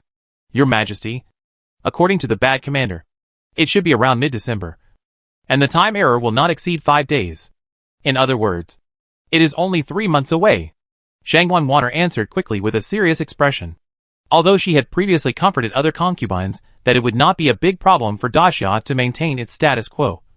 It was just comfort, because no one knows what attitude the various forces on the main continent will take towards Daxia after the reunification. If a dominant force directly attacks, or directly sends a supreme former to assassinate your Majesty, or if powerful forces from all sides jointly attack, then 3 months. Xia Ao looked into the distance with his hands behind his back. His expression was calm, but there was a torrent brewing in his deep eyes. This day is finally coming. Chapter 233, Court Meeting. Inventory. Dragon Banknotes. December 5th. On this day, the Great Xia dynasty held the largest court meeting in history. In addition to the civil and military officials of the court, all generals above the rank of lieutenant general of each army, as well as governors and assistants of each state, and prefects of each prefecture, were all summoned to participate. In the magnificent Taiji Hall that had been renovated and rebuilt, there were more than 800 people standing. However, the big court meeting had not yet begun. All the civil and military officials were quietly waiting in the Taiji Hall, with neat rows and a solemn atmosphere. In the Zhanghe Hall, a small court meeting that set the tone was in progress. There were very few people participating in this small court meeting. Only the left and right prime ministers, the 6 ministers, the commanders of the 5 major legions, the bad commander, the Luowan chief, the imperial scribe, the Dali temple, the chief of the Danao division, and other 18 people. These 18 people were obviously the small group at the top of the power of the Great Xia dynasty. Although they were few in number, they were the core of controlling the giant ship of Great Xia. The reason why Xia Ao wanted to hold a small court meeting first was naturally to accurately grasp the various backgrounds of Daxia today. Many of these backgrounds are not easy to be known by too many people. In the solemn atmosphere of the hall, Shang Wanwan was reading out the summary of various aspects to Xia Ao and other important officials. after the nirvana of heaven and earth, after 7 days of baptism by the tide of Yuanqi, and more than 6 years of painstaking efforts, the foundation of our great Xia has soared to several levels. First, in terms of mineral veins, all kinds of missing precious minerals have emerged. The number of mineral veins is large, the types are rich, and the reserves are rich, which is twice as much as that of the Tianqing region in the main continent. Of course, this is just a rough inference based on the situation known by the two people from the Seven Mountains Alliance. The facts may be different, but not too big. Among them, there are as many as 99 large-scale superior Yuanshi veins. There are even 3 giant superior Yuanshi veins. And in the Tianqing region, there is only 1 giant superior Yuanshi vein. Hearing this, everyone smiled. They laughed not only because of the huge advantage of Great Xia over the Tianqing region in resources, but also because of the special nature of the giant mineral veins. The giant mineral veins not only mean that the reserves of Yuanshi are extremely rich, but also mean that Yuanjing will be bred in them. Yuanjing is a higher level existence than Yuanshi, and it is the essence of Yuanshi. Under normal circumstances, the Yuanqi contained in a low-grade Yuanjing is equivalent to 100 high-grade Yuanshi. A medium-grade Yuanjing is equivalent to 10 low-grade Yuanjing, and a high-grade Yuanjing is equivalent to 10 medium-grade Yuanjing. Because a large amount of pure Yuanqi is concentrated in a tiny Yuanjing, the absorption efficiency is far higher than that of Yuanshi, which can save a lot of time and greatly improve the efficiency of practice. However, the output of Yuanjing is extremely small, and it often takes thousands of high-grade Yuanshi to mine a Yuanjing, which shows its rarity. It is precisely because of this that Yuanjing is one of the most precious resources in the main continent. And it is also a treasure that only the top figures of the upper forces and overlord forces can control. The reason why the strong men of Daxia can be greatly improved is that the abundant supply of Yuanjing is also an important factor. Secondly, in terms of the popularization of martial arts, due to the soaring concentration of Yuanqi and the support of the huge Yuanshi veins, after the gradual expansion in the first 3 years, the popularization system in the last 3 years has been completely mature. Nowadays, except for a small number of people who are too old to practice, people over the age of 8 have already embarked on the road of martial arts. Third, in terms of economy, since 6 years ago, when Minister Du introduced the gold standard and the Yuanshi standard, with the Yuanshi standard as the main system, the originally chaotic monetary system has been completely stabilized in 2 years, and the economic prosperity has also changed with each passing day. As of last year, our tax revenue reached 2.5 billion low-grade Yuanshi, and it is expected to exceed 3 billion this year. Nowadays, except for Yuanjing, our treasury has a total of 30 billion low-grade Yuanshi worth of various currencies. Hearing this, Xiao suddenly raised his hand to interrupt Shang Wanwaner's report, and looked at the Minister of Revenue Du Ruhui. Lord Du, are the matters of Yulong Bank and paper money ready? Du Ruhui was refreshed and stepped forward to answer. Your Majesty, after 3 years of preparation, Yulong Bank has been opened in all cities, and the corresponding personnel have been recruited and trained. In addition, after a small-scale pilot, the effect has also reached the expected result. As long as the court gives an order, with the current level of support for Your Majesty and the court by the people, it will be quickly implemented. However, the progress of covering all towns has not yet been completed, and it is currently only about 70% implemented. Xiao frowned, and after a moment of hesitation, he ordered, It's too late in time. I will announce this matter at the Grand Court meeting later, and issue an imperial edict to inform the world. 3 days later, that is, on the 8th day of the first lunar month, all Yulong banks that have been prepared must be opened. As for other towns that have not yet been rolled out, follow-up arrangements will be stepped up. Yes, I understand. Du Ruhui nodded respectfully, his heart surging. Li Si, Fang Xianling and others also looked expectant and excited. The issuance of dragon notes is definitely an epic-making feat, although the promotion of paper notes has always been difficult. With the current public support in Daxia, there will not be much problem if it is promoted forcefully. Because behind Yulong Money House is the Imperial Court and the National Treasury, which represents great credibility and redemption ability. With this as a background, coupled with the convenience of paper notes, there is no fear of not being able to promote it.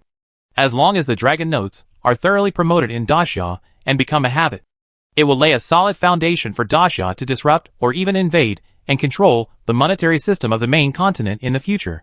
And this is Xiao's real intention. According to the plan, The dragon notes are divided into 9 denominations. From low to high, they are 1 yuan, 5 yuan, 10 yuan, 50 yuan, 100 yuan, 500 yuan, 1,000 yuan, 5,000 yuan, and 10,000 yuan. As for the comparison between dragon notes and real currency, the yuan and silver are equally linked. That is to say, 1 yuan is equal to 1 tael of silver, 10 yuan is equal to 1 tael of gold, 100 yuan is equal to 1 low-grade yuan share, 1,000 yuan is equal to 1 medium-grade yuan share, and 10,000 yuan is equal to 1 high-grade yuan share. As for the background pattern of the dragon banknote, all the backsides are lifelike dragons, but the face value, color and specific dragon shape are different. As for the front side, the most outstanding 9-sided scenery in Daxia was selected. In addition, in terms of anti-counterfeiting, the Ministry of Revenue's Minting Department, with the cooperation of relevant departments, has also developed many secrets and verification methods to prevent the enemies of the main continent from using counterfeit coins to infringe on the interests of Daxia in the future. Of course, since the minimum face value of dragon notes is only 1 yuan, copper coins will continue to circulate among the people as a supplement to the lowest level of currency.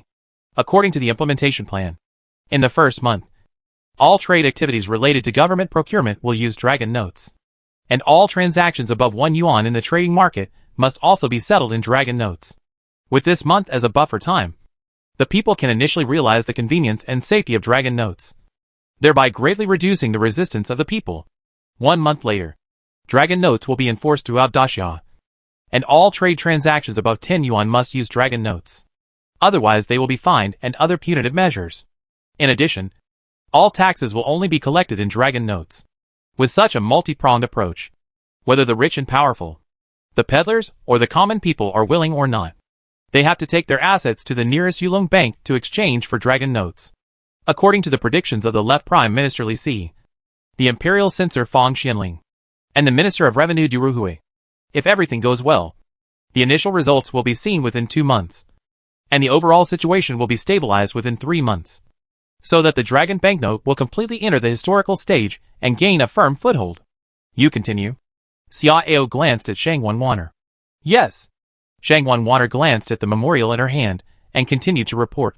Fourth, in terms of infrastructure, thanks to the assistance of many ingenious mechanical products developed by the Ministry of Industry and the help of the Army, both the planned 18 water conservancy project groups and the transportation project of connecting villages to roads have been completed. Fifth, in terms of the construction of a 3-dimensional transportation network, the entire network is becoming more and more perfect. Among them, the Airbus project has completely covered all cities of Daxia, greatly facilitating trade and travel. Sixth, in terms of military industry and weapons, there has also been great progress, especially the warship project of Hailanjiwen. The gains, the achievements are particularly dazzling. At present, the Jinping warships are divided into 5 levels, namely hunting, cruising, garrison, expedition and storm. Among them, the Storm class can carry 100,000 troops and supporting large-scale offensive and defensive weapons. The attack and defense capabilities of the warship itself have also reached the current extreme, and it is the strongest among the 5-class warships. In addition, the first 4 levels of Jinping warships have also been greatly upgraded, and the warships that were first equipped with the army have also completed the upgrade and transformation. At the same time, Hailanjiwen has also developed motherships of corresponding levels. These motherships, all attack units were removed, leaving only defense units, and a lot of changes were made to the structure, sacrificing attack power and some speed, but giving them a larger internal space. Among them, the Cruise-class mothership can carry 5 Hunter-Killer-class warships. The Garrison-class mothership can carry 3 Cruise-class warships. The Expedition-class mothership can carry 3 Garrison-class warships. And the Storm-class mothership can carry 6 Expedition-class motherships. Now, each main battle corps is armed with 10 Storm-class, 20 Expedition-class, 50 Garrison-class, 100 Cruise-class, 300 Hunter-Killer-class warships, and, add 1 Expedition-class, 1 Garrison-class, and 2 Cruise-class motherships. As for the Storm-class mothership, it has only been developed for a few months, and there is only 1 test ship, so it has not yet been deployed. It is estimated that it will take another half a year to deploy the 5 major legions. Finally, the Imperial Guards also have 2 Storm-class, 5 expedition class, 20 hunter class warships, and 2 cruise class motherships. Warships also exist on the main continent, and are basically standard equipment for powerful forces. Therefore, Daxia has spent a lot of resources and huge manpower to carry out large-scale shipbuilding operations, which has led to today's harvest. Chapter 234 Combat Strength. Shang 1 took a breath and then continued to report. 7th. The military. Now, our Great Xia has a total of 5 million main combat troops. 1 million in each legion. Among the 5 million troops, the Xiantian realm is still the main force, but they are basically between the 5th and 9th levels of the Xiantian realm. As for the elites of the virtual body realm, although they account for a small proportion, the total number has exceeded 500,000. The strongest army among them is the Xianjin camp. The 800 Xianjin camp soldiers have an average cultivation level of the 50th level of the virtual body realm, which is the sharpest blade. In addition, there are 200,000 Imperial Guards. All Imperial Guards have now broken into the virtual body realm. The overall strength of the Tiger Guards and the left and right Xianyou Guards, which are the main forces of the Imperial Guards, also exceeds the elite troops of the major legions. And the average cultivation level is about the 15th level of the virtual body realm. And the 108 Yanyan Cavalry, which is the inner guard of His Majesty, is the strongest among all armies. Its members are all above the 15th level of the spiritual body realm. And the cultivation level of the Chief General Yanjiu has also broken through to the 50th level of the spiritual body realm. After hearing the terrifying strength of the Yanyan Cavalry, everyone was shocked. But only Xia Ao knew how much effort he had put into training Yan Yongqi. Yuan Jing was extremely precious, and only the top strongmen of Daxia would provide it, including generals in the army, strongmen of the bad people and Luoyang, and close ministers with strong foundations, etc. And these people added up to only more than 300 people. But Xia Ao was generous in investing in Yan Yongqi, and all 108 people were continuously given Yuan Jing to help them practice. In addition, in the 6 years, he also gave Yan Yongqi a separate imperial edict of good fortune every year to help them practice. That is to say, he gave a total of 3 imperial edicts of good fortune. With the strong support of so many factors, Yan Yongqi can achieve its current achievements. Even for the 800 Xianjin camp, Xia Ao only gave a royal edict of good fortune to assist in practice in the middle year. And except for Zhouing and other generals, the rest of the people could not enjoy the supply of Yuan Jing. Shang 1 paused for a while, giving everyone some time to digest, and then continued to tell the story. 8th. The top strongmen. Among the ministers of Daxia, including the generals in the army, the masters of the bad people and Luoyang, and other ministers, there are nearly 30 people with a cultivation level above the 50th level of the spiritual body realm. Among them, the strongest one is General Yuan Qingdu, who is currently at the 72nd level of the spiritual body realm. Hearing this, everyone looked at Yuan Qingdu. 72nd level. Worthy of being the leader. After General Yuan, there is Luoyang's Zhao Shozhua, who is at the 70th level of the spiritual body realm, and the bad people's Yuan Shui.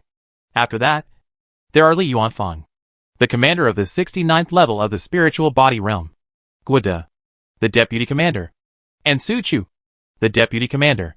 Not long ago, Xia Ao adjusted the appointment of the commander of the imperial army, promoted Li Yuanfang, who had more comprehensive abilities, to the commander, and Guode was demoted by half a level, and served as the deputy commander together with Su Chu. As for the commanders and generals of other armies, as well as several top captains of the bad people and Luoyang, they are all in the 60th level of the spiritual body realm. The strongest one is in the 72nd level of the spiritual body realm, and the total number of strong men above the 50th level of the spiritual body realm is close to 30. This answer sheet is obviously extremely good, but in the final analysis, this is also the result of Xia Ao's crazy investment at all costs. In the past 6 years, there have been a total of 72 imperial edicts of good fortune, except for 2 that have not been used this year. Most of the remaining 70 imperial edicts of good fortune have been used to help the top and middle-level combat forces to practice. And you must know that as Daxia's comprehensive national strength becomes stronger and stronger, and as Xia Ao's own strength becomes higher and higher, the effectiveness of the imperial edict of good fortune is also constantly increasing. In the first 5 years, Xia Ao would directly take out an imperial edict of good fortune every year to help more than 30 top combat forces practice. And in this 6th year, he took out a separate one to bless Yuan Qingdu, Zhao Gao, Yuan Tiangang, Li Yuanfang, Guida, Su Chu and other 6 people. With the continuous supply of Yuan Jing at all costs, Daxia can have this seemingly incredible and amazing achievement in such a short time. When Shang Wanwater closed the book, Li Si let out a sigh of relief and showed a look of joy on his face. I didn't expect that in just over 6 years my great Xia could soar to such a level. Fang Xianling nodded in agreement and sighed. With such a strong army and strong men, my great Xia will have the confidence to survive the imminent crisis of unity. Gao Qiu frowned and said seriously, "Don't be careless. In terms of the number of elite troops alone, my great Xia can compete with the dominant forces of the main continent.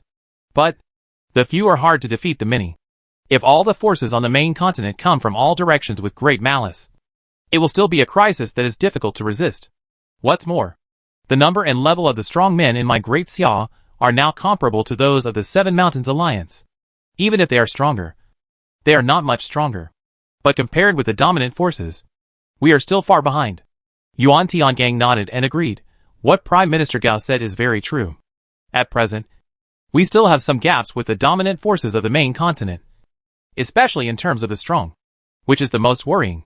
If a force directly sends out a supreme being above the 75th level of the spiritual body realm, I am afraid that except for General Yuan, no one else can do anything.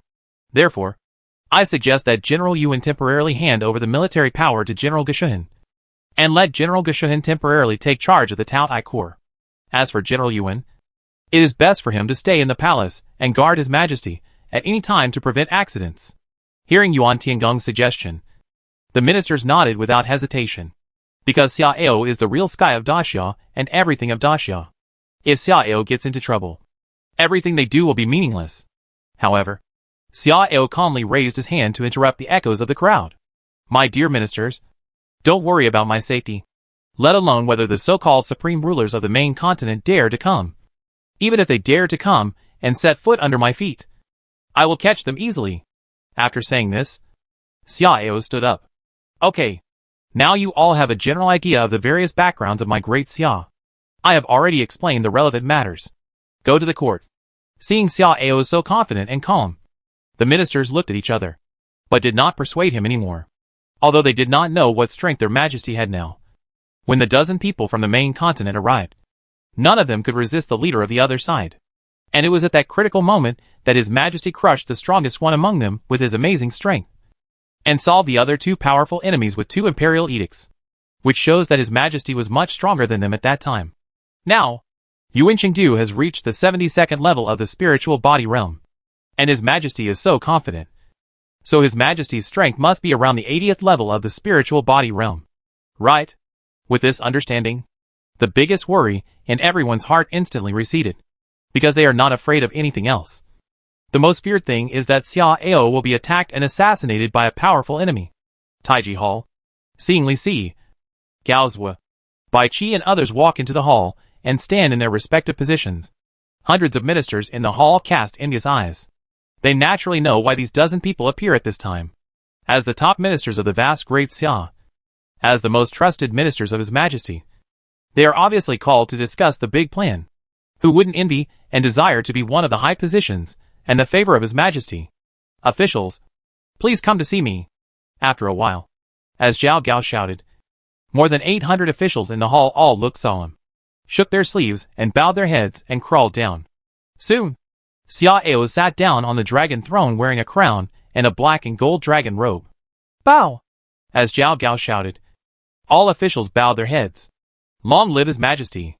On the dragon throne, Xia Ao raised his hand slightly and spoke indifferently. "All the officials, please stand up." "Thank you, Your Majesty." After all the officials stood up, they dared to look up at the noble figure on the steps. Many of them were meeting the emperor for the first time, so they were particularly excited and wanted to see what their own emperor looked like. However, when these people couldn't wait to look, they only saw an extremely tall shadow in front of them. The terrifying aura emanating from it was like a deep and vast sea of stars, which made people tremble. Even their eyes were stung. In shock, these ministers hurriedly lowered their heads. When they finally recovered, they found that all the officials in the central government lowered their heads and lowered their eyes slightly. Even the big guys at the front of the train. It was not until then that they understood what the emperor's power cannot be looked at directly meant. With the imperial order Shangguan calling out an opening word, the court meeting officially began. However, the court meeting process was carried out in sequence by the 2 prime ministers, the imperial censor, the 6 ministers, etc. according to the regulations. And Xia Ao rarely spoke. It was not until the end of the court meeting that Xia Ao spoke for the last time. First, Xia Ao directly announced the mandatory implementation of dragon notes throughout Daxia, and issued an imperial edict to inform the world in the hall. Although this decision shocked many ministers, no one dared to interrupt and say anything. Immediately afterwards, Xia Ao went straight into the topic of this grand court meeting. I believe that all of you have heard the relevant orders from various departments before, and you all know that the Tianan region under the rule of Daxia will soon be unified with the main continent. I can tell you for sure that the day of reunification is between the 5th and the 15th, and those orders are also related to reunification. I can also tell you that although the main continent is strong, Daxia is not weak at all. Today I summon you to tell you that with the enemy in front, no one should neglect the relevant government orders. If anyone violates them, they will be severely punished. If there are traitors after the reunification, regardless of their identities and reasons, all of them will be killed. You are all the pillars of Daxia. I hope you can work together and be loyal to your duties. Don't let me down. After listening to Xia Ao's majestic words that sounded like a loud bell and were deafening, all the officials in the court trembled. Your Majesty, I will swear allegiance to you until death, and I will swear to protect Daxia until death. Chapter 235, Memory of Heaven and Earth. War of 100 Races. On the 8th day of the 12th lunar month, the Dragon Note plan was officially implemented throughout Daxia. In the first 3 days, many people had doubts about this, but some business forces related to government procurement had to bite the bullet and go to Yulong Bank to exchange Dragon Notes, or accept the Dragon Notes currency given by the government. In 3 days, Dragon Notes also appeared in various parts of Daxia, and people around ran to the houses of those holding Dragon Notes to inquire about the situation. After witnessing the exquisiteness of Dragon Notes and discovering the great convenience of Dragon Notes, many people's ideas began to change quietly. Since Daxia's rule has been deeply rooted in the hearts of the people, and His Majesty the Emperor has personally issued an edict to inform the whole country, some people boldly went to Yulong Bank to exchange some Dragon Notes, and went to the official salt field, weapon shop, elixir pavilion, armored car shop, etc. to try to purchase. As a result, the transaction was not only successfully completed, but the whole process was extremely easy and convenient, and there was no need to hire a bodyguard to accompany and protect. As the news spread, more and more people began to be tempted, and some of them began to take action. At the same time, some wealthy families also love the beauty of dragon banknotes, and even exchange and display a full set of dragon banknotes as a means of hunting and showing off. The most famous thing is that a young lady from a noble family in Chuzhou displayed a colorful small palace built with 5 sets of full-value dragon banknotes at a poetry meeting, which caused a sensation and inspired other noble children to follow suit, using the fact of owning a lot of dragon banknotes as a symbol of identity, wealth and status.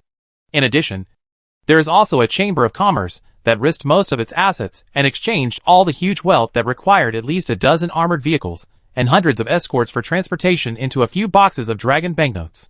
Then it took an Airbus to a city thousands of miles away and successfully completed a big order that was related to survival, because this transaction saved a lot of time, manpower, and the huge costs required for leasing and hiring. The entire transaction process saved a lot of expenses, which increased the net profit by nearly 20%. This matter not only made the people in the business ecstatic, but also caused a continuous sensation after it was spread. There are many such things, which have almost happened in all states, prefectures and counties of Daxia. So it soon triggered a frenzy of exchange.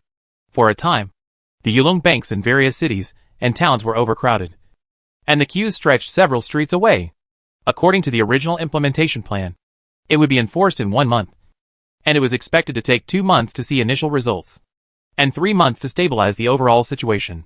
However, the huge response from the people and the market was far beyond everyone's expectations.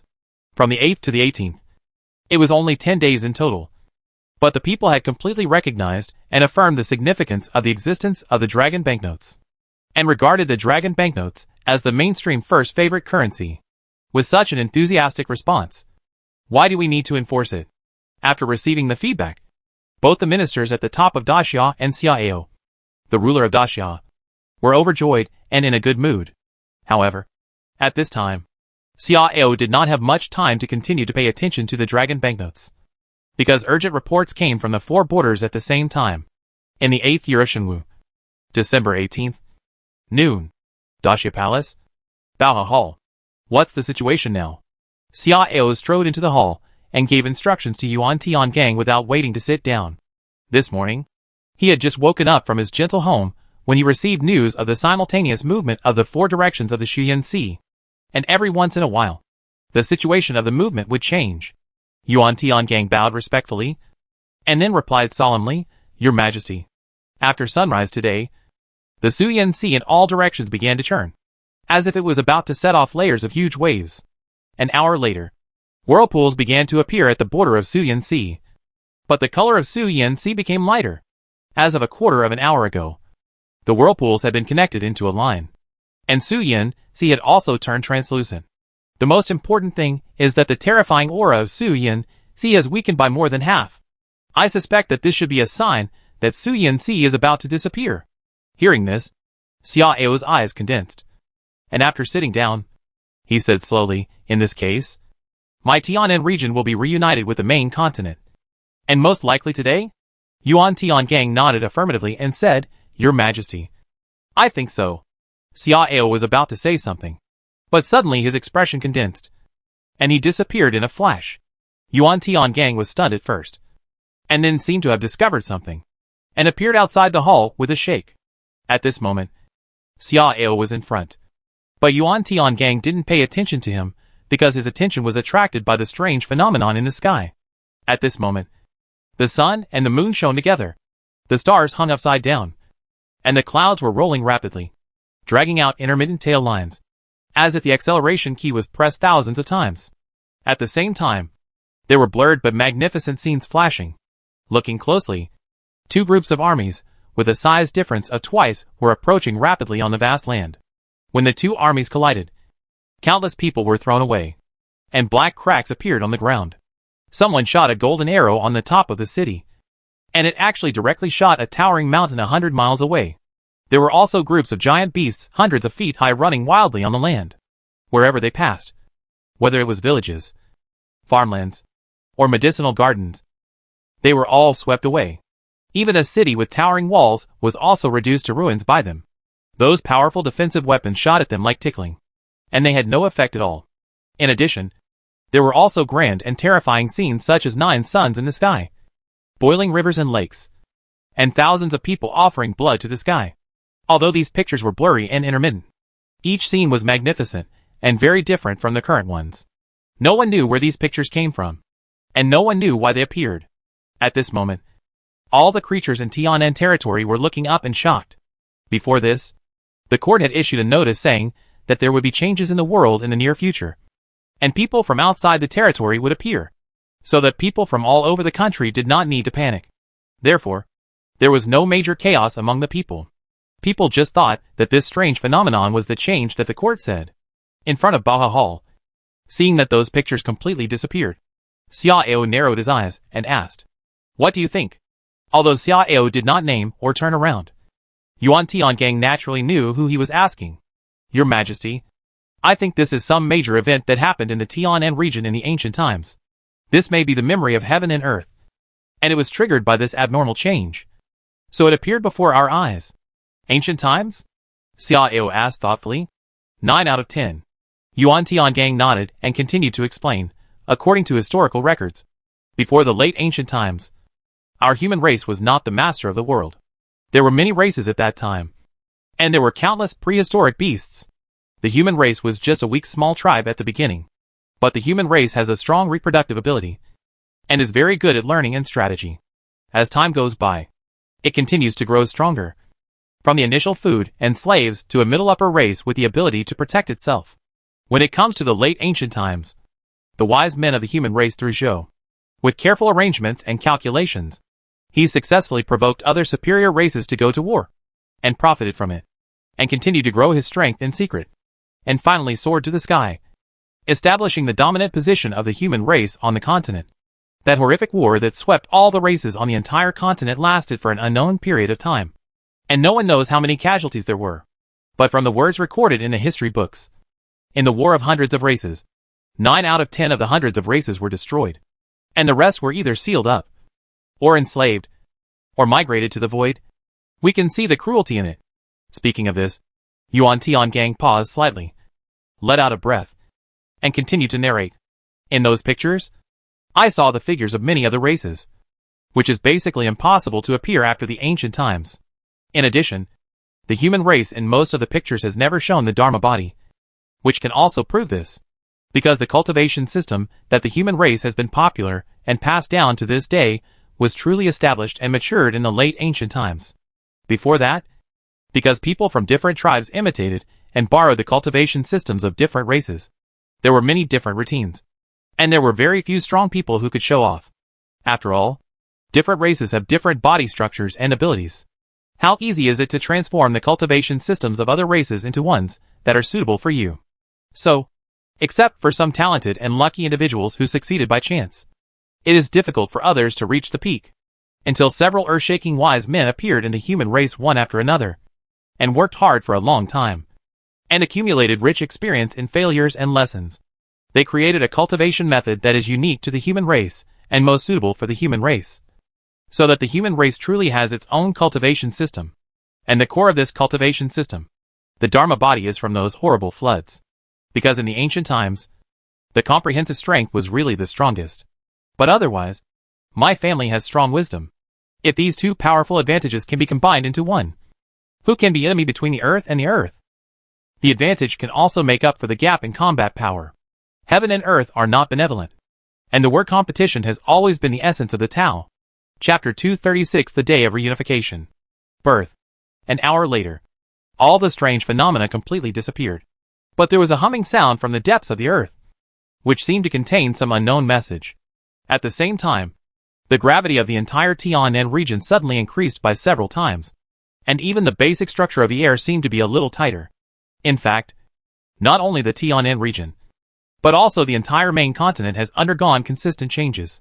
In front of the Baohe Hall, Your Majesty, the eastern border has an urgent report that the Shuyan Sea has completely disappeared, and a new land has appeared on the opposite side. Shang Wenwaner came hurriedly with several female officials, and reported in a serious voice. The Tianan region has been reunited with the main continent? Xiao and Yuan Tiangang looked at each other, with dazzling light flashing in their eyes. What about the other 3 directions? Your Majesty, I am asking people to contact the borders in the other 3 directions urgently, and I believe there will be a response soon. Shang Wenwaner responded while looking at the female officials behind her, each holding a secret talisman disc. After more than 10 breaths, several secret talisman plates lit up in succession.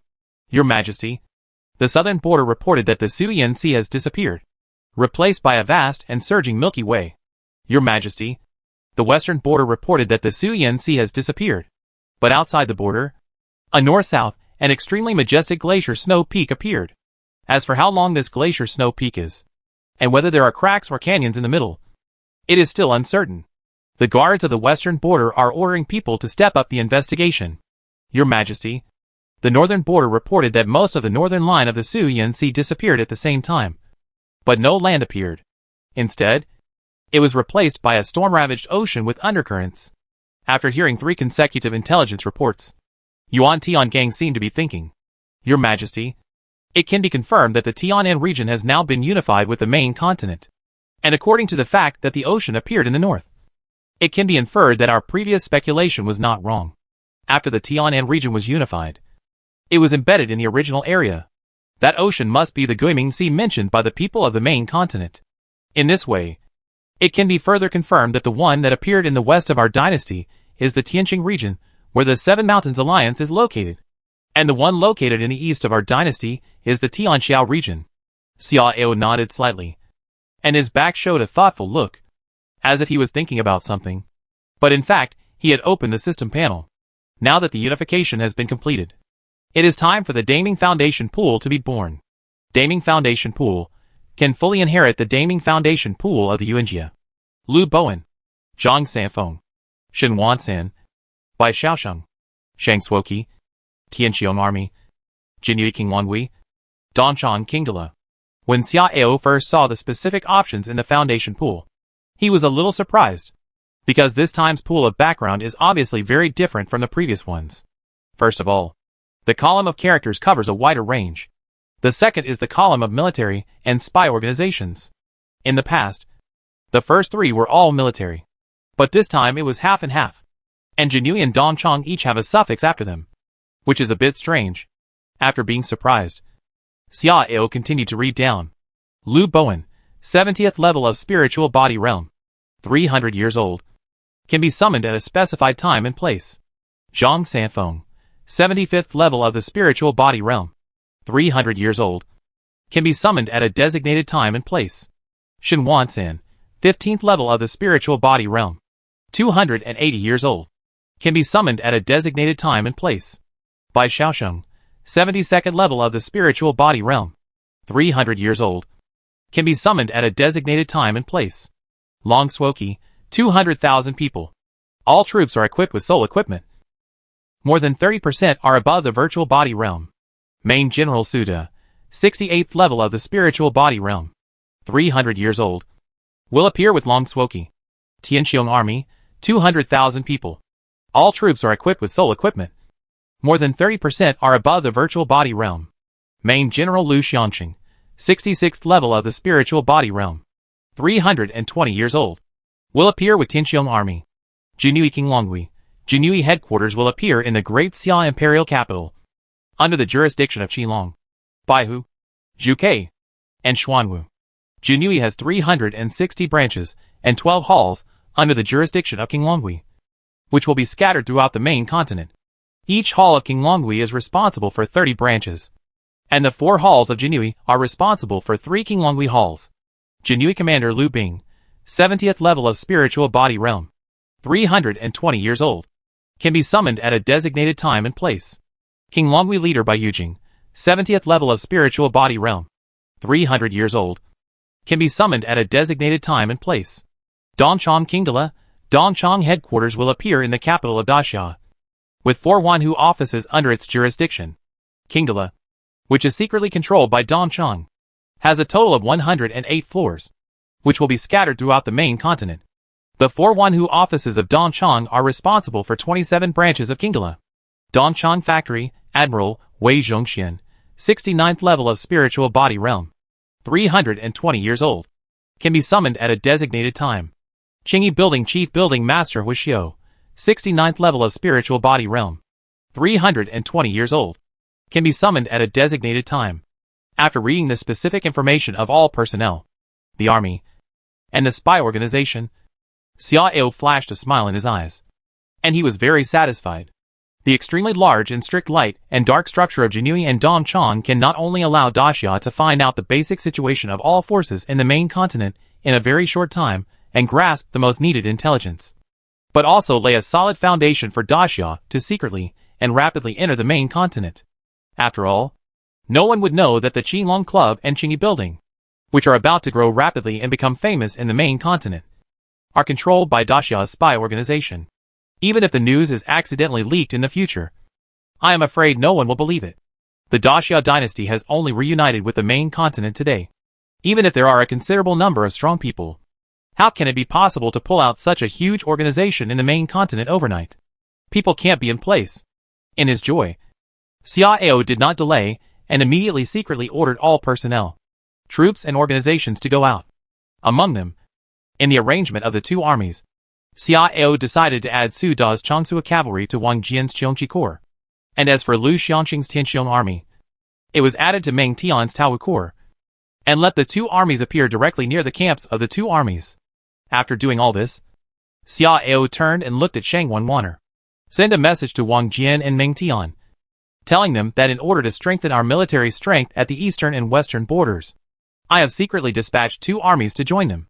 I believe they will be in place soon, so let them prepare to welcome them in advance. As early as a month ago, Xiao had deployed all the other 4 armies except the Chaos Legion to the 4 borders of Daxia. Among them, Wang Jian's Cheongqi Legion was deployed in the east. Meng Tian's Taowu Legion was deployed in the west. Yuan Qingdu's Taoai Legion was deployed in the north. And Zhou Ying's Bifang Legion was deployed in the south. As for Bai Chi's Chaos Legion, it stayed in the capital area as a mobile force reserve. Yes. Shang Wanwater nodded respectfully, then took the secret talisman plate from a female official, and directly conveyed Xia Ao's will to the commanders of the two armies with the highest level secret talisman of the Imperial Book Desk. At the same time, the eyes of the top leaders of all forces in the entire main continent were all cast to the south. Although at the beginning, the news that Tianan Domain was about to return to the main continent was only circulated within the dominant forces. As time went on, the news continued to spread, so that most forces now knew about it. Coupled with the abnormal changes between heaven and earth today, they immediately confirmed the fact that Tianan Domain had returned. At one time, countless orders were issued from all directions, and groups of secret agents began to flock to the place where the Guiming Sea was originally located. Of course, these were just some ordinary forces, or middle and upper forces far away from other domains. Those dominant forces, and several forces in the Tianqing domain had already made preparations. Tianhuang Domain. Huanggu Dynasty. Huanggu Dynasty has been passed down for more than 100,000 years. It is one of the dominant forces with the longest inheritance, the strongest foundation, and the greatest influence in the main continent. It dominates most of Tianhuang Domain and is extremely powerful. At this moment, on a sacred mountain with dense vitality and fog, 3 old men were brewing tea and discussing. This time, the return of Tianan Domain will inevitably break the stability of the 8 domains for so many years. The old man in green on the west side glanced at the south with a look of regret. The red-robed old man opposite raised his eyebrows and said with a smile, "Brother Qi, what you said is a bit conservative. The return of Tianan territory is an unprecedented major change. In the face of such a major change, who is willing to stay out of it? Who can stay out of it? It seems that a bloody war with mountains and rivers collapsing is about to take place." The green-robed old man smiled bitterly and shook his head, sighing, "Yes. Even we have to take the lead as the vanguard to participate in it. Let alone others." The white-robed old man sitting on the upper seat frowned and looked at the green-robed old man expressionlessly. "Shi Hung, watch your words. We are the Emperor's tribute. Everything we have is given by the Emperor. If the Emperor needs it, we will take the lead. How can we discuss the national policy and the Emperor's heart?" The green-robed old man named Shi Hung looked stern and bowed to the white-robed old man named Lin Zitao. "Please forgive me, Vice Dean. I have no other intentions. I just feel sad about the great turmoil that will soon be caused in Tianan region." Lin Zitao's expression eased slightly, and he nodded, saying, "Just be sensible. The great Emperor attaches great importance to Tianan region, so he asked me to prepare 2 high-level worshippers to be ready at any time. Among the high-level worshippers, you 2 are the most outstanding. So the Dean and this institute chose you. At this moment, Tianan region has been unified with the main continent.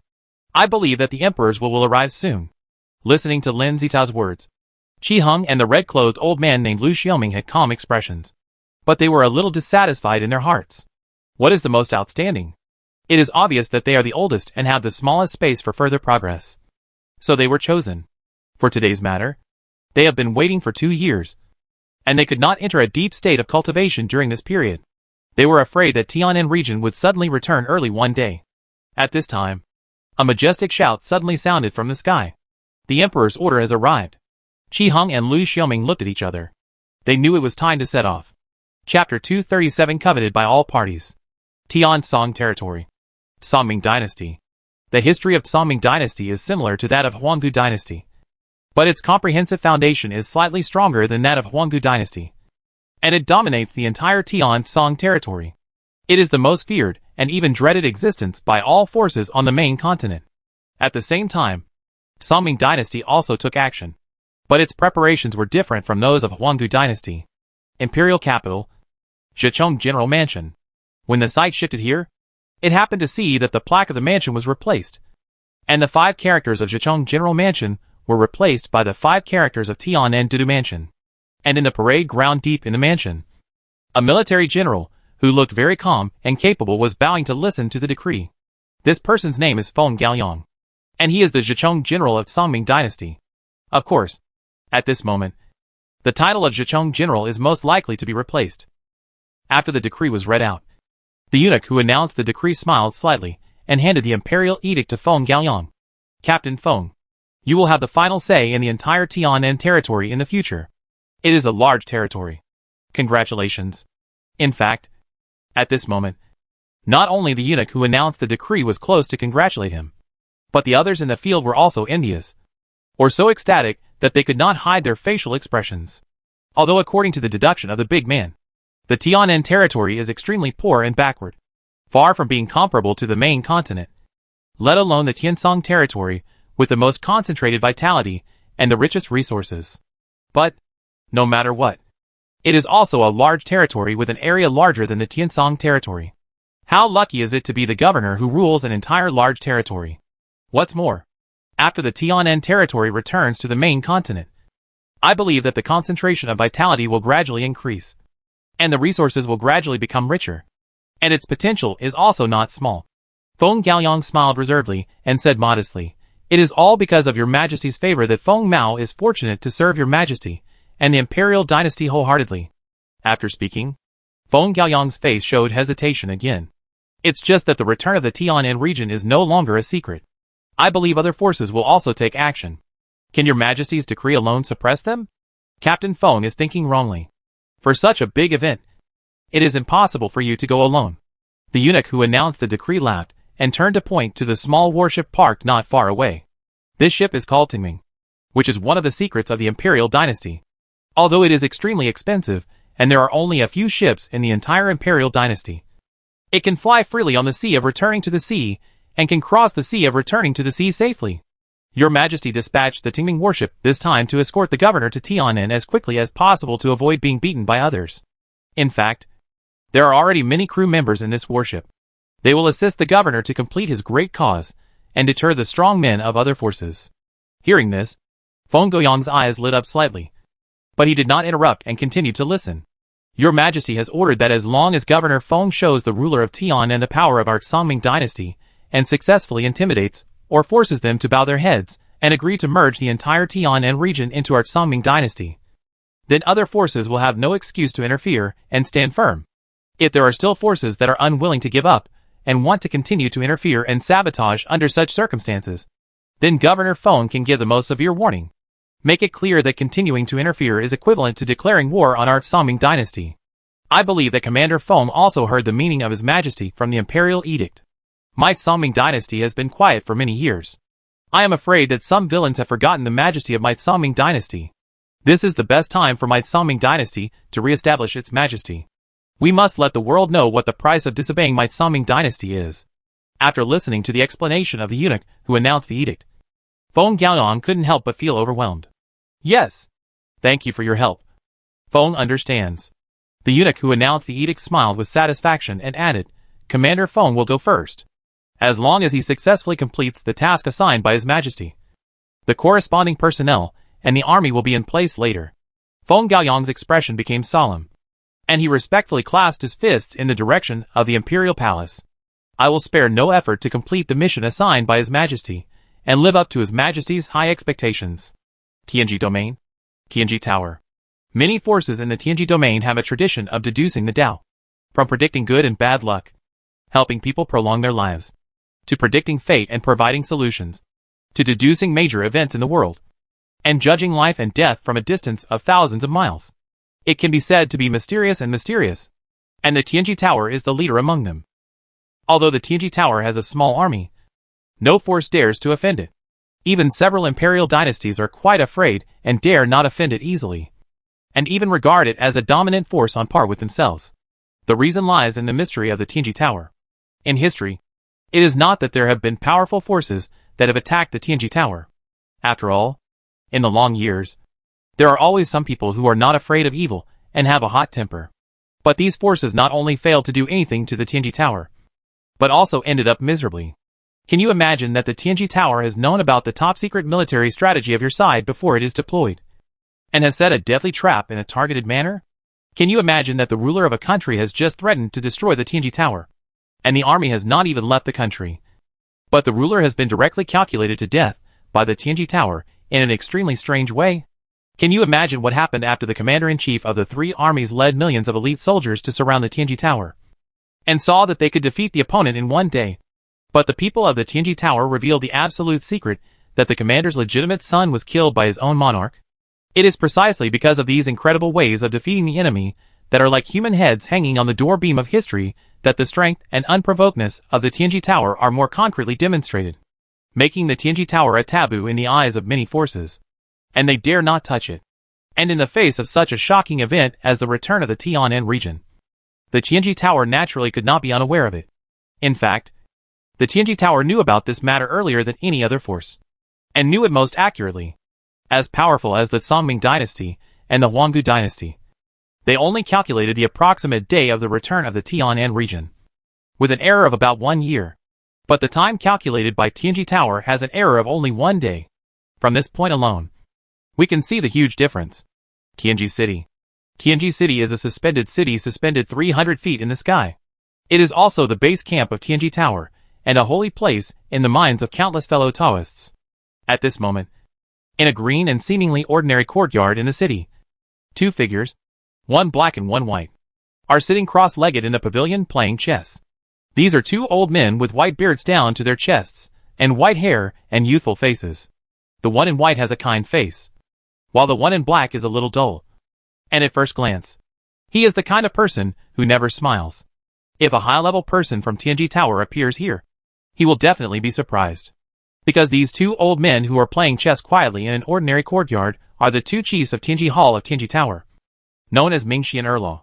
Among them, the one who likes to wear white clothes and has a kind face is called Yang Rong, and the one who likes to wear black clothes and is serious is called Wu Peng. Although Mingxi and Erlo is from Tianji Hall, his status is higher than that of the head of Tianji Hall. He is the real big man of Tianji Tower. Tian'an territory actually returned a day earlier. It seems that our Taoism is still a little bit behind, Yang Rong said with a smile while leisurely placing a chess piece.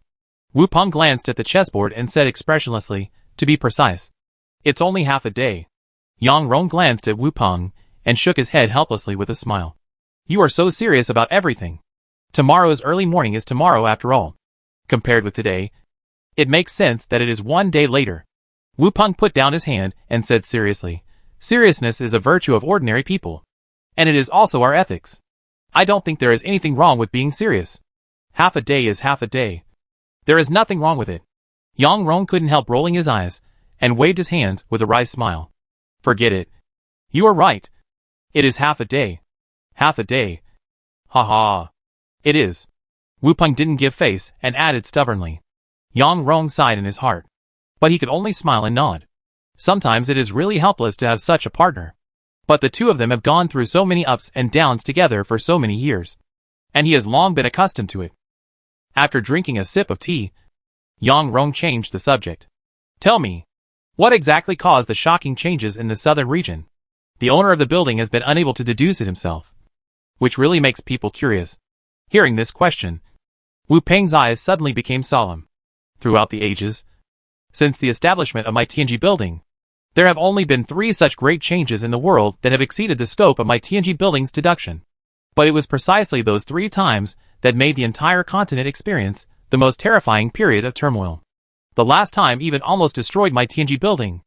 And this time, I'm afraid it will set off another bloody storm that will sweep across the entire continent. Although we don't know what the cause is. We must prepare early." Yang Rong nodded, then shook his head again. "What you said makes sense. But I have a guess about the cause." Wu Peng's eyes flashed, and he pondered, "Are you talking about the ruler of Tian'an?" "Yes." Yang Rong nodded affirmatively, squinting and said, "After all, in addition to the shocking changes in Tian'an, the mysterious ruler cannot be deduced by us either. The emperors of several dynasties are fine. Not only are they powerful in their own cultivation, but they also have many spiritual treasures to protect their bodies. So we can't easily deduce. But that person, before the change, his strength should be quite limited. But from beginning to end, I, Tianji Tower, cannot infer anything related to him. As if there is a sky curtain protecting him, so that we can only see a layer of fog. Such a mysterious person. Do you think he is related to the changes in Tian'an domain? Impossible."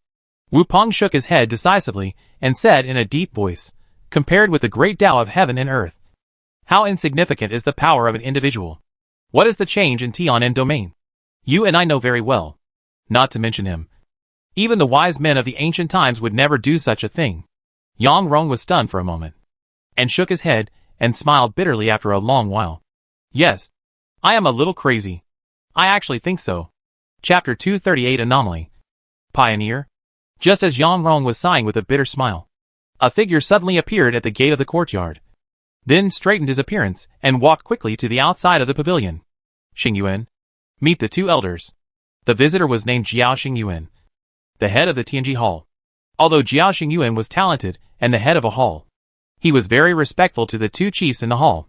This was not only because of the status and prestige of the two elders Ming and Xian, but also because he was 2 generations lower than the two elders and was once their disciple. Wu Peng frowned and stared at Jiao Xingyuan expressionlessly. The return of Tianan domain is the critical moment for the large-scale deduction of that force. How can you still have the leisure to come here? Jiao Xingyuan smiled bitterly and clasped his fists and said, Please forgive me, Elder Xian. Xingyuan came here because he had no choice but to do so because he needed the help of the two elders. Yang Rong's eyes flickered slightly, and a look of surprise appeared on his face. Help? What's going on? Replying to Elder Ming, the 9 Revolutions Heavenly Secret Disc has failed. Hearing Jiao Xingyuan's answer, Yang Rong and Wu Peng's faces changed.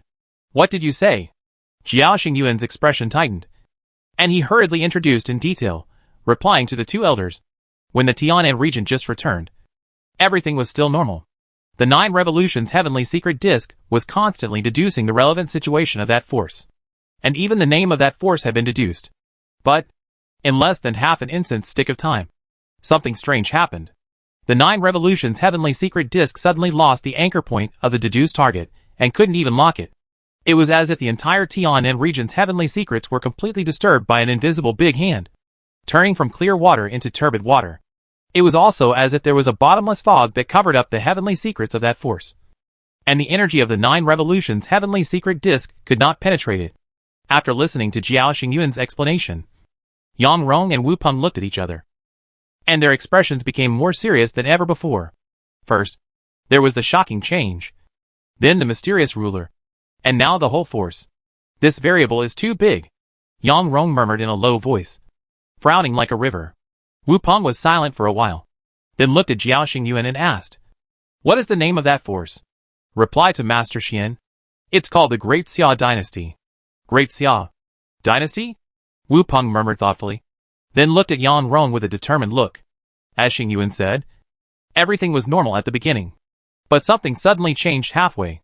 It's obvious that some factor suddenly intervened and interfered with the secrets of heaven. I'm afraid we have met an opponent, and a very strong opponent.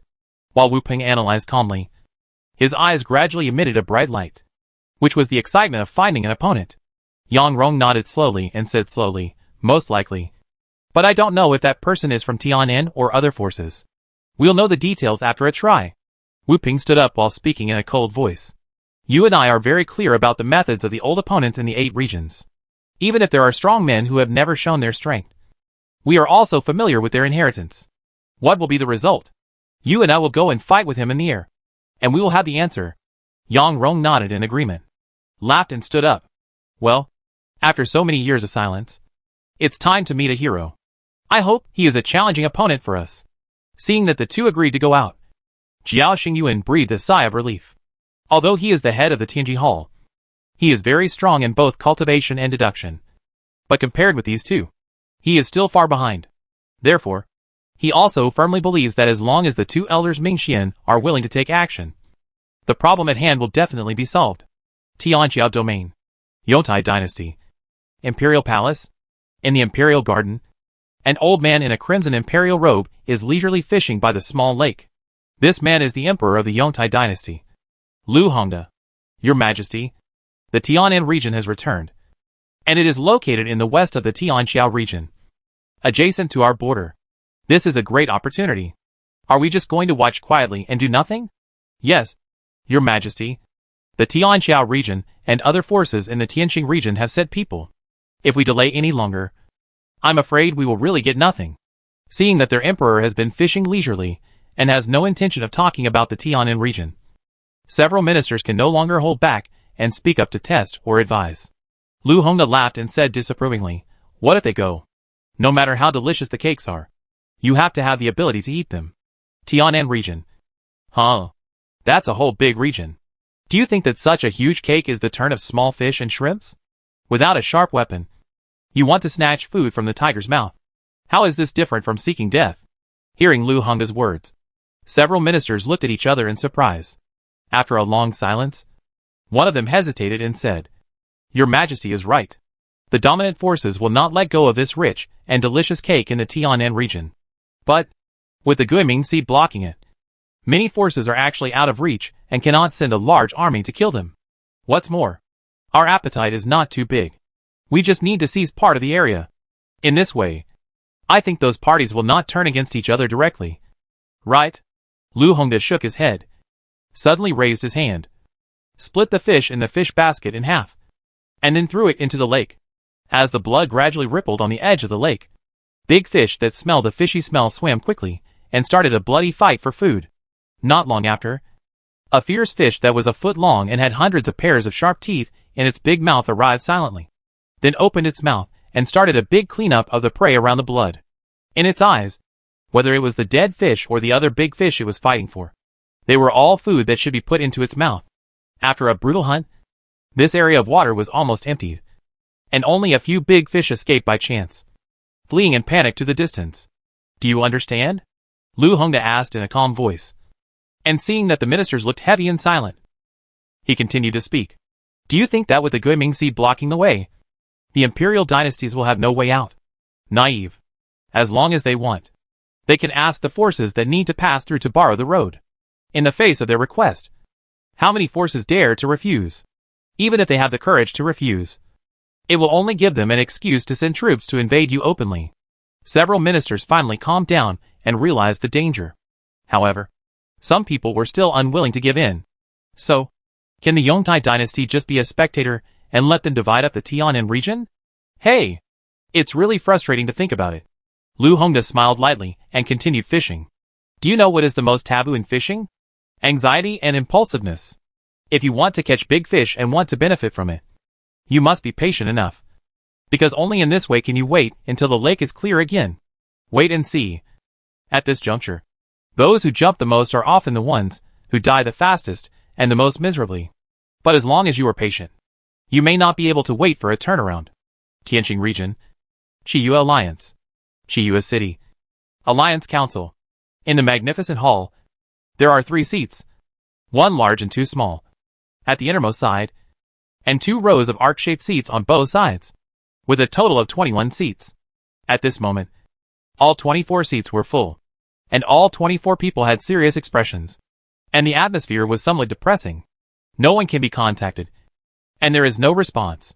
Obviously, they must have had an accident. It shouldn't be. According to what the Supreme said, the foundation of Tianan territory is extremely weak, and it is unlikely that there are strong people. How could something go wrong? And not even one person survived? Now is not the time to talk about these. The most urgent thing is to discuss the follow-up matters. Yes, according to our original plan, as long as they can successfully control the power of Tianan territory, then we will have the qualifications to negotiate with several dominant forces, and at least we can save half of Tianan.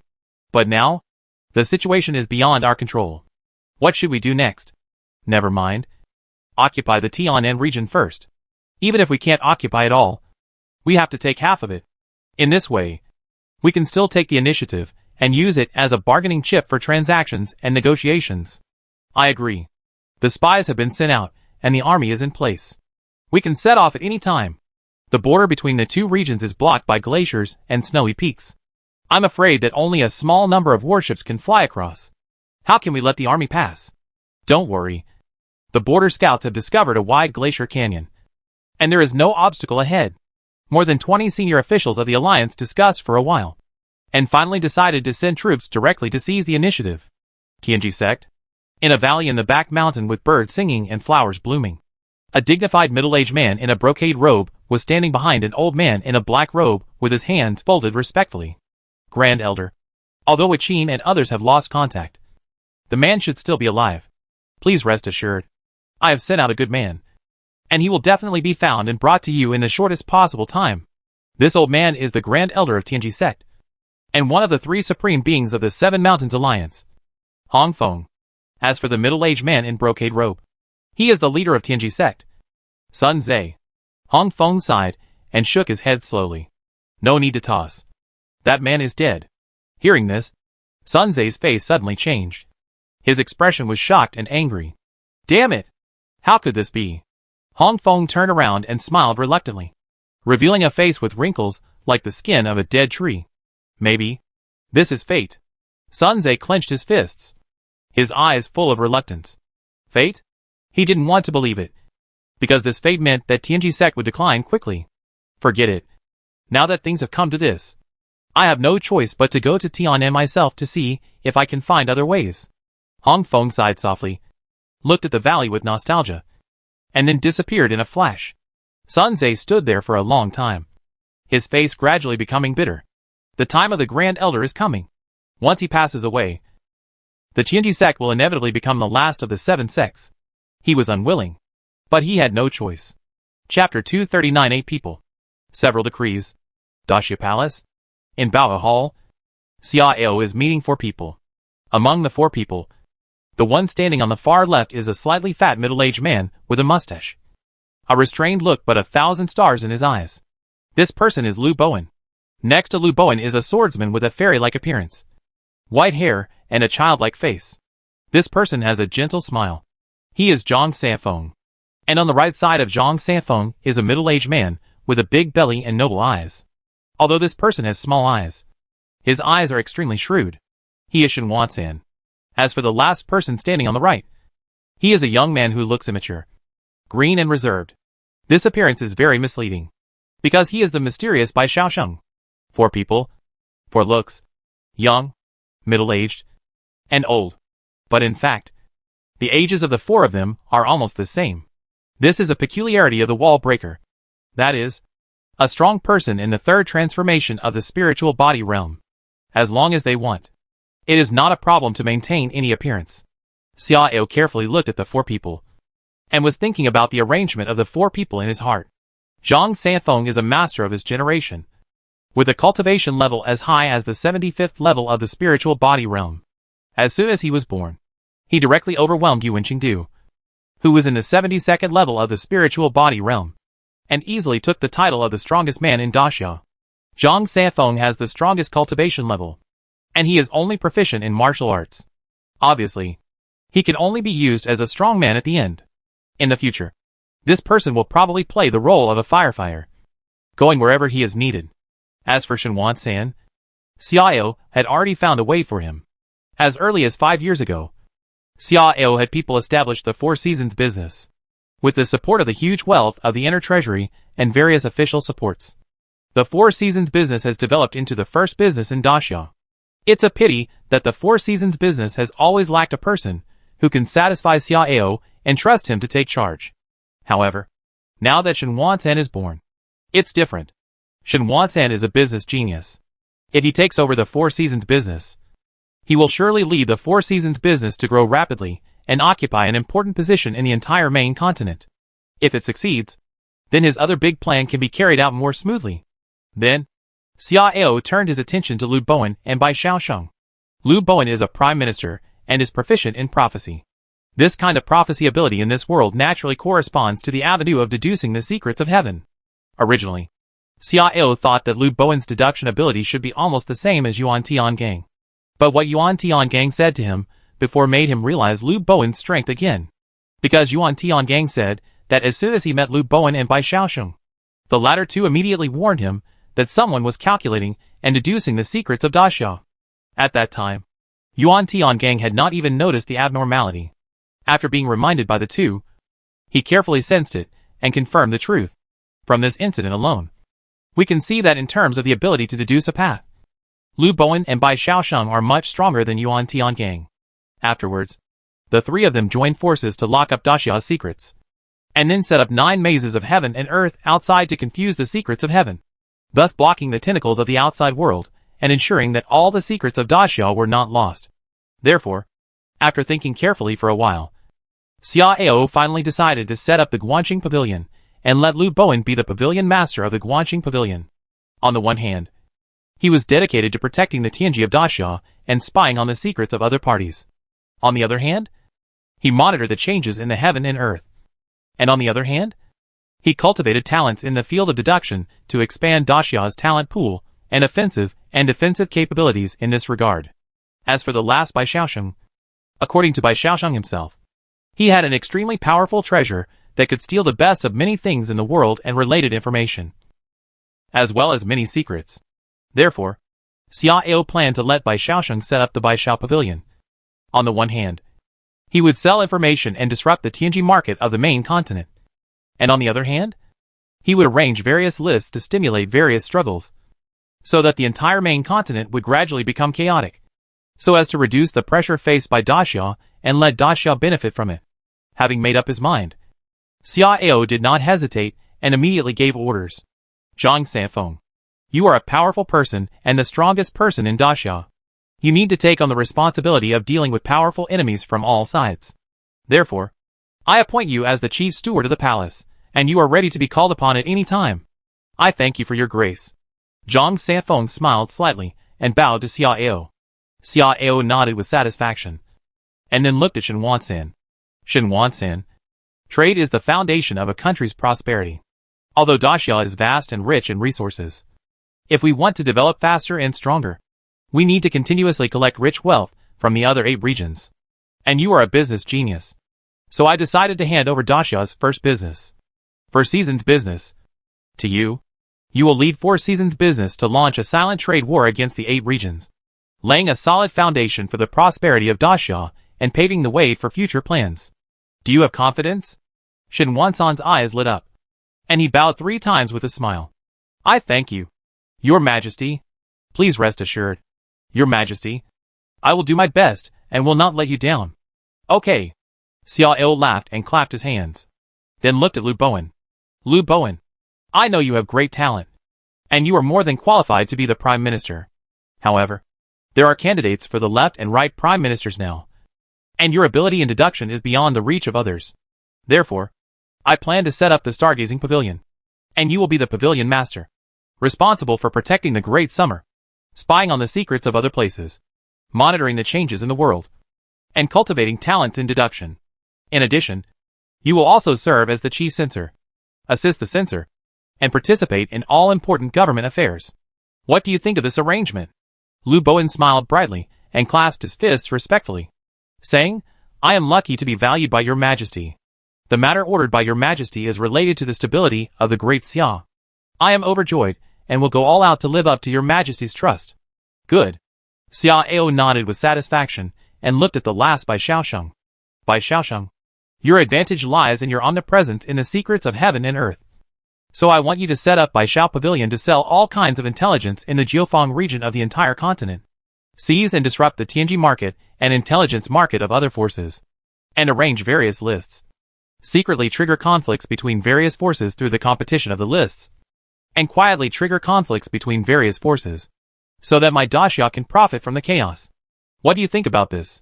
Bai Xiaosheng's eyes lit up, and he said happily, Your Majesty, the task you assigned is exactly what I like and am best at. I am very happy to be able to set up Bai Xiao Pavilion. Speaking of this, Bai Xiaosheng suddenly showed hesitation. But, Your Majesty, although my Bai Xiao book can spontaneously form several types of mechanical puppets that are no different from ordinary people, it requires actual shops and stalls as fulcrums and keys to open the tricks. It is difficult to quickly expand Bai Xiao Pavilion across the entire continent. Bai Xiaosheng's concerns can be summed up in one sentence. No one. In response, Xia Ao just smiled faintly. Don't worry. I will order the Jinui and the East Factory to fully cooperate with you. Whether it is manpower or money and other resources, you can ask for help.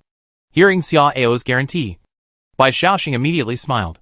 Thank you, Your Majesty. If so, within 3 months at most, I will make Bai Xiao Pavilion spread all over the cities of the entire continent. Hearing this, Xia Ao was stunned at first, and then glared at Bai Xiaosheng unhappily. It turned out that this guy had already calculated how strong the Jinui and Dongchong were, and he had set his sights on these 2 good helpers early on. Okay, then I'll wait for your results. But there is one thing I want to say in advance. Everything in Bai Xiao Pavilion is ultimately for the service of Daxia. So some intelligence related to the interests of Daxia and the safety of personnel, you must actively and promptly provide it to Jinui, Dongchong, bad people and Luoyang. And don't forget the priority. Bai Xiaoxing's expression was stern, and he quickly restrained his smile and nodded solemnly. Yes, Your Majesty. Don't worry. I understand. Xia Ao's expression eased slightly and looked at Shen Wansan. The road to expansion of Four Seasons business will definitely not be smooth. Therefore, when necessary, you can also seek help from the Qinglong Society and Qingyi building under the factory guard. But the number of times cannot be too many, and each time must be kept confidential, so that people cannot easily notice the involvement of Four Seasons business with the Qinglong Society and Qingyi building. Even if it is noticed, you must let the outside world think that you are in a trading relationship, and you cannot reveal too much. Do you understand? Thank you, Your Majesty. Shen Wansan was overjoyed and hurriedly thanked and promised. Your Majesty, don't worry. I understand the importance of it and will act cautiously. Xia Ao nodded slightly, then explained some details, and let the four people leave. Not long after, another four people walked in. Among the four people, the middle-aged man with an upright posture and a decent and resolute face is Lu Bing, the commander of the Jinui. Beside Lu Bing, the young man in white clothes, handsome features, and looking like a romantic talent is Bai Yujing, the head of the Qinglong Society. As for the two people standing on the other side a few steps away from the two, they are the leaders of the East Factory and Qingyi building. Among them, the eunuch who looks chubby and kind is Wei Zhongxian, the governor of the East Factory.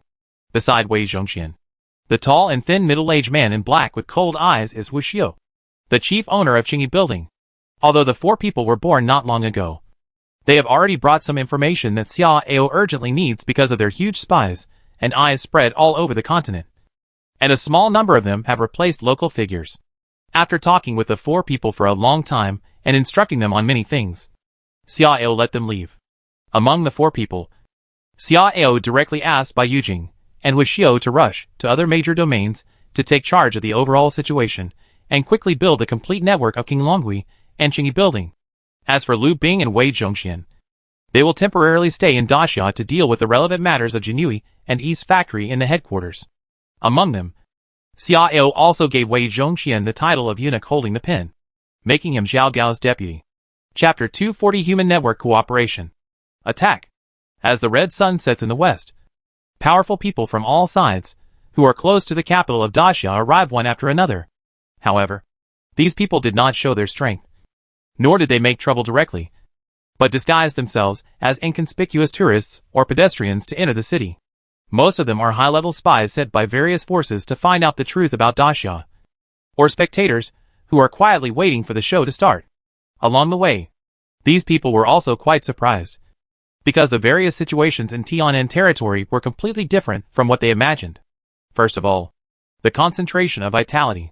In their minds, Tianan territory should be an extremely barren area.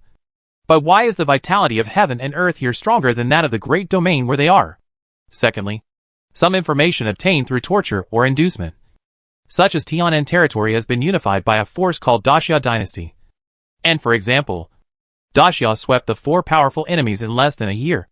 And for example, the change of heaven and earth 6 years ago, etc. All of these things made them horrified. Finally, what they saw and heard. They flew all the way here. They saw a busy and well-organized air transport network, prosperous cities, rich and peaceful folk life, and also the general level of Daxia's cultivation world. Especially this last item, which shocked them the most. Even unbelievable and difficult to accept, because the facts are completely different from what they imagined. The people of Daxia are not weak at all, but there are many masters. If we put aside the strong men above the third level of spiritual body, just looking at the people they met along the way, the overall cultivation level is almost not much different from that of Tianqing domain, Tianjiao domain, etc. Even to a certain extent, it is a little stronger. Walking through the streets, almost all the postnatal realm warriors are everywhere, and the innate realm also appears every now and then. Among the officers and soldiers at the city gate and the constables who patrol on strange equipment, there are also masters of the virtual body realm and the real body realm. Even the masters of the first level of virtual body realm and the second level of real body realm above the 9th level are not lacking in the imperial capital of Daxia. Such news shocked the high-ranking spies of various forces. On the one hand, they kept sending the news back to their respective forces, and on the other hand, they became more cautious and careful. not daring to easily reveal their aura, so as not to cause unnecessary trouble. In the inner city of the imperial capital, in a 12-story attic, Yuan Tiangang and Zhao Gao were quietly scanning the crowds below. They seemed to be searching for someone, but looking closely at their eyes, there was no obvious focus, and they seemed a little absent-minded. I don't know how long it took. Zhao Gao took the lead and finally broke the silence. General Yuan, should we do something? After asking, seeing that Yuan Tiangang squinted his eyes and didn't speak, Zhao Gao turned his head and continued to chuckle and tell the story. In the past, the bad guys and Lu Wang were the two sharpest and most powerful hidden blades in your majesty's hands. But things are different now. The sudden appearance of the Jinui and the Dongchang completely broke the balance that you and I have worked so hard to maintain. More importantly, they have directly endangered the status of both of us. If it were just the Jinui and the Dongchang, it would be fine. The number of subordinates of Lu Bing and Wei Zhongxian is about the same as when our people first came into the world, or even a little less. But the bad thing is that they each control an extremely large external force. Although we don't know how many people there are in the Qinglong Society and Qingyi Building, we can get some clues from the two numbers of 360 branch offices and 108 branch buildings. And, from what your majesty said, the Qinglong Society and Qingyi Building's tentacles cover almost all forces on the main continent. To achieve this, how terrifying must their personnel be? Hearing this, Yuan Tiangang finally reacted. After turning his head to look at Zhao Gao, Yuan Tiangang said calmly, "Has Lord Zhao forgotten the current size of the bad people and Lu Wang? After nearly 8 years of development, our external line is also a very amazing number." Zhao Gao narrowed his eyes and laughed, shaking his head and said, "No matter how amazing it is, I am afraid there is still a big gap between the Qinglong Club and Qingyi Tower. What's more, the quality of our external line cannot be compared with them at all. Of course, the most critical problem is that our people are still in Daxia. It will take a long time to spread them all over the continent. And during this period of time, our role will definitely be greatly reduced. General Yuan, are you willing to let Lu Bing and Wei Zhongxian directly replace us and become His Majesty? Are you willing to let Jinui and Dongchang shine for a long time in the future, while we can only hide in the corner and applaud?" Yuan Tiangang looked at Zhao Gao deeply, sighed and said, "What can we do if the reality is like this?" Xiao Shouzu, what do you mean? Just say it directly. Okay, then I won't beat around the bush. Zhao Gao smiled slightly, and then said seriously, "General Yuan, now that there are two such opponents, the open and secret struggles between the two sides must end. I propose that from today on, Lu Wang and the bad people put aside all grievances and various small thoughts and cooperate sincerely." Cooperation? Yuan Tiangang raised his eyebrows in surprise, showing a little interest. How to cooperate? To put it simply, it's 2 words, sharing. As Zhao Gao said this, he stretched out 2 fingers, including intelligence sharing, personnel sharing, resource sharing, credit sharing, etc. In short, as long as it is a move that is beneficial to our two sides to obtain intelligence, we must fully support it. Yuan Tiangong's eyes lit up slightly, and he touched his chin thoughtfully. This proposal by Zhao Shouzu is very interesting, although there will definitely be various problems and obstacles in the process. It is not impossible to overcome them if we really put our minds to it. However, even so, I am afraid we still can't compete with those two parties. Right? Seeing Yuan Tiangong's intention, Zhao Gao immediately became interested. That's exactly what we're going to say next. With the Qinglong Society and Qingyi Building, Jinui and Dongchang naturally have a huge advantage. And this advantage is beyond our reach in the short term. So, we suggest that we make 2 plans and move forward at the same time. On the one hand, we continue to send people to the other 8 regions according to the original plan to implement the plan of laying a network covering the entire continent. In this regard, we obviously can't compete with those 2 parties. So we can give up directly and let the lurking plan be stable and smooth. Let our people successfully infiltrate first, and then gradually activate them when the time is right in the future. On the other hand, we need to concentrate our elite forces and focus on a dozen key directions to compete with Jinui and Dongchang in this regard. After all, there are less than 20 forces that can be taken seriously by His Majesty, and will often ask about it. As long as we put more than half of our elite forces in this direction, and we work together sincerely, we may be able to compete with Jinui and Dongchang. After listening to Zhao Gao's suggestion, Yuan Tiangang lowered his head and pondered for a while. After a long time, Yuan Tiangang raised his head and exhaled lightly, and uttered a word. Yes. Zhao Gao grinned and nodded with satisfaction. At this time, a figure suddenly appeared in the sky in the distance. Soon after this person appeared, several groups of people successively lifted their cover and appeared in the sky above the imperial capital. Seeing this, Zhao Gao's eyes turned cold, and the smile on his face disappeared. These bastards finally couldn't hold back and jumped out. Yuan Tiangang retracted his gaze from the sky and said calmly, "Don't pay attention to them. They will naturally be dealt with by someone. What we need to do is to have people keep an eye on other rats who are hiding their heads and showing their tails, so that they won't take advantage of the chaos to do evil."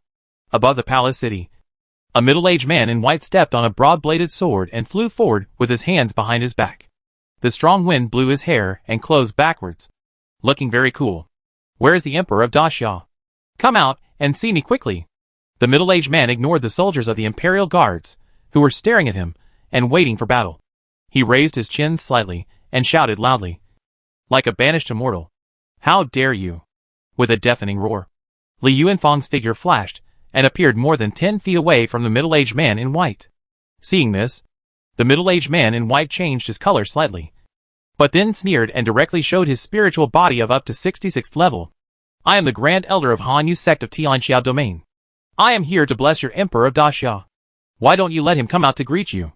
However, Li Yuanfang refused to show his face, but his eyes were cold and murderous. "Dare to offend His Majesty's holy power.